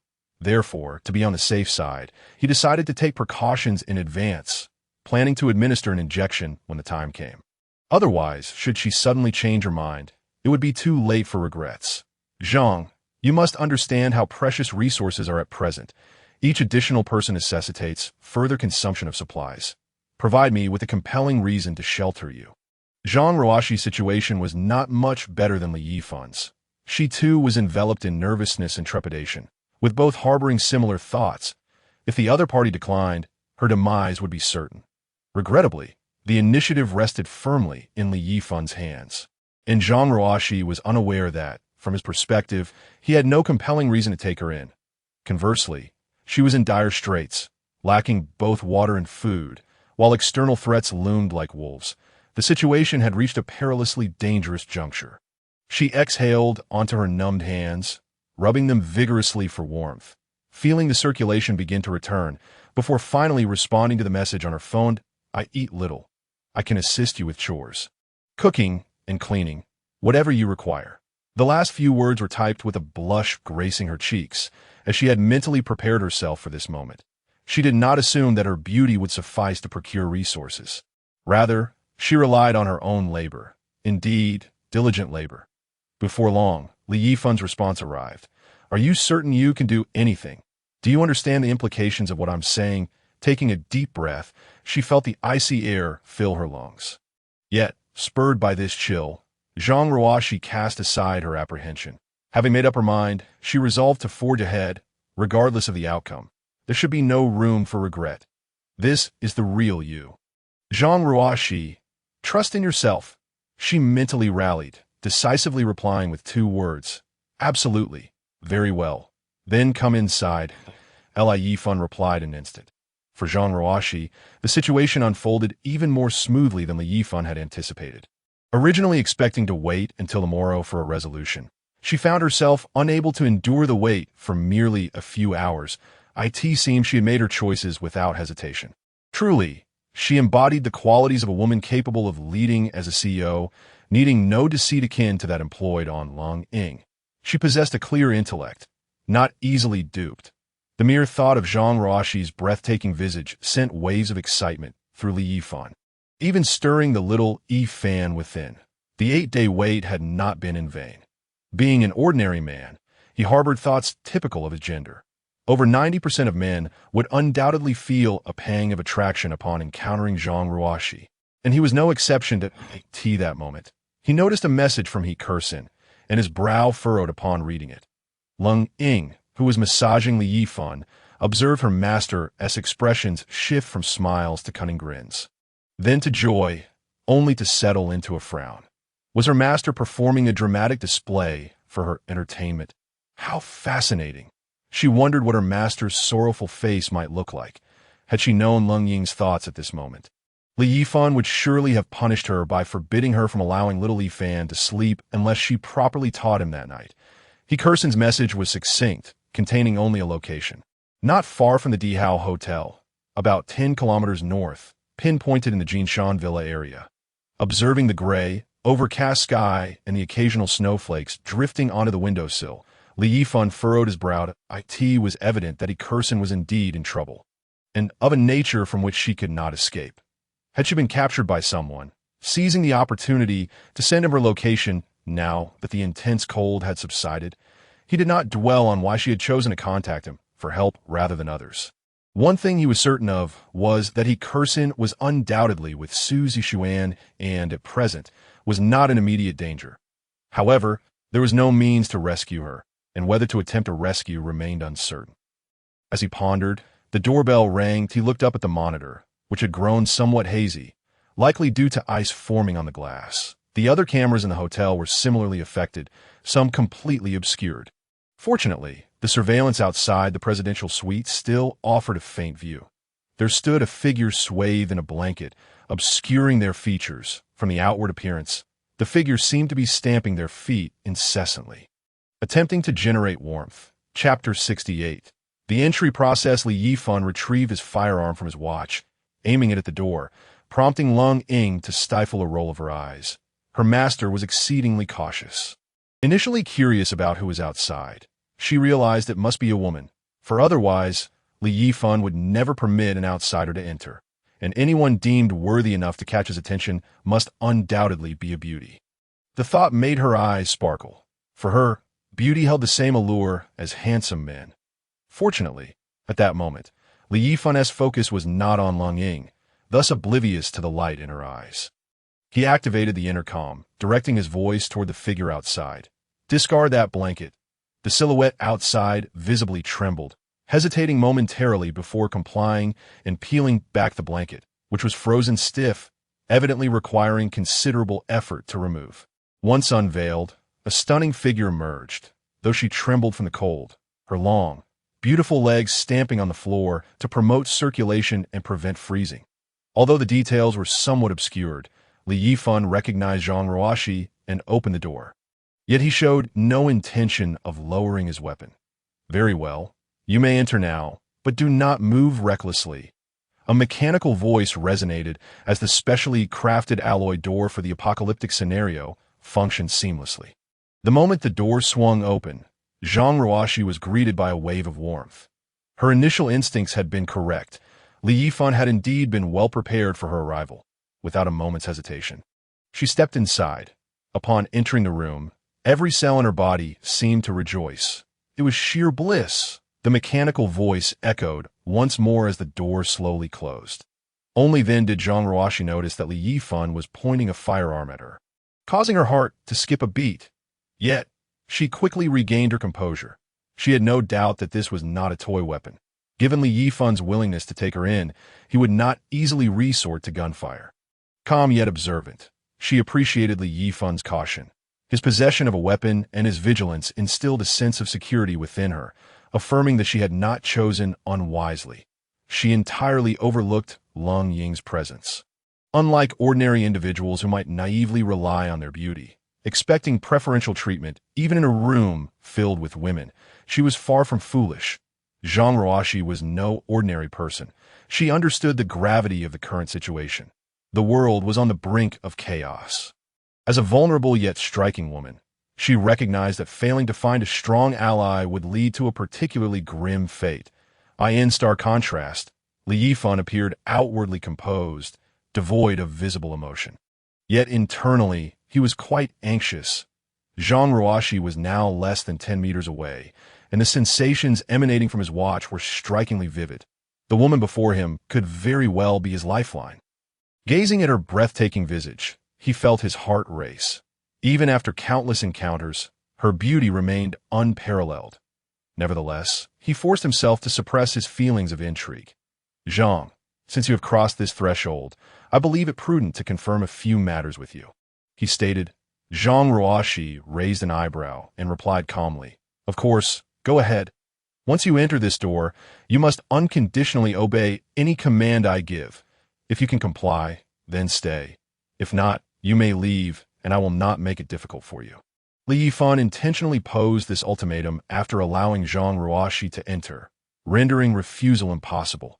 Outside, the temperature plummeted to several degrees below zero, while inside, a mere light layer of clothing sufficed. Clearly, the choice was evident. Zhang Ruoxi, completely unaware that since the first day of the apocalypse, Li Yifan had meticulously orchestrated this scenario, nodded without hesitation. Having made her decision, she was resolute and swift. Decisiveness was her nature. Very well. Now remove your clothing. Upon hearing this, Zhang Ruoxi's face flushed crimson. Though she had mentally prepared herself, she couldn't help but think that Li Yifan's eagerness might be a tad excessive. Especially since there were other women present, Li Yifan deliberately allowed Lung Ying to be present, reasoning that they were both women. However, upon seeing the sparkle in Lung Ying's eyes, Li Yifan was uncertain whether his decision was wise or misguided. He had a slight understanding of Zhang Ruoxi's temperament. She was decisive and efficient, yet somewhat proud that if he did not seize this opportunity to subdue her pride, it would likely lead to complications in the future. Zhang Ruoxi hesitated only briefly before shedding her garments, revealing a figure that was nothing short of perfection, with proportions so precise that any excess or deficiency would be glaring. Despite the harshness of the apocalypse, her skin remained fair and smooth, ethereal in its beauty.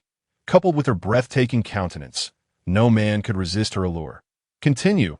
Li Yifan's voice was cold, devoid of emotion, which left Zhang Ruoxi with no room to refuse. She understood that any refusal would result in her immediate dismissal. Ultimately, she could not evade her fate, presenting herself entirely before Li Yifan. Her face flushed crimson at this moment. Li Yifan finally holstered his gun. Observing the excitement mingled with a hint of unease on Lung Ying's face, and he felt an undeniable pang of jealousy. Why aren't you preparing lunch? He asked curtly. Oh, yes. Zirun, Lung Ying quickly responded. Hurrying to the kitchen where a refrigerator stocked with basic ingredients awaited her, he instructed her to choose what to cook, while any missing ingredients could be sought from him, and he would be responsible solely for consuming the meal. Zhang Ruoxi furrowed her brow at Lung Ying's address of Li Yifan, wondering if he had some peculiar preference. Reluctantly, she echoed, Zirun, acknowledging him. Hearing the former stunning CO refer to him in such a manner sparked a fleeting sense of pride within Li Yifan. After all, this was Zhang Ruoxi, someone whose admirers could circle the globe thrice, and whose suitors were abundant. The disparity of her calling him Zirun thrilled him. Zhang Ruoxi's attire had become soiled over the days. So Li Yifan provided her with a fresh set of professional clothing, purely because he enjoyed the sight of her in such attire. Upon seeing the clean clothes, Zhang Ruoxi felt a measure of relief. realizing Li Yifan was not merely a lecherous fiend, but someone with his own sense of reason. Chapter 69. The possibility of extending life to claim that she was eager would be disingenuous. She was not a woman of such frivolity. Until now, she had never even held a man's hand, her focus solely on her career. This was a matter of survival, and in a world of limited choices, she sought a suitable ally that, in simpler terms, it was akin to a business investment. Li Yifan did not immediately engage Zhang Ruoxi in a game of cards. It was midday, and she must surely be famished after days of hunger. Naturally, sustenance was essential for productivity. Moreover, he remained uncertain whether Zhang Ruoxi was genuinely willing. So he sought to ensure a foolproof strategy by adhering to his original plan that if it bore no fruit, he would gradually explore alternatives as he had 8 days to work with. Once dressed, Zhang Ruoxi promptly stated, "Master, may I assist in the kitchen?"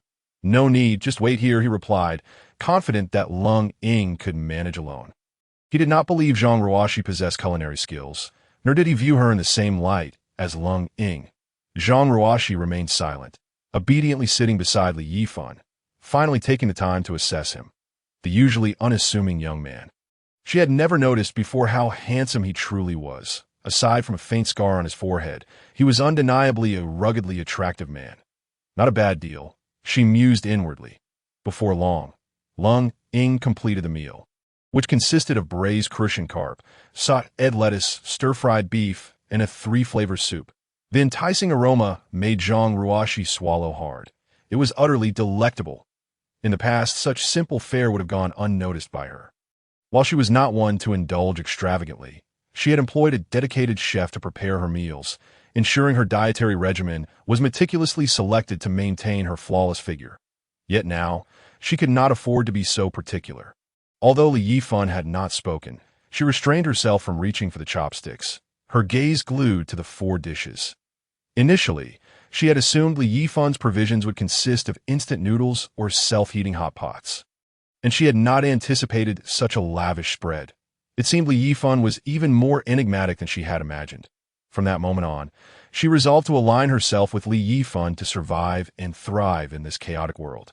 Noticing the fluctuations in Zhang Ruoxi's expression, Li Yifan felt a surge of satisfaction. This was one of his strategic moves, and it appeared he had nearly succeeded. He produced 2 bottles of red wine from his stock, plentiful in his inventory.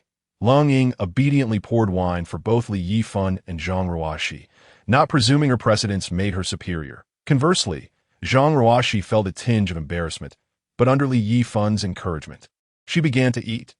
Even in her hunger, she did not devour her food greedily, displaying her refined upbringing. After a satisfying meal, Li Yifan led Zhang Ruoxi to the bedroom on the 2nd floor. He was eager to test the means by which he could extend his life. Following a series of experiments, he discovered that by drawing a drop of blood from Zhang Ruoxi's fingertip and placing it on his watch, the device could bind to her and proportionally transfer her lifespan to him. In that instant, Li Yifan clearly sensed the watch conveying the message that he had 38 days remaining. This revelation filled him with both excitement and resignation. Why was it only 30 days? However, he found it curious that, aside from the additional 30 days, he felt a mysterious connection to Zhang Ruoxi. It seemed he had acquired a unique ability.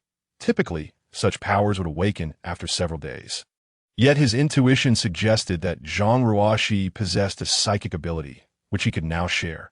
Intriguingly, information about psychic abilities materialized in his mind. Psychic abilities allowed one to manipulate the environment and influence others through mental prowess. Such abilities could control and attack, enabling the user to dominate the thoughts and actions of others while inflicting formidable mental assaults on adversaries. As one's level increased, so too would the destructive capacity and control.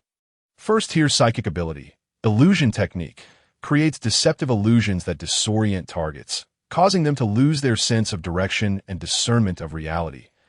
Li Yifan found this revelation fascinating. In his previous life, he had encountered monstrous upheavals, but had never awakened such powers. Driven by curiosity, he attempted the illusion technique, spreading his palm to unleash a thin layer of imperceptible psychic energy, covering a radius of approximately 10 meters. Simultaneously, a glowing halo resembling an angelic aura appeared above his head, adorned with a shimmering gem, signifying his first tier. Master, where are you? Master. Lung Ying, having exhausted her previous task, suddenly found herself in an unfamiliar environment and began to panic.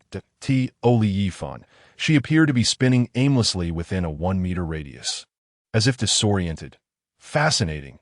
As he dispelled the illusion, Lung Ying rushed to embrace him, her eyes misty with fright. Master, just now I seemed to be in a forest filled with wild beasts, and it terrified me. That was my doing. It's called illusion technique. Lung Ying gazed at him with wide eyes, incredulous. This is incredible. Seeing her disbelief, Li Yifan employed the technique once more, relishing her panicked reaction. Tell me, if I were to use this skill, and then cough. Cough. This confirmed for Li Yifan that those capable of extending his life would undoubtedly possess special abilities, and he could forge a connection with them, as long as he bound their powers to himself. He would gain a multitude of unique abilities, one for each woman he encountered. How exhilarating! Now, he needed to actively seek out suitable candidates to bind his watch in order to prolong his existence. Otherwise, once his time was up, he could not guarantee his survival. The only individuals he currently knew of were Suzy Xuan, the flight attendant, and Xia Luoqi, the policewoman. The flight attendant's whereabouts were known, but finding the policewoman would prove more challenging. It seemed he would need to adjust his plans and venture out sooner to recruit talent. With this thought, a sense of urgency surged within Li Yifan. Honey, what's wrong? Chapter 70. The prowess of Zhang Ruoxi in this chapter. Zhang Ruoxi has begun to affectionately address her partner as hubby. A woman's feelings for her first man are often intricate and multifaceted. At this juncture, she has come to regard Li Yifan as her true companion, transcending mere business investment. This transformation has softened her once aloof and independent demeanor, rendering her gentle and compliant. Zhang Ruoxi has yet to harness her psychic abilities. As Li Yifan elucidated the nature of such powers to her, her entire being became wholly devoted to him. Yifan observed that even a first-tier psychic did not exhibit significant enhancements in physical prowess. He pondered whether this was due to their shared connection or an inherent trait of psychics. In his previous life, he had heard tales of first-tier psychics being able to effortlessly lift 50 kilograms, sprinting at speeds of up to 40 yards, and shattering an ordinary wooden door with a single punch. Given that Zhang Ruoxi possessed psychic abilities, she was destined to be more than a mere decorative figure. As his ally, she deserved commensurate respect and treatment. 1 Servant. Cold Ding Ying sufficed for his needs. However, Zhang Ruoxi, much like Cold Ding Ying, exhibited obedience, revealing little difference between them. Yifan gestured toward his lap, inviting her to sit. With her long, elegant legs, she gracefully complied. Fresh from a card game, her cheeks still bore the rosy hue of defeat. As he inhaled the fragrant scent of her hair and embraced her slender waist, he contemplated the necessity of eliminating Wan Mingliang to channel his pent-up fury. Yifan had devised a plan to deal with him that would not require the prolonged effort he had exerted with Qiu Shulan. Were it not for Zhang Ruoxi, dealing with Qiu Shulan would not have consumed so much time. Ruoxi, he mused, in light of our current predicament, I find myself with compelling reasons to venture out. And Wan Mingliang must be dealt with first. After a full day of recuperation and adjustment, Zhang Ruoxi had regained her former vitality, each of her movements stirring the souls of those around her. She parted her luscious lips, reminiscent of ripe cherries, as she spoke. Though the temperature had slightly improved, it remained frigid, hovering around -50 degrees. Compared to the previous day, it was an improvement, yet adequate preparations were essential before venturing outside. After a moment of contemplation, Zhang Ruoxi continued, if we must go out, we must be thoroughly prepared. First and foremost, staying warm is crucial that we should choose sufficiently insulating garments, such as down jackets, wool sweaters, and thermal pants. And we must also carry gloves and hats to prevent frostbite. Secondly, high-calorie foods are indispensable, along with water and beverages to sustain our energy. Furthermore, since our city is not accustomed to snow disasters, we lack emergency equipment. Therefore, we can create simple travel tools, such as sleds, by hand. Lastly, we should prepare flashlights and medical kits for emergencies. Zhang Ruoxi refrained from questioning Li Yifan's intentions for going out and focused her energies on formulating a strategy to confront extreme weather and safety concerns. Her thoughts were meticulous and coherent, as she carefully mapped out their course of action. She did not inquire why Wan Mingliang needed to be eliminated first, but concentrated on effectively addressing potential threats. Her sharp intellect and detailed analysis led her to conclude, as for Wan Mingliang and his associates, they are armed, and they have likely gathered numerous supporters, forming at least 3 factions, if not more. We can devise a way to incite internal discord among them, thereby depleting Wan Mingliang's strength that, if their firearms are devoid of ammunition, we can significantly mitigate the dangers. Listening to Zhang Ruoxi's thorough assessment, Li Yifan could not help but praise her. Ruoxi, you're truly remarkable. Let us proceed as you suggest. As he spoke, he could not resist planting a kiss on her crimson lips. Nearby, Kolding gazed on with envy, wishing to express her desire for a kiss as well, but her wish was destined to remain unfulfilled for reasons well understood. Thus, Zhang Ruoxi did not succumb to unconsciousness upon losing the game. And through Li Yifan, she discovered Kolding's inclinations. Initially taken aback, she found a revelation rather peculiar. Thankfully, Kolding dared not overstep her bounds, merely pocketing game tokens without infringing upon her space, allowing Zhang Ruoxi to remain at ease. Despite Kolding's meticulous dental hygiene, Li Yifan still harbored lingering thoughts the servant was merely a servant, unlike Zhang Ruoxi, who had never engaged in card games with others, let alone been touched. Suddenly, a series of heavy knocks and raucous voices echoed from outside, suggesting a considerable gathering at the door. Yifan's expression turned serious as he glanced at the surveillance screen, where only a blurred chaos was visible. Obscuring the situation, he quietly led Zhang Ruoxi and Kolding upstairs, where the warm water pipes ensured that their actions remained concealed. With a gentle motion, Li Yifan cautiously opened a small aperture. The biting cold wind rushed in, accompanied by the cacophony of voices. Peering down, they beheld a throng of figures swathed in white blankets, their heads covered, rendering their identities indecipherable. In the dimly lit corridor, the sight of these white-clad silhouettes enveloped the atmosphere in an unsettling aura. One voice sounded familiar, likely belonging to a colleague from their company. Zhang Ruoxi leaned closer to Li Yifan, whispering, "That is Yin Pengtao." Realization dawned upon Li Yifan. Yin Pengtao, a balding middle-aged man, served as the HR manager, tasked with employee allocation and wielding considerable authority. Rumors circulated that he had harassed female interns. Yet no one had substantiated the claims, leaving the truth elusive.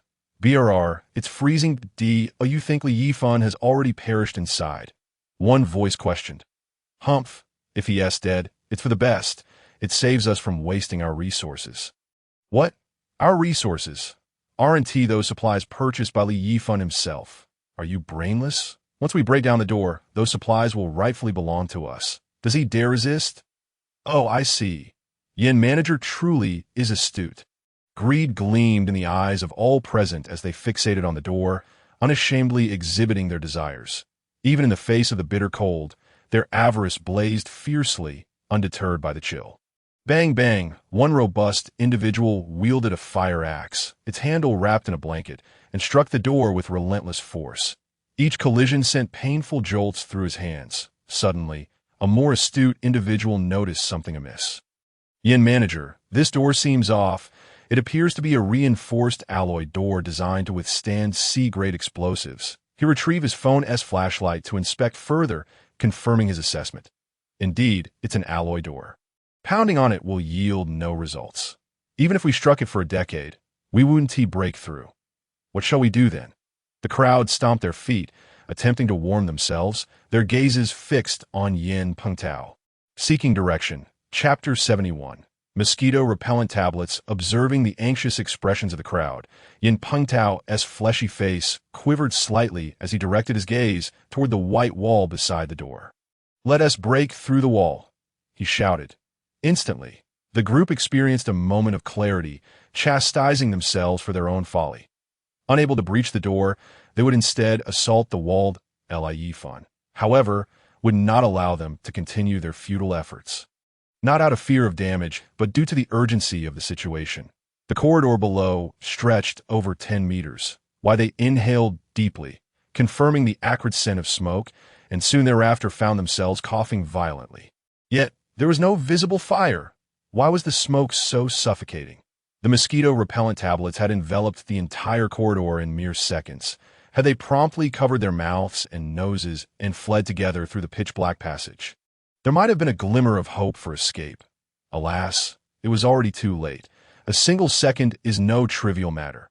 Even as it mingled with the smoke, the efficacy of the repellent remained undiminished. Moments later, the thuds of bodies hitting the ground echoed, as all present experienced a dizzying sensation, followed by a sudden loss of consciousness. As a qualified old hand at survival, Yifan, who feared death to his very core, would never dare confront them head-on. With effortless ease, he incapacitated the group. After sealing off the point of attack, Yifan led the two women downstairs. This was Zhang Ruoxi's first experience of such thrilling activities. "Darling, what is that thing for?" she inquired, still unaware of the repellent's effects, while Lung Ying was equally oblivious that you'll find out shortly to ensure maximum effectiveness. Yifan waited a full minute before retrieving a tablet and cranking the exhaust fan in the corridor to its highest setting. Subsequently, they donned specialized cold weather gear, including self-heating thermal underwear, protective vests, thermal hats, gloves, insulated boots, thermal trousers, and outer jackets. The trio was fully equipped. After 5 minutes, he finally took out a flashlight and opened the door. Outside lay a pitch-black expanse. A biting chill in the air. Although clad in professional cold-weather attire, the icy gusts felt like daggers against their skin. Once he confirmed that the smoke had completely dissipated, Yifan stepped outside. Zhang Ruoxi and Lung Ying curiously followed his gaze into the darkness. Illuminated by the flashlight, they discovered that everyone outside lay motionless on the ground, with warm breath escaping their nostrils, unmistakably unconscious. A rough estimate suggested there were over 30 individuals. Both women were taken aback, astonished that those two small items they had ignited could wield such immense power. "Why are you still standing there?" "Get to work," Yifan urged, handing a dagger to the two women. Without a moment's hesitation, Lung Ying accepted it, fully aware of her master's intentions. Chapter 71. Lung Ying Zhang Ruoxi fell into a brief state of bewilderment. Though she had an inkling of what was to come, disbelief lingered. As her gaze shifted to Lung Ying, an involuntary gasp escaped her lips, for Lung Ying had already plunged the dagger into a man's heart. To Lung Ying, this was not her first act of violence. She exuded a sense of seasoned proficiency. Despite being drenched in blood, she remained composed and adept.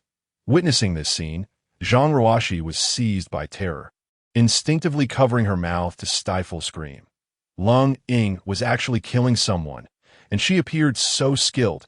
It dawned on her that this little maid was far more formidable than she had ever imagined. Yifan recognized that Zhang Ruoxi would need time to acclimate, yet he had no intention of allowing her to remain a passive observer. "Get moving. Darling, do I also get to do it?" "Of course. What a silly question. Hurry up." At Yifan's insistence, Zhang Ruoxi finally grasped the dagger, her heart racing. She continually encouraged herself, reminding herself that these were chaotic times, and taking a life was not a grave matter. Having resolved to follow Yifan, she vowed to stand by him through thick and thin. With this determination, she shut her eyes tightly and thrust the dagger at a nearby figure. A warm spray of crimson blood splattered across her face, the metallic scent overwhelming her senses. Oh! Zhang Ruoxi could not contain herself and promptly vomited the contents of her stomach. The overwhelming stench of blood induced further dry heaves.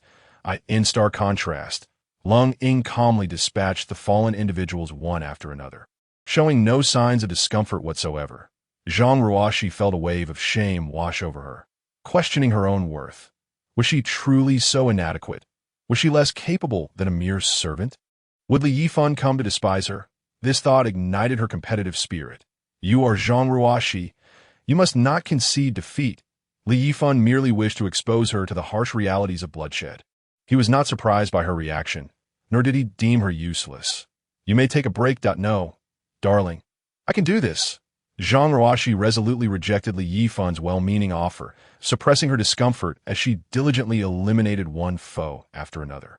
After dispatching the final adversary, her once alabaster face was now splattered with blood. She had entirely acclimated to the gruesome scene, as if she had embraced her new reality. Observing her transformation, Li Yifan could not help but express admiration. Zhang Ruoxi was indeed no mere ornament. Her adaptability was remarkable that he hoped that future encounters would yield individuals as resilient as Zhang Ruoxi. Otherwise, they would risk becoming mere decorative figures. Chapter 72. Ascending Li Taiju. Li Yifan had never contemplated giving up. He relished the company of women and even aspired for more. Surely, no man wishes to have fewer captivating women by their side. If one does not desire such companionship, it can only be concluded that they have yet to encounter a woman of Zhang Ruoxi's caliber. She was not merely a beauty scoring above 90. Anyone above 80 is deemed a great beauty in the eyes of the masses, like He Kursin, who belongs to that tier. Those scoring above 90 are goddesses, akin to certain starlets and Lung Ying, who belong to that realm. But Zhang Ruoxi transcended even this, embodying the quintessence of a goddess. If one must assign a score, she would be a perfect 100. At such exalted heights, the question of who is more beautiful becomes moot, for each possesses unique charms. Zhang Ruoxi, the aloof queen; Su Zixuan, dignified and elegant; Xia Luoqi, spirited and gallant.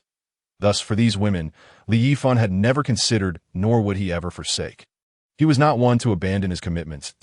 Yifan waved his hand, causing the corpses on the ground to vanish without a trace, nodding in satisfaction, ensuring there were no witnesses left behind. Now, he could not even be bothered to clean up the remnants. The blood had frozen into clumps, making it a cumbersome task. Upon returning to the presidential suite, it felt as if he had stepped into a greenhouse, a stark contrast to the bone-chilling cold outside. "Xiaoying, you are truly remarkable," Zhang Ruoxi exclaimed with genuine admiration. Lung Ying not only cooked and handled household chores, but was also exceptionally obedient. In comparison, Zhang Ruoxi felt her contributions to Li Yifan were rather insignificant. This realization led her to appreciate Lung Ying more. The mistress is overly kind. It is all thanks to the master's teachings. Lung Ying replied with a sweet smile, for no one dislikes receiving compliments. Not even the author, let alone Lung Ying. From now on, just call me Ruoxi. Mistress feels too strange. Lung Ying glanced at Li Yifan, and upon seeing him nod, she sweetly addressed her, Sister Ruoxi. Seeing Lung Ying's amiable demeanor, Zhang Ruoxi found herself genuinely warming to her. However, it was purely an admiration. She was not ready to embrace any deeper feelings, especially since her heart and soul already belonged to Li Yifan. "Xiaoying, go prepare a meal." "Yes, master." Lung Ying shed her cold-weather gear, finding it uncomfortable, remaining only in her thermal undergarments, which accentuated her alluring curves and long legs. She felt no shyness in front of Li Yifan. On the contrary, she even walked with a deliberate sway. Had it not been for Li Yifan just finishing a game of cards, he might have transformed into a werewolf right then. Zhang Ruoxi, however, bore no ill will. She first washed her face and removed her cold-weather attire, then deliberately twirled in front of Li Yifan, as if seeking his appraisal of who possessed the better figure. Li Yifan did not hesitate to pull her close. For the past couple of days, he had largely ignored messages on his phone. It was only now that he picked up his device to check the notifications. He briefly skimmed through the messages in the group chat. Many who had been caught in the rain yesterday had begun to show symptoms of fever and cold, with many not surviving the day. Li Yifan estimated the death toll to be as high as 50%. Coupled with the 30 or so he had just dispatched, the number of survivors in the entire hotel dwindled to less than 100. Ignoring the rest of the private messages, which all contained similar demands for supplies, Li Yifan noted the threats and intimidation aimed at him, which had yielded no results. They were now preparing to resort to forceful theft, ultimately sealing their own fate in the apocalypse. One must not recklessly charge into battle without understanding the enemy's strength. One must learn to play the long game. One message caught his attention. "Fanzi, you need to be careful. I've placed spies among Wan Mingliang and 2 other factions. They seem to be plotting against you, claiming you have hoarded plenty of supplies. If anything arises, do not hesitate to reach out." Do not suffer in silence. Li Yifan, upon reading this message, felt a rare warmth that it was evident that Li Taiju was enduring considerable hardships, yet he had never once asked for supplies. Even in such dire circumstances, he still expressed concern for Yifan, relaying information he had gathered to alert him. Yifan had been troubled about how to address the issue with the boiler after leaving the presidential suite. The boiler could not afford to stop, as thawing it once frozen would be exceedingly difficult. Now, however, he had made a resolution to elevate Li Tieju's position and help safeguard the hotel, ensuring he would receive a greater share of supplies in due course. He intended to seek out Su Zixuan, but he would need to return on the day of the black hole's eruption. The treasure chest he had longed for, would it still make an appearance? Zhang Ruoxi's cheeks flushed slightly. She did not reject Li Yifan's hand. Observing him engrossed in his phone, she refrained from interrupting or peeking at the screen. She had heard that men despised it when their women snooped on their phones, and she wished to avoid inciting Yifan's displeasure. Taiju, are you available right now?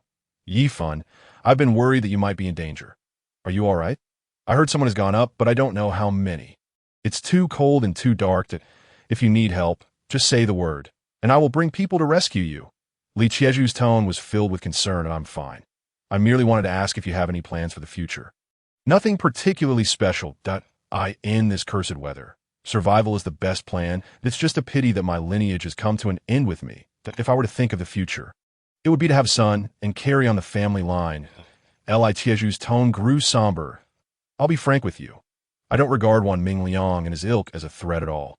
There were over 30 who came up today, and I've killed them all. I want to ask if you possess any ambition. You desire a safe haven in this chaotic world, to find a wife and have children. Li Taiju, huddled by the fire, tightened the blanket around him, startled to learn that Yifan had dispatched over 30 individuals. When had Yifan become so formidable? That was a 1 against 30 scenario. Taiju, at best, could handle 5. Little Yifan is soaring like a cow in flight. Upon reading the subsequent words, he broke into a grin. Yifan's sentiments resonated deeply with him. Was this not precisely what he longed for? Eagerly, Li Yifan ultimately thrust the blazing red wooden stick directly into his mouth, leaving Wan Mingliang to emit agonizing whimpers.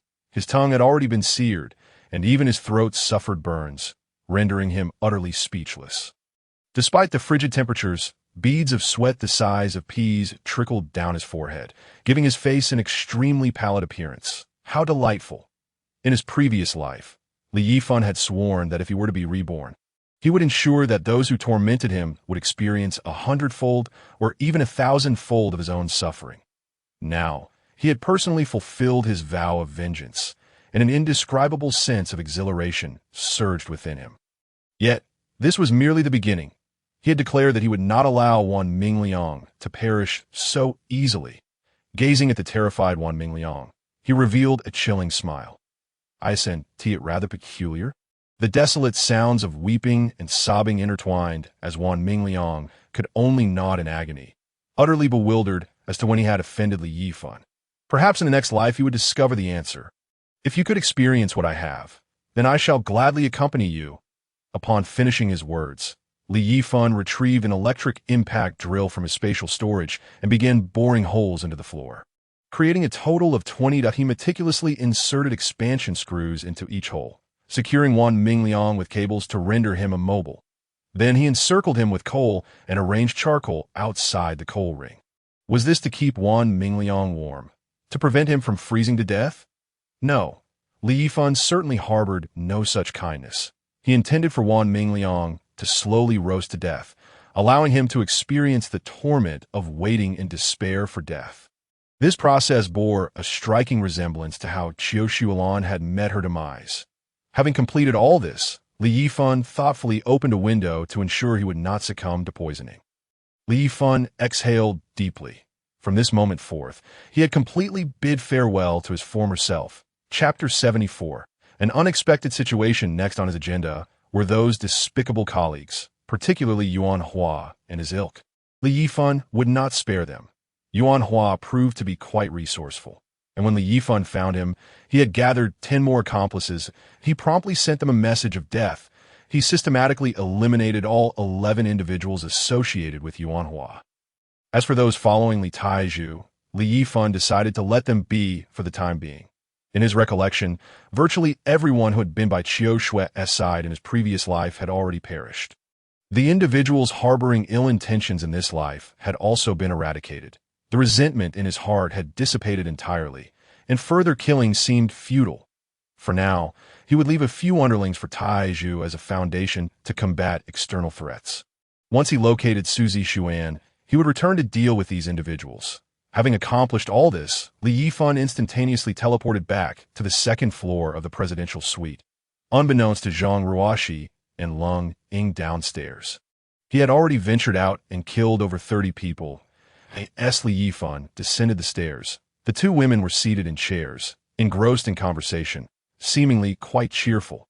Upon noticing Li Yifan's arrival, they stood up, ready to speak, when suddenly, boom! A tremendous noise erupted from outside, as though something had crashed violently onto the ground. This was followed by a grating sound, as if teeth were being ground away. The entire vicinity of the hotel heard the deafening sound and felt compelled to peer outside. Unfortunately, the glass of their windows was frosted over, obscuring their view. Li Yifan furrowed his brow, his heartbeat accelerating abruptly. He approached the large floor-to-ceiling window, wiping away the fog. Outside, a gray haze enveloped everything, rendering the buildings ahead only vaguely discernible. "Darling, is something happening outside?" Zhang Ruoxi asked softly, concern etched on her face as she observed Li Yifan's furrowed brow. Li Yifan withdrew his gaze from the window and shook his head. "I don't know. I can't see anything clearly." Initially, he had intended to go out in search of Suzy Xuan. But the sudden commotion outside instilled a vague sense of unease within him. In his previous life, such incidents had never occurred. It appeared that his rebirth had indeed altered the course of events. Nevertheless, Li Yifan resolved to investigate, considering it a preemptive reconnaissance for his outing. If danger loomed, he would be forewarned. He retrieved winter clothing from his spatial storage and donned it. "I'm going out to take a look. You both stay here. Darling, please be careful. I'll await your return." Zhang Ruoxi, sensing the worry in Li Yifan's eyes, did not deter him, but instead, like a devoted wife, meticulously helped him adjust his attire. Li Yifan remained silent, merely nodding before striding out the door. Securing the metal door behind him, he descended the stairs while simultaneously retrieving a protective mask and goggles from his spatial storage. Wrapping a scarf around his neck for additional warmth, he halted at the corridor of the second floor, only to find that all the doors had vanished, leaving the rooms empty. The first floor was entirely blanketed in snow. Necessitating an exit from the second floor, Li Yifan produced an axe and struck the frosted glass of the second floor with great force. Bang! A crisp sound reverberated as the 3-meter-high glass shattered.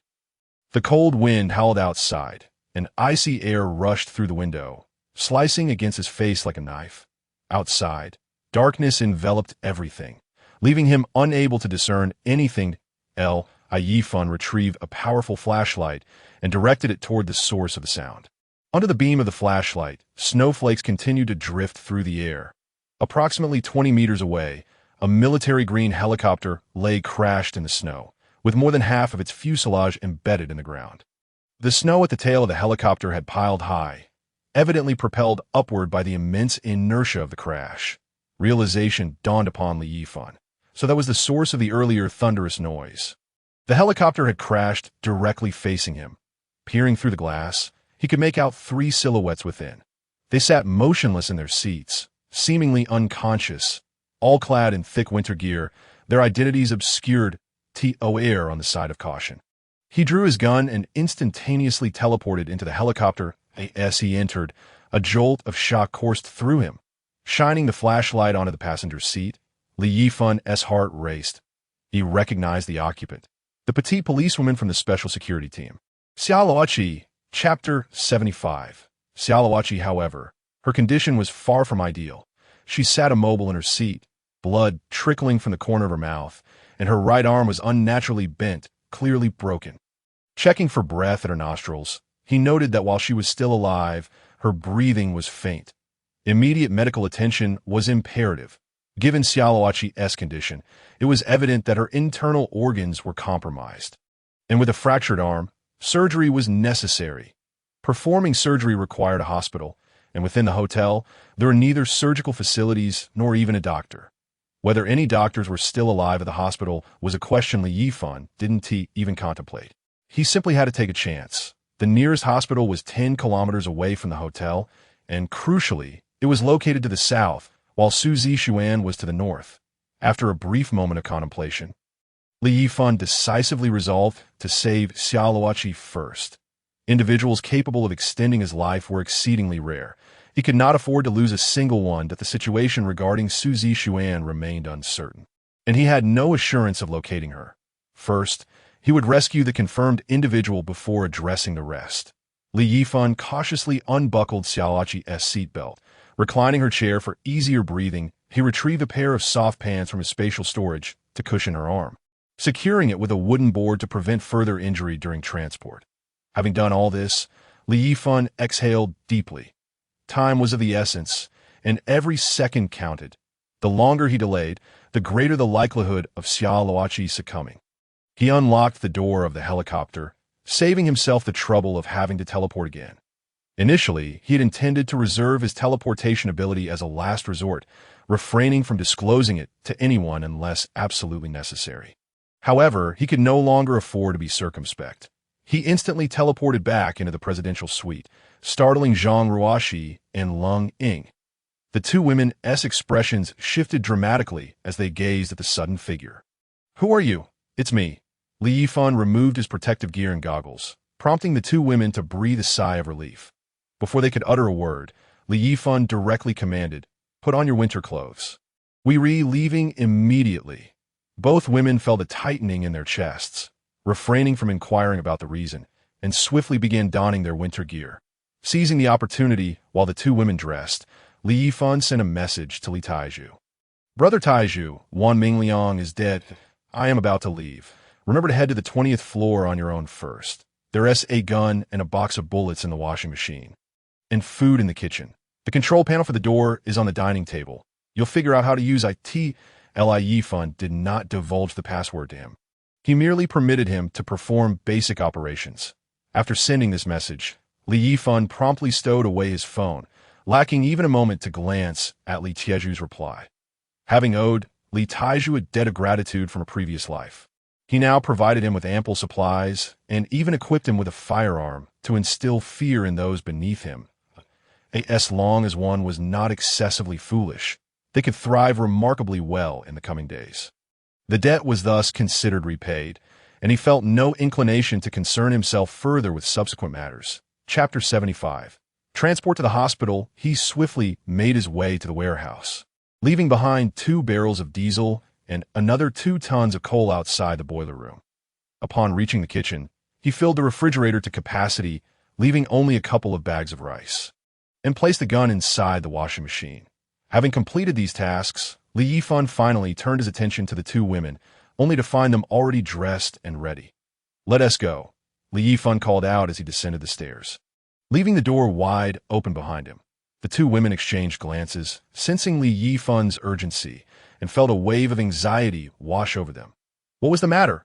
Why was he in such a hurry? Yet, they refrained from asking further questions, appearing obedient as they followed him to the 2nd floor. Yifan stood at the window on the 2nd floor, laying down enough single snowboards on the snow to increase the surface area for support before stepping onto the snow.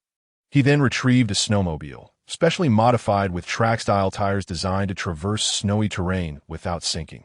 The vehicle's exterior and windows had also been uniquely altered, providing far superior insulation than standard automobiles. He gestured for the 2 women to board the vehicle. Fortunately, it was a new model, starting up effortlessly and operating quietly enough not to attract attention from nearby individuals. Yifan loaded the 2 women into the snowmobile and drove it to the helicopter's location, positioning the rear of the vehicle toward the aircraft. "Get out," he commanded as he opened the door and stepped outside, laying down more snowboards on the snow without bothering to explain to the women. Heading straight to the back of the vehicle, he reclined the back seat, layering it with 5 blankets, then signaled for the women to follow. Opening the helicopter door, he pointed to the co-pilot seat where Xiaoluoqi lay and instructed, "Lift her in, carefully, she is gravely injured." Zhang Ruoxi was astonished to see Xia Luoqi, the police flower of the special security team, in this predicament, so Li Yifan's anxiety stemmed from the need to rescue her. Amusement and irritation flickered within her. It was evident that Li Yifan had developed an interest in this police officer. Otherwise, given her deep understanding of him, he would never go out of his way to save someone without reason. She shot him a resentful glance. Was two not enough? Did he seek to form a complete hand of mahjong? Li Yifan ignored Zhang Ruoxi, offering no explanation as he and the two women carefully moved Xia Luoqi onto the blankets in the snowmobile. He had no interest in the other two individuals. His sole focus was on ensuring Xia Luoqi's safety, and he could not be bothered with anything else. With a press of the accelerator, he sped toward the hospital. Only then did the urgency within him finally begin to ease. He had done all he could. Whether she survived now lay in fate's hands if she did not make it at the hospital.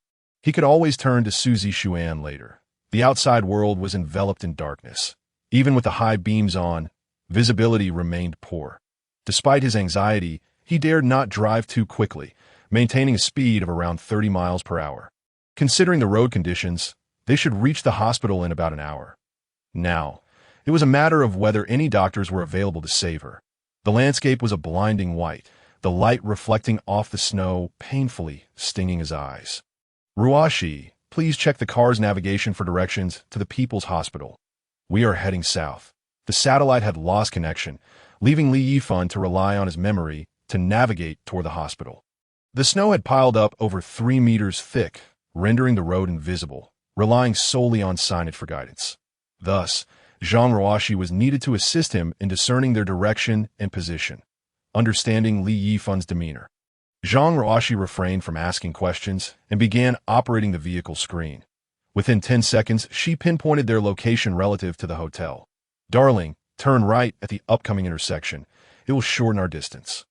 Okay, Li Yifan replied, turning right as directed at the intersection 300 meters ahead. Zhang Ruoxi monitored the map. Without a satellite, the navigation could not provide real-time positioning, necessitating a more rudimentary approach. After 10 minutes, the warmth of the vehicle's heater finally began to rise to a comfortable level. Xiaoying unbuttoned Officer Xia's coat to help her breathe more easily. Of course, Master, Colding carefully crawled in the back. Loosening Xia Luoqi's winter gear, she unfastened the heavy outer layer. She noted that Xia Luoqi's breathing had indeed eased somewhat. She felt a swell of admiration for her master, recognizing his extraordinary abilities and knowledge. It was indeed wise of her to decide to follow him. 20 minutes later, Li Yifan furrowed his brow as he observed an advertisement board ahead. Gradually coming to a halt, a tall billboard had collapsed under the weight of the snow, completely obstructing his path. Xia Luoqi could not withstand any jolting, and time was of the essence. Without turning back, Li Yifan instructed Colding, Xiaoying, keep a close watch on Officer Xia's condition. Report any abnormalities immediately. Understood, Master, Colding replied, utilizing a flashlight to carefully monitor Xia Luoqi's status. Master, Officer Xia's breathing seems even weaker. Her beautiful eyes reflected her concern. She understood this woman was of great importance to her master. Hearing this, Li Yifan's heart sank. Xia Luoqi, please don't die. If you do, I'll lose a lifeline. One could only extend their life for 30 days, and the thought of having to find many individuals of Zhang Ruoxi's caliber was daunting. This cursed billboard is a shoddy construction. If I find out who erected it, they shall become a billboard themselves. Li Yifan estimated they had traveled halfway. Zhang Ruoxi maintained a calm demeanor, though she had suggested the route. She was equally unprepared for such an unforeseen circumstance. Demonstrating her practicality, she promptly began to explore alternative routes. Darling, back up to the intersection and then turn left. We can still reach the hospital, albeit with a longer distance. After finishing her suggestion, she looked expectantly at Li Yifan. Without a word, he shifted into reverse, slowly backing up. Upon reaching the intersection, he turned left as Zhang Ruoxi directed. Yifan drove 500 meters before halting once more. His face pale as he regarded a group of figures blocking his path. A throng of individuals clad in thick coats, wielding iron rods and axes, stood in his way. About 20 in total. Their exposed expressions were filled with unmasked greed. One among them brandished a brick, ready to shatter the vehicle's windows at any moment. It seemed the vehicle's headlights had drawn their attention from afar. Had it not been for Xiaoqi inside, Li Yifan would have been tempted to run them over. Though Zhang Ruoxi felt tense within the vehicle, her eyes portrayed determination. "Darling, they have definitely set their sights on our vehicle. Such snowmobiles are rare in Pengcheng, that I know. You all stay inside," Li Yifan replied, his face grim as he opened the door and exited the vehicle. He could not afford to waste a moment here with these fools. "Bro, where did you get this car?" The leader's gaze greedily fixated on the snowmobile, envisioning how easily it would facilitate their scavenging efforts. Chapter 76. The most resentful six, and those who prevent me from Li Yifan had no intention of engaging in conversation. He drew his firearm and aimed it at the leader, pulling the trigger. Bang! The sudden gunfire echoed sharply in the dark night. The leader crumpled to the ground, struck by the bullet. Bang! Bang! Bang! Li Yifan fired 3 more shots at the fallen leader, the crimson blood staining the snow, causing the others to pale in shock. They hastily fled in all directions, some tripping and falling in their panic. They had never anticipated that Li Yifan would shoot without a word.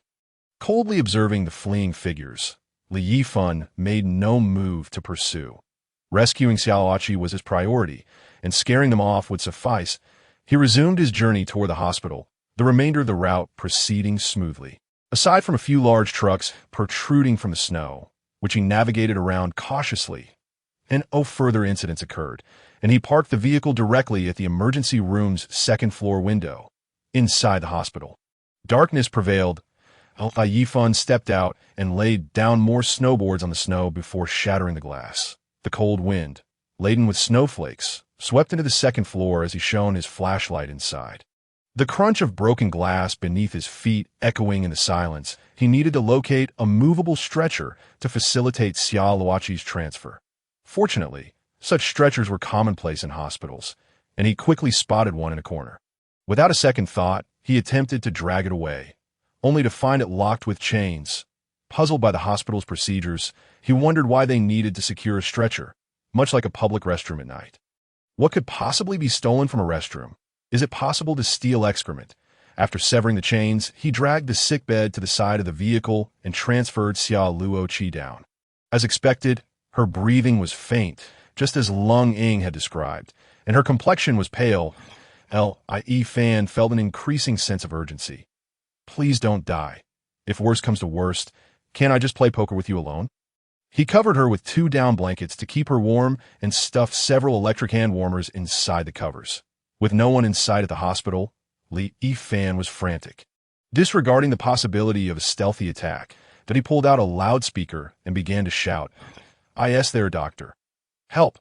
Though his heart raced with anxiety, he could only resort to this clumsy method. He shouted from the 2nd floor to the 5th, yet encountered no response. Chapter 76. Lung Ying Master. Could it be that there are no survival conditions in the inpatient building or the emergency room?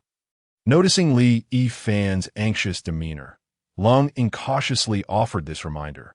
Suddenly enlightened, Li Yifan realized he had been overly flustered. He cast an appreciative glance at Lung Ying. This little servant was indeed commendable. He recalled that there seemed to be a corridor on the 3rd floor leading directly to the inpatient department, so he made his way there.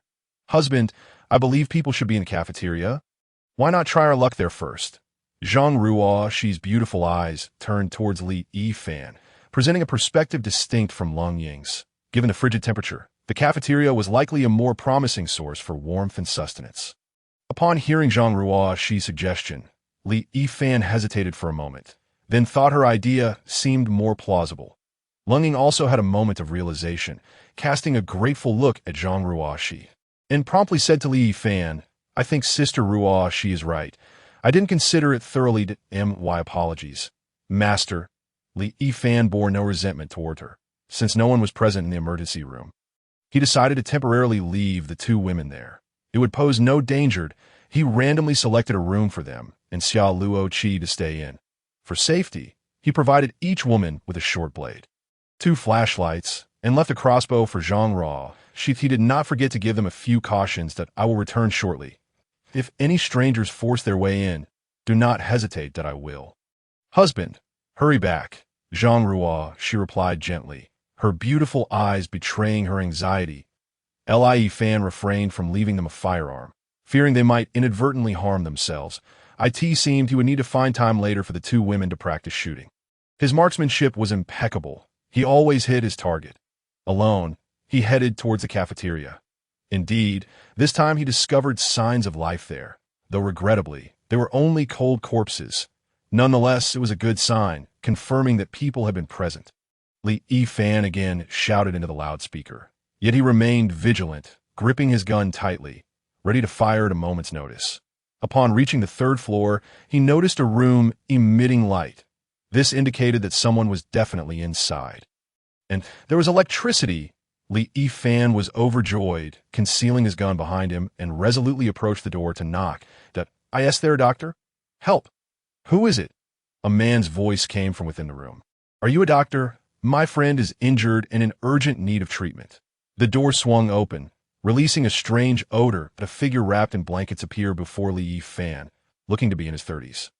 Wearing glasses and presenting an air of gentility, his eyes contained a hint of confusion. Through the door's opening, Yifan's pupils constricted as he took in the room's contents, heightening his alertness. At first glance, he spotted a stainless steel barrel glowing red. It likely contained coal or coke. Surrounding the barrel were 8 figures huddled in blankets. But what struck him most were the 4 visibly emaciated women. They appeared young, yet their faces were gaunt, and their eyes carried traces of numbness and despair. While Yifan pondered, 2 individuals suddenly darted out from behind the man who had opened the door. Flinging it wide and brandishing axes at Yifan, it turned out there were 11 of them in total, with 2 hiding behind the door. This was truly a close call. The bespectacled man had completely transformed his demeanor. The harmless facade was merely a ruse. Kid, consider yourself unlucky. Honestly, tell me how you made it here. With such heavy snow outside, ordinary means wouldn't get you to the hospital. Bang! Bang! 2 gunshots rang out, and the 2 axe-wielders collapsed to the ground, their bodies twitching uncontrollably. Yifan scoffed. I have a gun. Who would play with knives like you? He harbored a deep-seated disdain for 2 types of people, those who attempted to harm him and those who tried to prevent him from doing so. They fit both categories. The sudden gunfire startled everyone in the room. The bespectacled man, realizing the situation was dire, attempted to shut the door, only to be kicked open by Yifan. The man, trembling in fear, raised his hands, exclaiming, Brother, don't shoot. It's all a misunderstanding.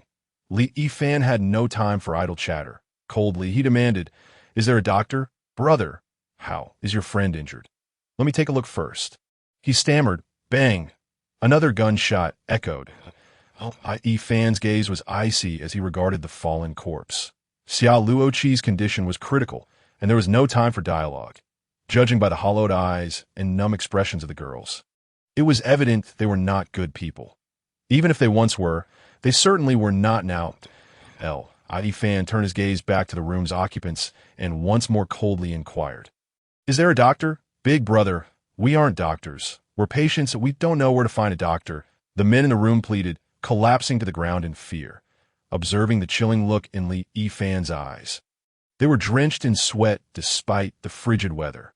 Why don't you go to the inpatient department and see if there are any doctors? At that moment, a girl trembling in the corner stuttered. I know.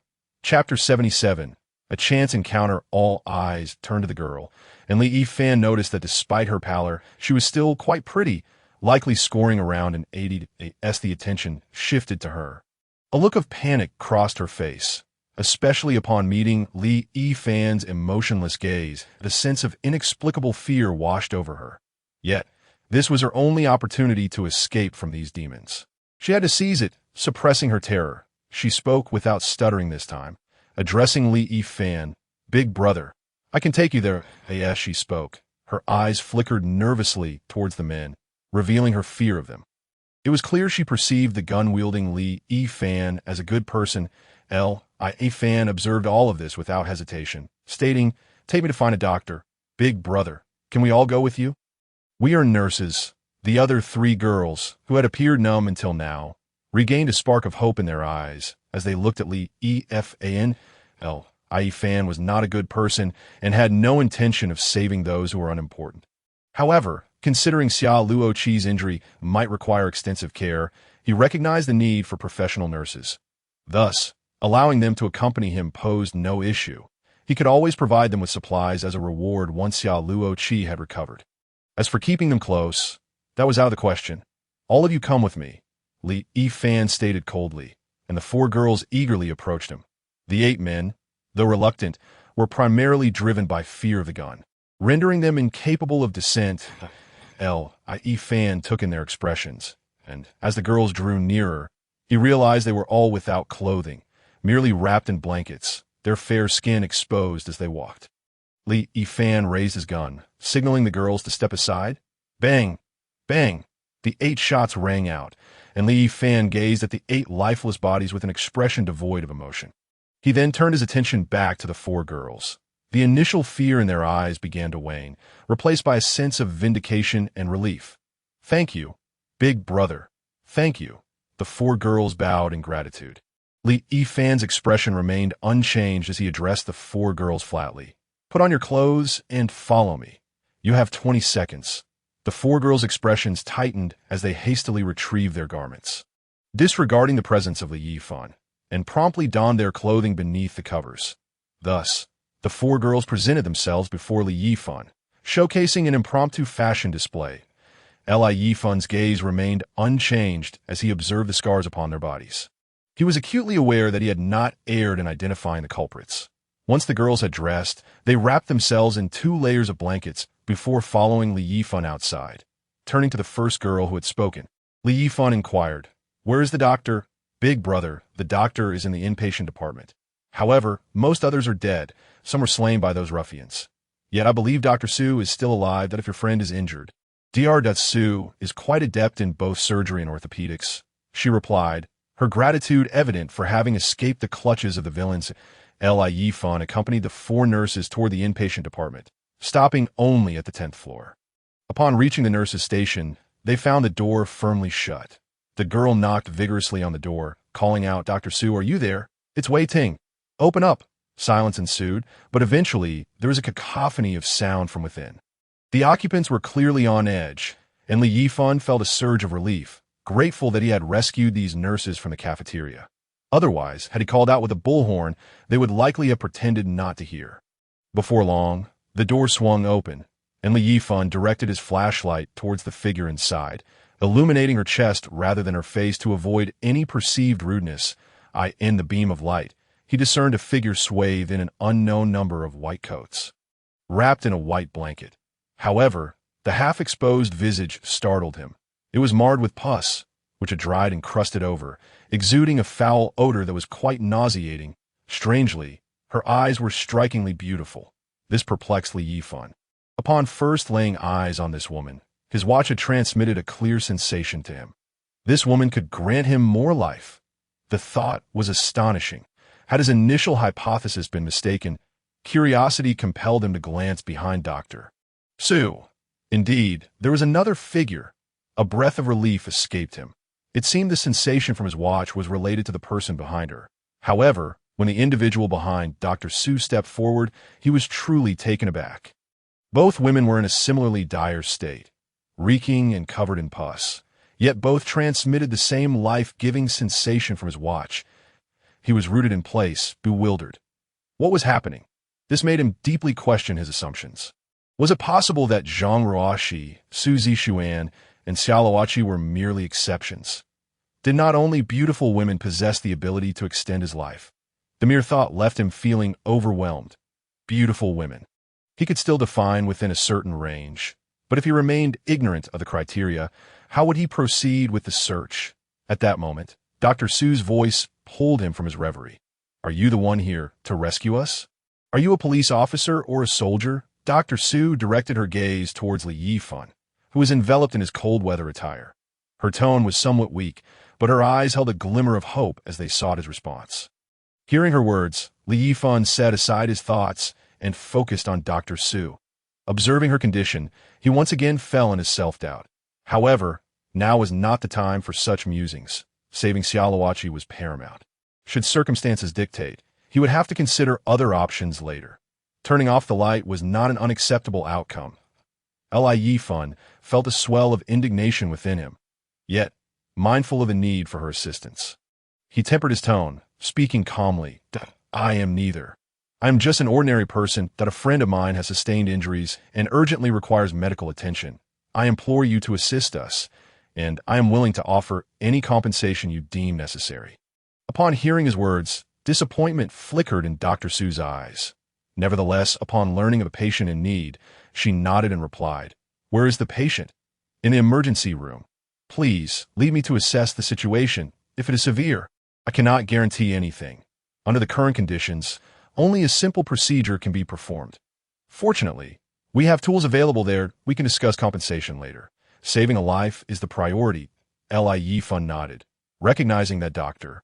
Su was in a poor state, appearing weak yet prioritizing the need to save lives over compensation. It was evident from Wei Ting and the others' respect towards her that she was indeed a commendable physician. With flashlight in hand, Yifan guided the group downstairs. Chapter 78. The surgery commences at this moment. Wei Ting finally had the opportunity to speak. "Yinshi, so you're also here at Dr. Su. You've become just like her. And we have worried about you for so long. Dr. Su and I have been relying on an alcohol lamp for warmth and melting glucose, supplemented by some medicine she prepared, to survive these past few days. However, your face, had it not been for evading those brutes, neither of you would have endured such a fate. You and Dr. Su are the most beautiful women I have ever seen. It is truly a shame." A look of regret lingered in Wei Ting's eyes. "Not just your faces, but your entire bodies are in this state. I would rather perish than endure such a fate. I fear those ruffians would not even spare our corpses." A glimmer of fear crossed Dr. Su's expression. Those individuals were indeed capable of unspeakable acts. Their hushed conversation reached Yifan's ears, and he began to comprehend the situation. It appeared that Dr. Su and the girl named Yinshi had employed some form of drug to deliberately disfigure themselves to evade the clutches of those vile men. Their entire bodies bore the same repulsive condition, which explained the foul odor emanating from them. Indeed, a normal man would have no interest in such individuals. But was Yifan a normal man? Certainly not. Even if he lacked interest, necessity dictated otherwise. According to Wei Ting, they had originally been exceptionally beautiful women. In a post-apocalyptic world filled with diverse abilities, he was certain he could find a healer among them. At worst, it would require a bit more resources. These two were women he had mentally claimed, and thus he could not allow them to remain in such a state indefinitely. "Ting, had you followed our lead, you wouldn't see." The girl named Yinshi's eyes brimmed with concern as she spoke. Regret was futile now. Thankfully, the big brother had eradicated that gang of ruffians. He truly was a good man. Considering the impending surgery Dr. Su needed to perform, and fearing any complications due to her weakened state, Yifan distributed an energy bar and chocolate to each girl. They expressed their gratitude and quickly consumed the offerings. Soon feeling a resurgence of energy, both Dr. Su and Yinshi cast grateful glances towards Yifan. He nodded in response and promptly led them to Zhang Ruoxi and the others, with no time for pleasantries. He omitted introductions and urged Dr. Su to begin examining Xiao Luoqi, while Yifan and Zhang Ruoxi assisted with lighting. After a thorough examination, Dr. Su spoke without turning her head. Fortunately, she was brought in promptly. "But the situation is critical. Immediate surgery is required. However, the operating room's door lacks power and cannot be opened from the outside. It can only be accessed from within, and with the current lack of electricity, electronic examinations are impossible, posing significant risks. Additionally, the temperature is perilously low, which may lead to frozen blood vessels and muscle necrosis. Our pharmacy is also inaccessible." Yifan was taken aback by the volume of Dr. Su's discourse and promptly interrupted her. "I will resolve these issues. You all wait here." After speaking, he exchanged a discreet glance with Zhang Ruoxi. Given her experience with Yifan, she understood that he intended to proceed with caution. Nodding subtly, he then made his way outside. Although the others were puzzled by his methods, Zhang Ruoxi and Lung Ying understood that Yifan possessed extraordinary abilities. It was not long before Yifan returned, having opened the operating room door within a mere minute, and having also emptied the pharmacy of its supplies. Should Dr. Su be unfamiliar with the medications, it would be a significant setback. Once they entered, Li Yifan retrieved a diesel generator, placing it at the operating room's entrance, and connected a 100-meter extension cord leading inside. He did not forget to disinfect the extension cord beforehand. Dr. Su, connect any necessary equipment here. If you require more, I have additional cords. That Dr. Su had already heard the sound of the generator outside the door. Along with several other women, her gaze towards Li Yifan was filled with curiosity. She quickly informed the nurse beside her of the necessary equipment, ensuring everything was plugged in, and began a more thorough examination of Sherlock. Only then did Li Yifan breathe a sigh of relief. Sherlock's life seemed to be secure. As for the medication, he truly had no idea which drugs to use. After observing Dr. Su complete her examination, he took her hand, along with that of the girl named Yinshi, and led them to another operating room. Both Dr. Su and Yinshi looked at him with curiosity, astonished that he showed no disdain for their visibly infected hands, stirring an unusual feeling within them. Li Yifan had deliberately acted this way. He had no intention of abandoning these two women, who were clearly of the same caliber as Zhang Ruoxi in the past. Now, during their sensitive phase, a man's lack of disdain would undoubtedly pique their interest and affection. Time was of the essence, and he had to employ certain tactics. That Dr. Su, this is Yinshi, right? I'm in Yinshi, a nurse. All right, Dr. Su, nurse in. My secret is known to no one, but saving lives is paramount, so I hope you can keep it confidential.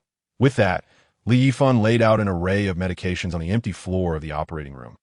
Having brought forth one of each kind from the pharmacy of the People's Hospital, this was a clever two birds with one stone strategy, allowing Dr. Su and her team to choose the medications while also making them feel trusted.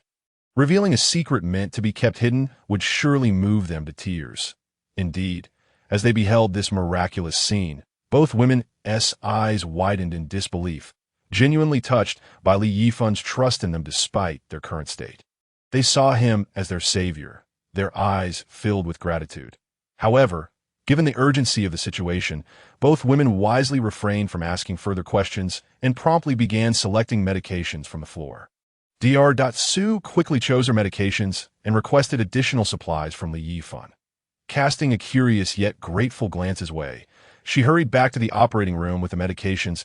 Li Yifan gathered the remaining supplies and brought several heating devices resembling fans into the surgical suite, arranging them around the operating table to provide warmth while Dr. Su verified the medications. Chapter 78. Sherlock, it was only at this moment that Li Yifan released a long-held breath. From the moment he discovered Sherlock, his mind had been in a state of tension, not daring to waste a single second. Whether or not she would survive now rested in Dr. Su's hands. Time passed slowly, and Li Yifan's anxiety grew. Counting Dr. Su and Yinshi, they had barely 120 days left. Even if he successfully found Suzy Xuan, it would only amount to 150 days. To survive, he could not afford to abandon anyone. He also contemplated another matter. Such goddesses were exceedingly rare, even in the past, let alone in the apocalypse.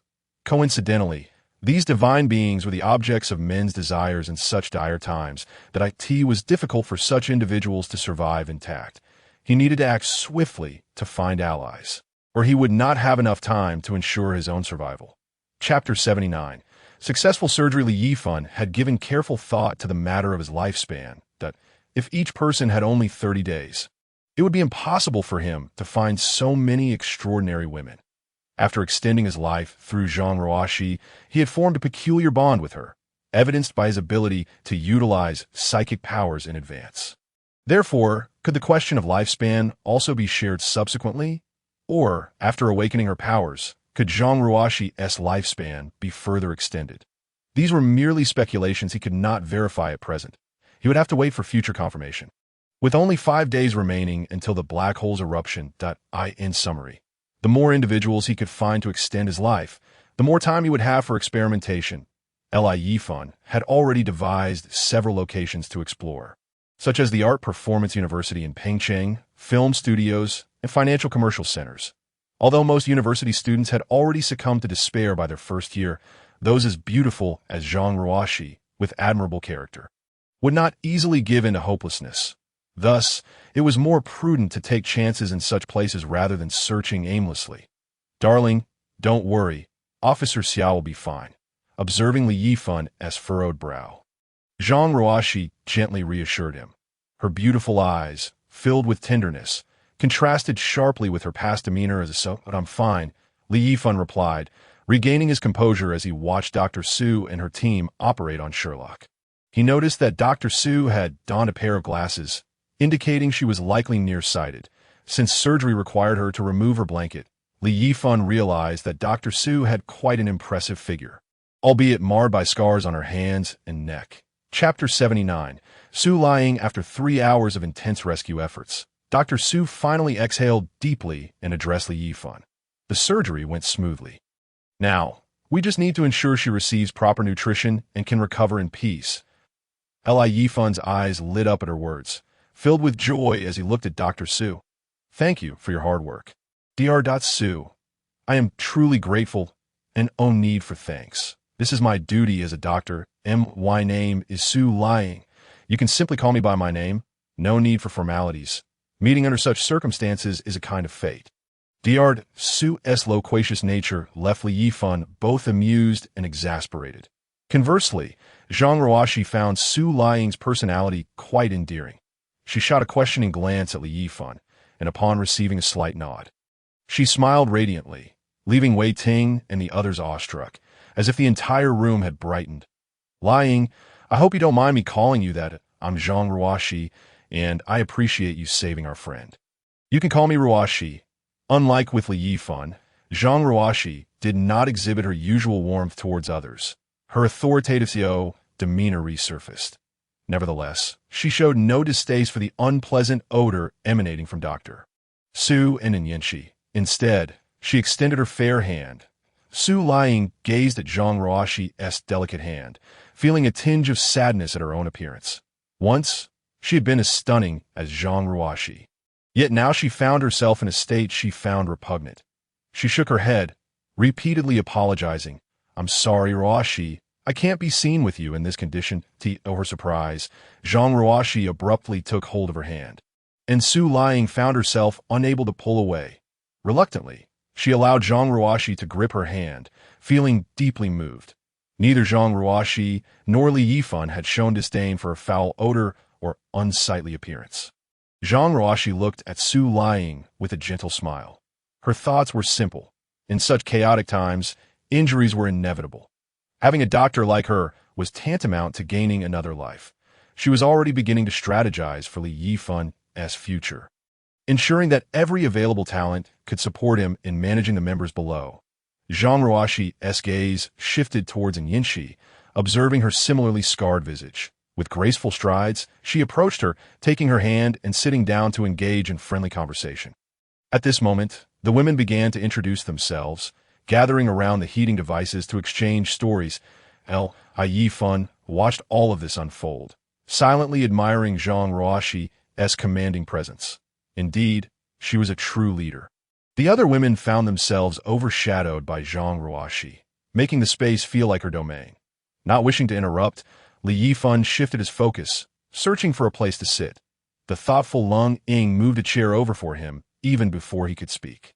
Once Li Yifan was seated, she stood beside him, resembling an obedient maid from ancient times. Yifan nodded in appreciation before pulling out his phone to check online updates. By now, it was 5 in the afternoon, and only a few platforms remained accessible. The prominent official announcement dominated the major platforms. Dear citizens, the disaster has now reached its 9th day. We regret to inform you that the calamity will persist for a considerable time. The government has initiated effective rescue operations, and major cities are constructing and improving refuge bases equipped with heating facilities and relief supplies. Those who can may proceed to these locations. Below are the detailed addresses of the refuge bases in various cities. In addition to self-evacuation, the military is actively conducting rescue operations. Specific times and routes will be confirmed by official announcements from each city. Friends, in the face of calamity, we must unite as one. Upon reaching this point, Li Yifan ceased to read further. At last, the official information had begun to reveal some substance that he was already aware of the refuge base from his previous life. Furthermore, he even knew the rescue routes and timelines organized by the military. Regrettably, in his past life, he had been excessively cautious and did not venture to the refuge base. Nevertheless, he had learned online that the military truly spared no effort in their rescue operations, with many soldiers even sacrificing their lives in the line of duty. Consequently, countless martyrs were added to their ranks. Logically, rescue operations should have commenced yesterday, but they were thwarted by an extreme cold front.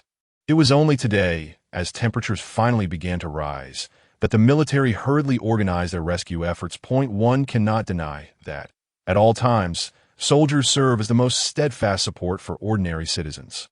As for those suited officials, what a joke. In times like these, even the police may not be reliable, yet one would still rely on the officials. Moreover, the base itself was under the jurisdiction of the officials, with the military only responsible for maintaining order, which is why Yifan was reluctant to go to the refuge base in his past life. The so-called relief supplies could merely stave off starvation. The nutritional content, meticulously calculated by so-called experts, barely met the minimum requirements of the human body for taste. Aside from those who were utterly famished, no one could stomach it. Speaking of food, Yifan absent-mindedly rubbed his stomach, realizing he was somewhat hungry. "Master, what shall we do about dinner today?" Upon seeing Yifan finish reading the news on his phone and then touch his stomach, Lung Ying, aware of her master's hunger, finally spoke up. Chapter 80. Ancestral craftsmanship. She knew that Yifan possessed a remarkable ability to conjure meals, but there were outsiders present. Such matters should certainly remain undisclosed to them. Hearing Lung Ying's words, Yifan withdrew his gaze from his phone and turned to his dutiful servant, contemplating for a moment before saying, "I will help you set up a power strip in the adjacent operating room. We can prepare the food there. What shall we cook? Let us make some noodles. Something light would suffice. Egg noodles will be fine as well." Lung Ying's beautiful eyes sparkled with understanding. She instantly grasped her master's intent. It should neither be too extravagant nor too meager. Evidently, her master had something particular in mind regarding these doctors and nurses. "I understand." Master Yifan appreciated this maid for her thoughtfulness, obedience, and cleverness. Most importantly, she knew how to care for the young Yifan. With that thought, how to sleep tonight became a dilemma. Previously, there had been no conditions, but now, with the stunningly beautiful Zhang Ruoxi present, how could he allow himself to suffer? "Let us see when the time comes up." Yifan greeted Zhang Ruoxi and then assisted Lung Ying in setting up a power strip in the adjacent operating room. He also filled the generator with fuel, ensuring it would last through the night. At T6 in the evening, Lung Ying prepared a large pot of egg noodles, simply seasoned with salt, without even a hint of green onions. Yet, even with such simplicity, under Lung Ying's gifted touch, the tantalizing aroma wafted through the adjacent operating room, reaching Su Liying and her companions. As they conversed with Zhang Ruoxi, their minds wandered, occasionally swallowing in anticipation. And Yanshi was no better off. Having spent 9 days at the nurse's station with Su Liying, they had scarcely eaten anything during this time. Had it not been for the energy bars Yifan provided during his descent, she might have already been unable to endure. Suddenly, the delicious scent overwhelmed them, making it difficult to resist swallowing their saliva. Observing their reactions, Zhang Ruoxi recalled her previous experiences with Yifan. She had not been much better off than Su Liying and her companions. However, since Yifan remained silent, she too refrained from taking the initiative to lead them to dinner, continuing her light-hearted chatter with Su Liying and the others. In their casual conversation, Zhang Ruoxi gained a general understanding of Su Liying and her companions' backgrounds and personalities. Su Liying was a doctor, characterized by her calm and cautious demeanor. 2 years older than Zhang Ruoxi, and Yanshi possessed a somewhat quirky personality, yet was meticulous in her professional duties. As for Wei Ting and the others, aside from Wei Ting's straightforward nature, the other 3 nurses seemed to harbor more complexity in their characters. Zhang Ruoxi discreetly committed all these observations to memory, formulating her own plans. Su Liying was a must-keep, while Wei Ting and Yanshi were also candidates for retention. The other 3, however, she did not intend to keep close. Given the uncertainty of the situation, she preferred not to have too many people around her. She would seek an opportunity to report to Yifan later that evening, ultimately awaiting his approval. That moment, Yifan's voice echoed from the doorway. "Ruoxi, bring Dr. Su and the others over for noodles." Zhang Ruoxi then smiled at Su Liying, saying, "Sister Lying, you must be starving. Come, let us have dinner." Lung Ying's cooking is beyond reproach. Even Zhang Ruoxi sang praises of Lung Ying's culinary skills. Upon hearing this, Su Ling and Yin Shi and the others eagerly stood up and followed Zhang Ruoxi into the adjacent operating room. Upon entering, they were greeted with a steaming pot of noodles, surrounded by several heaters near a mobile table, which was set with bowls and chopsticks. Su Lying cast a deep glance at Li Yifan, aware that the bowls and chopsticks must have been conjured by his remarkable abilities, and Yin Shi, oblivious to such details, failed to notice. Were it not for their remaining rationality, they might have rushed forward to devour the food. At Li Yifan's invitation, the women sat down to enjoy the egg noodles.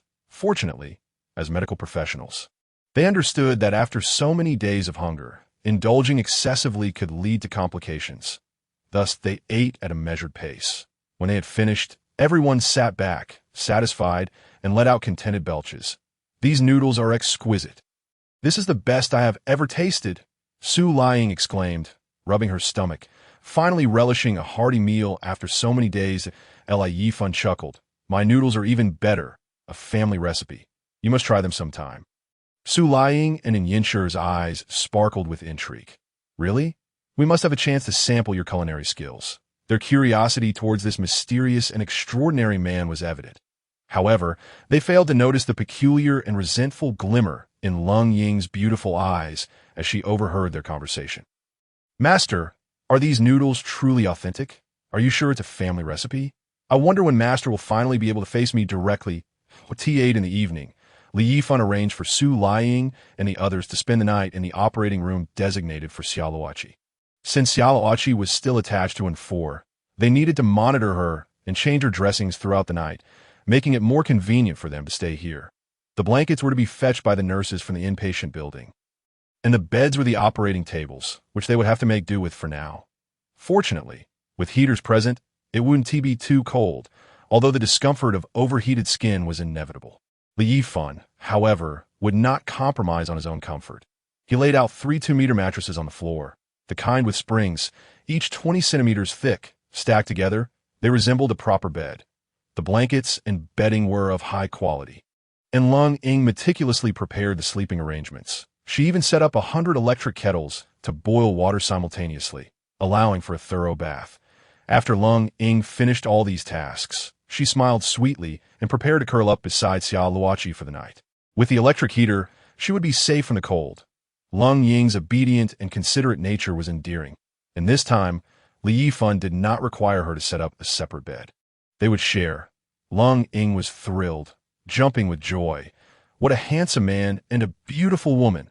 Li Yifan's reasoning was that since he had successfully extended his life and had begun to discern some rules, there was no need to be overly harsh. A night passed without conversation. Chapter 81. Xiaoluoqi awakens. The sounds of playing cards proved torturous for Su Lying and her companions, sleeping in the adjacent room. Given their profession, how could they not recognize such sounds? Particularly since Wei Ting and the others had experienced it themselves. Though they were undeniably tired, sleep eluded them. That it was not until the early hours of the morning that they finally drifted into a fitful slumber. The next morning, at 9 o'clock, Li Yifan groggily awoke.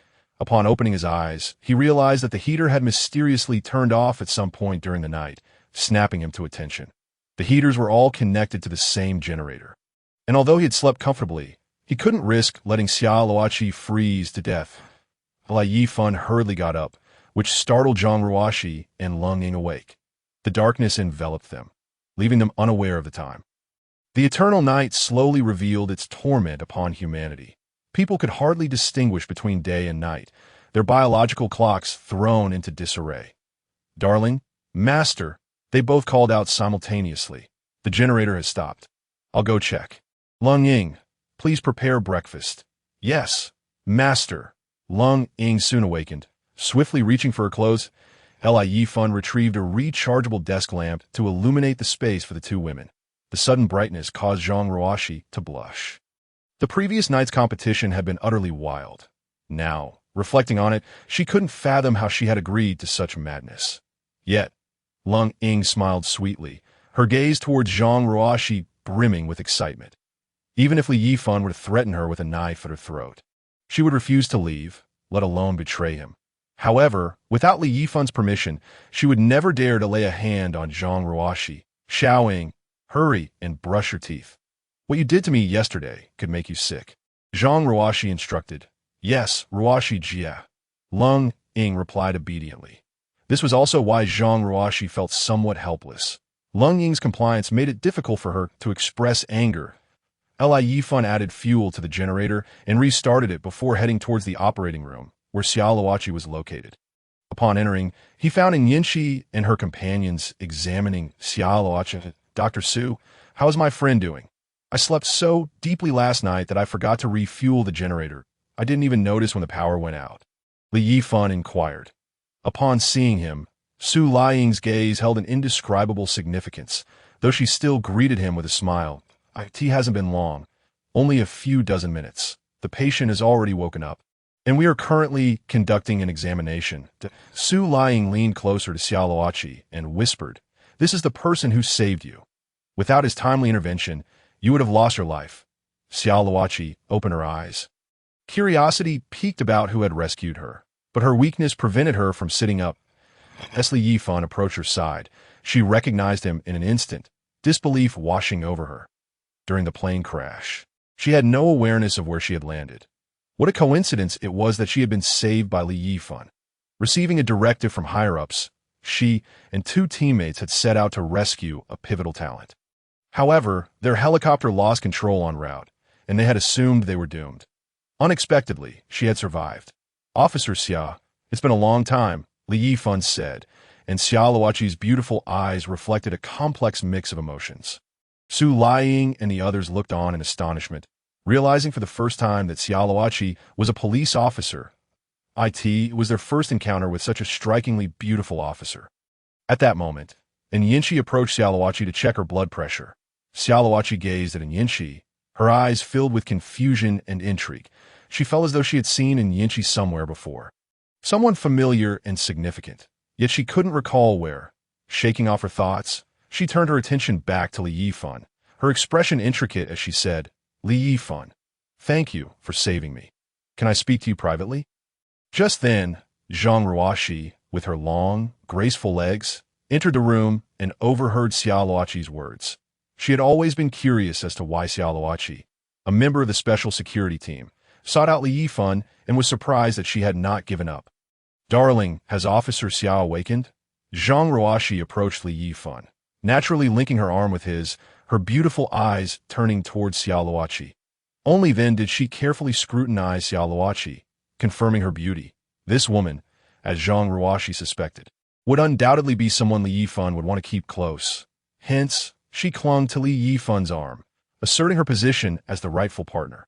Unaware of Zhang Ruoxi's subtle intentions, Li Yifan said to her, "Ruoxi, please take Dr. Su and the others outside for a moment. I need to speak with Officer Xia." "All right," Zhang Ruoxi readily agreed, offering Li Yifan a gentle smile. She even thoughtfully adjusted his slightly disheveled collar, demonstrating her intelligence and understanding of the dynamics between them. As everyone exited the operating room, Li Yifan looked at Xiao Luoqi meaningfully and said, "Officer Xia, let me guess what you're about to ask me." Xiao Luoqi's beautiful eyes held a spark of curiosity. "You know what I want to ask? You wish to inquire about the events that transpired in northeast China and Yangcheng before the disasters, do you not?" Li Yifan's voice was calm, laced with an inexplicable undertone, yet it sent shockwaves through Xiao Luoqi. She gazed at Li Yifan in disbelief, taking a full minute to regain her composure. Her heart raced as she looked intently at Li Yifan, uncertainly asking, "So, those events were truly orchestrated by you?" "Indeed," Li Yifan replied succinctly, firmly asserting that he would not relinquish his pursuit of her. However, her identity destined her to possess her own unique beliefs and convictions. To win her over, ordinary methods would be futile. Only by directly unsettling her mind could he hope to succeed. His objective was indeed achieved. Upon hearing Li Yifan's affirmative response, Xiao Luoqi's heart raced uncontrollably, and she instinctively attempted to sit up, only to feel pain tug at her wounds that a tempest raged within her. The entirety of Qinghai Lake had vanished, Tens of thousands of vegetables have been stolen from the Northeast's agricultural base. Every item in the fruit and clothing wholesale markets of Yangsheng had mysteriously disappeared. All of this had indeed been his doing. How had he accomplished it? Everything that happened in the beautiful country and the island nation was also my doing, Li Yifan replied bluntly. Xiaoluoqi would inevitably become his woman. She would learn the truth in due time, and revealing it to her early was of little consequence if she were not to become his. Then Li Yifan would have to take drastic measures. Those who are dead will surely keep secrets. How exactly did you manage this? And why did you do it? Chapter 82. Confession to Xiaoluoqi. She did not doubt Li Yifan's words. Long before the vegetable theft in northeast China, the special security team had already intervened. Through extensive investigations and the intelligent computations of the Skynet system, they had successfully identified several suspects. She happened to be responsible for the case involving Li Yifan. From their examination of hotel surveillance, they discovered that Kersin seemed to have some mysterious dealings with Li Yifan. After leaving Li Yifan's presence, her account had inexplicably swelled by millions. Thus, Kersin was deemed a prime suspect and was swiftly apprehended along with Su Zixuan. For the sake of confidentiality, Kersin was entirely unaware of the reason for her capture. Nor did she know that her captors were officials. The special security team operated independently of local police systems. The nature of their investigation was so bizarre that they even distrusted the local authorities. Kersin was confined in a villa rented under a private identity, with personnel assigned to guard her. Unfortunately, after locating Li Yifan, a significant incident occurred. A passenger plane crashed in Pengcheng. This event was classified as a top-tier incident, and due to uncertainties surrounding Li Yifan's potential involvement, they hurried to the accident site to assist and investigate the cause of the plane's loss of control. In an instant, Xiaoluoqi's thoughts spiraled, her beautiful eyes reflecting curiosity and suspicion as she regarded Li Yifan. Chapter 82. Xiaoluoqi. Li Yifan did not directly answer her questions. Instead, he took a seat and fixed a deep gaze on Xiaoluoqi, asking, "Officer Xia, what is your perspective on the current situation around the world? Disasters are merely temporary. We must trust in our nation and government." Xiaoluoqi replied in an official tone. Li Yifan abruptly interrupted her. "Do you truly believe that?" Xiaoluoqi hesitated, aware that as a member of the system, she was fully cognizant of the severity of the disasters. The general public remained oblivious to many circumstances. The special security team had received first-hand intelligence. The extent of this disaster exceeded all expectations in fact. No one could predict how long this snow disaster would persist. She only knew that the nation seemed to have enacted a special emergency plan. The meeting had been convened with top-level national leaders, who subsequently issued top-secret documents to various departments. The specifics eluded her, but she sensed that her captain had emerged from the meeting in a state of confusion. Moreover, the subsequent orders instilled a profound sense of unease within her. Her captain had issued a top-secret command to rescue a designated talent at a specified location, and they were to spare no expense in bringing the individual back. This made her feel as though the nation was preparing for a plan of racial continuity. Once this thought crossed her mind, she could not suppress it. First, a nationwide announcement for the construction of shelters, and then directives for personnel like her to rescue top talents across various fields. All of this led her to believe that the possibility was indeed substantial. Therefore, when Li Yifan inquired whether she believed it, she lacked confidence in her response. Li Yifan seized upon this uncertainty. While others might remain oblivious, he understood the gravity of the situation. The nation would undoubtedly brace for the worst. Observing Xiaoluoqi's expression, he realized his assessment had been correct and continued. "Given that you too harbor doubts, you must comprehend the severity of the situation. If I were to tell you that one day, this colossal machine of the nation would crumble, would you believe me? I am uncertain about the loyalty and faith of Charlotte as a member of the Special Operations Team, which are beyond doubt. However, a series of actions taken by the state, coupled with the extraordinarily unusual circumstances of recent days, have led her to harbor doubts that I can assert with utmost certainty that what I say is true. In the near future, there will be many individuals like me endowed with extraordinary abilities." After speaking, a faint, translucent halo appeared above Li Yifan's head, adorned with a glimmering gem, casting a mysterious glow within the confines of the operating room. Charlotte, momentarily forgetting her own injuries, widened her beautiful eyes in astonishment, her mouth agape in disbelief. She raised her finger, pointing at the halo above Li Yifan's head, stammering. Before she could finish, Li Yifan spread his palm, enveloping Charlotte in a shroud of mysterious psychic energy. In an instant, she found herself lying in a desert, the scorching sand beneath her making her shiver, yet her body remained immobile. However, she soon realized she had returned to the operating room, and seeing the enigmatic smile on Li Yifan's face, she understood that her recent sensations were not merely a figment of her imagination. Today's experience shattered her faith and understanding completely. Observing her frail state, Li Yifan allowed her to experience this for less than a second. With a knowing smile, he explained, "This is called psychic ability. I only acquired it in recent days that I suspect that in the future, many will possess various extraordinary powers. Now, do you comprehend my meaning?"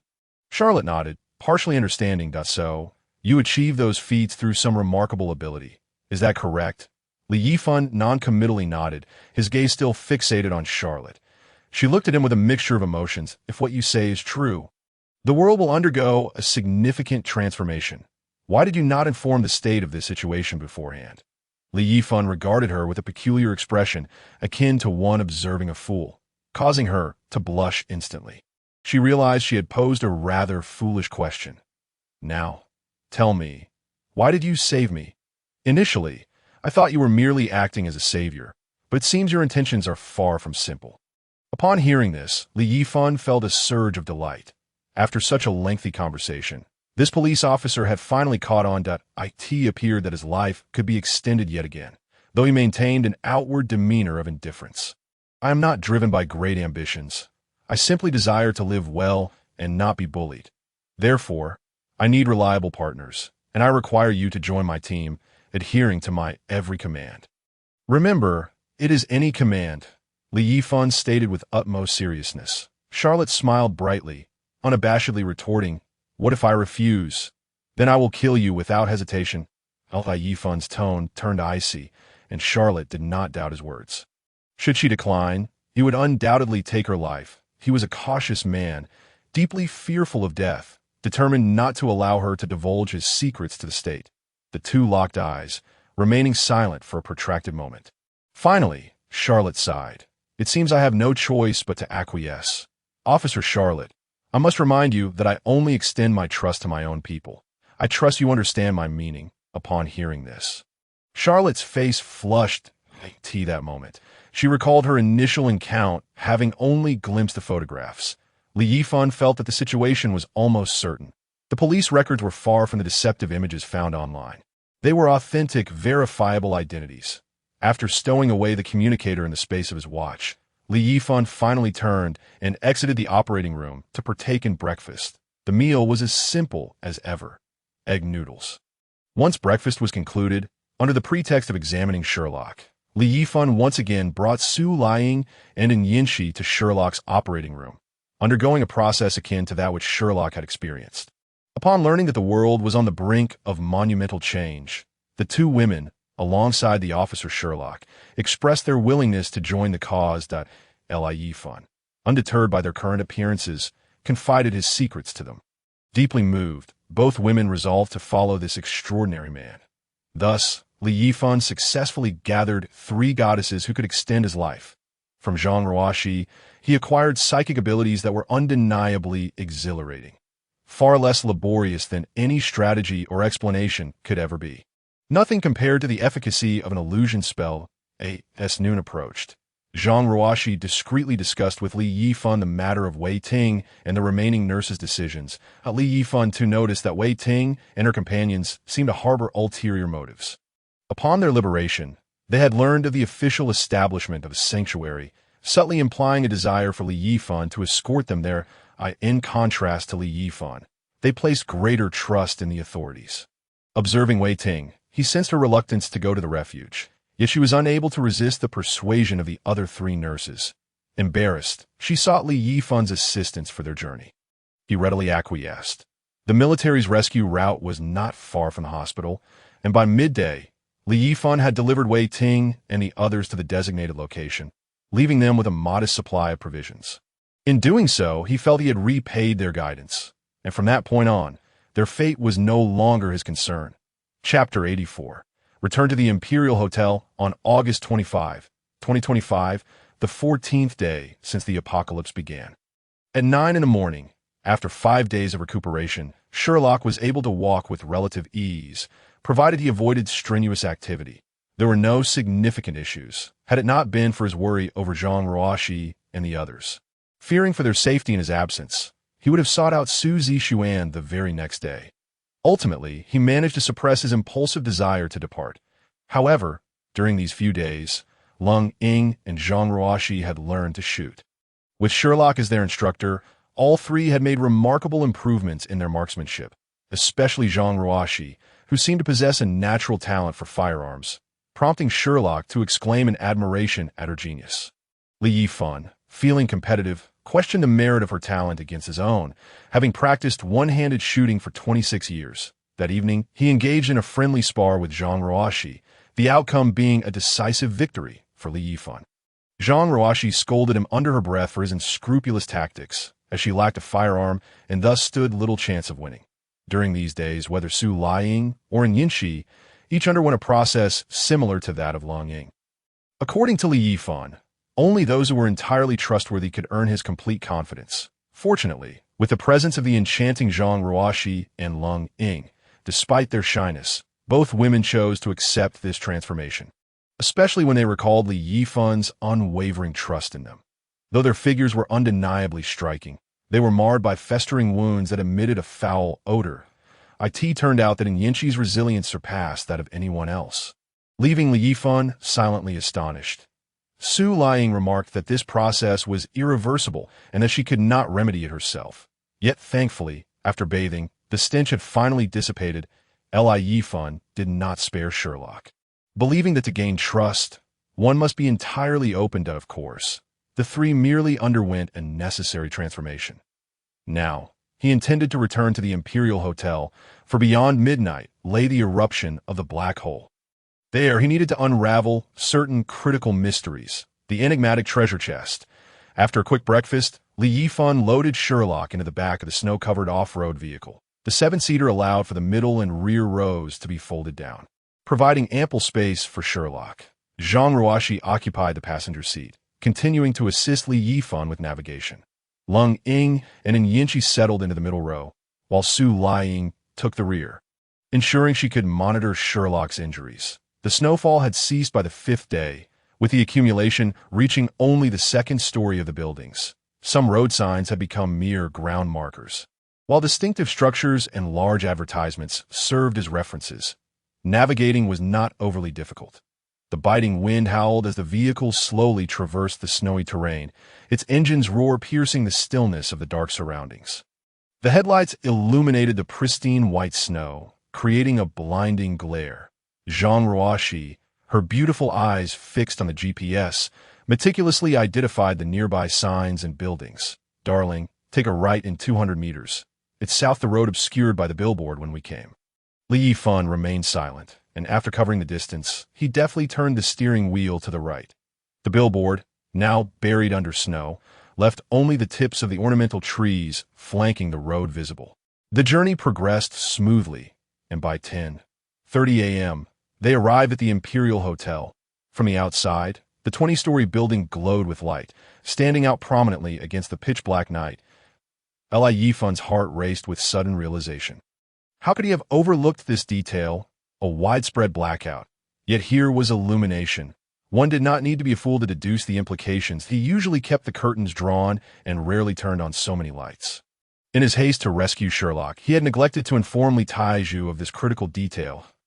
Li Yifan parked the vehicle by a window on the 3rd-floor corridor, switched off the headlights, but left the engine running, tightened his cold-weather gear, and prepared to investigate the situation. "You all stay in the car. I'll go take a look." "Darling, I want to go with you." Zhang Ruoxi's beautiful eyes fixed on Li Yifan, her hand raising a firearm, signaling her readiness to assist. Given that Sherlock was still injured and Su Liying and Yinxi lacked combat capability, Li Yifan declined Zhang Ruoxi's request. "Stay in the car with Xiao Ying and protect everyone." "I'll be fine.